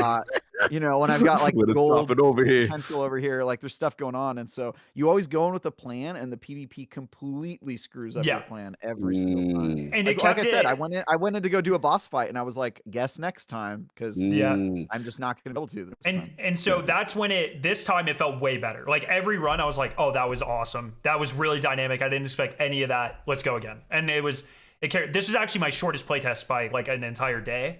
And that sucked. I was like, by the end of it, I was like, man, it felt good. It felt this is the really alpha, good. By the way, we played what everybody's gonna play in the alpha, which is cool, because like I want to play that. I'll tell you guys, I was hooked. Like I left going like, oh man, I'm so sad I'm gonna lose my loot, but like it'll be fun to start over again, and see there's also some bugs in the alpha, so like I got booted out of one of the faction cutscenes I didn't get to see, so I'll be excited to see that. It wasn't the Traxxas one, was it? No, it was the other one in the middle. New Chloric. New Chloric, thank you. Traxxas has the coolest. I went into this as a Traxxas hater because they're essentially like space Amazon. I was like, fuck Traxxas. And then Traxxas is the best. I saw that cutscene and I was like, oh my god, I'm a Traxxas fanboy Traxxas now. is super cool, and they like, you read the descriptions, like, okay, what is this faction all about? Traxxas has a monopoly on business. They have a monopoly on business. Have you been paying attention to the Discord chats? You can pledge to different. You can like hit a roll as the different stuff. Awesome. The Traxxas chat is all buy Trax coin, lay people off, give our CEO a bigger bonus, stock memes. Oh, they really leaning into people, it. every one of those chats, dude. People are leaning into it. Like Sakaguchi's all worm and cats memes. The Cyber Acme is all like code, like everyone's talking in code, like in Discord code boxes. The New Chloric, everyone's just posting like eating food gifs, and like the big meme that they developed is all of New Chloric's food is actually human. And like, and so it's like today I posted a tweet that the New Chloric hot dog equals people. That spot, like the community has known these factions exist for like a week, and they're already more bought into these factions than anything in Destiny in the past. You have like 10 years. role-playing Discord, it sounds like. 100%. The factions are way more interesting than the factions in Destiny ever were. 100%. And they're gone now anyway, so that's how long this. My problem is I don't know how much you're going to be interacting with them. Like they're pretty much, I don't know. They have to build that part out and prove that it's actually important to them. Because as Scarrow and I already disagreed on this, but I'm not convinced that story is something they're actually going to put time into. But we'll see. What's interesting, you said that, Travis, because that was the reception towards the end of the trailer, where they kind of, and I want your feedback on this because you're definitely the PvE guy. in terms of like they showed some form. I don't know if it was CG or full motion, try to give some right? cinematic, to get some context, and it kind of lost people. People were like, what is going on? That's This insane because the reception when we saw it, Travis, was unanimously like fucking floored. Everyone was like, it was. But I'll say this: it was because if you've played the game, that's true. Film, it gives you PTSD because you know what they're going through. You're like this feeling of like just despair and like these people having to kill each other and stuff. And so I think I don't think they should have shown that yet. I think they should have waited for people to play the alpha. That's what people were saying because we have no context, so we were like, "What is going on?" You don't really get what's happening. But if you spent 2 days playing it at Bungie HQ and then watched the movie, it's like cathartic and stressful to watch that movie because you're just like, "Oh my god, I just got done living this. Like I feel them. Like I know what that's like." And so it's very cool. And building in the lore to the runners, like, they're getting progressive memory loss. And, like, he remembers the music from when he was a human, but he doesn't know why he remembers it or whatever. Like, it hits. There's not a lot of dialogue in that short film. There's probably, like 10 lines. But it tells you so much about the universe. And, maybe we were better connected because we played a bunch of this game and we know some of the OG lore. Maybe I can see why maybe it doesn't hit as hard, but I think that short film is only going to age like better with time. I think people are gonna. That's better than anything we've ever gotten for Destiny, cinematic wise. It's not even close. It's not. It is. It's literally not even close. I downloaded it in 4K. It's for one just exquisite details on so many levels. It's beautiful. The storytelling is beautiful. It's visually beautiful. It's amazing. Oh, I'm trying to watch it while you guys were talking about it too. No, what did you feedback, man? Because you're the PvE guy. Overall, what you felt, what you saw. I need more impressions from you. I'll be honest. I don't know if this game's for either of you. That's a point. I've never played. I'm not gonna say I'm not the extraction shooter guy, but I will say, for Bungie to attempt it because their gameplay is so good. I'm going to give it a chance, but I'm curious about E. This is really about E. That's what I want to know. Yeah. No, I mean, from what I've gathered, it is still an extraction shooter. I played some PUBG Battle Royale, and it's not one of those that I'm going to claim to be like, oh, I'm a beast at PUBG. I'm like, I'm not. I'm just like, that's kind of one of those.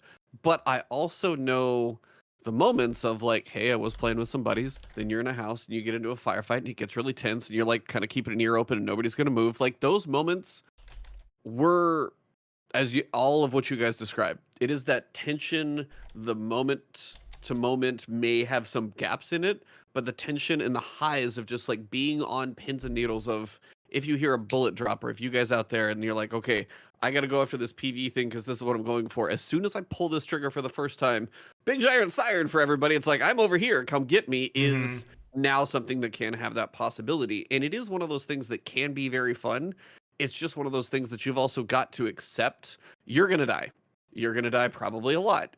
And it's one of those where I like the idea of the welcome kits, and I hope there's a progression to that because somebody on an average level, say I'm like a 1.0 KD, which is probably what I'm close to, like 1.05. Who knows? Not the best, not the worst. Somebody who's average like that, and whether maybe I have a buddy to play with or maybe I don't, and I want to work on some things, I want to have something I can go after. And you guys have mentioned the black market, which is nice. If they can get a little progression on the welcome kits, so 25 hours later, I don't totally suck every time I completely get wiped out. That would be a nice little nudge. As you guys said, like the first backpack needs a little help, those kind of things. So it's like if I do put more time in, it has that progression of I put a little bit more time in, now I can go in and have a little better success. Or if I do face off with somebody and maybe they're newer or, time-wise, it gives me a little bit better chance. Again, skill versus skill. You like potentially somebody who's like a beast at shooter games versus say me, I could have the gold thing on and they're still probably going to beat me if they're that good. That's what I've also gathered from you guys is that like there are game changer things where you could go invisible or have a triple jump. That's not going to change my skill level though. And while that is going to give me an advantage, and as you guys kind of lean the curve my direction, if I can land my shots that time, if they're that good and they don't miss and, they do aim trainers and they're that good, it's not going to matter. Probably. But it is that kind of balance, though, where, one, I've played enough Bungie games between some Halo, more Destiny than I probably ever should have. And then the gunplay you guys describe as fantastic is intriguing, because Bungie gunplay is one of those things.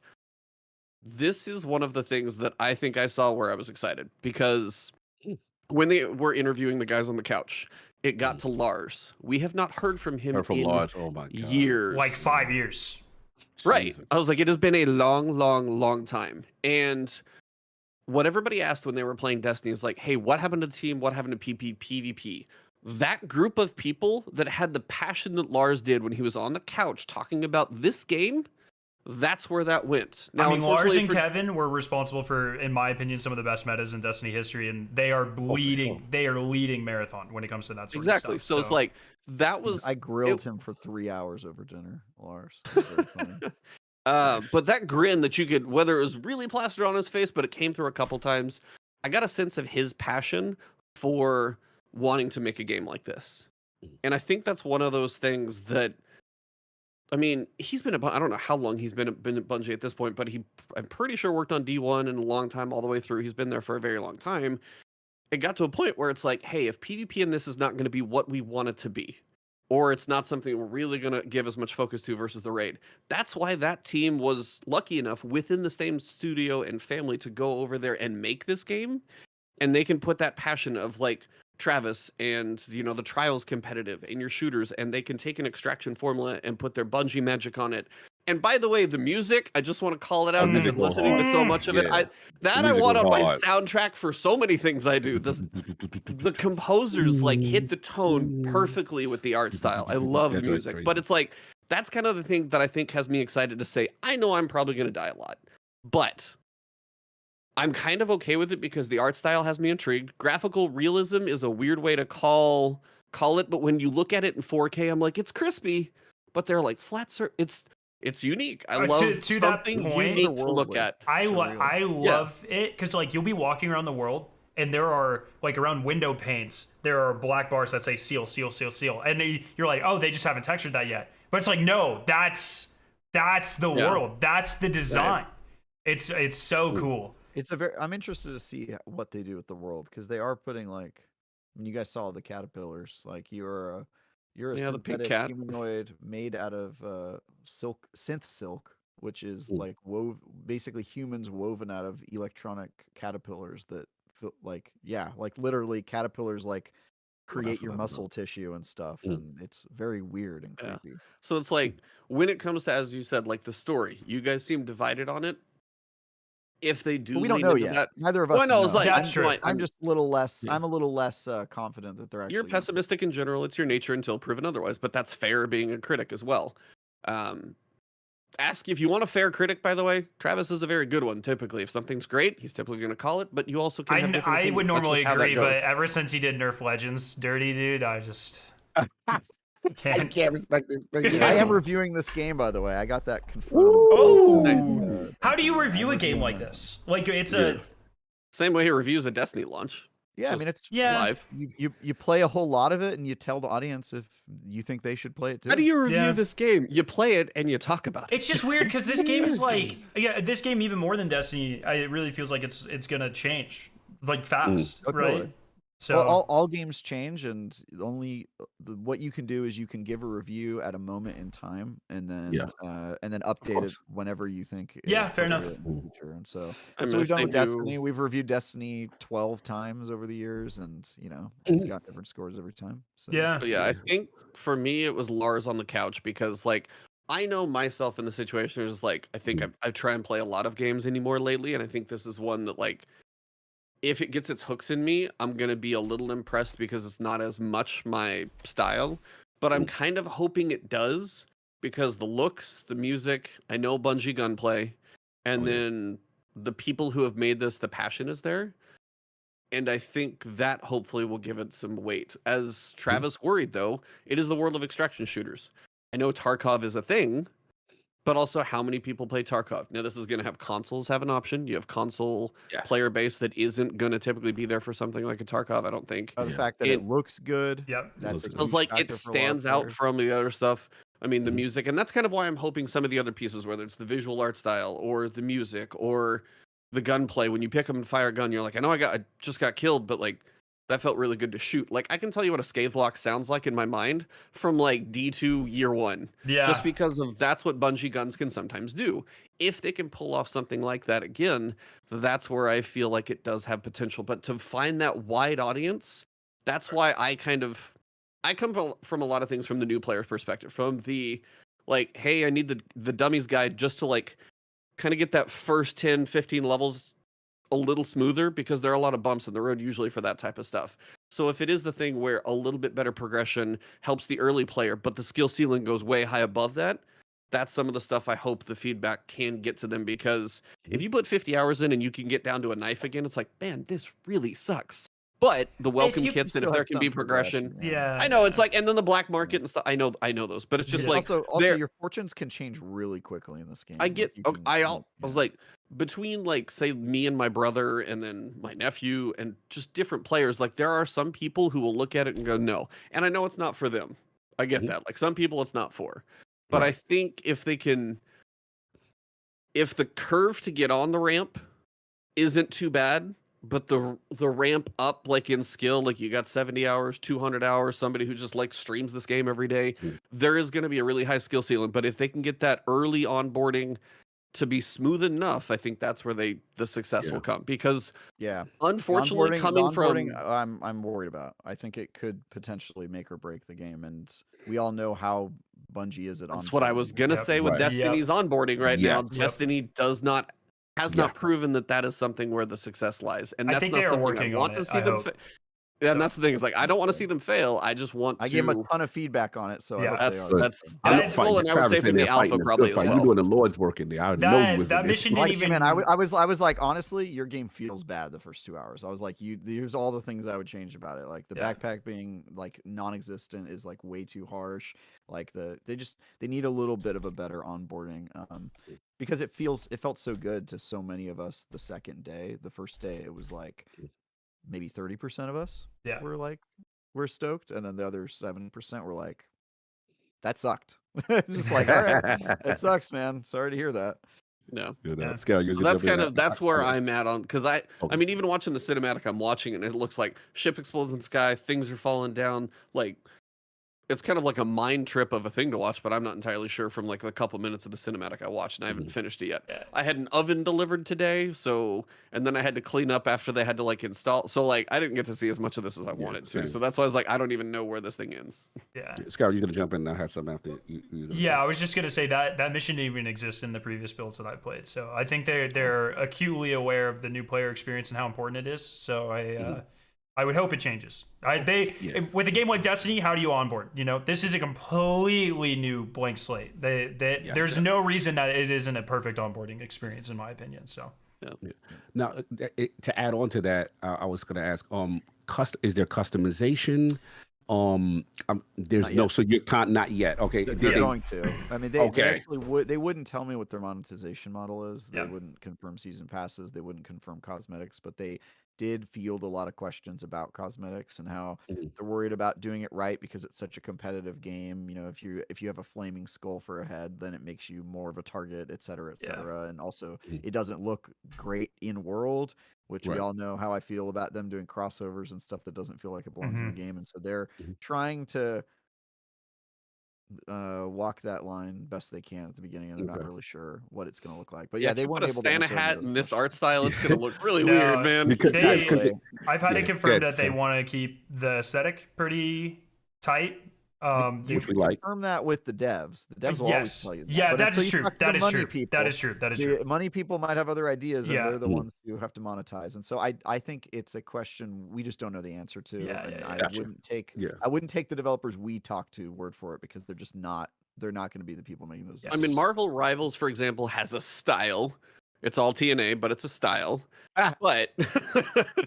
But like when you have two different skins, it's still in the same aesthetic. It's not game breaking and that type of thing. If they do like just a completely different looking skin, but it's a cosmetic purchase, but that's some way to kind of show yourself a little bit of flair. That type of stuff I'm okay with, because it keeps with the style, but it's so unique. Anything out of this world is really going to look at a place like One Heart. thing I do expect they'll hold to is they said that a really important pillar of the game design is that when you see another player in the distance, you have to be able to know which character they are. Yep. And so I think that that is important to balance, to be like, oh, that's a void, so I know he's going to go invisible and all that stuff. And so I think that no matter what they do with the cosmetics, which I fully expect them to go full cosmetic because it's Bungie and also it's Sony, it's PlayStation, right? Mhm. So I expect that, but I think that they're going to have to figure out a way to make it so that you can still tell which character you're running up against. In the short film, you see Glitch like sit down like a bunch of times, and every time she looks different. I think that could be how it kind of. That's a good. Yeah, it's a good call out. No, this is good information. I know what you guys saying that because again, I'm totally aligned with E in the sense that it's good. I understand what it is now based on what you guys explained, and that skill gap's going to be there, but it's going to also need that new player that doesn't have to some carrot to keep that person invested where they don't quit, give up, and say, I can't do this. I'm getting murdered all the time. And I'm curious how they handle that part. And then we got to talk about the $1 million question now, which is the price point, right? We obviously there's been no confirmation. Nobody knows right now, yeah. Right? We're assuming it might not be free to play, and it may be right a $40 game, whatever, full price game, whatever it is. It's not. I feel like they confirmed. I feel like Bungie confirmed recently it's not going to be a full premium, or it's going to be a premium experience, but not a full price $70. I think that was like a Marathon reply I saw quote tweeted somewhere. Could be wrong, but take that with a grain. But I would say it is. I would expect it to be $70, but I wouldn't. Yeah, I wouldn't. Oh God, no! Oh God, no! Look, if it's not $70, I think the only reason that that's true is because of Concord. I mean, what is there? How many full price PvP focused games are there? Concord was one of them that was published by Sony. Well, Concord was only 40. Helldivers was 40. Helldivers was 40. Concord was 40. Wasn't Concord? Concord was 40. Concord was 40. Yeah, Concord was 40. Full price game? Yeah, no. Helldivers and Concord was 40. But it's like, I guess my question is like, even with 40, right? There's a part of me that's just like, in this world of free to play and battle and we're doing a very bespoke extraction, and it may be the best, but I'm curious about the onboarding and for long-term success, even if they have the most amazing product. Like, what do you guys feel about?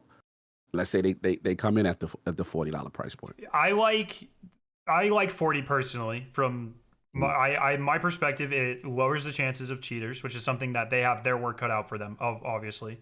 I feel dedicated servers makes it a little easier. True, and they have a whole they have a much larger security team for this. Like they have things built into the game. But I still think that price point lowers that. And I don't know. I literally have no idea. For everyone in chat, don't quote any of this. I have no idea. Hey, if they let Nintendo games come out before this, it's going to look really good. That's true. Mario World out here. I think charging 40 for it allows having more free-ish events or cosmetics and stuff in game more likely as well. So I like that personally. But I don't know what their seasonal model is going to be if you have to pay, if there are battle passes, if you have to pay for them. I don't know what that looks like. I have literally no idea. Right. But so we think there's no shot. The reason I'm on the before you go, Chad, you think there is no shot at free to play? No shot. No, I don't think so. Okay. I give it a 5% chance just to throw you a bone. They did. Chad is saying they tweeted out not full price though, so it seems like cool. That's okay. That's what I thought. I thought somewhere it was not full price. Not full price, but honestly, 30 or 40, I'd be happy with. We've talked about our problems with the monetization model of Destiny, and I just don't. I'm not going to give them any credit until I see.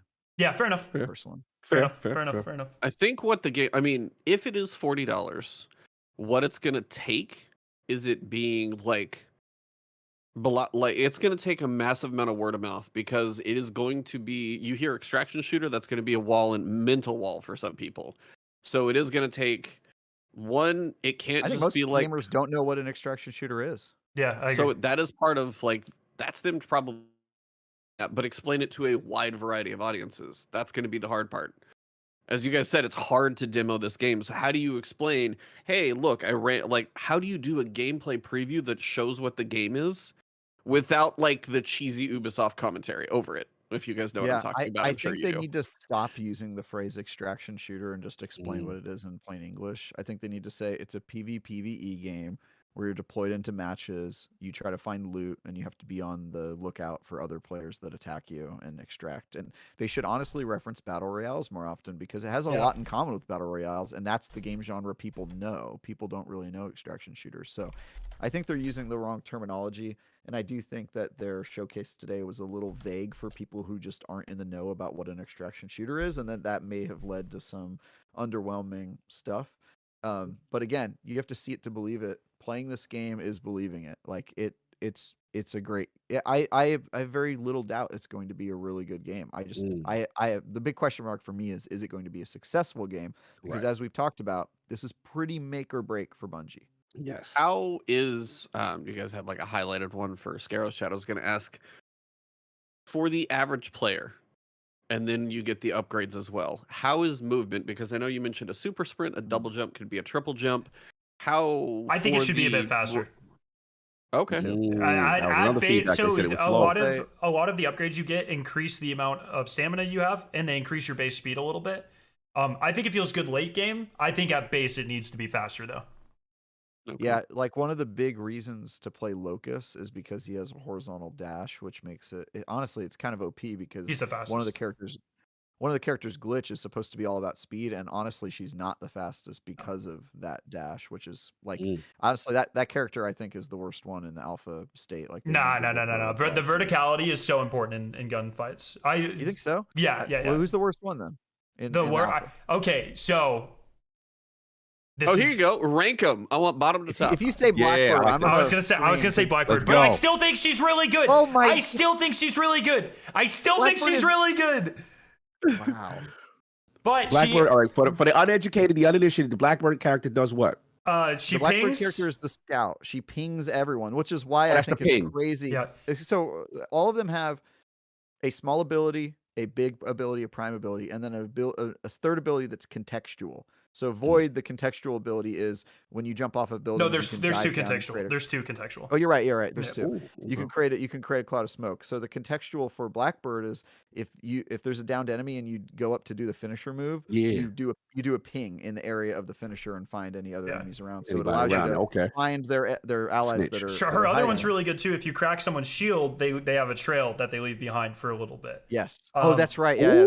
I still think Blackbird is very good. She is the only character that doesn't have a movement ability of some sort, which I think makes her the lowest skill ceiling, personally.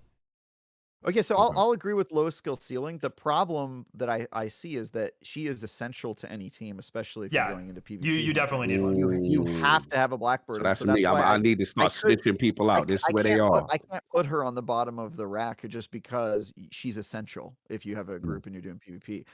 That would be you, Cog. Like you're snitching for your. I'm snitching all this medic class that Scarrow's talking about. I think these are the ones for me. Well, so they're not in the alpha. So they're not in the alpha. Not yet. Okay, they'll not yet. Be, But they'll for be future. at the full launch. There's two more characters. Yeah. Okay, so that one what's his name again? So Blackbird is the one who pings. Locus is sort of the one that you would think of as a Titan because they have a shield wall and they shoot missiles. But Locus is OP because she is so fast. And that makes it kind of the opposite of what you expect of the Titan of being like slow mobility, high DPS. It's like, no, she's well defended and the quickest and quick and shoots missiles. And so Locus is pretty broken in the alpha. I think they're probably going to have to tweak her. No nerf coming. Yeah, there's going to be some sort of nerf there. And then the other two are Void, the stealth ninja that does smoke and invisibility. I think that is a great class. Super good class. Like people are going to be playing that in solo. I would say the worst one is Glitch. I understand totally having the verticality. Verticality is extremely situational though. Yeah. And I think she's outclassed in speed just based on Locus. Really, the only thing that is super good about her is like if your two teammates get downed and you use your prime ability and you run the hell away and you get 3 times as far as any other character can run before running out of stamina. The game does feel a little slow. because you have a stamina meter that you're constantly depleting. And then when you deplete it, you have to just like walk at a normal speed. And the stamina meter is not long at base. No. You have to upgrade it. It's and like you a have to slide go and a up, couple like, seconds of sprinting. It's pretty. a slide, a it's couple pretty seconds of slow. sprinting, and then you are slow, like all over. Got it. And the If you're regeneration is 5 If seconds. you're using the Gotcha. Yeah, it takes kind of a while. If you're using the boost around as locusts, like you get maybe 1 or 2 of those boosts and then you're done again. Yeah, And so yeah, you yeah. really have to play it smart early in the game, and then they only release that as you get better loot and get Got some of it. the upgrades, and then it becomes a little less demanding. But Okay. I think I think it does feel a little I get why they don't want you to just be able to sprint away, because it would make PvP kind of irrelevant if you could just run away from every encounter, right? Right. So I get it. But I do think it's a little too punishing. Like you don't feel particularly strong. Like Yeah. you run like a couple seconds and then you're like, oh man, I gotta stop again. I think You they know? could So, make like, it a bit faster because bullets have stopping power in this game. So if you get hit, you slow down like a lot. And you can get the limb system. There's been some leaks where I guess it used to be a lot more crazy than it is now. Now it's just like, okay, you get hit in the arm, you heal slower for a minute or whatever. It's nothing crazy. And so like I think it could be a bit faster, but I'm a well skating movement kid at heart. You know what I mean? Like that's just me. So there's an item in the game called cardio kick where it's like one of the consumables. You pretty much just inject yourself with epinephrine, and it feels so goddamn good, dude. The entire game should feel like that at base. It just feels so good. You can slide 4 times in a row. You can it is just so good. I would have 10 of those in my backpack every run, because you can get them from the black market, and just From the black like, market coming in. You're just Okay. injecting yourself constantly so that you don't have to move like a sloth. Yeah.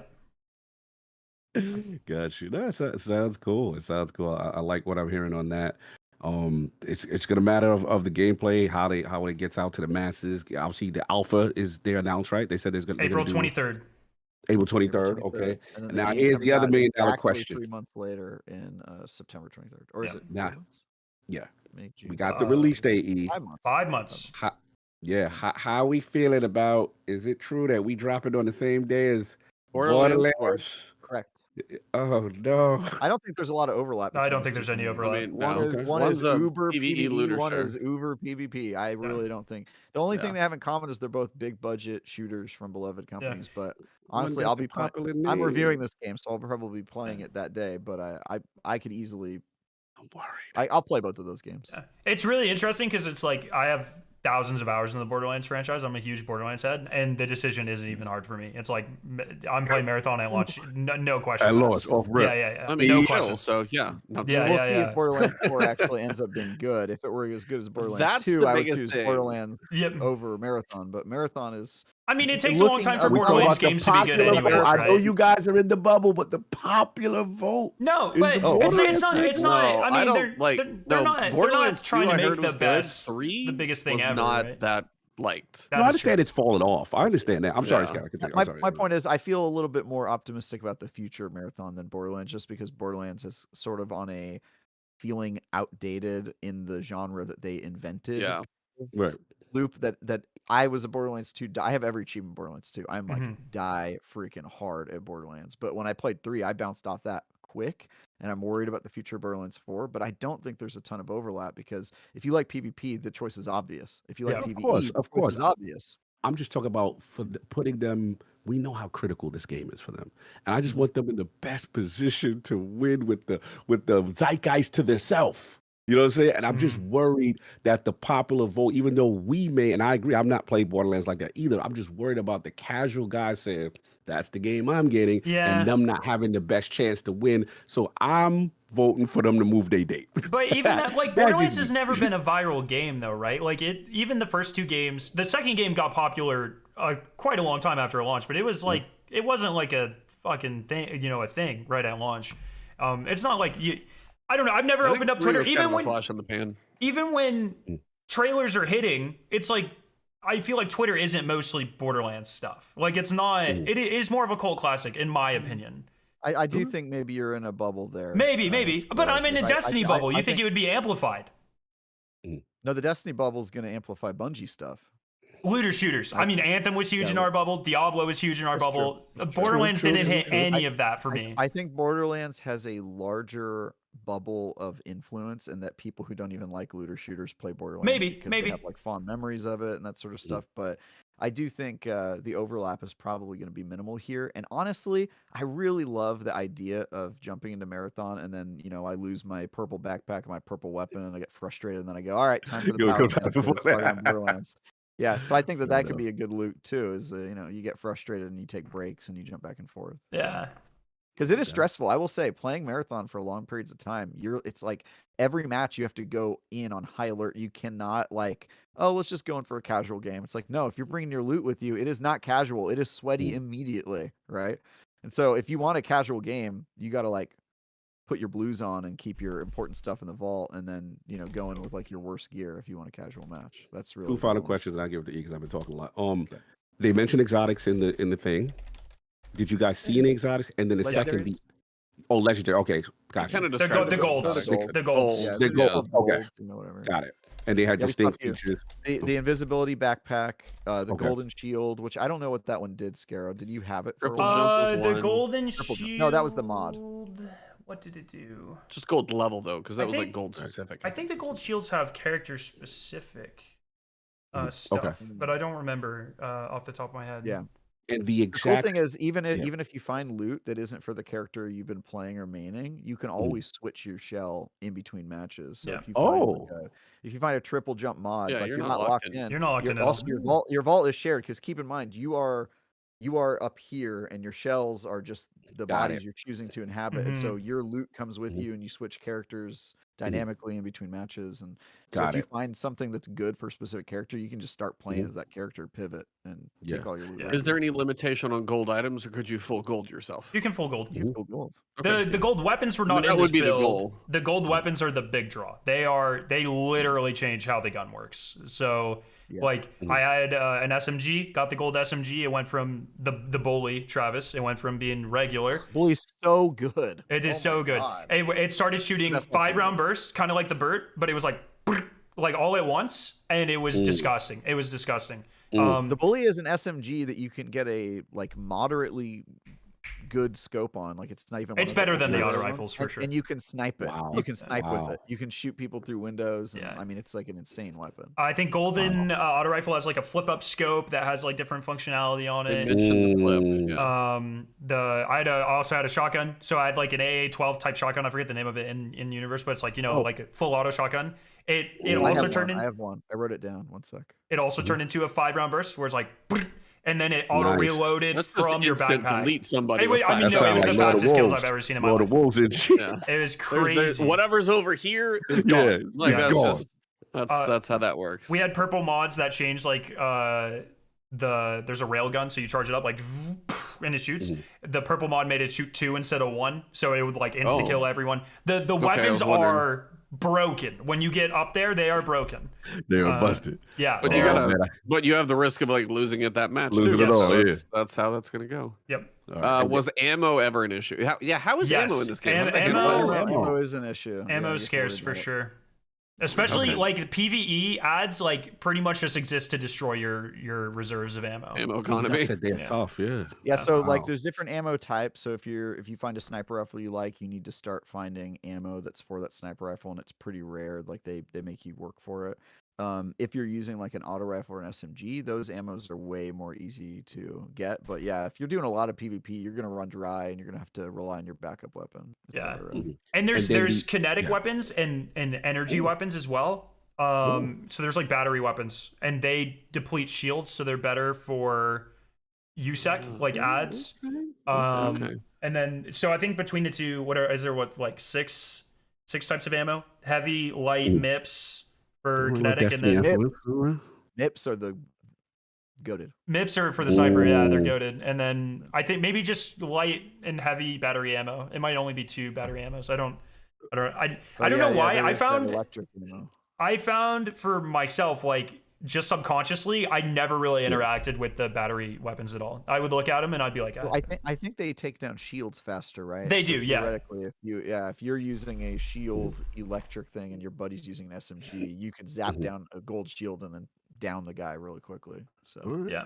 So Travis, this one for you. The beauty that you describe is the tension of the extraction, right? To me, that like, yo, so I'm assuming what 30 seconds or whatever it is. It just feels like an eternity to How get long? out. Yeah. Yeah. What's the time It's limit? 30, And then 30 seconds. When it gets down to 30 seconds, if everyone is in the circle, the counter goes down to 10, and you only have to stand for 10 seconds. But the area where like you're calling it, it's preparing for the exfiltration, shooting the beam inside. That's like maybe It's a 45. minute or something. 45. got it. 45 So seconds, again, yeah. give me the visual. It's like some old Pillar of Autumn. I mean, what's the Hammer of Dawn type energy? Have you ever seen And the then- Avengers? That blue Yes. laser in the sky? Yeah, that's Okay. exactly what it looks like. And the Now the ex- entire map can see it. And can see everybody like it's going down. So now the question is the extraction, the physical representation, the aesthetic of actually extracting. Is it like a beam up? Like how do you get out? Yeah, you get kind of show it? dissolve. Which actually, this is a very funny thing I found out mistakenly. You can see it in my preview footage. Is if you are chasing another group and they're trying to exfiltrate, and you run up on them and you kill them and you down them in it. I went in to go loot their bodies, and then the exfiltration went off, and I got yanked back into space. And my two teammates were still there, like he's gone, and I was out of the level with all the loot I got. And so yeah, so you can get yanked up on accident, and then later they're probably going to tweak this, so it probably isn't a fair critique. But like, I shot down from a balcony into a group that was exfiltrating, and then their exfiltration went off, and when the beam passed me, I got yanked up with them, and again pulled out of the map and left my two teammates with them. And I was like not near the exfiltration zone; I was like way above it, but it just yanked me with it. Yanks so I you think up, that's okay. a bug. They'll probably fix that. If someone is downed, they will get exfilled. If someone is perma-killed, like you down them and then you thirst them, they do not get exfilled. So learn from my lesson. If you down somebody and kill them in their exfiltration zone, wait for the beam to go off before you go and loot. Yes. Unless you're trying to leave, because you can use their exfil, which is very Okay, funny. so- Because I went to loot him, I opened his backpack, and then all of a sudden my screen started blurring, and I was like, just yanked out of the level. Yeah, that's hilarious. Yeah, that's that. pretty funny. Good, You cannot betray your teammates. No friendly fire. No friendly fire. And there's a so- cool thing. So if your teammate dies and you loot them, and then you exfil, all like loot It that goes you back take into from your their teammate goes inventory. back to them. So you can't grief your teammates. You can save me for being garbage. Yep. So the other thing you can do is not just save you from being garbage, but like if I give you my purple weapon, and then so like at the beginning of the level, I drop down a purple weapon, and I go, hey, use this. Oh, we could And then we complete. No, so we can't exchange because But you could drop stuff for me. You I you're could drop it. You charitable. can use it, and then when we exfil, it goes back into my inventory because it's my item, right? because And it's so your then I just have to item. give it to you at the beginning of each level. So you got to and keep your so- buddy alive, but if they stay alive, you can If kind they of stay alive, you get it back. Exactly. This is a really cool question in chat. I don't want to miss. Is there a visual indicator of how many players are still in the game? There's never an indication of how many people you spawn in with On or how many purpose. people are left ever. So it's super tense the entire. But you always have to play like you think someone's on the map. I kinda like Exactly, that. because Okay. I was in the final exfil a few times. It's not just and like we the were countdown number. Yeah, when you see the number, we you were know. so filled with tension. We were like, I think we killed 5 teams. There maybe is one left. Like we're exfilling and we're waiting like that 45 10 seconds. And then nobody shows up, and we're like, we've been the only person on this map for like like 20 minutes. Like Yeah. it's like there was no, but it still makes you feel tense. Right. But I what like is it. cool Like, I'm is pretty when sure you they're all dead. exfil, if someone is on the map, it lets you spectate them. So it's like you're like, oh my okay. god, that person is literally 10 feet from me. Like they almost killed me, and we barely got out. So, question on. So you say what? Dire Marsh, 6 teams, 18 people, 6 extraction zones, possible 1 in the middle that you can PVE your way to use. It's not in the middle. It's hidden. It moves. It's Yeah, somewhere else. somewhere. Yeah. How big are these maps? How long to maybe like run to the other side, or how big? Like I'm trying to Marsh is can't really visually wide. place it in my mind. Marsh is wide. In like maybe 3 minutes. Yeah, It's it's, kind of I'd say long. top. Yeah, I'd say top 2.5, 3 minutes, maybe a little longer, because the back sides of the long you'd never really go. Like the POIs are closer than the edge of the map, so maybe like 3 minutes by 4 minutes, something like that. I'd say so the quickest someone can exfil is 55 seconds if they hit it and then they're standing in the ring immediately. I would say if you're more than 1.5 POIs over, you're not catching them. Maybe if you're Even Locust. if you get there in time, you could down them from a distance, and then they would just exfil. Yeah. While down, because you can do things like hide and smoke or hide behind the exfil beacon machine, and there's like if you're pretty sure that there's no one around you, which sometimes you can get a sense of just because you're not hearing gunfire, like people usually shoot. If you're not hearing it, you can exfil. Even if you know they're running toward you, you can kind of pretty safely be like, all right, even if they got to us, they're not going to be able to kill us in time.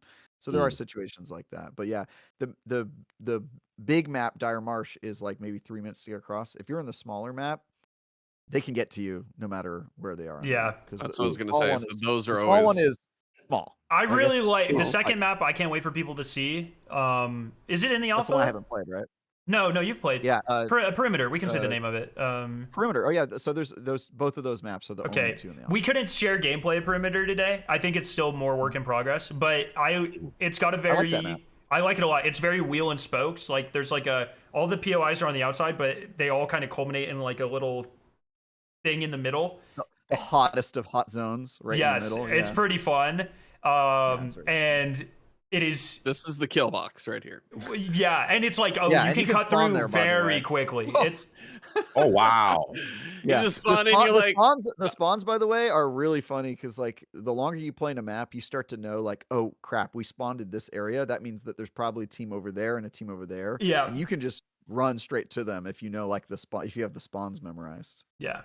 And I really like the second map. It's good. I like it better than Marsh. It's got a lot more interesting like verticality. I'm interested The to one see. that's not perimeter. No, I like Perimeter better.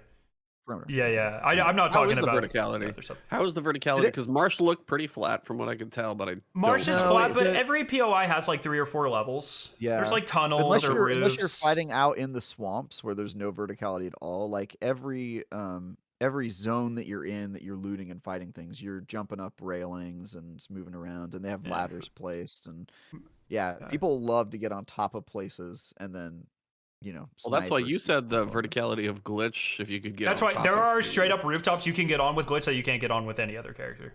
Yeah, I mean, that's definitely true, but I just think they at least in Dire Marsh, they offer like ladders and other ways to get up to the vast majority of areas. I never felt like I was like, oh well, if only I were Glitch, I'd be able to do this thing. Yeah. And also, her double jump isn't that crazy.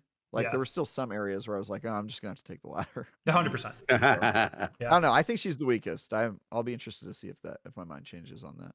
I would imagine Perimeter's cool everybody has because their own play style. it's kind of on a hill, so there's like natural elevation to the map. Okay, It's yeah. really cool. Those Nice. rocks are a death sentence. Too, Yes. if you're traveling through that rocky ridge, Yeah. because there's so many places for people to hide in, like the tree line or whatever. It's like we were just hunting groups that were walking through those rocks. Yeah, It's just so like, many dude, choke points. You're screwed if you go down there. Oh. You can throw a chem grenade, which like shoots acid everywhere, and then just makes like that terrain even worse. Yeah. And yeah, it's very In the first build I played, there were no death boxes on top of the mountains on the map, so we Skyrimmed all the way up the mountain, and we were sitting on top sniping people. Oh, yeah, you And broke it. Of I mean, course you're you like did. literally 200 feet above everyone. It was pretty funny. Quick questions for either of you guys: fall damage and silencers. They confirm fall damage. Fall damage damage is pretty intense, but 3 of the 4 Oh, that's characters crazy. can negate it. If you double jump right before the ground with Glitch, if you boost right before the ground with Locust, or if you smoke dive with Void, you can negate it. Blackbird, as far as I'm aware, has no way to get around fall damage. Yeah, that's true. Fall Yeah, damage she's the sounds least- rough. She's the least mobile, but it's because she can ping literally everyone on the Yeah. map. She Is also has a there- drone she can throw out that hunts people down, marks them on Oh. the map, and then explodes in their face? And when it Oh, sounds like explodes, my play it style. overheats them, so they can only like crawl Yeah, they away. can't They use their can't sprint powers. away. Honestly, Blackbird is like I'm saying, she's essential. You have to have at least. She's one kind of a move. troll. Central. You talking about noob language? I love this. I snitch, and then I can go put this little drone and search you out and take powers away. Well, the Yeah. drone isn't that powerful. It walks like a couple feet, and if it can't find anybody, it kind of just gets lost, and then It's like, do you remember when the baby screams would just like run up walls and like do the? It kind of does Yeah. that. It's pretty much the same thing. It's probably the same AI as baby screams, to be honest. But Is there anything like a heavy weapon beyond a sniper rifle? yeah, there's LMGs. yeah, Okay. light machine guns. I don't think I saw any rockets or anything. There were no rockets in any of the builds I played, but in the ASCII art from the ARG, they were doing 3D ASCII art, and there was definitely a rocket in one of those. So I have no idea what that is. That's interesting. Yeah, And that's something they can somebody probably asked add about in over time with silencers. seasons. I Yeah. don't think silencers are a thing. I think part of the game design is if you're shooting, you're telling people where You you tell are. people where you are. You want to know what. I do And- think they need to work better on the PvE stealth mechanics because I was playing as Void and wanting to run around a facility and knife out robots and loot and kind of like not give away my position, and they make that very hard in this game. The knife really doesn't work against PvE that much, and so I think they need to work on like a way to stealthily take down points of interest. I also think it would alleviate some of the complaints of people being like, well, it's impossible to not engage in PvP in this game, and the frustration of people who just want to like avoid PvP as much as possible. Like if there was a way to stealthily take down areas, I think it would help a lot, but I didn't feel like they were there yet. I could tell they wanted that. I could tell they wanted to be there because the enemies clearly have blind spots and you can walk behind them and you can do stealthy stuff. I Yeah. just felt like there was no way to kill them stealthily, Yeah. and I think they need to work on that. There should be takedowns. Another crazy thing about the AI is the sniper AI will shoot you from further than I've ever seen an AI shoot you in any video game. Dude, they're nasty. They're Okay. nasty. It's I'm from like so far away, and they hit, they slide, they jump, they mantle. Like from a distance, it'll look like it's a player. You'll get domed, and it's just like, oh, that's actually just a sniper ghost. Actually, that ghost commander. Damn. It's yeah. And every Very- time very I've solid AI. It sounds like. Every time I've heard It's Joe possibly the Ziegler give best feedback, AI I've seen in a game. I was hoping for some Titanfall type AI. and every time I hear PvE Joe Ziegler talk about it, he always goes, "Oh, they're not hard enough. Make them harder." And they've gotten harder every time I've played. I kind of think he's right. I still think they should make it a little harder. Yeah, it's because there were points where I would have like purple weapons, and I was like, they're not So really that's challenging where- anymore. so But that's at the where I beginning, feel like guys, they might when I do first some- played this game, I jumped in playing it like it was Destiny, and I got downed in like 5 seconds. Like literally, I went in. Yeah, like it was there's no Destiny. I was like- overshield, just done. I was like, oh, I've got an auto rifle. It probably won't be that bad. I jumped in, and there were like 2 or 3 guys, and I shot at one of them, and then the other 2 downed me, and I went, oh, I guess it's not that type of game. Yeah. Never made that Interesting. mistake again, though. You have to like be tactical when you approach a building. Garrett, win condition on non-extracting people. There's an overall time limit. Get off the planet, blow up. What happens if you have to don't exfiltrate. extract? You just die. There's no win con. You just die. There's no time. There's no time restraint though. Right? There's no like map No, time. there is. Oh, You have 25 minutes. At the end Okay, of 25 25. minutes, it gives you one final exfiltration point that anybody who's still left on the map has to go to. Got and then it. you have 5 minutes to get there, and then it zips Battle off. for the final escape pod kind of The energy. the longest you can be on a map is 30 minutes, and at that point, you've passed the point where you have other options other than the final exfiltration Mhm. zone. Got it. Okay, that's what I want to know. Yep. I was doing final exfiltrations like most of the time because we were so PvP heavy. We were like, is there anybody still around who wants to fight us? And they were all dead or had already left without us by that point. Sounds good. Yeah. E? I mean, we've just been covering a lot. I keep thinking, but you guys have touched on so much stuff. So much, yeah. It's going to be so like, yeah. I encourage you, even if we don't think, I encourage you both to play the alpha, and I really want to talk. Oh, for sure. believe me, I'm gonna Playing. try. Definitely gonna try. Yeah. It's budget. I'm trying this. Yeah. For sure. Yeah, no, I mean, my goal is to hopefully play it and give it a reasonable shot. It just will be how often I play. I think it's something like I do want to kind of touch on because it is even. There's times where I'm like, hey, I really don't know about Bungie, but it's like, sometimes just shooting a few enemies in the face feels good. Like the gunplay and like the physiology of the way the heads explode. Like there's certain things they get right. So it's like I'm not too worried about wanting to go in and be like, I might die in like 20 seconds, but I might, try a couple of runs, go in, see if I can do anything. So it's like I'm not too worried about that. It'll just be I don't more think- how I think often and you'll how sup- frequent. I think you'll surprise yourself by how good you are at this game, though, E, because it's not like Crucible where you run into a match and in the next 8 seconds you're going to see an enemy. It's like it gives you a chance to sort of build and hunt. Like, for example, I saw Tenz's group. He's a Valorant streamer. He's like extremely good at shooters. And I saw his group from super far away, and I was like, all right, they don't know we're here. Let's follow them. Wait until they encounter Nice. another player group or wait until they're in like an open area. And then we waited for them to cross the swamp, and we just threw a ton of grenades, and just like we had a chance to put that better player in a position where they had very little chance of beating us because we had the jump on them, right? Yeah, And so you can do stuff like that where you can play smart, and that dynamic doesn't really exist in a straight up PvP game because there's no like surprising your enemy in a right. arena shooter or whatever. They know you're coming, and there's only one way to kind of approach that.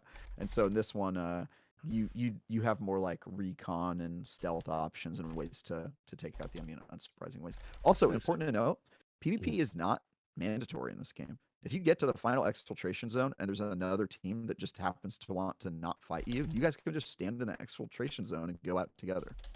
Wow. There's nothing that makes you kill each other.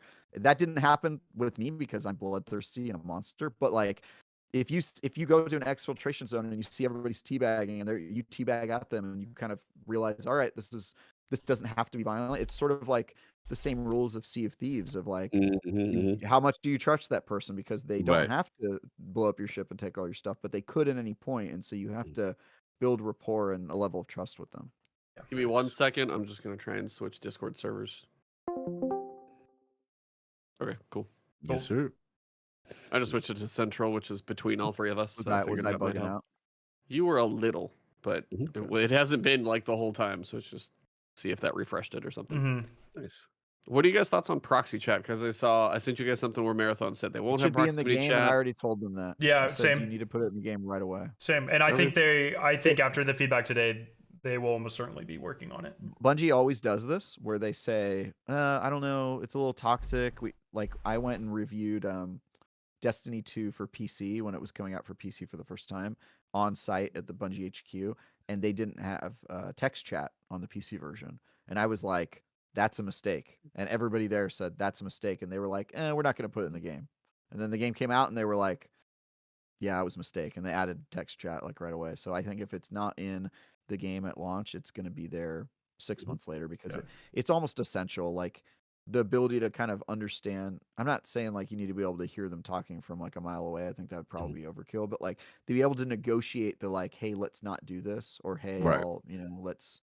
I think that's really I've actually heard some cool clips of people like, please don't kill me. It's like my first game. And then you see like they carry that person all the way to the end because it's like, okay, let's work together. I'll help you out and we'll get you a win. Because I've seen some people, they're like, they win all the time, be like, I've never won, I always died. And they're like, all right, follow us, we're going to take care of you. And I'm like, those are actually cool stories. I was like, that's kind of awesome. So I got in one encounter where it was very clear the other team was not trying to fight.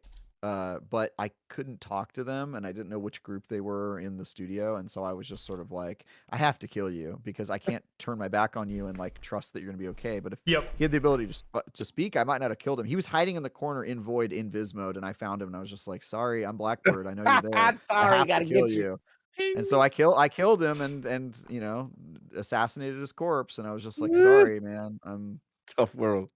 Tough world. Tough I am world a out stone here, cold man. murderer. It's true. Travis, no mercy. Look, if proximity chat were there, it could. Maybe you could have saved his life. He could have convinced me. But Give like, me your blue no gun and I'll proximity let chat- you live. Yeah, Give me no that blue. proximity chat. I don't know whether you're hiding, waiting for me to turn my back and ambush me, or if you're hiding because you don't want to fight. And if you could communicate which of those two you are, I might believe you and be willing to like let it go, right? Yeah. But I just wasn't that. willing to take that risk. From Scarrow, from downed position, which I love that feature when you kind of, and then the person can do the fight. Is there any idea or thought of doing like a Call of Duty Final Last Stand, or they like, nah, they want to keep you in that vulnerable state, Yeah, and they you can would- only if be you- revived? If you have certain items on you, you can self revive. Yes. Oh. If you stay away long enough, you can get yourself back up and then use healing items. But to if you heal get yourself fully downed, then you can't do that anymore. It's only if you're then in a you can't. crawling state. Then your friend has to come and get you. I think they Gotcha. really Also- there are so many gameplay elements that I think they like you being that vulnerable position because it makes the other team make the decision. Am I going to go approach them and either take them out permanently or use it to get information about their team with someone like Blackbird?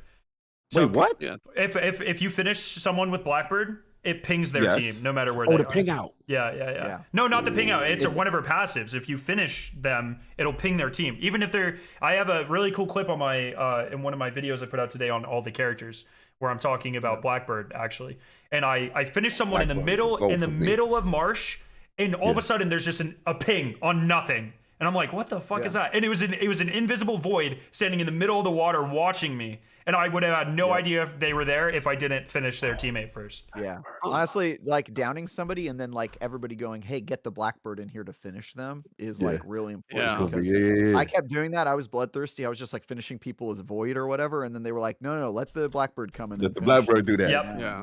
But how do you counter the Blackbird? You said it's a counter, right? There's a character that can Like kind of a mess up the So ping. there's a stat you can increase to make yourself holographic and you kind of look blurry. Yeah, and it's a it consumable ma- too, a scrambler. It's a yeah. There's also a consumable for it. And yeah, movement there's, like, characters ways- will counter that because she can't move very fast. So it's like you Exactly. And Got it, also okay. it pings if you're visible, the ping stays on you. So if I can see you in the distance and you're pinged, I'll see the square follow around. But if you go out of sight, the ping will just stay wherever you were last visible. Last And so scene. that's Oh, the way to okay. move That's the away. fairness. Okay. Yeah. Got it. Okay.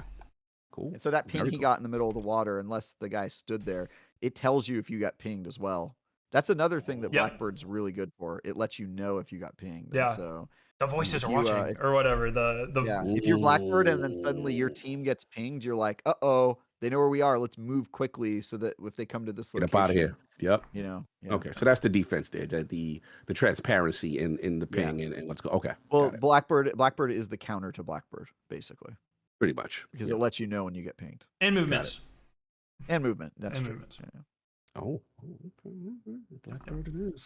Got my character. I do think every character I played, even the work in progress ones, are all incredibly well thought through and very powerful. Like, there's not been one where I'm like, wow, this one is not good. They're all very, very good. That's true. Like I would say Glitch is my least favorite, but it's also close. It's like a close match between her and some of the other characters.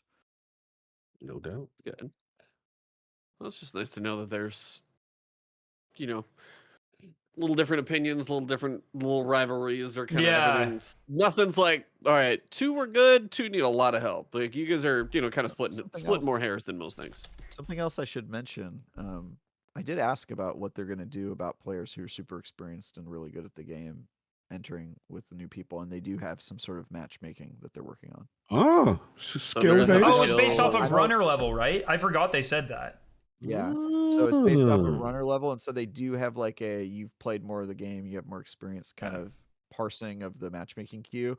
It's not like you can't play against like a super elite streamer, but it's less likely. And the other thing is that players are organically moving from certain maps as they progress in, like the missions will start saying like do things on this map. Yeah. And so you're unlikely to run into like advanced players in perimeter because they've already moved on to like some of the bigger or more complicated maps. And so you can kind of avoid running into crazy overloaded characters just based on Yo, the map Natalie, thank you so much for the raid. Why Scarrow and Trav sold the game better than Bungie? Well, to be fair, we had 2.5 hours and Bungie did not. Fair. I'm just like, dog, I've been streaming it's for so- 9. Like it's if they Fair, had this fair, time of time, but it's it's a hard. I don't think it's a hard game to sell if people can get their hands on it.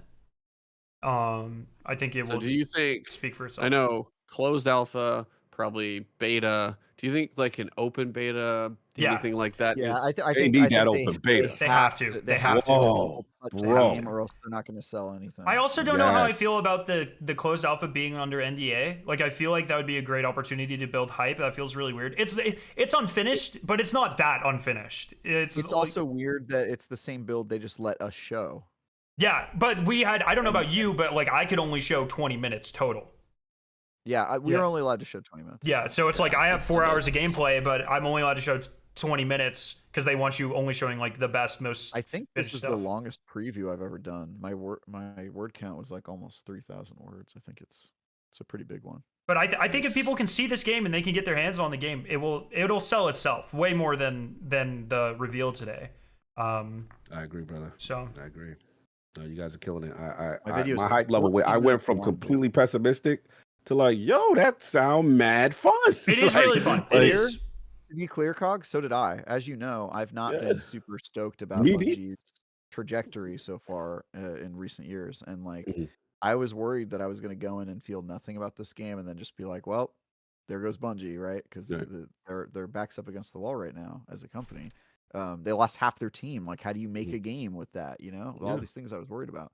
But you pick it up, you touch it. As soon as I got sniped at by an AI sniper and I killed him, and then I went and I took a sniper and shot at another player, I was in love with this game. I was like, as soon as I did that, as soon as I fired a sniper rifle and it just went chunk and like hit another player and down them, I was like, oh, Yeah, you guys, what you Bungie, been how do missing. you do this? How do you do this to That's me what every you been time? missing, baby. That's Yeah. what you been missing. I think So it's that good. Tiger Woo! engine, dude. It's got that. It's just. It's you the Tiger feel engine, it. yeah. Yeah, you feel Tiger it. It is so special, dude. You feel it. The movement, the gunplay, the animations, you're just Yeah. like, oh, They so have, they have good. stuff they need to work on. I don't know if it's going to be a successful game, but like I just from what I've played, I know that it's going to feel good, and I am way more optimistic about this game's chances than I was going into. There you was coming. No, that's a good sign. That's a good sign. Scarrow, would you? What now? With a culmination of the hours and where we going? That's, What's your kind that's of final thought? that's kind of where I am too. Like, it's hard nowadays. Games, like what games are successful, seems more like luck than anything. And you know what I mean? Yeah. You can, and the amount of time and the polish you put on your game feels like you're stacking the probabilities towards that. But you can make the best feeling game in the world, and who the hell knows how popular it's going to be. So I think there is an amazing foundation here. I think if they continue to lead into the secrets and stuff, like I hope they are, and like I've had some chats that they might be. I think that will be, even though most of the player base might not interact with that stuff, I think it'll have repercussions on the game that the entire player base will feel. Right. And so I think that is very exciting. I think there's a great foundation here. I hope people give it a shot. I genuinely think, like, I played so much of this game, and all I want to do is play more. I've spent, That's a great sign. in the last 48 hours, I've spent 24 of them streaming about this game, and I still want to do it more. Like, everything about this universe has me enthralled, and I cannot wait. So that's where I I'm think at. the most encouraging thing you said, Scarrow, was the fact that every session they took the feedback. You get the next So build, much. and you saw immediate response to the critical feedback, which is something that the Destiny community has been clamoring for. They haven't The taken any of my PvP. feedback, just to be clear. Just to be It's clear, really but we know upsetting. you on it. We know you on it because you're given the proper longevity live service feedback for long-term success that I like what Travis is doing. So they got two of my people right now given the correct data that they need. This is what I'm talking about. So I'm feeling a little hopeful now because I came off that stream. I was like, I don't know, y'all. I'm gonna try it. It's Bungie, but I didn't know. But I'm feeling better. The biggest concern I have about the feedback that they're getting is that all their playtesters are the hardcore. And so if they're trying to make a game for the hardcore, they're talking to the right people. But until they get the cogs of the world into those playtests, it's unclear if the feedback is making the game more for an audience that is very small and will not buy the game in large quantities, or if good point. You know, sometimes streamers have a positive influence on a game design, and sometimes they have a very negative influence. On game design. That's totally fair, and I think that's why they're running alphas and stuff. But I will say a lot of the feedback is towards trying to make the early game more approachable, and that's been a lot of feedback. Prox chat only helps that. Looting, the upgrade system, making the game a little faster or feel a little better at base, a little bit more storage at base, only helps that sort of stuff. And having a more approachable faction system, the lore more visible for everyone, which they've already acted on, only makes it more approachable for everyone. So that's been a lot of the feedback that we've been giving, excuse me. But that's almost certainly why they're doing this closed alpha, and then I would assume an open beta of some type. Like, they want feedback from everyone. It's a clean slate. It's a much smaller game than Destiny. I'm sure it's way easier to implement feedback on reasonable timescales, and so I think they're really taking it to heart. So no doubt. Well, that's all I got. From everything I'm hearing, from the feedback you guys have given, and then just the visuals, the music, like certain pieces have me there already. And then Travis said fire a sniper one time, and you got me hooked. I'm like, I love those moments where I could like snipe a little bit and have a little fun. So if I can even get a couple of those moments for me, I'm gonna, I don't get a lot of them, but if a few of them click, it's like a pretty good golf shot. And you're like, what keeps you coming back to golf? Which I have not played in forever, but it's the good shots that keep you coming back, even though you have a lot of crappy ones. Same thing as you said, if you do land those couple good sniper shots, you're like, all right, that's a really good feeling. The only thing to do with your loot, it's not like you're saving up your loot for a big raider, right? The only thing to do with your loot is other matches. And so don't give in to the gear fear is like something we were saying at the session. I like that. Don't let the gear fear control you, because if you don't use it, what was the point of you gaining it to begin with? The worst thing that will happen is that you'll die and somebody else will get your loot, or more funny, you'll die and somebody else Leopard just raided you. Leopard, thank you. Here, and then you will have the last laugh. That's funny. Thank you so much, Leopard. So I don't know. Well, hello to all the people who just joined the show. Hey, right as we're ending. Nice. Yeah. Wait, did a whole bunch of people just log on? Yeah, he had another streamer raid him. So, what's up, everybody? We're part of a podcast, and you're catching the tail end of it. We've been breaking down this game for the past 2.5 hours, thanks to both of these gentlemen who got to play it some and then even more. A whole bunch more. It's gonna be fun. And Bastard. Are they giving you an alpha code, Travis? Yes. All right, Yeah, we're I think I'm we're gonna playing. get it We're for you. playing. Oh yeah, we're definitely Nice. squatting up. Yeah, 'cause, yeah, we're the playing. fact that I we was didn't like, I gotta go ping anybody I know to try and get one too. I'm like, I want to play. I really do well, want to play. Bungie. Yeah. We'll be yeah. We'll get you guys codes. Yeah. I appreciate We're it. connected, right? I appreciate I'm on it. a first name Mano basis with Desper's one in of my their chat. What's up, Mano? sandbox leads. What Michael was his name? You guys cool. Appreciate y'all. And I can tell you, some of the feedback was heard from this show. Oh, really? Proc chat's being okay, added. okay. Confirmed. Let's go. Let's go. Yeah, I proximity just- chat is already being developed. No, right it's now. just like I know somebody who wanted to listen, so I pinged them with Nice. it. That's what's Gotcha. very cool. Gotcha. up. Nice. Yeah, actually, what was funny is I walked into Bungie Studio. Their staff has changed a lot over the years, so I wasn't sure anybody knew who I was. So I walked in. I was like, "Hey, I'm Travis with IGN," and they like all looked at each other and they were like, "We know."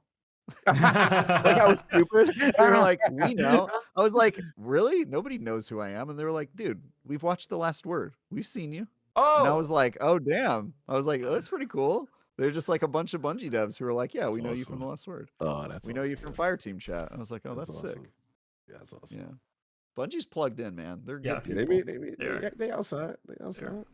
So what I will say to anybody who has a question about the game, this is where you need to this is what you need to listen to.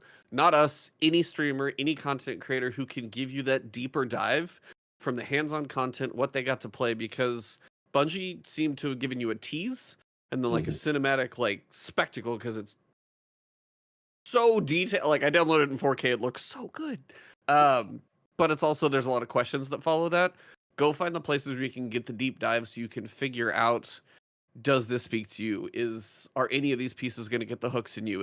Is that where you're going to bring all of this together and be like, okay, I think I got enough information. I'm going to give it a shot. There's some things to worry about. Some of it sounds cool. They're working on some things. And then the biggest thing you can do is try and get into the alpha through the Discord, which you can go join and try and get your code in there. And the biggest thing I can say to anybody who tries to give feedback, give it constructively, because if you're an asshole, it's pointless. That's all I can tell you. Yep. Like, they will listen and be like, this doesn't feel great. That's helpful. You got to tell them why. But it's like, if you just like, this sucks, like, that's pointless and nobody cares. So, yeah, try and give your, like, constructive feedback. Because I think anybody who's watching the stream or listening to anything about this has either a piqued interest, already likes the genre, or is at least curious about something new from Bungie for any number of reasons. And if we can all try and make it as best as possible, it seems like this is a game that they're open to hopefully doing that. Absolutely. Yep. Yeah. Well, Look forward to playing along with y'all. It's gonna be good. Likewise. As we wrap up the show, I'm going to post this on everywhere I can, probably tomorrow when I get done to rendering this thing, since it's not a short show. But we'll go around the horn. Scarrow, you're first. Tell everybody where to find you outside of the many people watching you right now live as it is. Yeah, You've become very popular, sir. YouTube Scare 9, and now co-streaming on Twitch. Who thought? Yeah. Well, Congratulations. thank you. Twitch partner plus or something. I don't know. It's been a crazy. It just kind of happened. So here we are. It's been fun. I'm looking forward to this game so goddamn much, man. It's gonna be good. Nice. That's awesome. Nice. Trev? Yeah. I'm reviewing Schedule 1, the game where you make drugs. That'll be up probably Monday or Tuesday. I'm going to I can't really talk about some of the other stuff that's coming up, but you should look at my GDC coverage of I think I previewed like 7 or 8 games that week. Den of Wolves, the heist game. Some of the other ones are really cool as well. So check out those, and I'm on IGN.com. You can also follow me on my socials at TyGuyTravis, Blue Sky, Twitter, all the rest. I try to post there when I can. I basically only post the content I've created. If you're looking for my opinions of various things that are not gaming related, I don't know. Text me. I'm not gonna put that on social media. I'm not a social Cog, what are you doing? Not much, man. Busy. Getting ready. We got a lot of games coming. Hopefully, Expedition will be one of them. And then I just finished coming off the which is South of Midnight, and then I got a KCD2 spoiler class I got to get done. But a lot of stuff, obviously the marathon came through right at the perfect time. So this is a perfect reunion to bring back the last word and talk with you guys. I'm super pumped to hear what you guys got to say because now my excitement level is up. So yeah, man, I'm hyped, man. Yeah, trying to keep my head above water, playing one too many things at the same time. I will tell you, if you want a good, damn near freaking immaculate puzzle game, go play Blueprints. Yeah, I gotta And play I know it it's at one of some those point. things. I was gonna say Scarrow. That's a good one. This game, like you and your puzzle bring your mind notebook and out. all this. My wife you gotta. is taking notes. Yeah, on the I'm sitting notebook. here decoding like codes and stuff. It's not gonna be like an ARG level, but dude, you're gonna love the puzzles in this thing. It's a really cool idea. Played one of the best Souls-likes I've played recently, and then I'm previewing a game that like in the first hour got the emotional hooks into me. So I'm all over the place right now. Amibantis, Cheetah, wherever you find me and see me. But Scarrow, one, I want to thank you, Travis, you as well, for giving us your time on the weekend on a busy day. Scarrow, letting us kind of hijack your Twitch stream for a couple of hours. Thanks for letting me be a diva, dude. I hate to, like I said, I hate to be the complicated one, but thanks for working with me. No, I mean, I appreciate it because I had my chat open and your chat open at the same time, and I was kind of reading both of them, so it actually worked really well to get a lot of feedback and comments from everybody. So honestly, give Scarrow a lot of love, everybody. We got to steal his time away.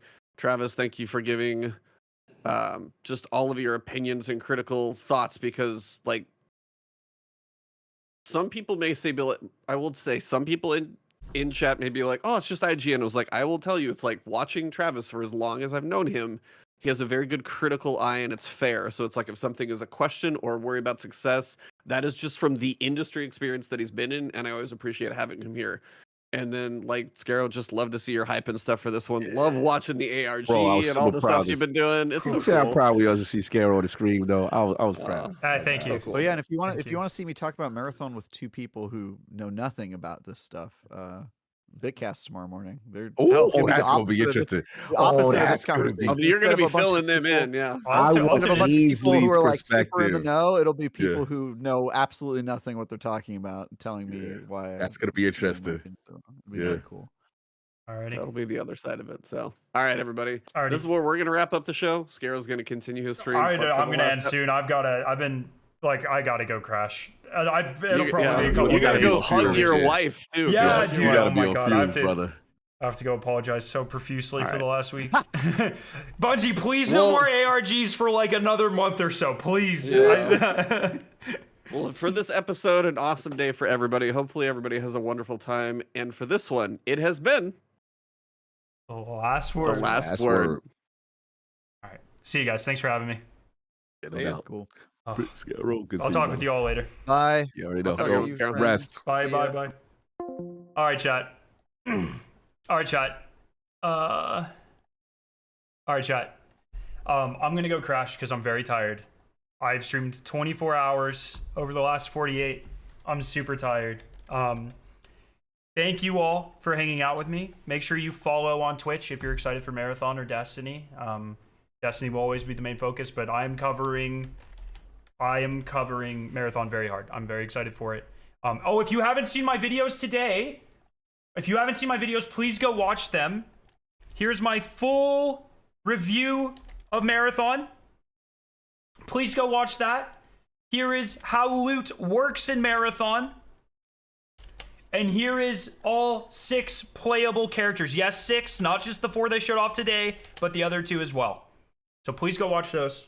Please. We're going to raid CB Gray, my brother. It's going to be great. Everyone, thank you so much for the support. Bungie, thank you once again. It has been unbelievable. I'm so thankful. I'm so grateful.